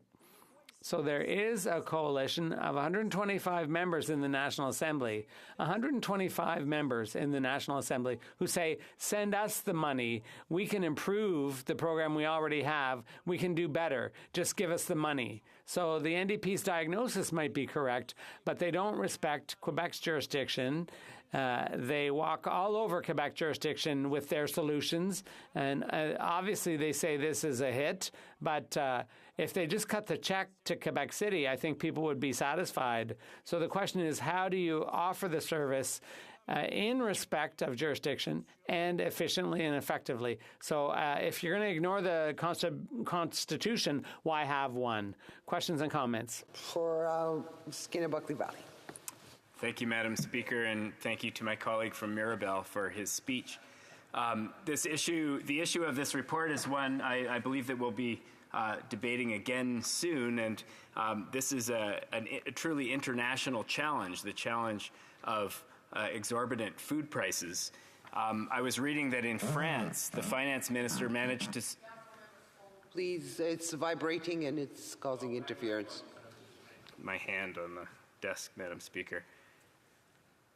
I was reading that in France, the finance minister managed to secure an agreement from 75 of the top food companies to lower their prices significantly. And here in Canada, the Prime Minister hasn't even managed to get the big grocery retailers to sign on to a voluntary code of conduct that wouldn't actually lower food prices. Given the fact that this voluntary approach has failed so miserably, does he not support more proactive measures to ensure that food prices come down? I hear his point around competition. Our leader has tabled Bill C-352, which is now making its way through committee. That process is going to take some time, and Canadians need relief when it comes to food prices now.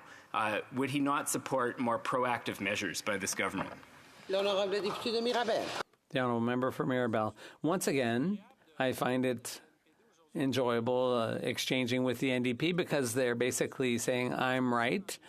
The finance minister only had 5 people to get together with to discuss this issue, whereas in other countries, there are hundreds of players in the grocery business. So we have a bigger country, we're less heavily populated, less densely populated, and we have a fundamental lack of competition. So I think that the diagnosis is legit, but we need to find a way to attract more competition, more innovation, a better range of services offered to consumers, because currently what we have now is 3 big chains that offer exactly the same thing to consumers. And until we look at the fundamental problem, we'll just be coming up with short-term measures. Thank you. Resuming debate. The honourable member for Saint-Hyacinthe-Bagotte. Thank you, Madam Speaker. I was getting up to ask a question. I didn't realize it was already time for me to make my speech. Madam Speaker, what a strange country Canada is. Our grocery industry is in the hands of just a few powerful grocery chains. In 2022, the 3 big players, Loblaws, Sobeys, and Metro, racked up over $100 billion in sales and over $3.6 billion in profits. Small entrepreneurs and local shops find it hard to compete in this vast territory. Financial and logistical constraints make the opening of a new business almost impossible. Meanwhile, the mega grocery chains are firmly entrenched, and they are making huge profits with thousands of stores. This sector is more and more difficult for newcomers to enter, and the competition is virtually non-existent. Prices are soaring, and of course this is in part due to the rising cost of raw materials, partly due to the turmoil caused by the war in Ukraine and to supply chain disruptions. But the profit margins of these grocery mega chains are constantly increasing, and this is nothing new. It's imperative for Canada to find remedies to curb soaring grocery prices. Greater competition seems to be an essential response to this problem. In June 2023, the Competition Bureau released a report, and it delved into the underbelly of this industry. Canada's at a turning point and needs to develop an innovative strategy to encourage the emergence of new companies in the grocery industry and to diversify supply for consumers. Some ambitious companies are trying to revolutionize this industry by offering online grocery products to Canadians, and various levels of government have to work together to encourage these bold initiatives to shake up the established order. Ottawa should support the grocery industry by spurring the growth of independent retailers and by welcoming foreign grocers into the Canadian market. Now, there are already a number of highly reputable independent grocers who are capable of standing up to the mega grocery chains, but their small scale prevents them from competing on a national level. It is of paramount importance that Ottawa embrace enlightened policies that encourage independent grocers to flourish and to facilitate the entry of foreign grocery stores and discount stores. The arrival of new competitors and the growth of existing independent competitors will breathe new wind into this industry and strengthen consumers' purchasing power. This competition will encourage lower prices, higher quality products, and more innovation. Ottawa should also consider introducing clear, harmonized requirements for the display of per-unit prices. It's often difficult comparing prices, even for just a few items, at different grocery stores.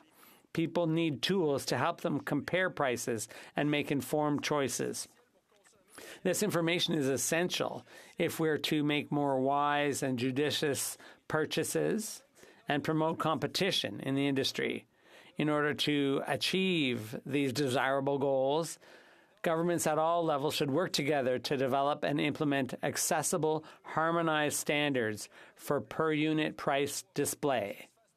This has to be done among all levels of government. In addition, all governments should be taking steps to limit, if not prohibit, ownership controls in the grocery sector. These controls restrict the use of real estate by competitors, making it very difficult to open new stores, if not impossible. And this also reduces competition within our communities. Why is competition so important? Well, in a word, competition is the main lever of the economy. When the economy is more competitive,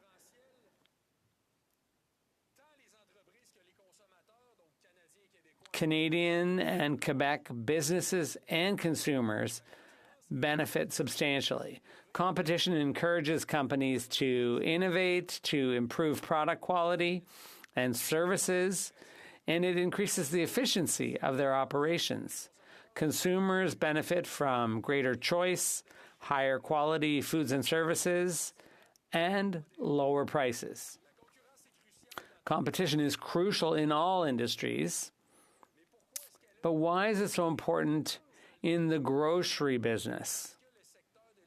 Well, it's because Canada's grocery industry is overly concentrated and it makes it very difficult for small and medium-sized businesses to compete against the giants, to compete effectively with those giants. And it's also difficult for new companies to penetrate this market. Without any change in this competitive landscape, Canadians and Quebecers won't be able to fully enjoy competitive prices and a wide range of products. The Competition Bureau's report calls for increased competition in Canada's grocery industry. Steps must be taken to encourage and support more competition in this industry. We also need to avoid simplistic solutions. The Conservatives' amendment is just another attempt at replaying their opposition day, which their motion was just defeated a few hours ago. It doesn't make any sense, for all the reasons that were given last week, to entertain this kooky amendment. Thank you, and I'll be happy to answer any questions. Questions and comments? The Honourable Member for New Westminster Burnaby. Thank you very much, Mr. Speaker. I'd like to thank my colleague. I'd like to know one thing.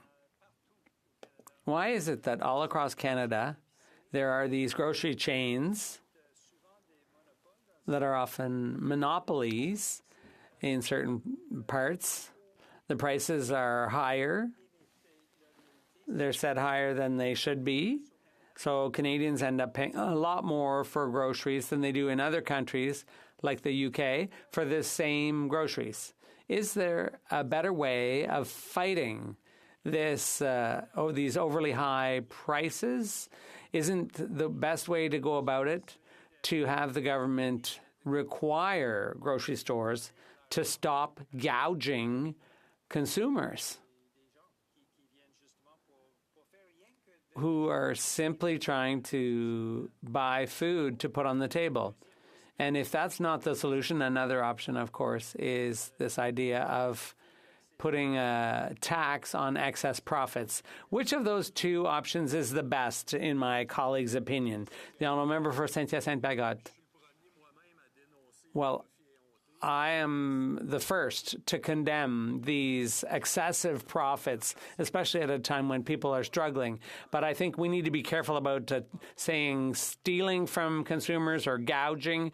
This is not theft. There are people who are quite happy to go and spend their money on groceries and so on. So let's be very careful about the terminology here. We shouldn't be talking about ripping consumers off.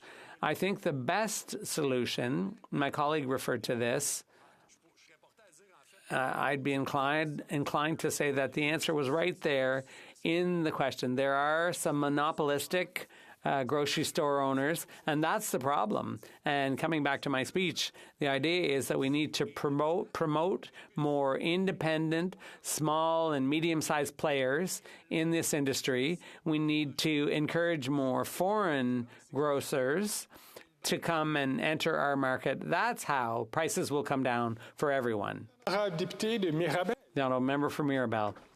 Thank you, Mr. Speaker. My colleague in his speech said that without new players entering the market, prices will not come down. So I'd just like to know what's stopping the big players in the U.S. from investing in Canada.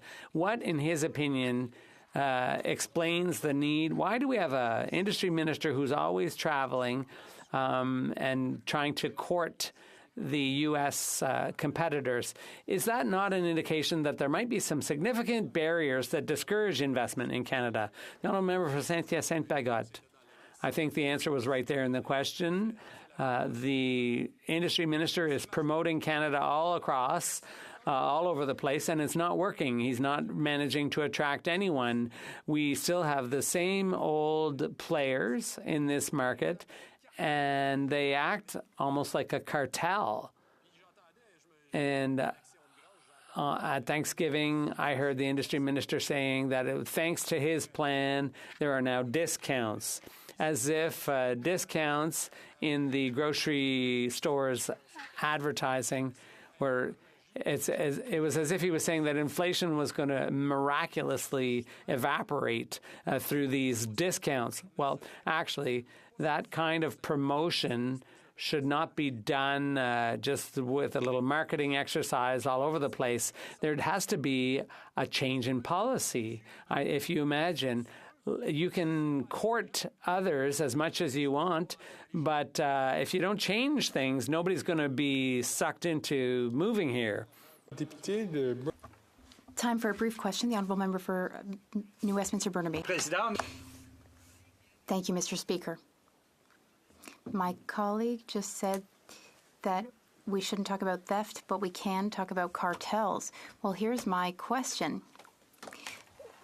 A cartel does act illegally. Cartels do steal money. So aren't the high prices we're paying equivalent to theft?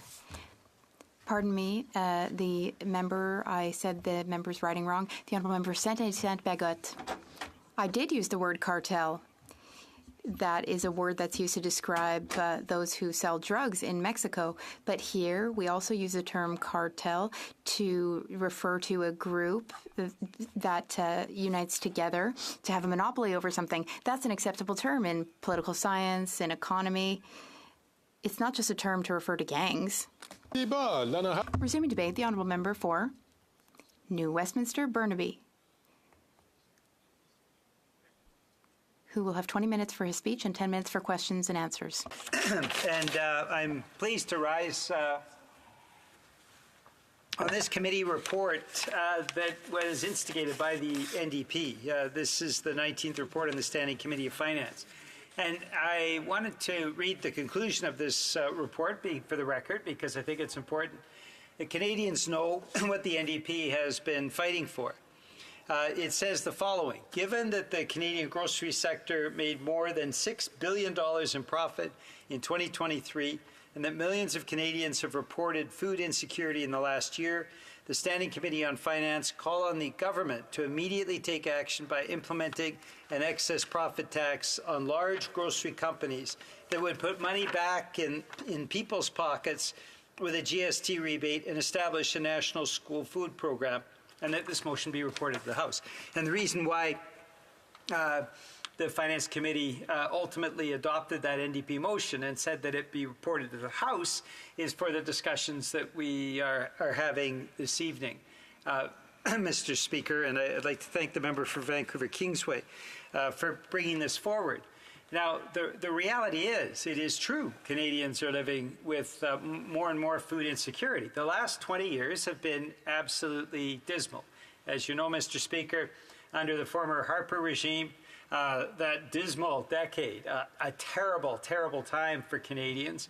What we saw was Conservatives in unbelievably bad government, just a horrible government from a whole range of perspective. During that period, the cost of housing doubled over the course of that dismal decade.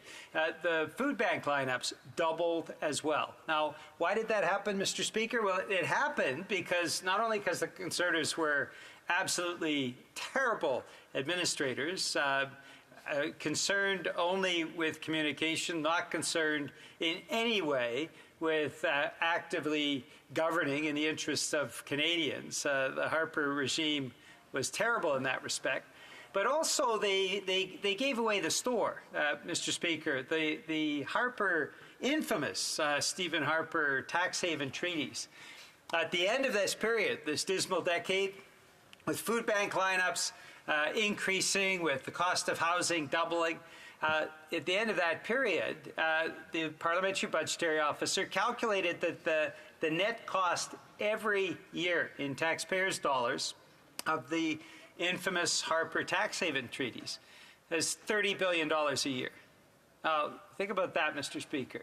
We're giving away $30 billion in tax havens to the wealthiest of Canadians, to the biggest, largest, most profitable corporations. They can simply take their money offshore and never pay a cent of tax. That's tax that they should be paying, and tax that could essentially take care of all these other issues that I've been talking about, the doubling of the food bank lineups. The fact that housing costs doubled. The Harper government built no housing at all. It was just a horrible, terrible, terrible time.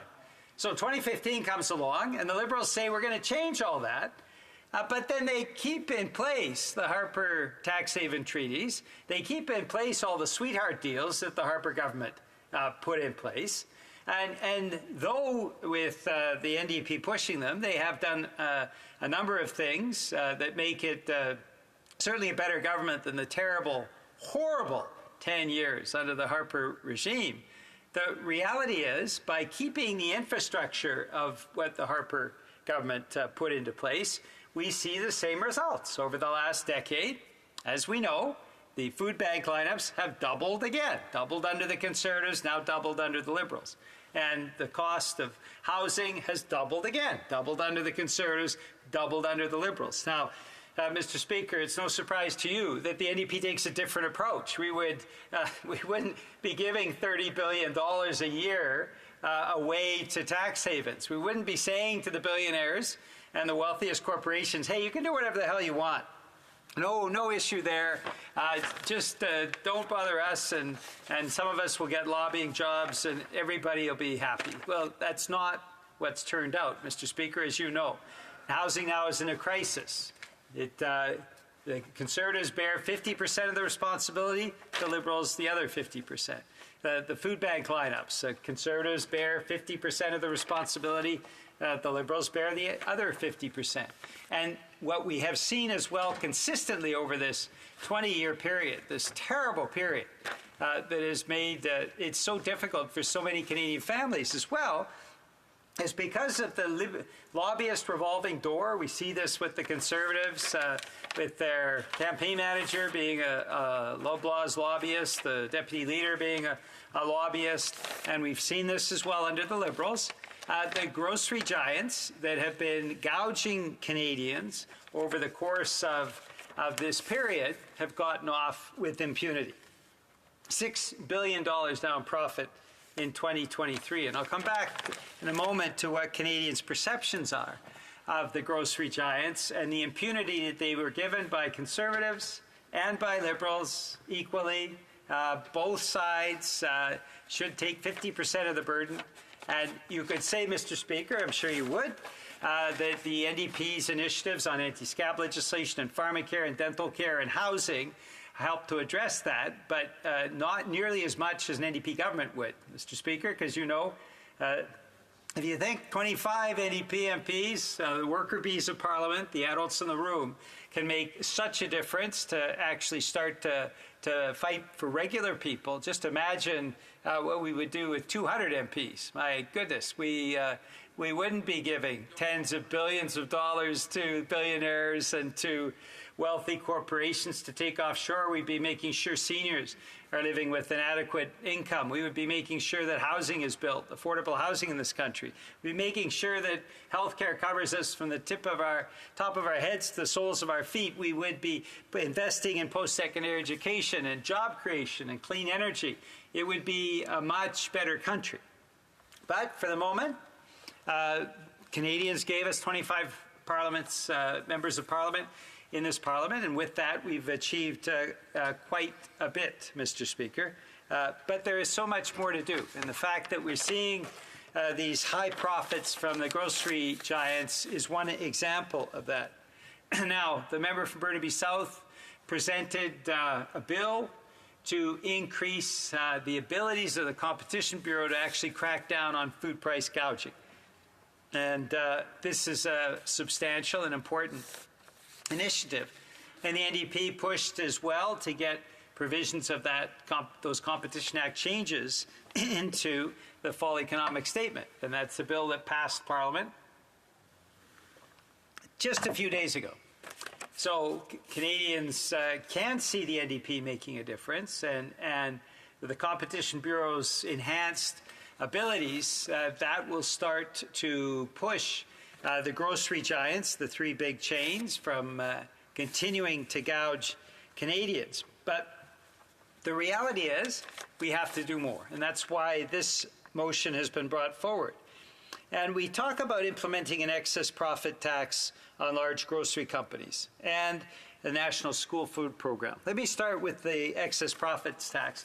Mr. Speaker, this is not something that is alien to Canada. In fact, at the time in our history when we had to mobilize the entire country to fight hard to make sure that we were pushing back against Nazism and fascism, at that time, the government in the Second World War chose to put in place an excess profits tax. It was 75% of excess profits.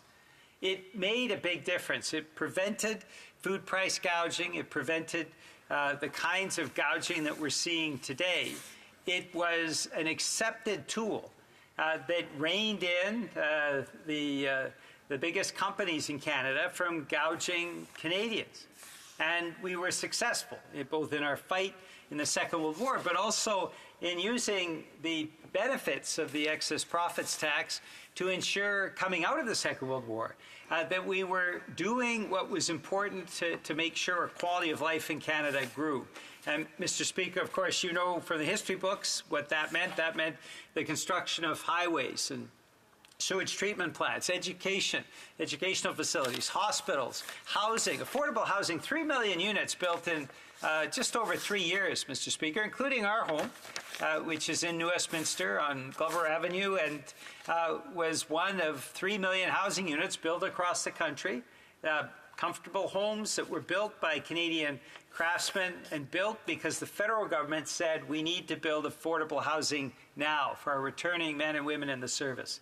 So our homes built in 1948, like the houses on the block were all built at the same time. It was because we had a government at that time that understood the importance of building affordable housing.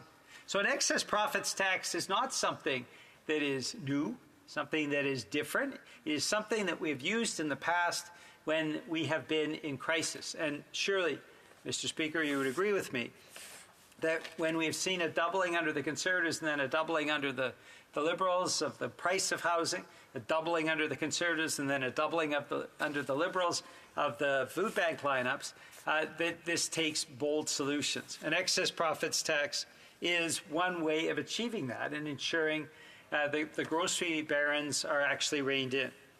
Let's take the second part of the motion, though, and that is establishing a national school food program.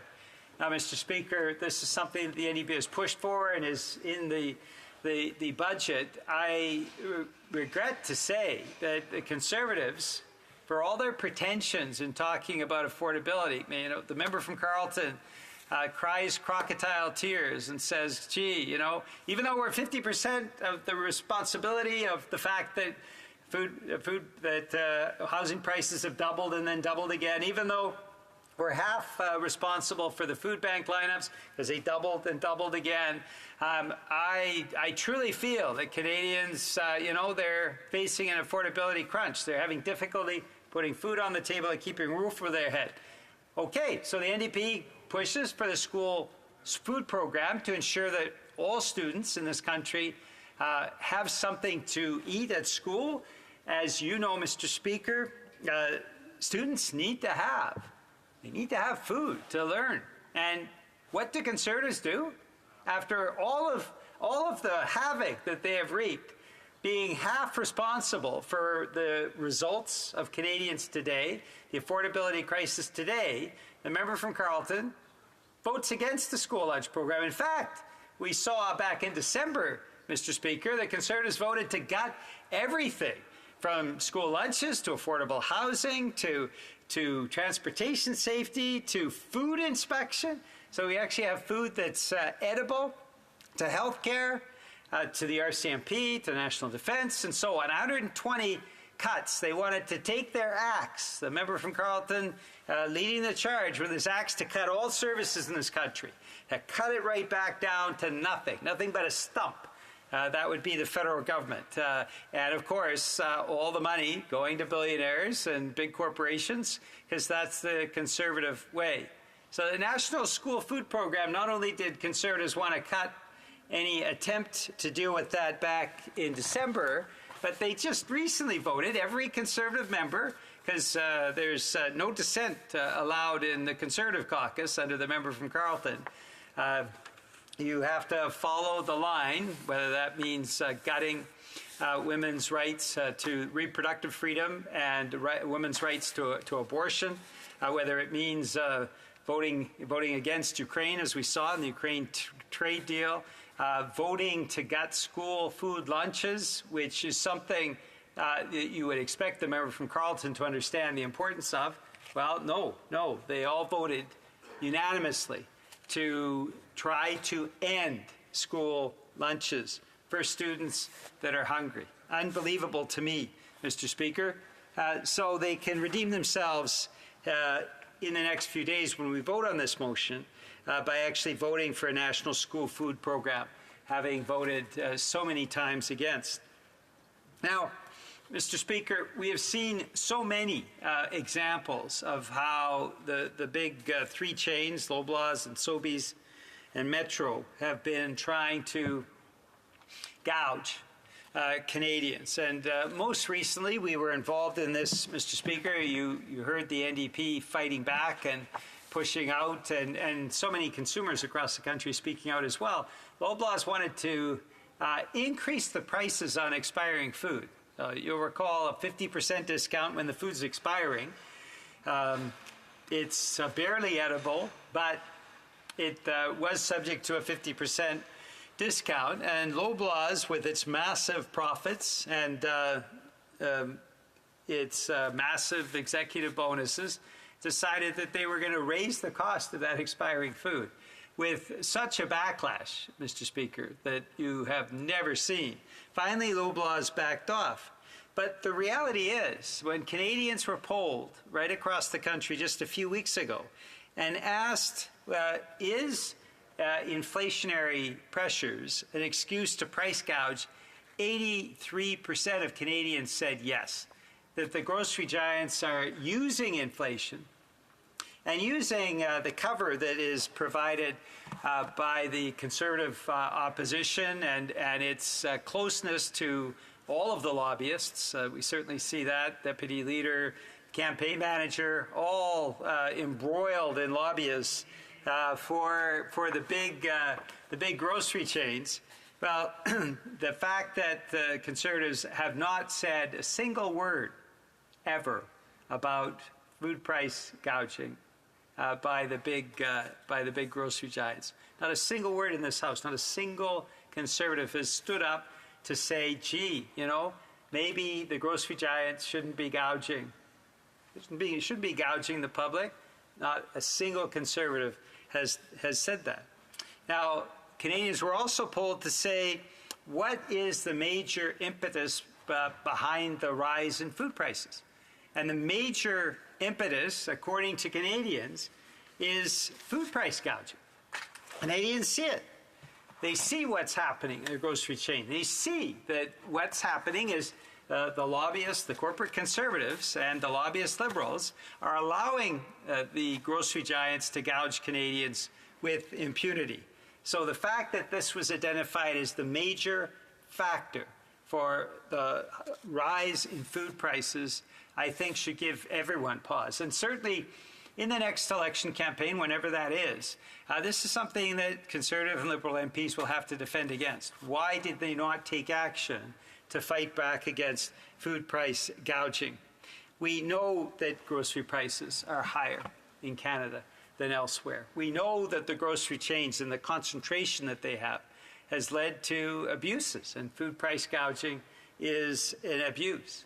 And so, from the NDP standpoint, what we need to do is start using the tools that have worked in the past.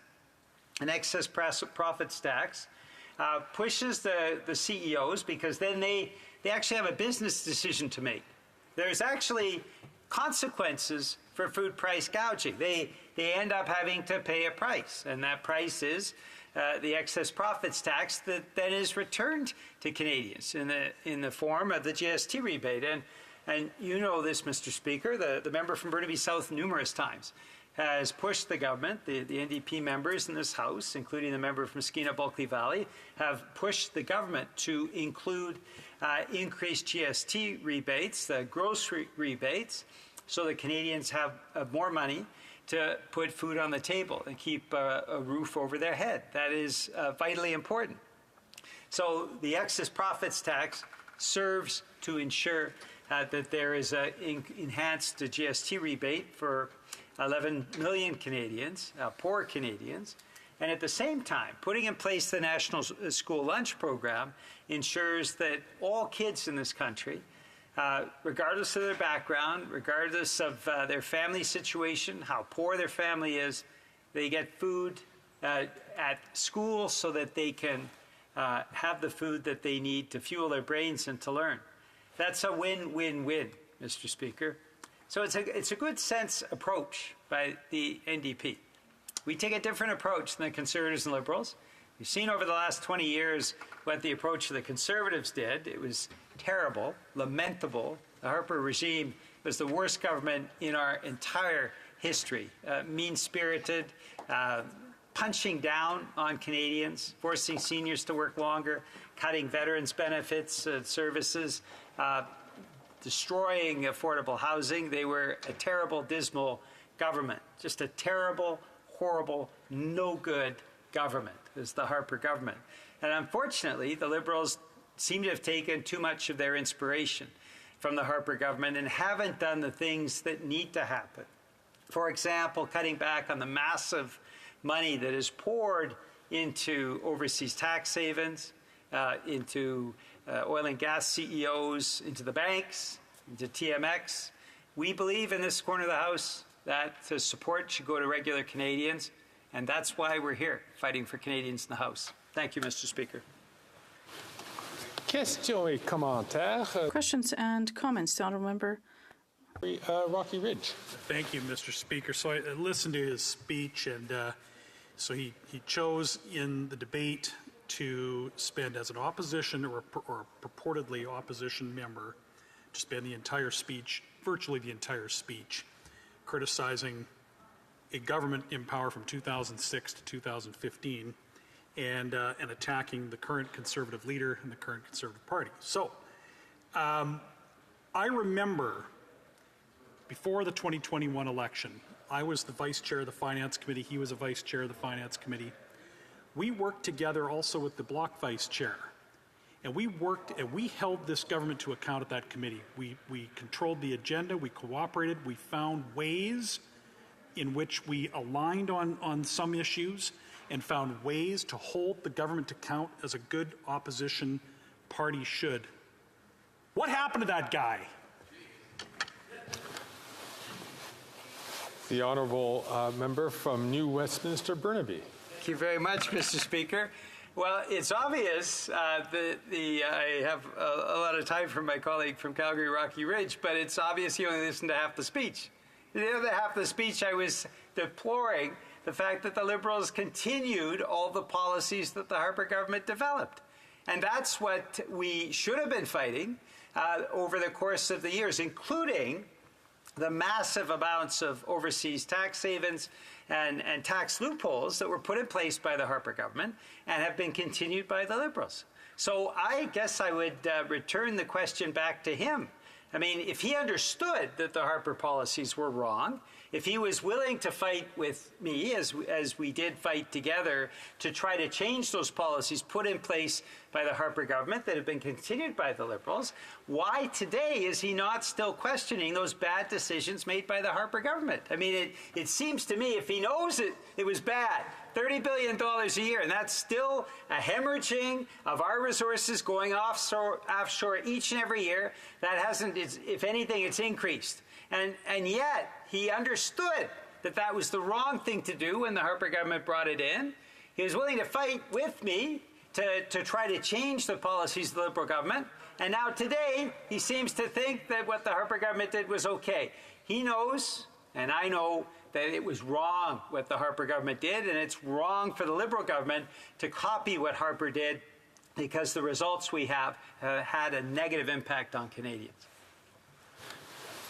Question et commentaire. The Honourable Member from Kingston and the Islands.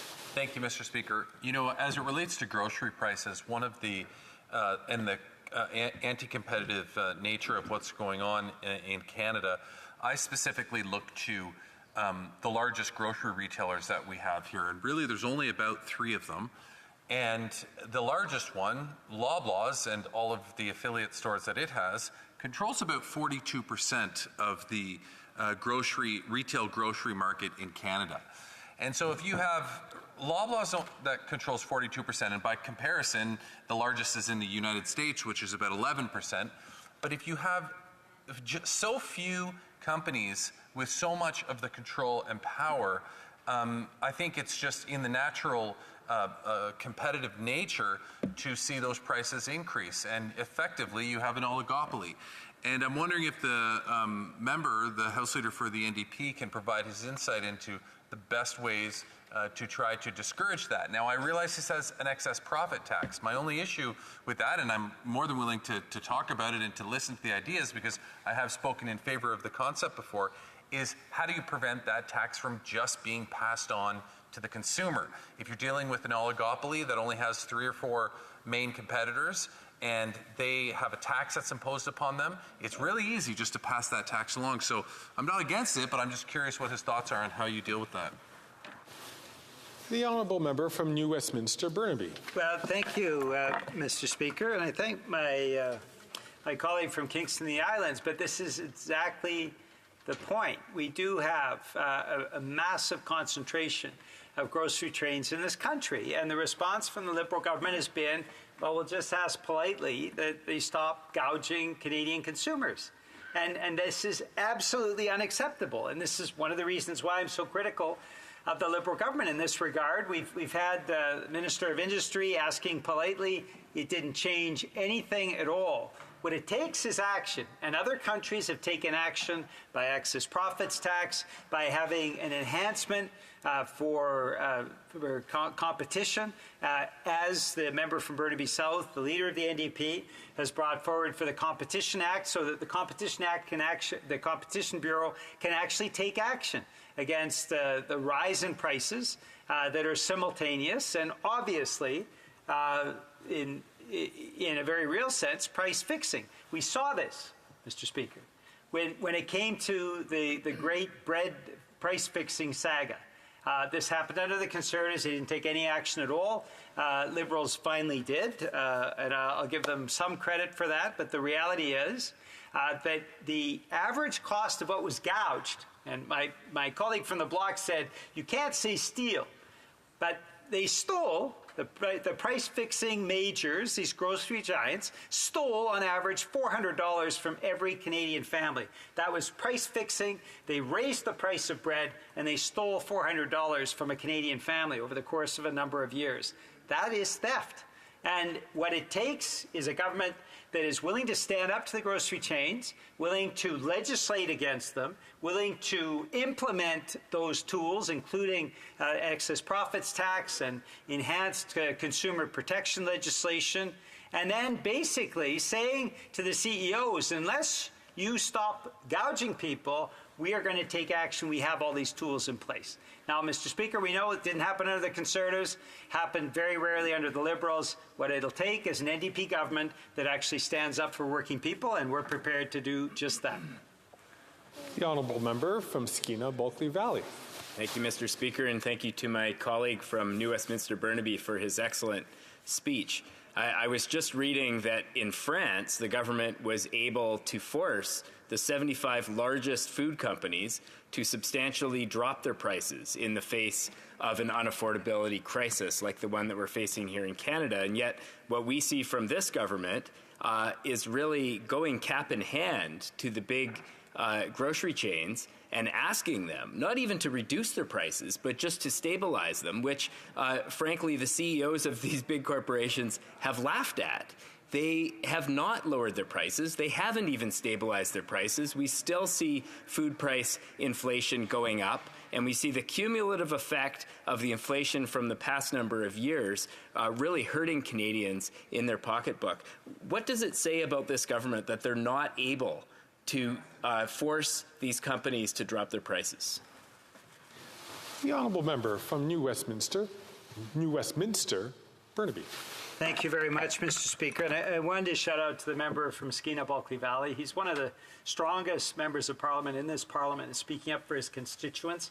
It's not a day that goes by without him speaking very eloquently and effectively about his constituents in Skeena-Bulkley Valley on a whole range of issues, whether we're talking about transportation, affordability, health care. He is always front and center in pushing for his constituents to get the service and respect that they deserve. And this is another example of that. He is absolutely right that asking politely to the banks, asking politely to the grocery giants, asking politely to the oil and gas giants doesn't get them to stop gouging people. Whether it's gas price gouging, we saw a 30-cent a litre rise over the last few months, unexplained, not because there were any other changes, just because the oil and gas companies can do that as you drive around BC. Food price gouging as well, bank charges, all of these things. We need a government that is not just asking politely, but is actually taking action. And an NDP government will do that. Will take action against these giants, these corporate giants that simply want to gouge consumers with impunity. A very short question from the member from Calgary, Rocky Ridge. If he thinks the answer is an NDP government, why doesn't he stop propping up this government and have an election? We'll have it out. The honourable member from New Westminster, Burnaby. We'll have an election when his constituents are voting on whether or not to axe the dental care that thousands of his constituents are now accessing, the thousands of his constituents that are getting pharmacare, people with diabetes, people with contraception, the affordable housing is being built. We'll have an election, but the election will be on what Conservatives want to axe and whether Canadians want to go down that road. I'm quite confident his constituents will say no to axing all of those services and programs that help people. Reprise de débat, resuming debate. The honourable member from Peterborough Kawartha, who has 20 minutes plus 10 minutes questions and answers. Oh, I'm sorry. Unless she were to choose to split her time. Thank you, Mr. Speaker. I will be sharing my time this evening from the member from Calgary, Rocky Ridge. So it is always a true honour to stand in the House of Commons, represent the amazing people of Peterborough Kawartha, and so many Canadians across this country who feel their voice has been truly muffled, after 9 years of this Prime Minister. So tonight in the House, what are we talking about? We're talking about the concurrence debate of an NDP motion in Finance Committee. So here's the motion. Given that the Canadian grocery sector made more than $6 billion in profit in 2023, and that the millions of Canadians have reported food insecurity in the last year, the Standing Committee on Finance call on the government to immediately take action by implementing an excess profit tax on large grocery companies that would put money back in people's pockets with a GST rebate and establish a national school food program, and that this motion be reported to the House. So that was the motion that was put forward by the NDP. And, we Conservatives put forward an amendment, and the amendment stated, excuse me, the 19th report on the Standing Committee of Finance presented on Monday, May 6, 2024, be now concurred in, but that it be recommitted to the Standing Committee on Finance with instruction that it amend the same so as to recommend a more efficient alternative to address food insecurity among Canadians this summer by calling on the government to eliminate the carbon tax, the federal fuel tax, and GST on gasoline and diesel between now and Labor Day.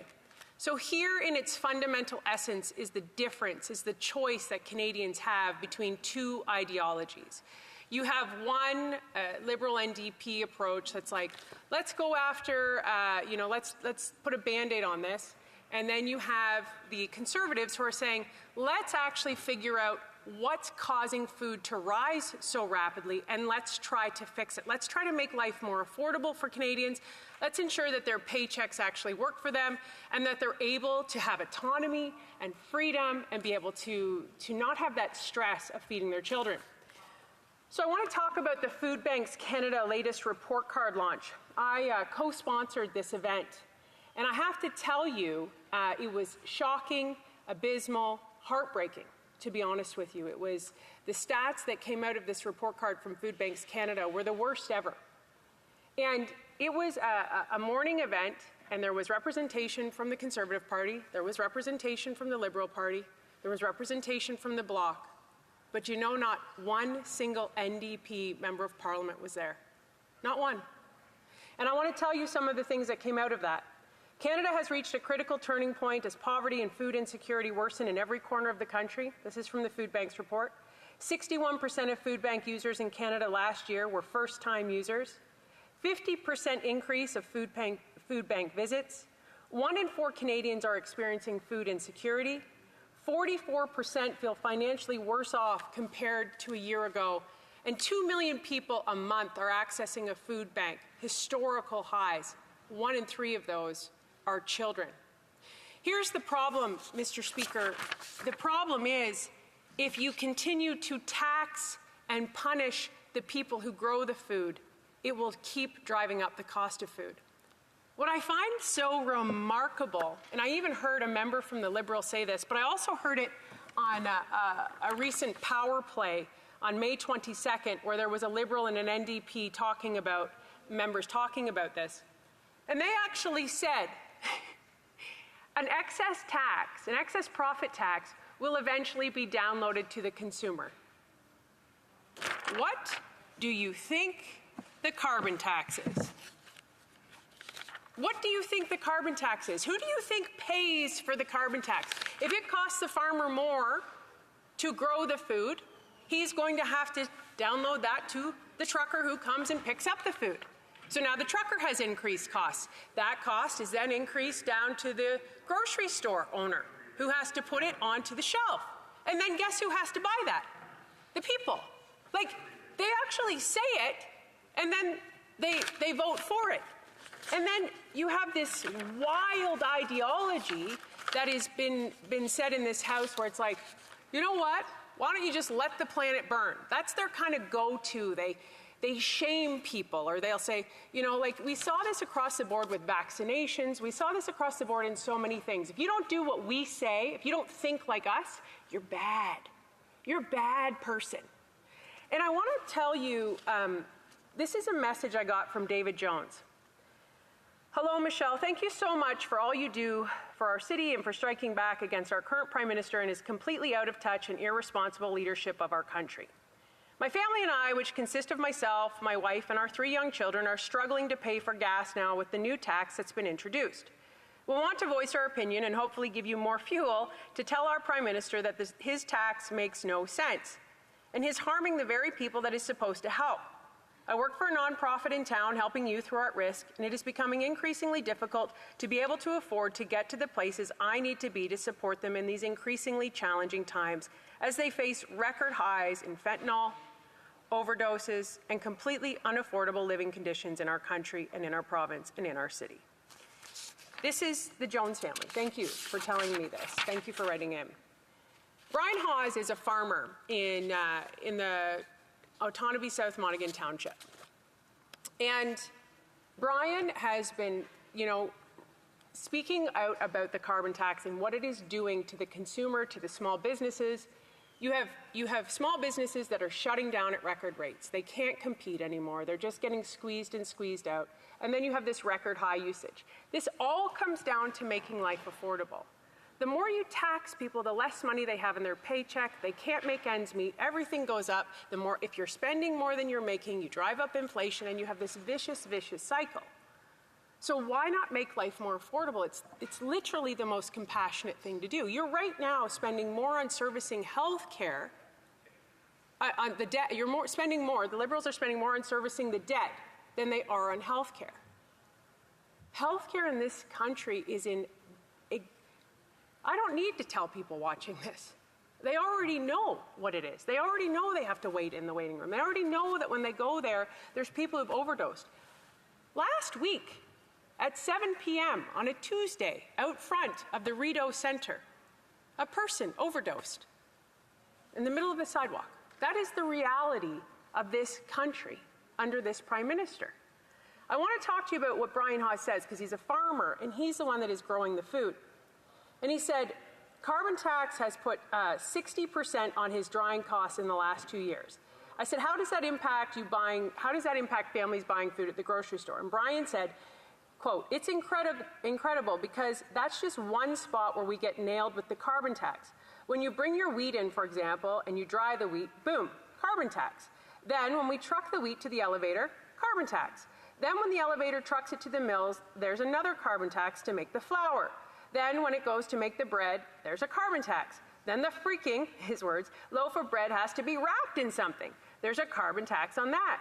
Then it has to get to the warehouse. Another carbon tax on the fuel, for example, and on till it goes to your grocery store shelf. Bread has gone up 75% under this Prime Minister. Tanya Bailey sent this to me today. It's her gas bill. And her customer charge is $22, her delivery is $39, her transportation to Enbridge is $16. The federal carbon charge is $50.17. It's to the point people have just completely lost hope. They've lost everything. And people are actually losing their homes on top of it. You have building that's halted. You have builders that can't build, right? You have builders who are testifying at HUMA committee saying there's no chance they'll meet their target. Because guess what? All of this carbon tax, all of these things add up to the cost of building houses. So we put forward this common sense motion today and said, listen, okay, people need to be able to focus on something positive. When you're sinking, you need to know summer's coming up. Families need each other more than ever. Kids need their parents. Parents need their kids. They need connection. They're on their screens. They're disconnected mentally, physically, because they have to go to work to pay for this. Both parents are struggling so much. So we put forward this common sense motion that's going to save Ontarians in particular $590 if they cut the carbon tax on fuel between now and Labor Day. Right? It's like, come on, guys. Like, just give them a break. And no. The message was no. Put your kids in a car and let the planet burn. That's what the Minister of Health said.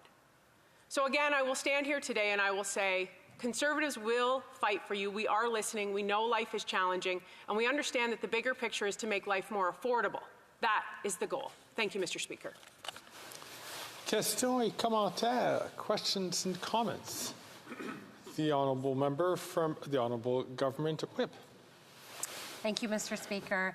Well, I wanted to first off correct the record. The Minister of Health did not say, let the planet burn. What the Minister was talking about was climate change and the need for Canadians and everyone in this entire world to take climate change seriously, and that we do not want to see the temperatures increase and we do not want to see the world burn. That was the intention of that comment. So I'd really like to ask this member, what kind of a plan do the Conservatives have to stop climate change? The honourable member from Peterborough Kawartha. Mr. Speaker, well, it might not have been his intention, but it's actually verbatim what he said in the House. And that's the reality of it. So, you know, I think there's this element of shame, and it's been the approach, as I said earlier in my speech. The Minister of Health went on a rage, like a full-blown rage, and said, yeah, let's be like the Conservatives and go on a road trip for 10 hours where our kids don't get any bathroom breaks and we let the planet burn. That's what he said. I'm not saying that. He said it. So whether he intended that or not is not the point. But to her question about what would the Conservatives do, I find this a fascinating question. We say it repeatedly. I'll say it again. If you trust Canadians, especially farmers who are environmental stewards of this land, if you trust businesses who want to do the right thing, who are environmentally friendly, who care for this planet, to get out of the way so they can afford to do that and invest in their business and not have to shut down, they will do the right thing. But this Liberal government prevents businesses from doing anything. Anything. They're leaving this country. We have nobody coming in. They don't even want to do business with Canada. That's the first place to start, Mr. Speaker. The honourable member from Skeena, Bulkley Valley. Thank you, Mr. Speaker. The member for Peterborough Kawartha continues this conservative thesis that the carbon tax is the primary driving factor behind the skyrocketing food prices that we've seen. And yet they've actually crunched the numbers, and it does increase prices, but by such a tiny amount. Trevor Toome at the University of Calgary found it increases food prices by 0.3%. Last January, food price inflation was 10.4%. So the vast majority of food price inflation is driven by something other than the carbon tax. What's it driven by? Well, first of all, it's driven by corporate profit taking. Secondly, it's driven by extreme climate events, somewhat ironically. And thirdly, it's driven by challenges in the supply chain. And yet she didn't mention any of those other factors in her speech. The other thing I'll note is that last month the carbon tax went up and food price inflation went down. And perhaps my question to her is how, if the carbon price is the primary factor driving food price inflation, how could that be possible? The honourable member from Peterborough Kawartha. Thank you, Mr. Speaker. Listen, there's an ideology clash here deeply, and I think the other thing that he left out is that the Prime Minister has spent more money than he's brought in. That's just a fact, and he says the budget will balance itself. I don't care about monetary policy. We've heard that over and over again. But I just want to bring up some points, because I think if you listen to farmers, so when I go back to Brian Hawes, who owns Hawes Acres, and I say, Brian, people don't really understand how significant this is, being the carbon tax in their day-to-day life, and he says, I really believe that people don't grasp the gravity of this carbon tax on your day-to-day life. It affects absolutely every facet of your life. Everything you own, everything you buy, everything you do is carbon tax compounded on top of more tax, and then you pay the tax on top of the tax. In this year, the Prime Minister's carbon tax will cost families in Alberta $2,943, in Saskatchewan $2,618, in Manitoba $1,750, in Ontario $1,674, in Nova Scotia $1,500, in Prince Edward Island $1,605, in Newfoundland and Labrador $1,874, Canada-wide $1,963. Canadians do not have this extra money. Extraordinarily short question for the member from Calgary, Rocky Ridge. Whatever time she's got left, perhaps she could finish her thoughts on this bizarre attack on the family road trip that we've observed from this side. It's just, it's bizarre. I'm going to unfortunately ask the honourable member to do this in 12 seconds. There has been an attack on families since the day that Prime Minister came into office. We have the lowest birth rate in history. He doesn't care about the family. He cares about power and control, and so does that NDP leader, because he's sold out his soul to ensure that he keeps power. And that's the reality of this Prime Minister. Resuming debate. Going from a short question to a 10-minute speech. The honourable member from Calgary, Rocky Ridge. Well, thank you, Mr. Speaker. So, here we are tonight in a concurrence debate. We had a report from the Finance Committee on grocery stores and the recommendation to the House to create some kind of extra profit tax. This came out of the Finance Committee, but the Conservatives have a better solution that we have we've offered through amendment to this report.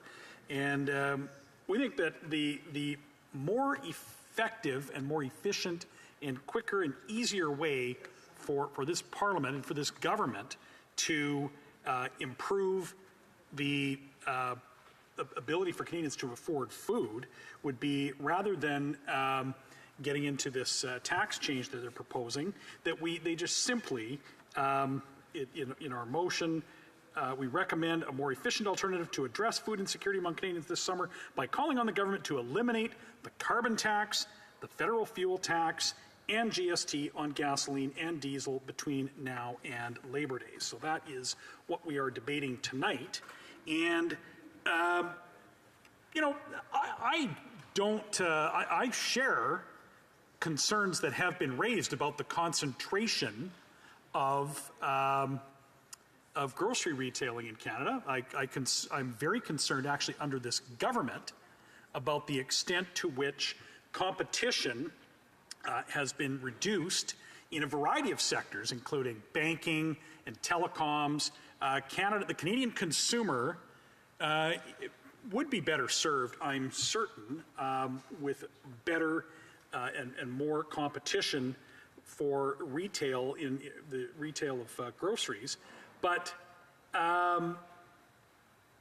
this government could fix, or at least address, the growing number of Canadians who are let's not mess around with labels here and say food insecurity. Let's just get real.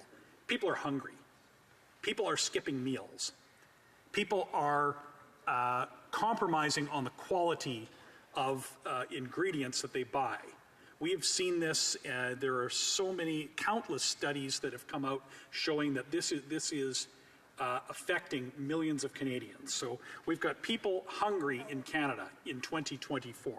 And this government could do something immediately that would improve the personal finances of Canadians and help consumers to afford more and better food. And that's to get rid of all of those taxes. That's going to bring down their transportation cost, which frees up more money for food, and it also will directly impact the price of food. We have been calling for relief of the carbon tax in many ways from this government.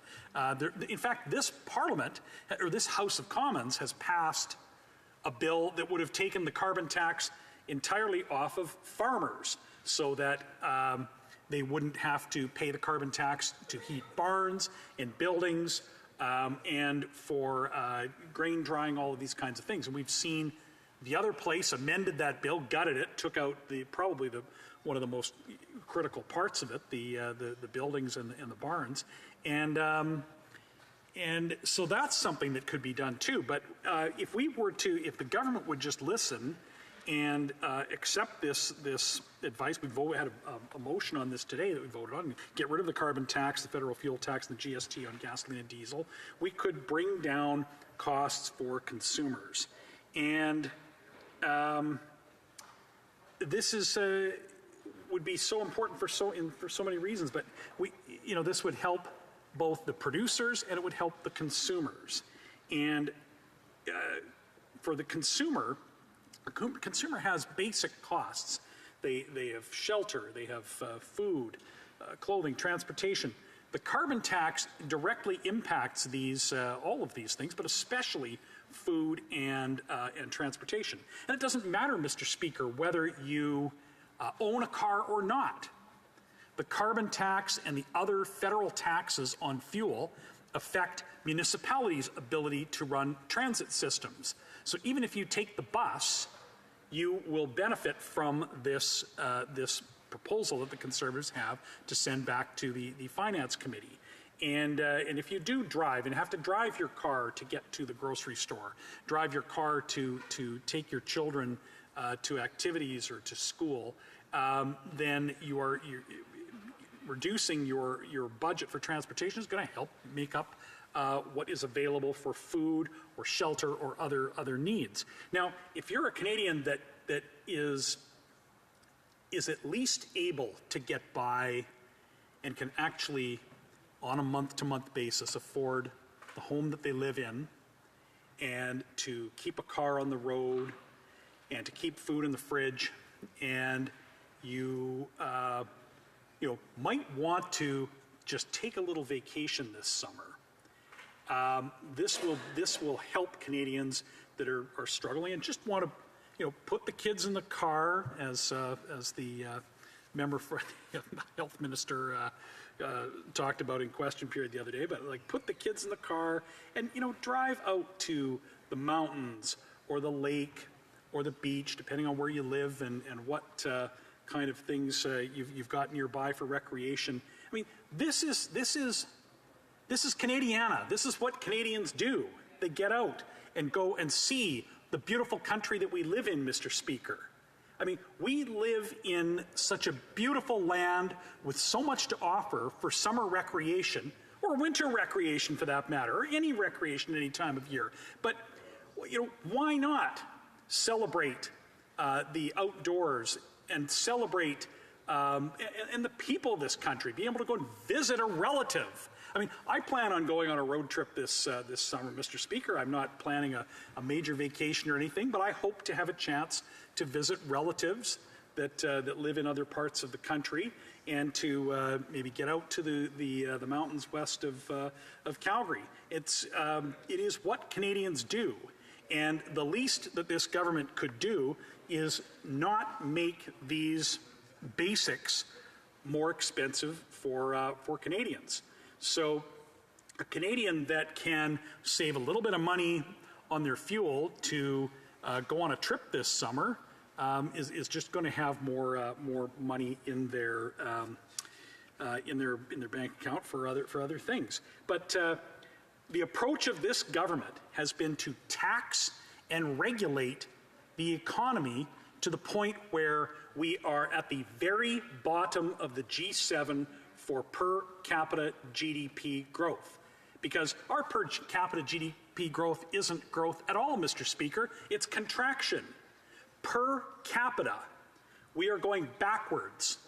Per capita, Canadians are getting poorer. Canadians are going backwards while life gets more expensive. And this is a spiral that we need to get out of, Mr. Speaker, and the only way we're going to get out of it is with a change of government. The only way forward so that we can fix the budget and be able to get serious about the basic core responsibilities of government, like national defense and public safety, and ensuring that health transfers will be there in the years ahead. We're spending now more on interest than on health transfers, and we spend far more on interest than we do on national defense. We're going to need a strong economy. We are going to need new investment. We're going to need regulatory relief and tax relief to make these things happen. The only way that we are going to get out of this, Mr. Speaker, and see Canadians' per capita income go up instead of down in the years ahead is with new signal for strong economic leadership. We've got to get rid of the gatekeepers that are destroying the ability for anyone to get projects approved in this country. We've seen capital flight. We've seen the cancellation of projects that has been ongoing for these last 9 years, and we have the carbon tax that continually goes up and is piled on Canadians and interferes with their ability to do basic things like afford groceries, or to be able to get in their car, put some gas in the tank, and go on a small trip, or even to just get themselves to work and back on a day-to-day basis. So I don't know if I've got any time left, well, just a few moments, and we need to get away from this continual regime of further and greater red tape and regulation and taxes, and get back to a country that can work, where work is rewarded, people can afford to live, people can afford their homes, they can afford groceries and afford transportations. Thank you, Mr. Speaker. Thank you, member from Calgary, Rocky Ridge. And the honourable member, honourable government whip, has a question. Thank you, Mr. Speaker.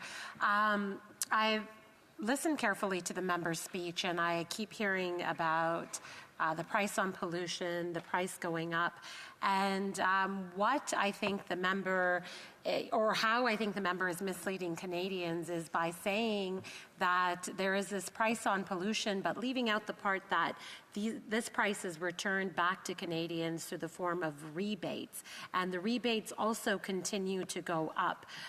8 out of 10 Canadians will receive more money than they spend on the price on pollution. This is in order to incentivize people to make different decisions. This is exactly what we as a society are going to have to do. We're going to have to make extremely difficult decisions, and we're going to have to decrease our reliance on unsustainable energies. And so I'd once again ask the Conservatives what their plan on climate change is.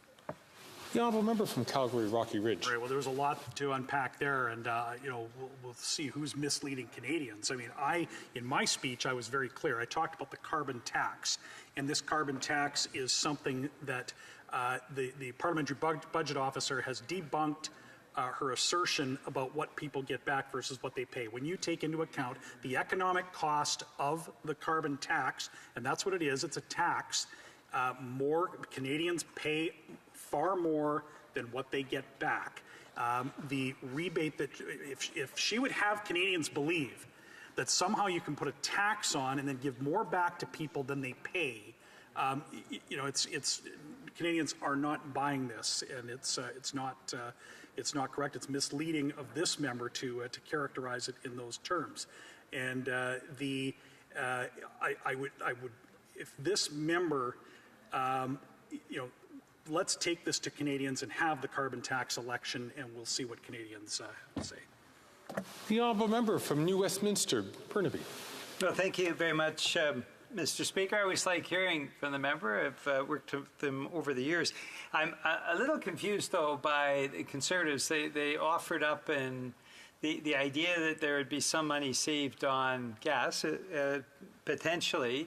But the figures that they used quoted driving about 44,000 kilometers. So what they seem to be proposing is you could get these savings if Canadians drove over the course of the summer back and forth across Canada 8 times.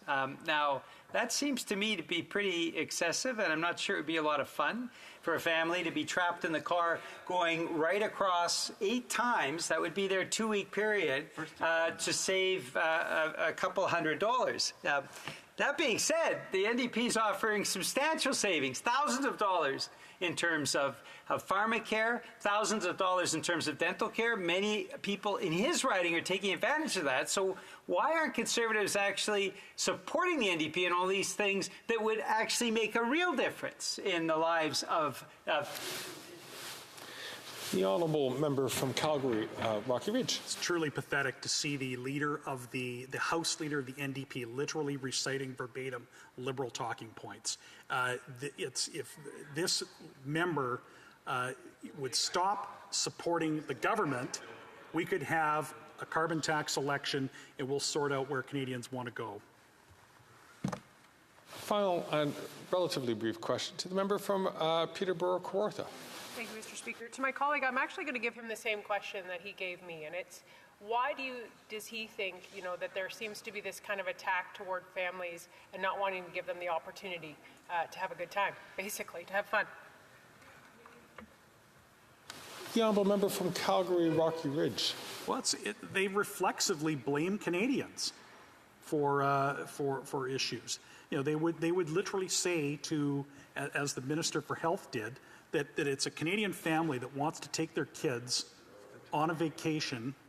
That it's all on them. It's their fault. That they're bad people for wanting to put the kids in the car, go on a road trip, and turn around and blame them and use this inflammatory type language about the planet being on fire, and Conservatives just want to be able to, for parents to take their kids on a road trip. Resuming debate, the honourable member from Kingston and the Islands. Thank you very much, Mr. Speaker. I'll be sharing my time with the member from Milton. So today we are discussing a motion that was passed in committee and sent over to the House, a report specifically on excess profit tax on large grocery companies. And it says, given that Canadian grocery sector made more than $6 billion in profit in 2023 and that millions of Canadians have reported food insecurity in the last year, the Standing Committee on Finance call on the government to immediately take action by implementing an excess profit tax on large grocery companies that would put money back in people's pocket with a GST rebate and establish a national school food program, and that the motion be reported to the House. And so my understanding, based on going back and looking at the committee minutes, Mr. Speaker, is that this was supported by all the Liberal members, Bloc and NDP on the committee. And I think that it is a really good motion. I certainly agree entirely, especially with the part on the National School Food Program. This is a program that I think has organically come from communities and come from Canadians. I know I heard the NDP speak earlier that this was something that this was their initiative. I actually don't think that it was. I think that this was an initiative that was born out of obviously need, but also born out of what was already taking places in so many communities. I think in the city of Kingston, the Food Sharing Project, which has been around since the 80s, and basically this is a volunteer organization that led by Andy Mills in Kingston that every day they're packing up food and sending it out to schools. And one of the most interesting things that I found, one of the reasons why I thought that this was an incredible program, when I went to tour, it was because I brought my children with me, Frankie and Vivian, who are 7 and 5. And when we went there, Frankie all of a sudden realized where this food was coming from that he would see in school. And one of the things that I really thought was unique and made this program so incredibly successful, and why the government needed to fund this, was because of the fact that it helps to break down stigmas and stereotypes. According to my children, it's not just the poor kids, quote unquote, that have to get access to this food. As a matter of fact, according to my daughter, who's in senior kindergarten, there's often discussions about which treat or which piece of food or which granola bar or whatever they're going to get from the special snack station. And so my point is that this is something that all kids look at, and all kids think it's normal, and it's not associated or creating stereotypes that some kids need this food and others don't. And I think that that's incredibly powerful. And I think that at such an early age, people and children should not be taught to judge others based on their need. And so that's why I supported this. And that's why when people came to see me from my community to really push the federal government, put this into this particular budget, it was something that I worked with them on. And I barely did anything, but they went to all the schools and collected petitions and garnered support and gave those petitions to me so I could present them to the House. And I imagine that similar things happened in communities throughout Canada. And so I really look at the National School Food Program as a grassroots program that has taken hold, based out of need and based out of desire to break down stereotypes, based out of treating all kids fairly at such a young age, and all kids equally at such a young age, and that's what we have. The other part of this motion, Mr. Speaker, speaks specifically to excess profit tax. And I've been asked the question many times by my NDP colleagues about how I feel about an excess profit tax. And on the surface level, I have nothing against it. And in particular, when you're dealing with a industry that has very few players in it, and effectively have a joint monopoly, or I guess an oligopoly, where you have a few players and they're basically setting prices. And this industry, the grocery industry, has been found guilty in the past of fixing prices. The bread fixing scheme that went on a number of years ago. So whether it's really malicious and intended, or whether it just grows out of the lack of competition, it still happens. So when you talk about an excess profit tax, and I know we talk about it from the oil industry perspective too, I am really intrigued by having a discussion about that, because I think that it is one that is important to have, but I do have a question and a concern, and I tried to ask this to the House Leader for the NDP in a question, but he didn't answer my question, and that was specifically about what happens when and if the oligopoly partners end up just transferring that tax over to consumers.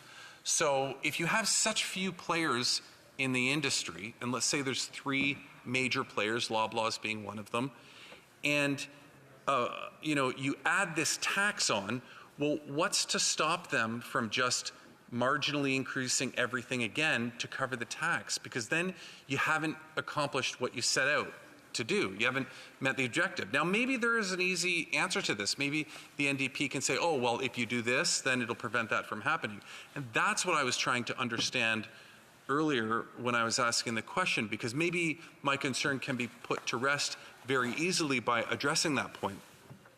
And so I do want to have conversations about this excess profit tax on these large industries like the grocery industry and the oil industry, but I want to do it in a responsible way. I want to do it in a way that ensures that whatever comes out of it actually produces the intended result, which is to return some of these excess profits created out of the monopolistic environment back to the consumers who are being taken advantage of in the practice of the monopoly or oligopoly, as I previously said. So that's my main concern on this. That's where my main concern is with respect to this, and I would love to have a conversation about how you ensure that that doesn't happen. So on the surface, I certainly appreciate this. I understand, as I indicated previously, that the Liberals, NDP, and Bloc members all voted in favor of this. I think from a surface level, it makes a lot of sense. There are some details that I would like to understand a little clearer before I vote on this. But I will say, the National School Food Program is an incredible program that I'm very anxious. I know it already works because I see, a volunteer version of it at our local level, and I know of the success that it can create. And I think that it's something that will help with food insecurity, and it will help with breaking down stereotypes, and it will help with young children growing up and giving them the best shots at life and at their educational experience if they aren't going to school hungry. I do find it very concerning that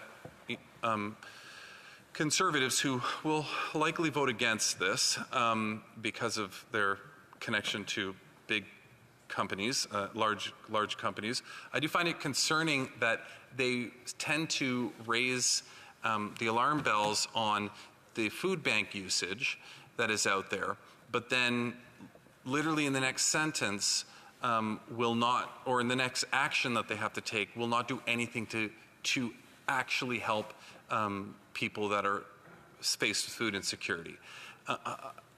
The National School Food Program, before even any money was put behind it, just the concept of it, they voted against.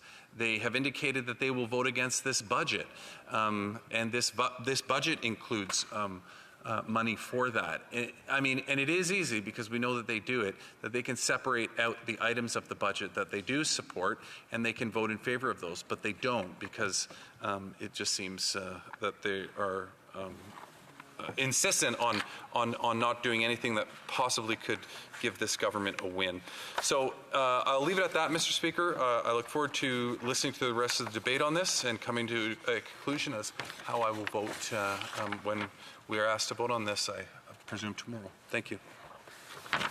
The Honourable, I thank the Honourable Member from Kingston and the Islands. We now move to the period of question and comment. The Honourable Member from New Westminster.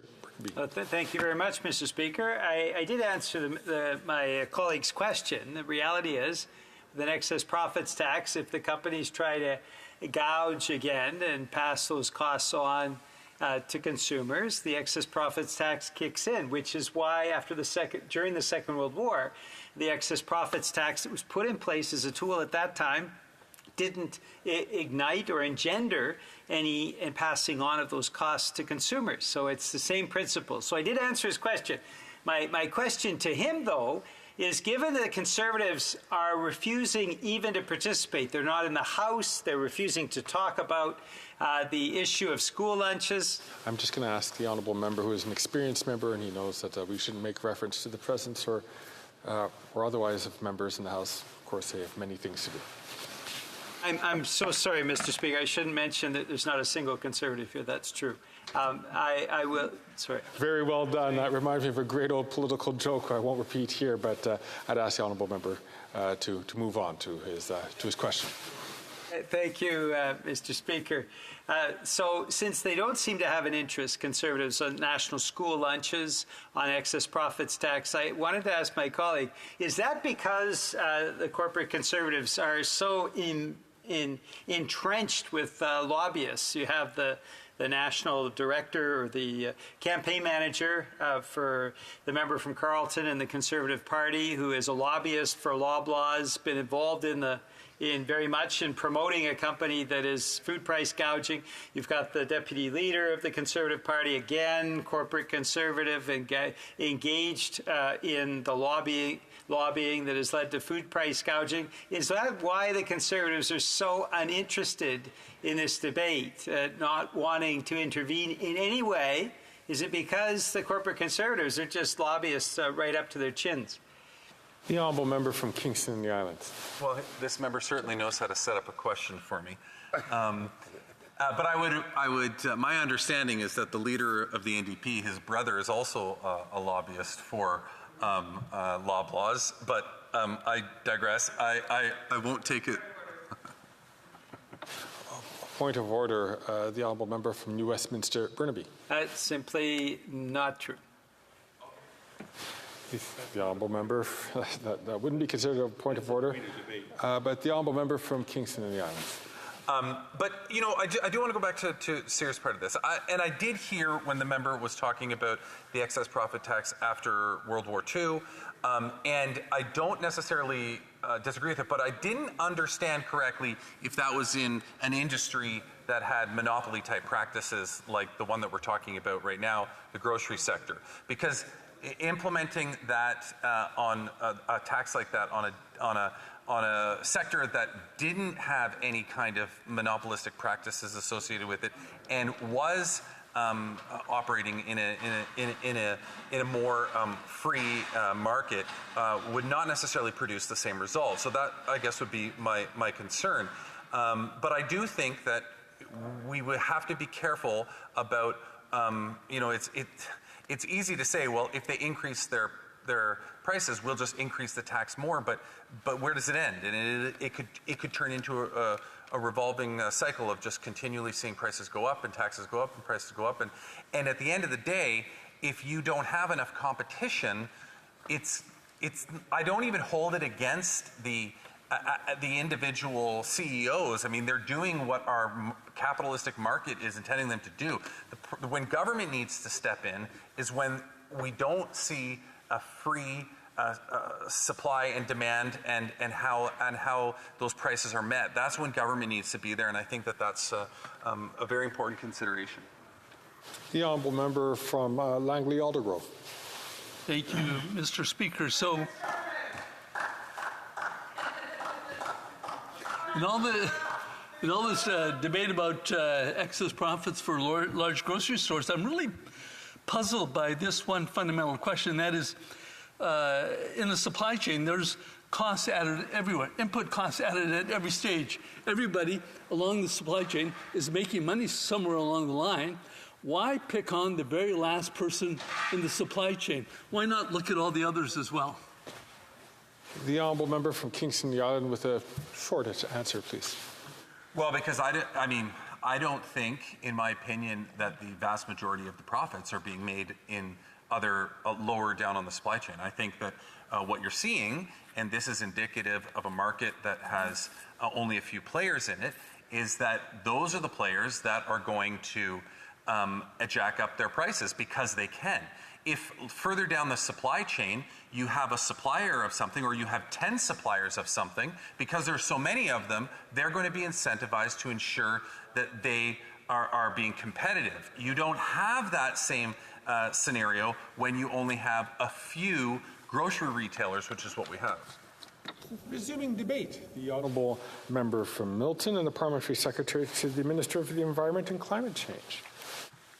Thank you very much, Mr. Speaker. It's nice to join debate this evening on an issue that's affecting so many Canadians. I'd say every Canadian, because everybody needs to eat. But our groceries just cost too much these days, and everybody's frustrated. And I understand why.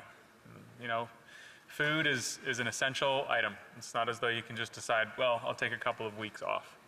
Groceries are, probably the third or fourth most expensive thing that a household has to purchase every month after they pay their rent or their mortgage and they pay for their vehicle. Food is expensive, and there's a lot of reasons for the fact that food is expensive. And I was hoping this evening that I could unpack a few of those root causes a little bit and get to some questions, because I think honestly the questions perhaps with some colleagues in here, the art of thoughtful conversation, a little bit of debate, sometimes feels like it's lost its touch around here. So, yeah, what can we do as a government? You know, people ask all the time. We knock on their door, we answer the phone at the office, and people say, well, like, lettuce is $3.50 again. What the heck? I don't blame people for being frustrated. You know, I'm frustrated too. And you know, one of the chief complaints that I hear is people are frustrated because they hear that grocery executives are being paid millions and millions and millions of dollars, where the people that work in those stores are still earning minimum wage, and it doesn't seem fair, and it's not, quite frankly. But it's clear to me that regardless of who works for lobbying firms, and look, I won't argue about who works where. Everybody deserves honest work. But the reality is these big companies can afford lobbyists, and they can afford lobbyists for a reason, and that's because they make a lot of money. Whether we're talking about private utility companies, oil and gas companies, or grocery chains, or big banks for that matter, those companies can afford to spend a lot of that money on government relations and PR. But you know who can't is Food Banks Canada, and teachers, and nurses, and parents, and people who are struggling to pay their bills. There's no public lobbyist that says, hey, you know what, my neighbors are really struggling. In fact, that's us. We need to have our ear to the ground. We need to be there for our neighbors. We need to listen to their issues and then do a little bit of research. You know, I often talk about, probably not enough in this place, but the Library of Parliament is such a wonderful resource that we all have access to. And they do great work. They do excellent research. It's completely nonpartisan, and it's extraordinary. The people that work over there, the researchers, the clerks, the librarians, are amazing. So I'm going to commit to something. I'm going to work with the Library of Parliament for the remainder of this session and try to dive into precisely why some grocery prices are so high. I've done a little bit of research, very preliminary, and I'll say it's not research, because when you Google something, that's not research. Research actually, you know, it's meant to have some rigor, and a Google search isn't. That's just you know, a little bit of reading. I've done some light reading on why grocery prices are expensive. Climate change is the #1 reason. Disruptions, extreme weather, floods, droughts, all of those things are costing food production and farmers a lot of money. So that needs to be addressed, and we know that we can't just switch climate change on or off like a light switch, despite the Conservatives talking about carbon pricing and saying, well, if you pay a carbon price, will that stop a hurricane or will that stop a wildfire? It's absurd. It's an absolutely absurd question or an absurd statement, but it doesn't stop the Conservatives from making that, you know, that sort of comparison. Well, if we pay the price on pollution, then it'll just stop the crazy weather, right? Well, that's not the way it works. Crazy weather that we're experiencing is a result of an excessive amount of greenhouse gases in our environment, in our atmosphere. Just like a greenhouse that has a lot of CO2 inside because there's a lot of plants in there, it heats up. And our planet's been heating up, not in a uniform way, but one that contributes to a lot of extreme weather, and that disrupts agriculture. Another significant cause of the disruption of the agriculture sector is conflict. And we know that around the world, there's a lot of fighting. And some of those countries that are fighting produce a heck of a lot of food. So when they're at war, they're not able to ship their raw goods, and that increases the cost of food. But then there's some more localized ones, you know, some issues here at home. I remember probably a decade ago, I got a weird little $25 gift card in the mail, which was unmarked. And it was because the price of bread was fixed by some of the largest grocery chains. They were kind of colluding with each other. Unfair practices, really bad corporate behavior. And they kind of settled out of court and said, well, if we send everybody who asks $25 in the mail, is that enough? And somebody in their infinite wisdom said, yeah, that ought to do it. I don't think any laws were changed. I don't think there wasn't an ombudsman put in place to make sure that grocery prices, you know, didn't just fly off the shelf, literally. That continues to happen. But there's got to be a way, with a little bit more scrutiny. You know, my community members over the month of May decided not to shop at Loblaw stores. There was a big boycott. I don't know if it was across Ontario or Canada, but I saw a lot of people online talking about how they were not shopping at Loblaws. And if you do again, not research, just a cursory Google search on all the stores that Loblaw Companies owns, that's a lot of places. It's actually hard in many communities to avoid shopping at Loblaws. And you know, something that I've noticed actually is Loblaws owns Shoppers Drug Mart, and not that recently, but Shoppers Drug Mart has started to sell more and more produce and and fresh food, in addition to, shelved items like cereal and that, canned soups. And my example is about canned soup because when you go to that aisle in Shoppers Drug Mart, you can find a can of tomato soup, the same one that you'll see at No Frills. It'll be $2.49, $2.69, $2.79. But you go to No Frills, owned by the exact same company, exactly the same soup in the can, and you'll see it for 99 cents or $1.29. And the issue that I have with that isn't so much that, we can say Shoppers is maybe a little bit more of a convenience store, but people who live close to a Shoppers oftentimes don't have a car. It's in strip malls. The one on Main Street in Milton is, right next to a bunch of apartment buildings where people don't all have vehicles. That means they can't drive to No Frills. That means there's an environmental barrier to shopping at lower prices. That's an unfair practice. That's an unfair practice that I believe strongly that an excess profits tax on grocery stores would penalize, but wouldn't necessarily fix. So I'll say that I'm in favor of an excess profits tax on grocery because I think the behavior is bad.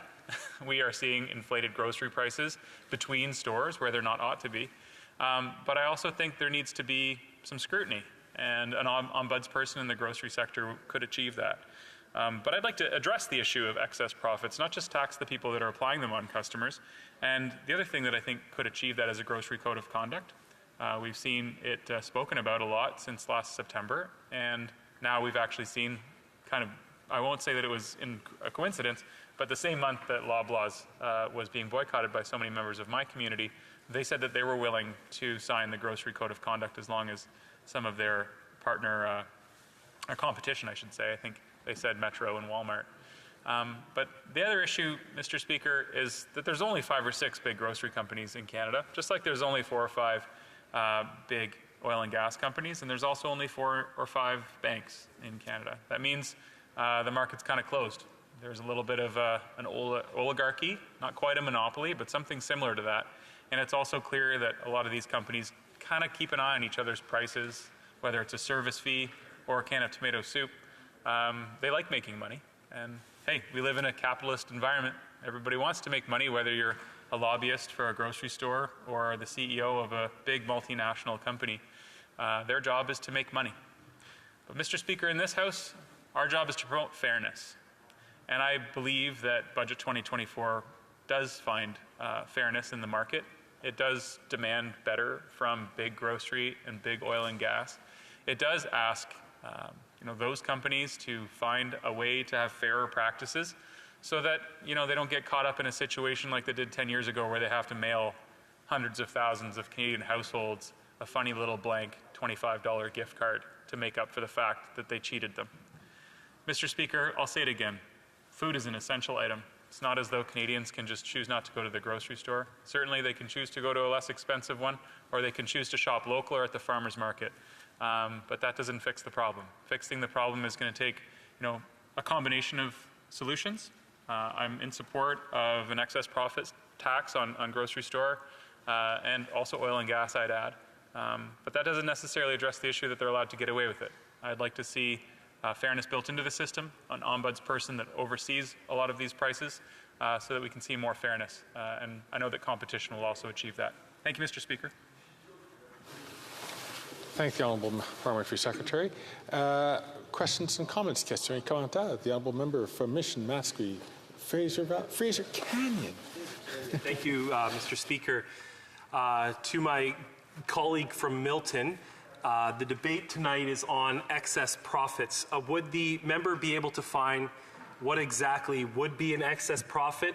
For example, what would be an appropriate margin of profit for a company that he has, a grocery company that he has referred to this evening? Thank you, Mr. Speaker.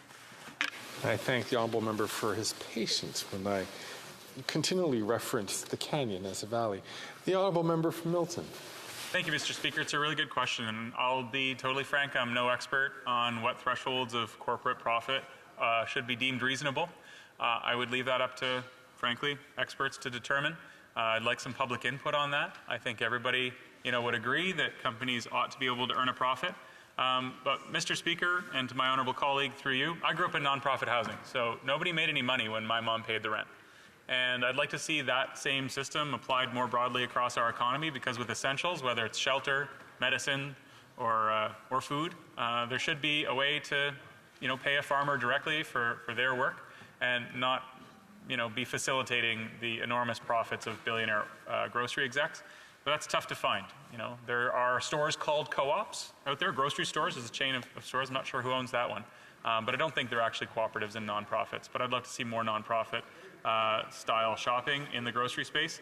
But while I'm on this topic, I also know that a lot of seniors, particularly single seniors, shop for previously prepared items. So they might go and get spaghetti and meatballs or a soup that's in not in a can. It might be in a jar or in a takeaway container. And HST is applied to that food. That's something that isn't in our control. And I'd consider looking at how taking off the HST on prepared food at grocery stores, so that not at a convenience store or at a like a sandwich at a store like Subway or something like that. I'm not suggesting that there shouldn't be HST on that food, but finding ways to meet Canadians where they are and lower their food costs would be a priority for me. And really, any good idea that somebody comes forward is worthy of consideration and debate. Thank you. The honourable member from Skeena, Bulkley Valley. Thank you, Mr. Speaker. My colleague from Milton mentioned some of the very real drivers of food price inflation, things like crop failures due to extreme weather, things like supply chain disruptions, international conflict.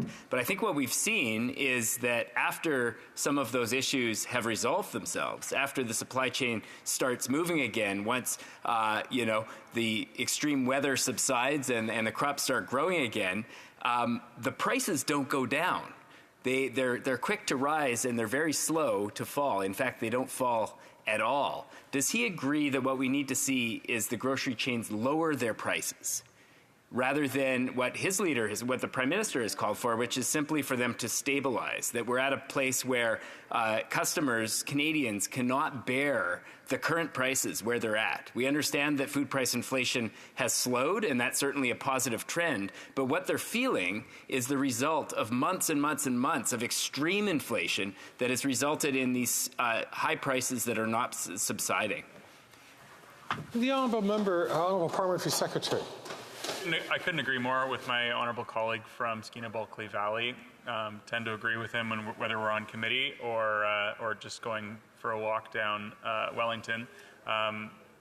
We're both very, very pressed with the issue of trying to find solutions to affordability in Canada. And look, I've noticed the same thing.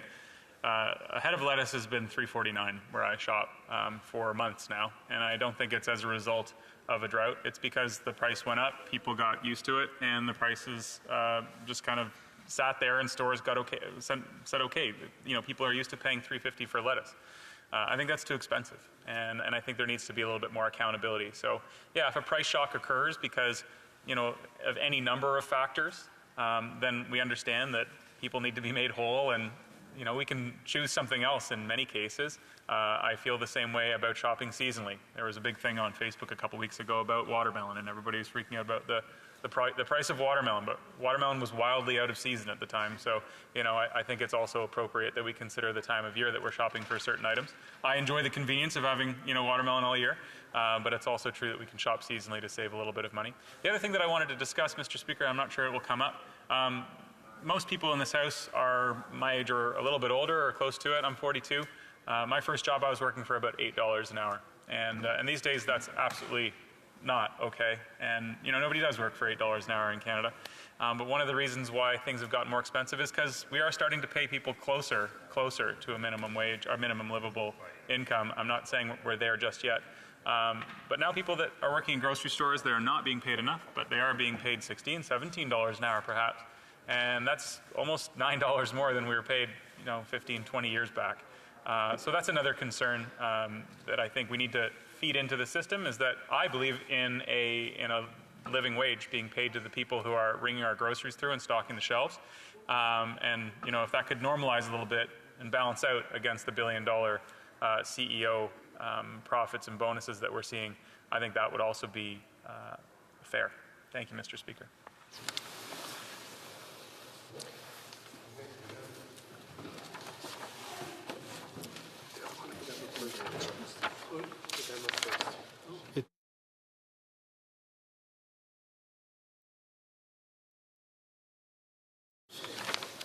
Comme il est 20...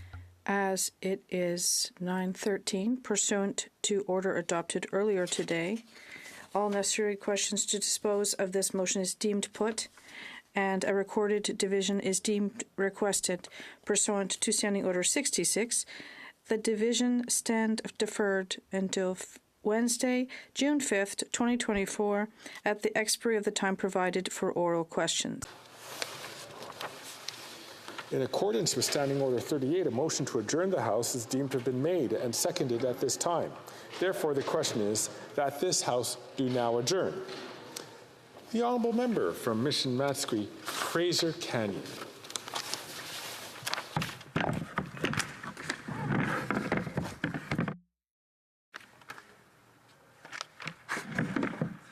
Thank you, Mr. Speaker. On May 9th, I rose in this chamber to ask the Minister of Finance when the Liberal government would stop sitting on the $2.5 billion in promised carbon tax rebates while business insolvencies skyrocket and small businesses suffer under higher taxes and inflation.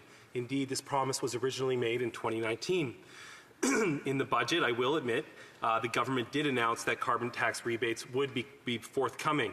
However, it did take 5 years, and this is a tax that 80% of small businesses want eliminated.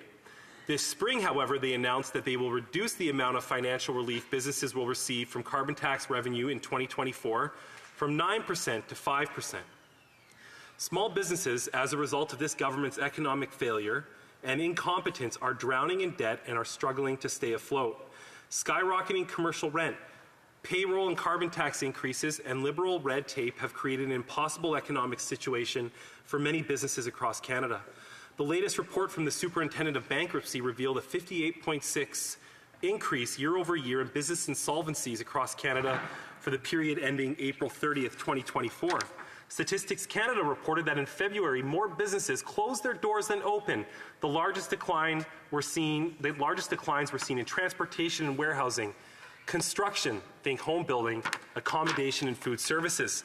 The Labour Force Survey each month continues to highlight the massive gap in public sector job growth and private sector job growth. The growth in size of the public service is greatly outpacing private sector job growth.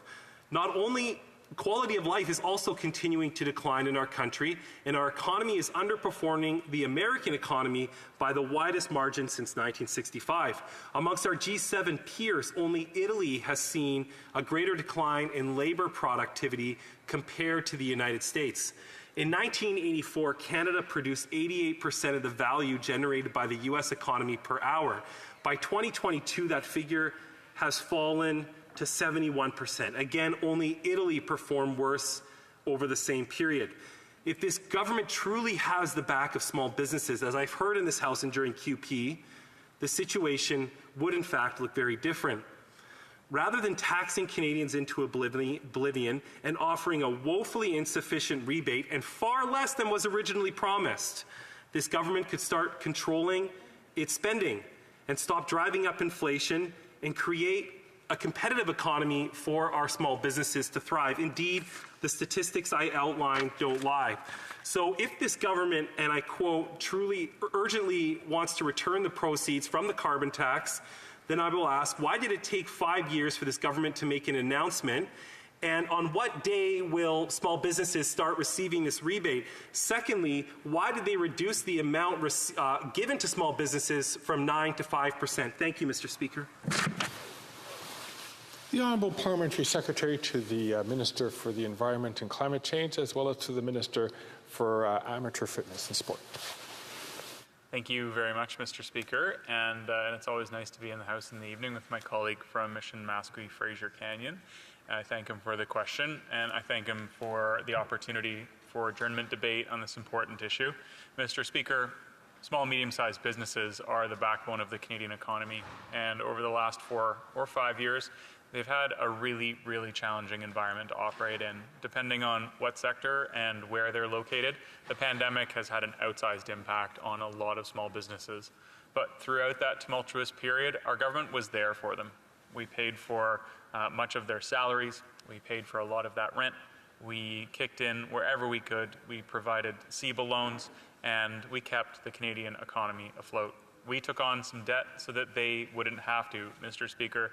And the result is that over the last 2 years, that recession that so many economists and pundits and op-ed writers indicated was on the horizon in Canada has been avoided.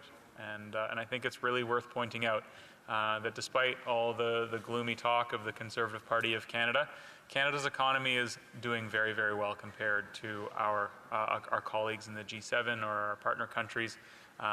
And, you know, it's always easy to find a statistic to point out that, you know, it's bad here or it's bad there. But overall, Canada's wage growth has caught up to inflation, which is excellent news for workers.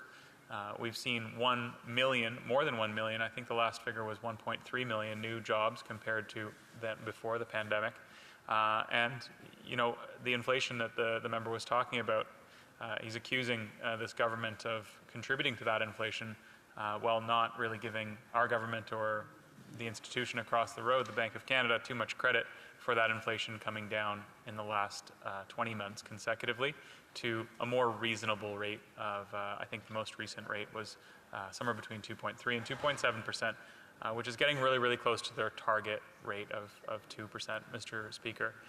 So look, we're getting there as a country.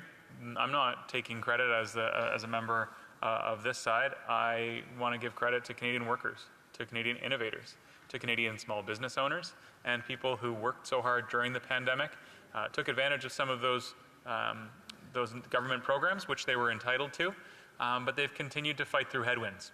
And the reason that we're not in a recession now and in June of 2024 is because of their hard work and ingenuity. As the member very rightly pointed out, Budget 2024 proposes to invest $2.5 billion to support 600,000 businesses across Canada, Mr. Speaker.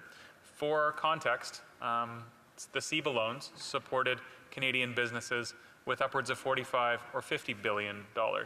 Mr. Speaker, our government's been there for small and medium-sized businesses, and as we fight climate change together, as we innovate to lower our emissions together, as we continue to serve Canadians, employ Canadians, and make sure that Canadians have all of the opportunity that they deserve in the future, we'll be there, we'll have their backs, and we know that they'll continue to do their great work in driving our economy forward to a green future. Thank you very much, Mr. Speaker. The honourable member from Mission-Matsqui, Fraser Canyon. Thank you, Mr. Speaker. I will point out in respect to the carbon tax rebate that money was collected from small businesses and redistributed back to small businesses. It is in fact not an investment. It is a wealth distribution scheme put forward by the government. And it's not the Conservative Party of Canada, the loyal opposition. It is in fact the Bank of Canada who outlined that we have a productivity crisis in Canada. It's the Bank of Canada outlining that the GDP per worker in this country is precipitously falling. That means workers are getting less on average than they did in the past. In other words, people are working harder and taking home less every month. That's what Conservatives want to fix, and that's why we continually say more powerful paychecks. We want Canadians to be able to keep more of their hard work, and we also want to see policies from government that give Canadian businesses a foundation of success moving forward. Thank you, Mr. Speaker. The honourable member from Milton and Parliamentary Secretary to the Minister of the Environment and Climate Change and the Minister for Sport and Physical Activity. Thank you, Mr. Speaker. And look, it sounds like we have the same goal. We both want to help Canadian businesses. However, we put forth ideas, actual policies, not just three-word slogans and rhyming couplets that look good on bumper stickers and hoodies, Mr. Speaker. It requires some intellect to come to this place with policies and recommendations that will actually support the economy, support Canadians, at the same time lower our emissions and drive innovation forward, Mr. Speaker. Unfortunately, what we've seen from the Conservative Party is just constant sloganeering. You know, powerful paychecks, that sounds really good, but what does that mean? Put forth a policy that would suggest that paychecks would actually grow as a result. Now, carbon pricing, Mr. Speaker, has been in place in that member's province for well over a decade. In fact, some of his colleagues on the Conservative side contributed to that policy, and it's been a great success. Emissions per capita have come down in British Columbia, and they continue to, and we'll continue to support evidence-based policy just like that. Thank you very much, Mr. Speaker. I thank the Honourable Parliamentary Secretary. Now for the second adjournment debate is the Honourable Member from Langley Aldergrove. Thank you, Mr. Speaker. So on May 3rd, in question period, I had a question about the failed drug legalization pilot project in British Columbia. We say it was a failed project. We were about 1 year into a 3-year pilot project, but the evidence was that it was clear it was failing. 2,500 toxic drug deaths in that first year, a 7% increase over the previous year. Crime and chaos on the streets, and many reports from many different communities, mine as well, about abuse on the streets. British Columbians were not happy with all this negativity, and the provincial government was feeling the heat. They knew they had to do something, and in fact they did. They introduced provincial legislation restricting consumption of Illegal Substances Act to put some restrictions in place about the open use of drugs in parks, playgrounds, hospitals, transit, etc., and to give the police some extra authority. Now, an organization called the Harm Reduction Nurses Association challenged that legislation in the BC Supreme Court and convinced the judge to impose a temporary injunction preventing the BC government from actually bringing that new law into effect. According to the judge, prohibiting people from using drugs in public places was an infringement of their constitutional right under Section 7 of the Charter of Rights and Freedoms to right to life, liberty, and the security of the person. And I was stunned by that, as I'm sure many Canadians were. Really, is that what Section 7 is all about? About constitutionally protected right to use drugs in public places. When there were no exemptions at all to the federal legislation Controlled Drugs and Substances Act, no decriminalization of drugs for personal use, and no public experiments with hard drugs like it had been for all of Canadian history up until that point, until a year ago. There were never any arguments about whether people had a constitutional right to use drugs in public places. But once the federal government opened that door just a little bit, it also opened the door to new and novel arguments to expand charter rights to include open drug use in public places. I had to ask myself the question, what happened to the big vision of a just society that inspired the original drafters of the Charter of Rights and Freedoms? What happened to giving people hope for a better life? What happened to health and treatment? I know that the Liberals claim to be the party of the Charter, and they often demonize Conservative Party for suggesting that we're going to gut the Charter, but I don't think we have any lessons to learn from the Liberal Party on this. What we have seen with this Liberal government's ill-conceived ideas are far removed from what the original drafters of the Charter had thought about a just society for all Canadians. So I ask you a question again.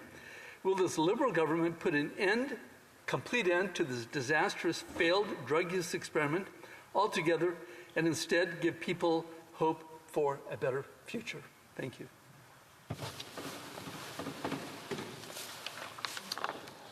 L'honorable secrétaire. The Honourable Parliamentary Secretary to the Minister of Families, Children and Social Development. Mr. Speaker, obviously, I'd like to reassure everyone from the outset that we're deeply concerned about this crisis and its impact on so many families and people. Each loss of life is tragic, and we need to do everything we can to help people and save lives. And foremost, and should be treated as such. People need health care, not jail. The war on drugs didn't work decades ago, and it still doesn't work today. Cette crise est en constante évolution. This crisis is ever evolving, requiring us to try innovative actions, monitor them closely, and follow the data in order to find out what works. We have an adaptable, reactive approach, and we're doing everything we can to help keep people alive. Support provinces and territories to find solutions to meet their specific needs in order for them to offer timely services to their population. That is why we are continuing to work closely with the province of British Columbia and support their comprehensive response to the overdose crisis. D'ailleurs, parlons de ce que cette exemption. Let's be clear what this exemption is and is not. The exemption does not legalize drugs and never has. Legalization would mean a change to Canada's drug laws. Under the BC exemption, the sale, production, and distribution of controlled substances continues to be illegal. Rather, the exemption allows the province to focus on a health-based response where people are encouraged to seek health and social supports instead of being arrested and charged for personal possession of small amounts of certain substances. The criminalization has always been an obstacle to care. Health and social issue requires a multifaceted response. C'est pourquoi on continue de soutenir les provinces et les territoires. That's why we continue to support provinces and territories in building up health services so they are available when and where people need them. In addition, Budget 2024 announced $150 million over 3 years for an emergency treatment fund to support municipalities and Indigenous communities to rapidly access funds to mobilize efforts and address their urgent needs to save lives now. Our actions are comprehensive, equitable, collaborative, and compassionate, and are guided by our federal drug strategy, the Canadian Drugs and Substance Strategy. This all-of-government approach includes access to a full range of strategies to help people access to prevention, harm reduction, treatment, and recovery services and supports they need when and where they need it. We are going to continue to work closely with our partners on a range of actions to prevent substance abuse, reduce harms, support people in their treatment journey, and keep communities safe. What we have been hearing from the Conservative side is dehumanizing. They are basically saying that we need to clean up the streets because these people are a bother. De ce côté-ci de la Chambre, here on this side of the House, we're here to help people who use drugs. People didn't choose to become addicted. They didn't wake up one morning and say they were going to start using drugs. It's important to offer them a range of options so that they can find their path to recovery. This is not a criminal law issue, it's a mental health issue. The honourable member from Aldergrove, Langley, Aldergrove. I'd like to thank my honourable member for her thoughtful comments, although I do have to take exception with them. She said, well, you know, Conservatives just want to criminalize all sorts of behavior and get the streets cleaned up, and they very saintly want to help people, but their programs are failing. That's the whole point of this, that they've taken one step down a very, very risky path, experimenting with hard drug usage, even in public places. That's proven to be a disaster. So now they're backpedaling on that, rightly so, that they should be doing that. Because it was a failed program. But the deep failure, and this is where I was getting to, you know, what's happened to the big picture of justice in this nation. What people really need is help beyond that. Now, the member said, well, we're doing this and we're doing that. Well, they're making announcements about that, but they're not actually getting very much done. And I'm just reading here in the Globe and Mail today, detox beds in BC routinely sit empty because of staff shortages. That's the problem. Why isn't the help there that they really need? The Honourable Parliamentary Secretary to the Minister of Families and Social Development. Monsieur le Président, Mr. Speaker, obviously we have to do everything we can to save lives and reduce risk while keeping our communities safe and addressing drug trafficking and organized crime. Supporting a full range of services and supports to address the diverse needs of people who use drugs, as well as enforcement efforts to protect our communities. We are in the midst of a crisis where people are dying. This is not the time to be pitting harm reduction against treatment. On a besoin des deux. We need them both, working in tandem. And the evidence clearly shows this. Those who need and are ready for treatment must have access when and where they need it. Those who aren't ready or who are unable to access treatment need harm reduction options to stay alive. Without harm reduction services, more people would die. Continuing along with the adjournment debate, the honourable member for Victoria. Mr. Speaker, last year's summer was the hottest on record and the most devastating for wildfires.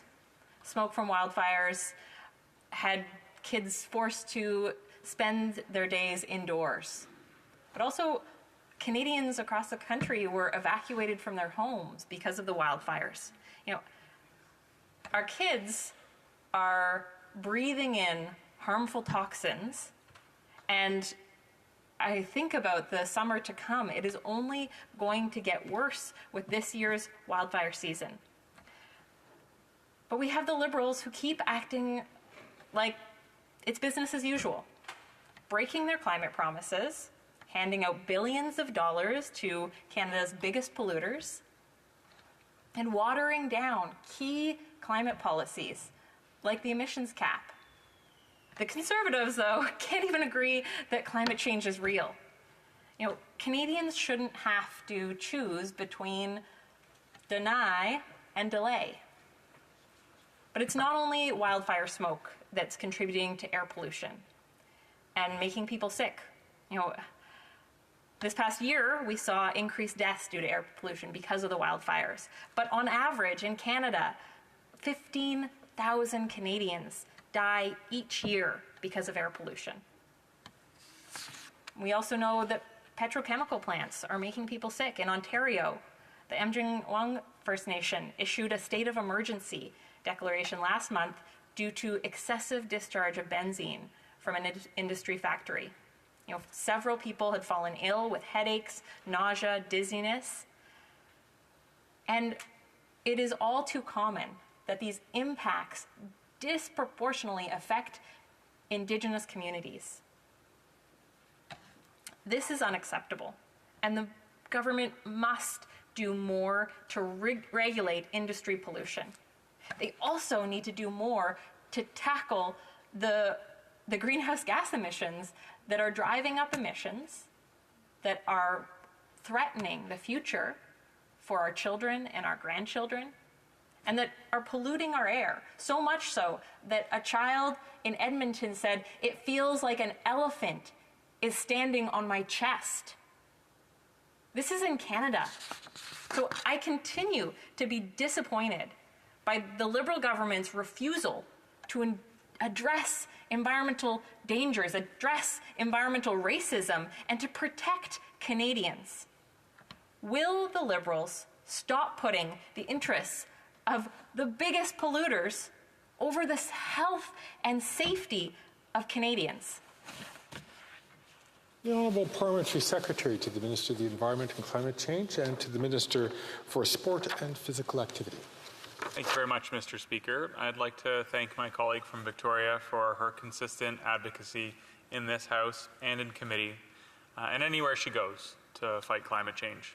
She's a true advocate, she's a true champion for the environment, and I'm proud to be her colleague. We work together on the Environment Committee, and what we have to endure on Environment Committee is a lot of mis and disinformation from not just the Conservatives, but a lot of witnesses that come who have a vested interest in taking us back to a time where our country did not adequately fight climate change. Mr. Speaker, but that's not where we are today. In fact, we are lowering our emissions. We've turned the tide from 2015 when this government was elected by Canadians. We were elected on a promise to fight climate change and lower our emissions. And at the time, Canada's emissions were going up. They were going up fast. And we turned the tide. We have lowered emissions, and we are on target to meet our 2026 interim target towards a 2050 net zero ambition that I'm proud the NDP and the Bloc and the Greens and us Liberals all agree on. It's the Conservatives that stand against it, Mr. Speaker. Now, my colleague from Victoria, from the NDP, referenced the benzene concerns, and I have to presume that that is from the issue that is ongoing with the Amnijigwingnang First Nation in around Sarnia, Ontario. And Mr. Speaker, I followed that issue very, very closely. It was with respect to a petrochemical industry, and I was very, very heartened when the minister, our Minister of the Environment, imposed strict benzene pollution controls in response to those concerns. It happened quickly, and the response and the feedback that we received from environmental, non-governmental organizations was that we did the right thing, and we acted correctly. With respect to the tailings ponds leaks in Athabasca River, that is having a really, really devastating impact in the Kearl oil spill that we've all heard about. I had the opportunity to hold the CEO of Imperial Oil, Brad Corson, to account at committee, and we must demand better from these companies. Sadly, much of the jurisdiction for oil and gas extraction, mining, forestry are provincially, in terms of the jurisdiction, they're provincial. So that's a challenge we must face, is that one level of government might care deeply about saving the environment and protecting our planet from degradation, from excessive emissions and pollution from big industry, namely from oil and gas extraction, primarily from the oil sands, I'll say, because that's the only industry in Canada where the emissions continue to go up. But Mr. Speaker, there's a little bit of an elephant in the room. It requires us to be persistent and dogged and stand up for what we believe in, what's right, and what evidence tells us we must do every time we're faced with a little bit of a challenge. And here in this House, we've been faced with challenges from the Conservatives, from the sloganeering to the misinformation, to bringing forward ideas in this House that really don't have any basis in reality or fact. When the going gets tough, we have to keep going. But sometimes, Mr. Speaker, when the Conservatives put forward a motion to, as they say, axe the tax, which would just hurt the lowest income Canadians, because that would also axe the Canada carbon rebate, which, I'll remind Canadians, goes out on July 15th. More than usual they'll receive, because a lot of Canadians don't do their taxes early. I didn't do my taxes early, so Canada carbon rebate will be bigger on July 15th. But Mr. Speaker, we need the NDP to be strong in their position as well, because sometimes when the going gets tough, they vote with the Conservatives, and that's really disappointing for Canadian environmentalists and voters. The honourable member from Victoria. I want to thank the member for his response, and I do believe that he wants bold climate action. Unfortunately, his party continues to water down key climate policies at the request of the biggest polluters. They even went so far as to invite the CEOs of oil and gas companies to help them craft their climate plan. It is not surprising that we see huge loopholes in the proposed draft of the emissions cap. This is one of the key policies that we need to drive down emissions. And yet, once again, the Liberals are listening to the oil and gas industry. The finance minister decided not to implement a windfall tax on oil and gas, money that we could have invested in climate solution. Why? Because oil and gas lobbyists asked her not to.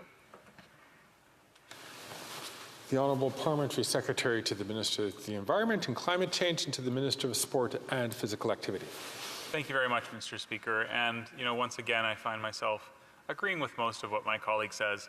I do desperately want bold climate action, and we're finding that with this government. We also have to be reasonable. Canadians still need oil and gas. They still create a lot of jobs in Canada. And, most Canadians still use natural gas to heat their homes and gasoline in their vehicles.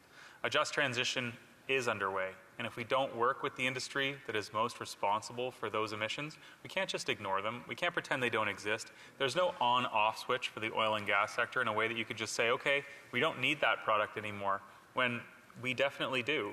And it's a matter of finding innovations and finding solutions, and the oil and gas sector is one of those parties that is going to find innovations and solutions to their polluting ways. Mr. Speaker, if not them, then who? They definitely need to transition, find other sources of energy, find cleaner ways to extract the resources that they do. Mr. Speaker, I won't shy away from tough conversations with groups like the Pathways Alliance. The motion to adjourn the House is now deemed to have been adopted. La Chambre demeure. Accordingly, this House stands adjourned until tomorrow at 10 o'clock, pursuant to Standing Order 24-1. Have a good evening, everyone.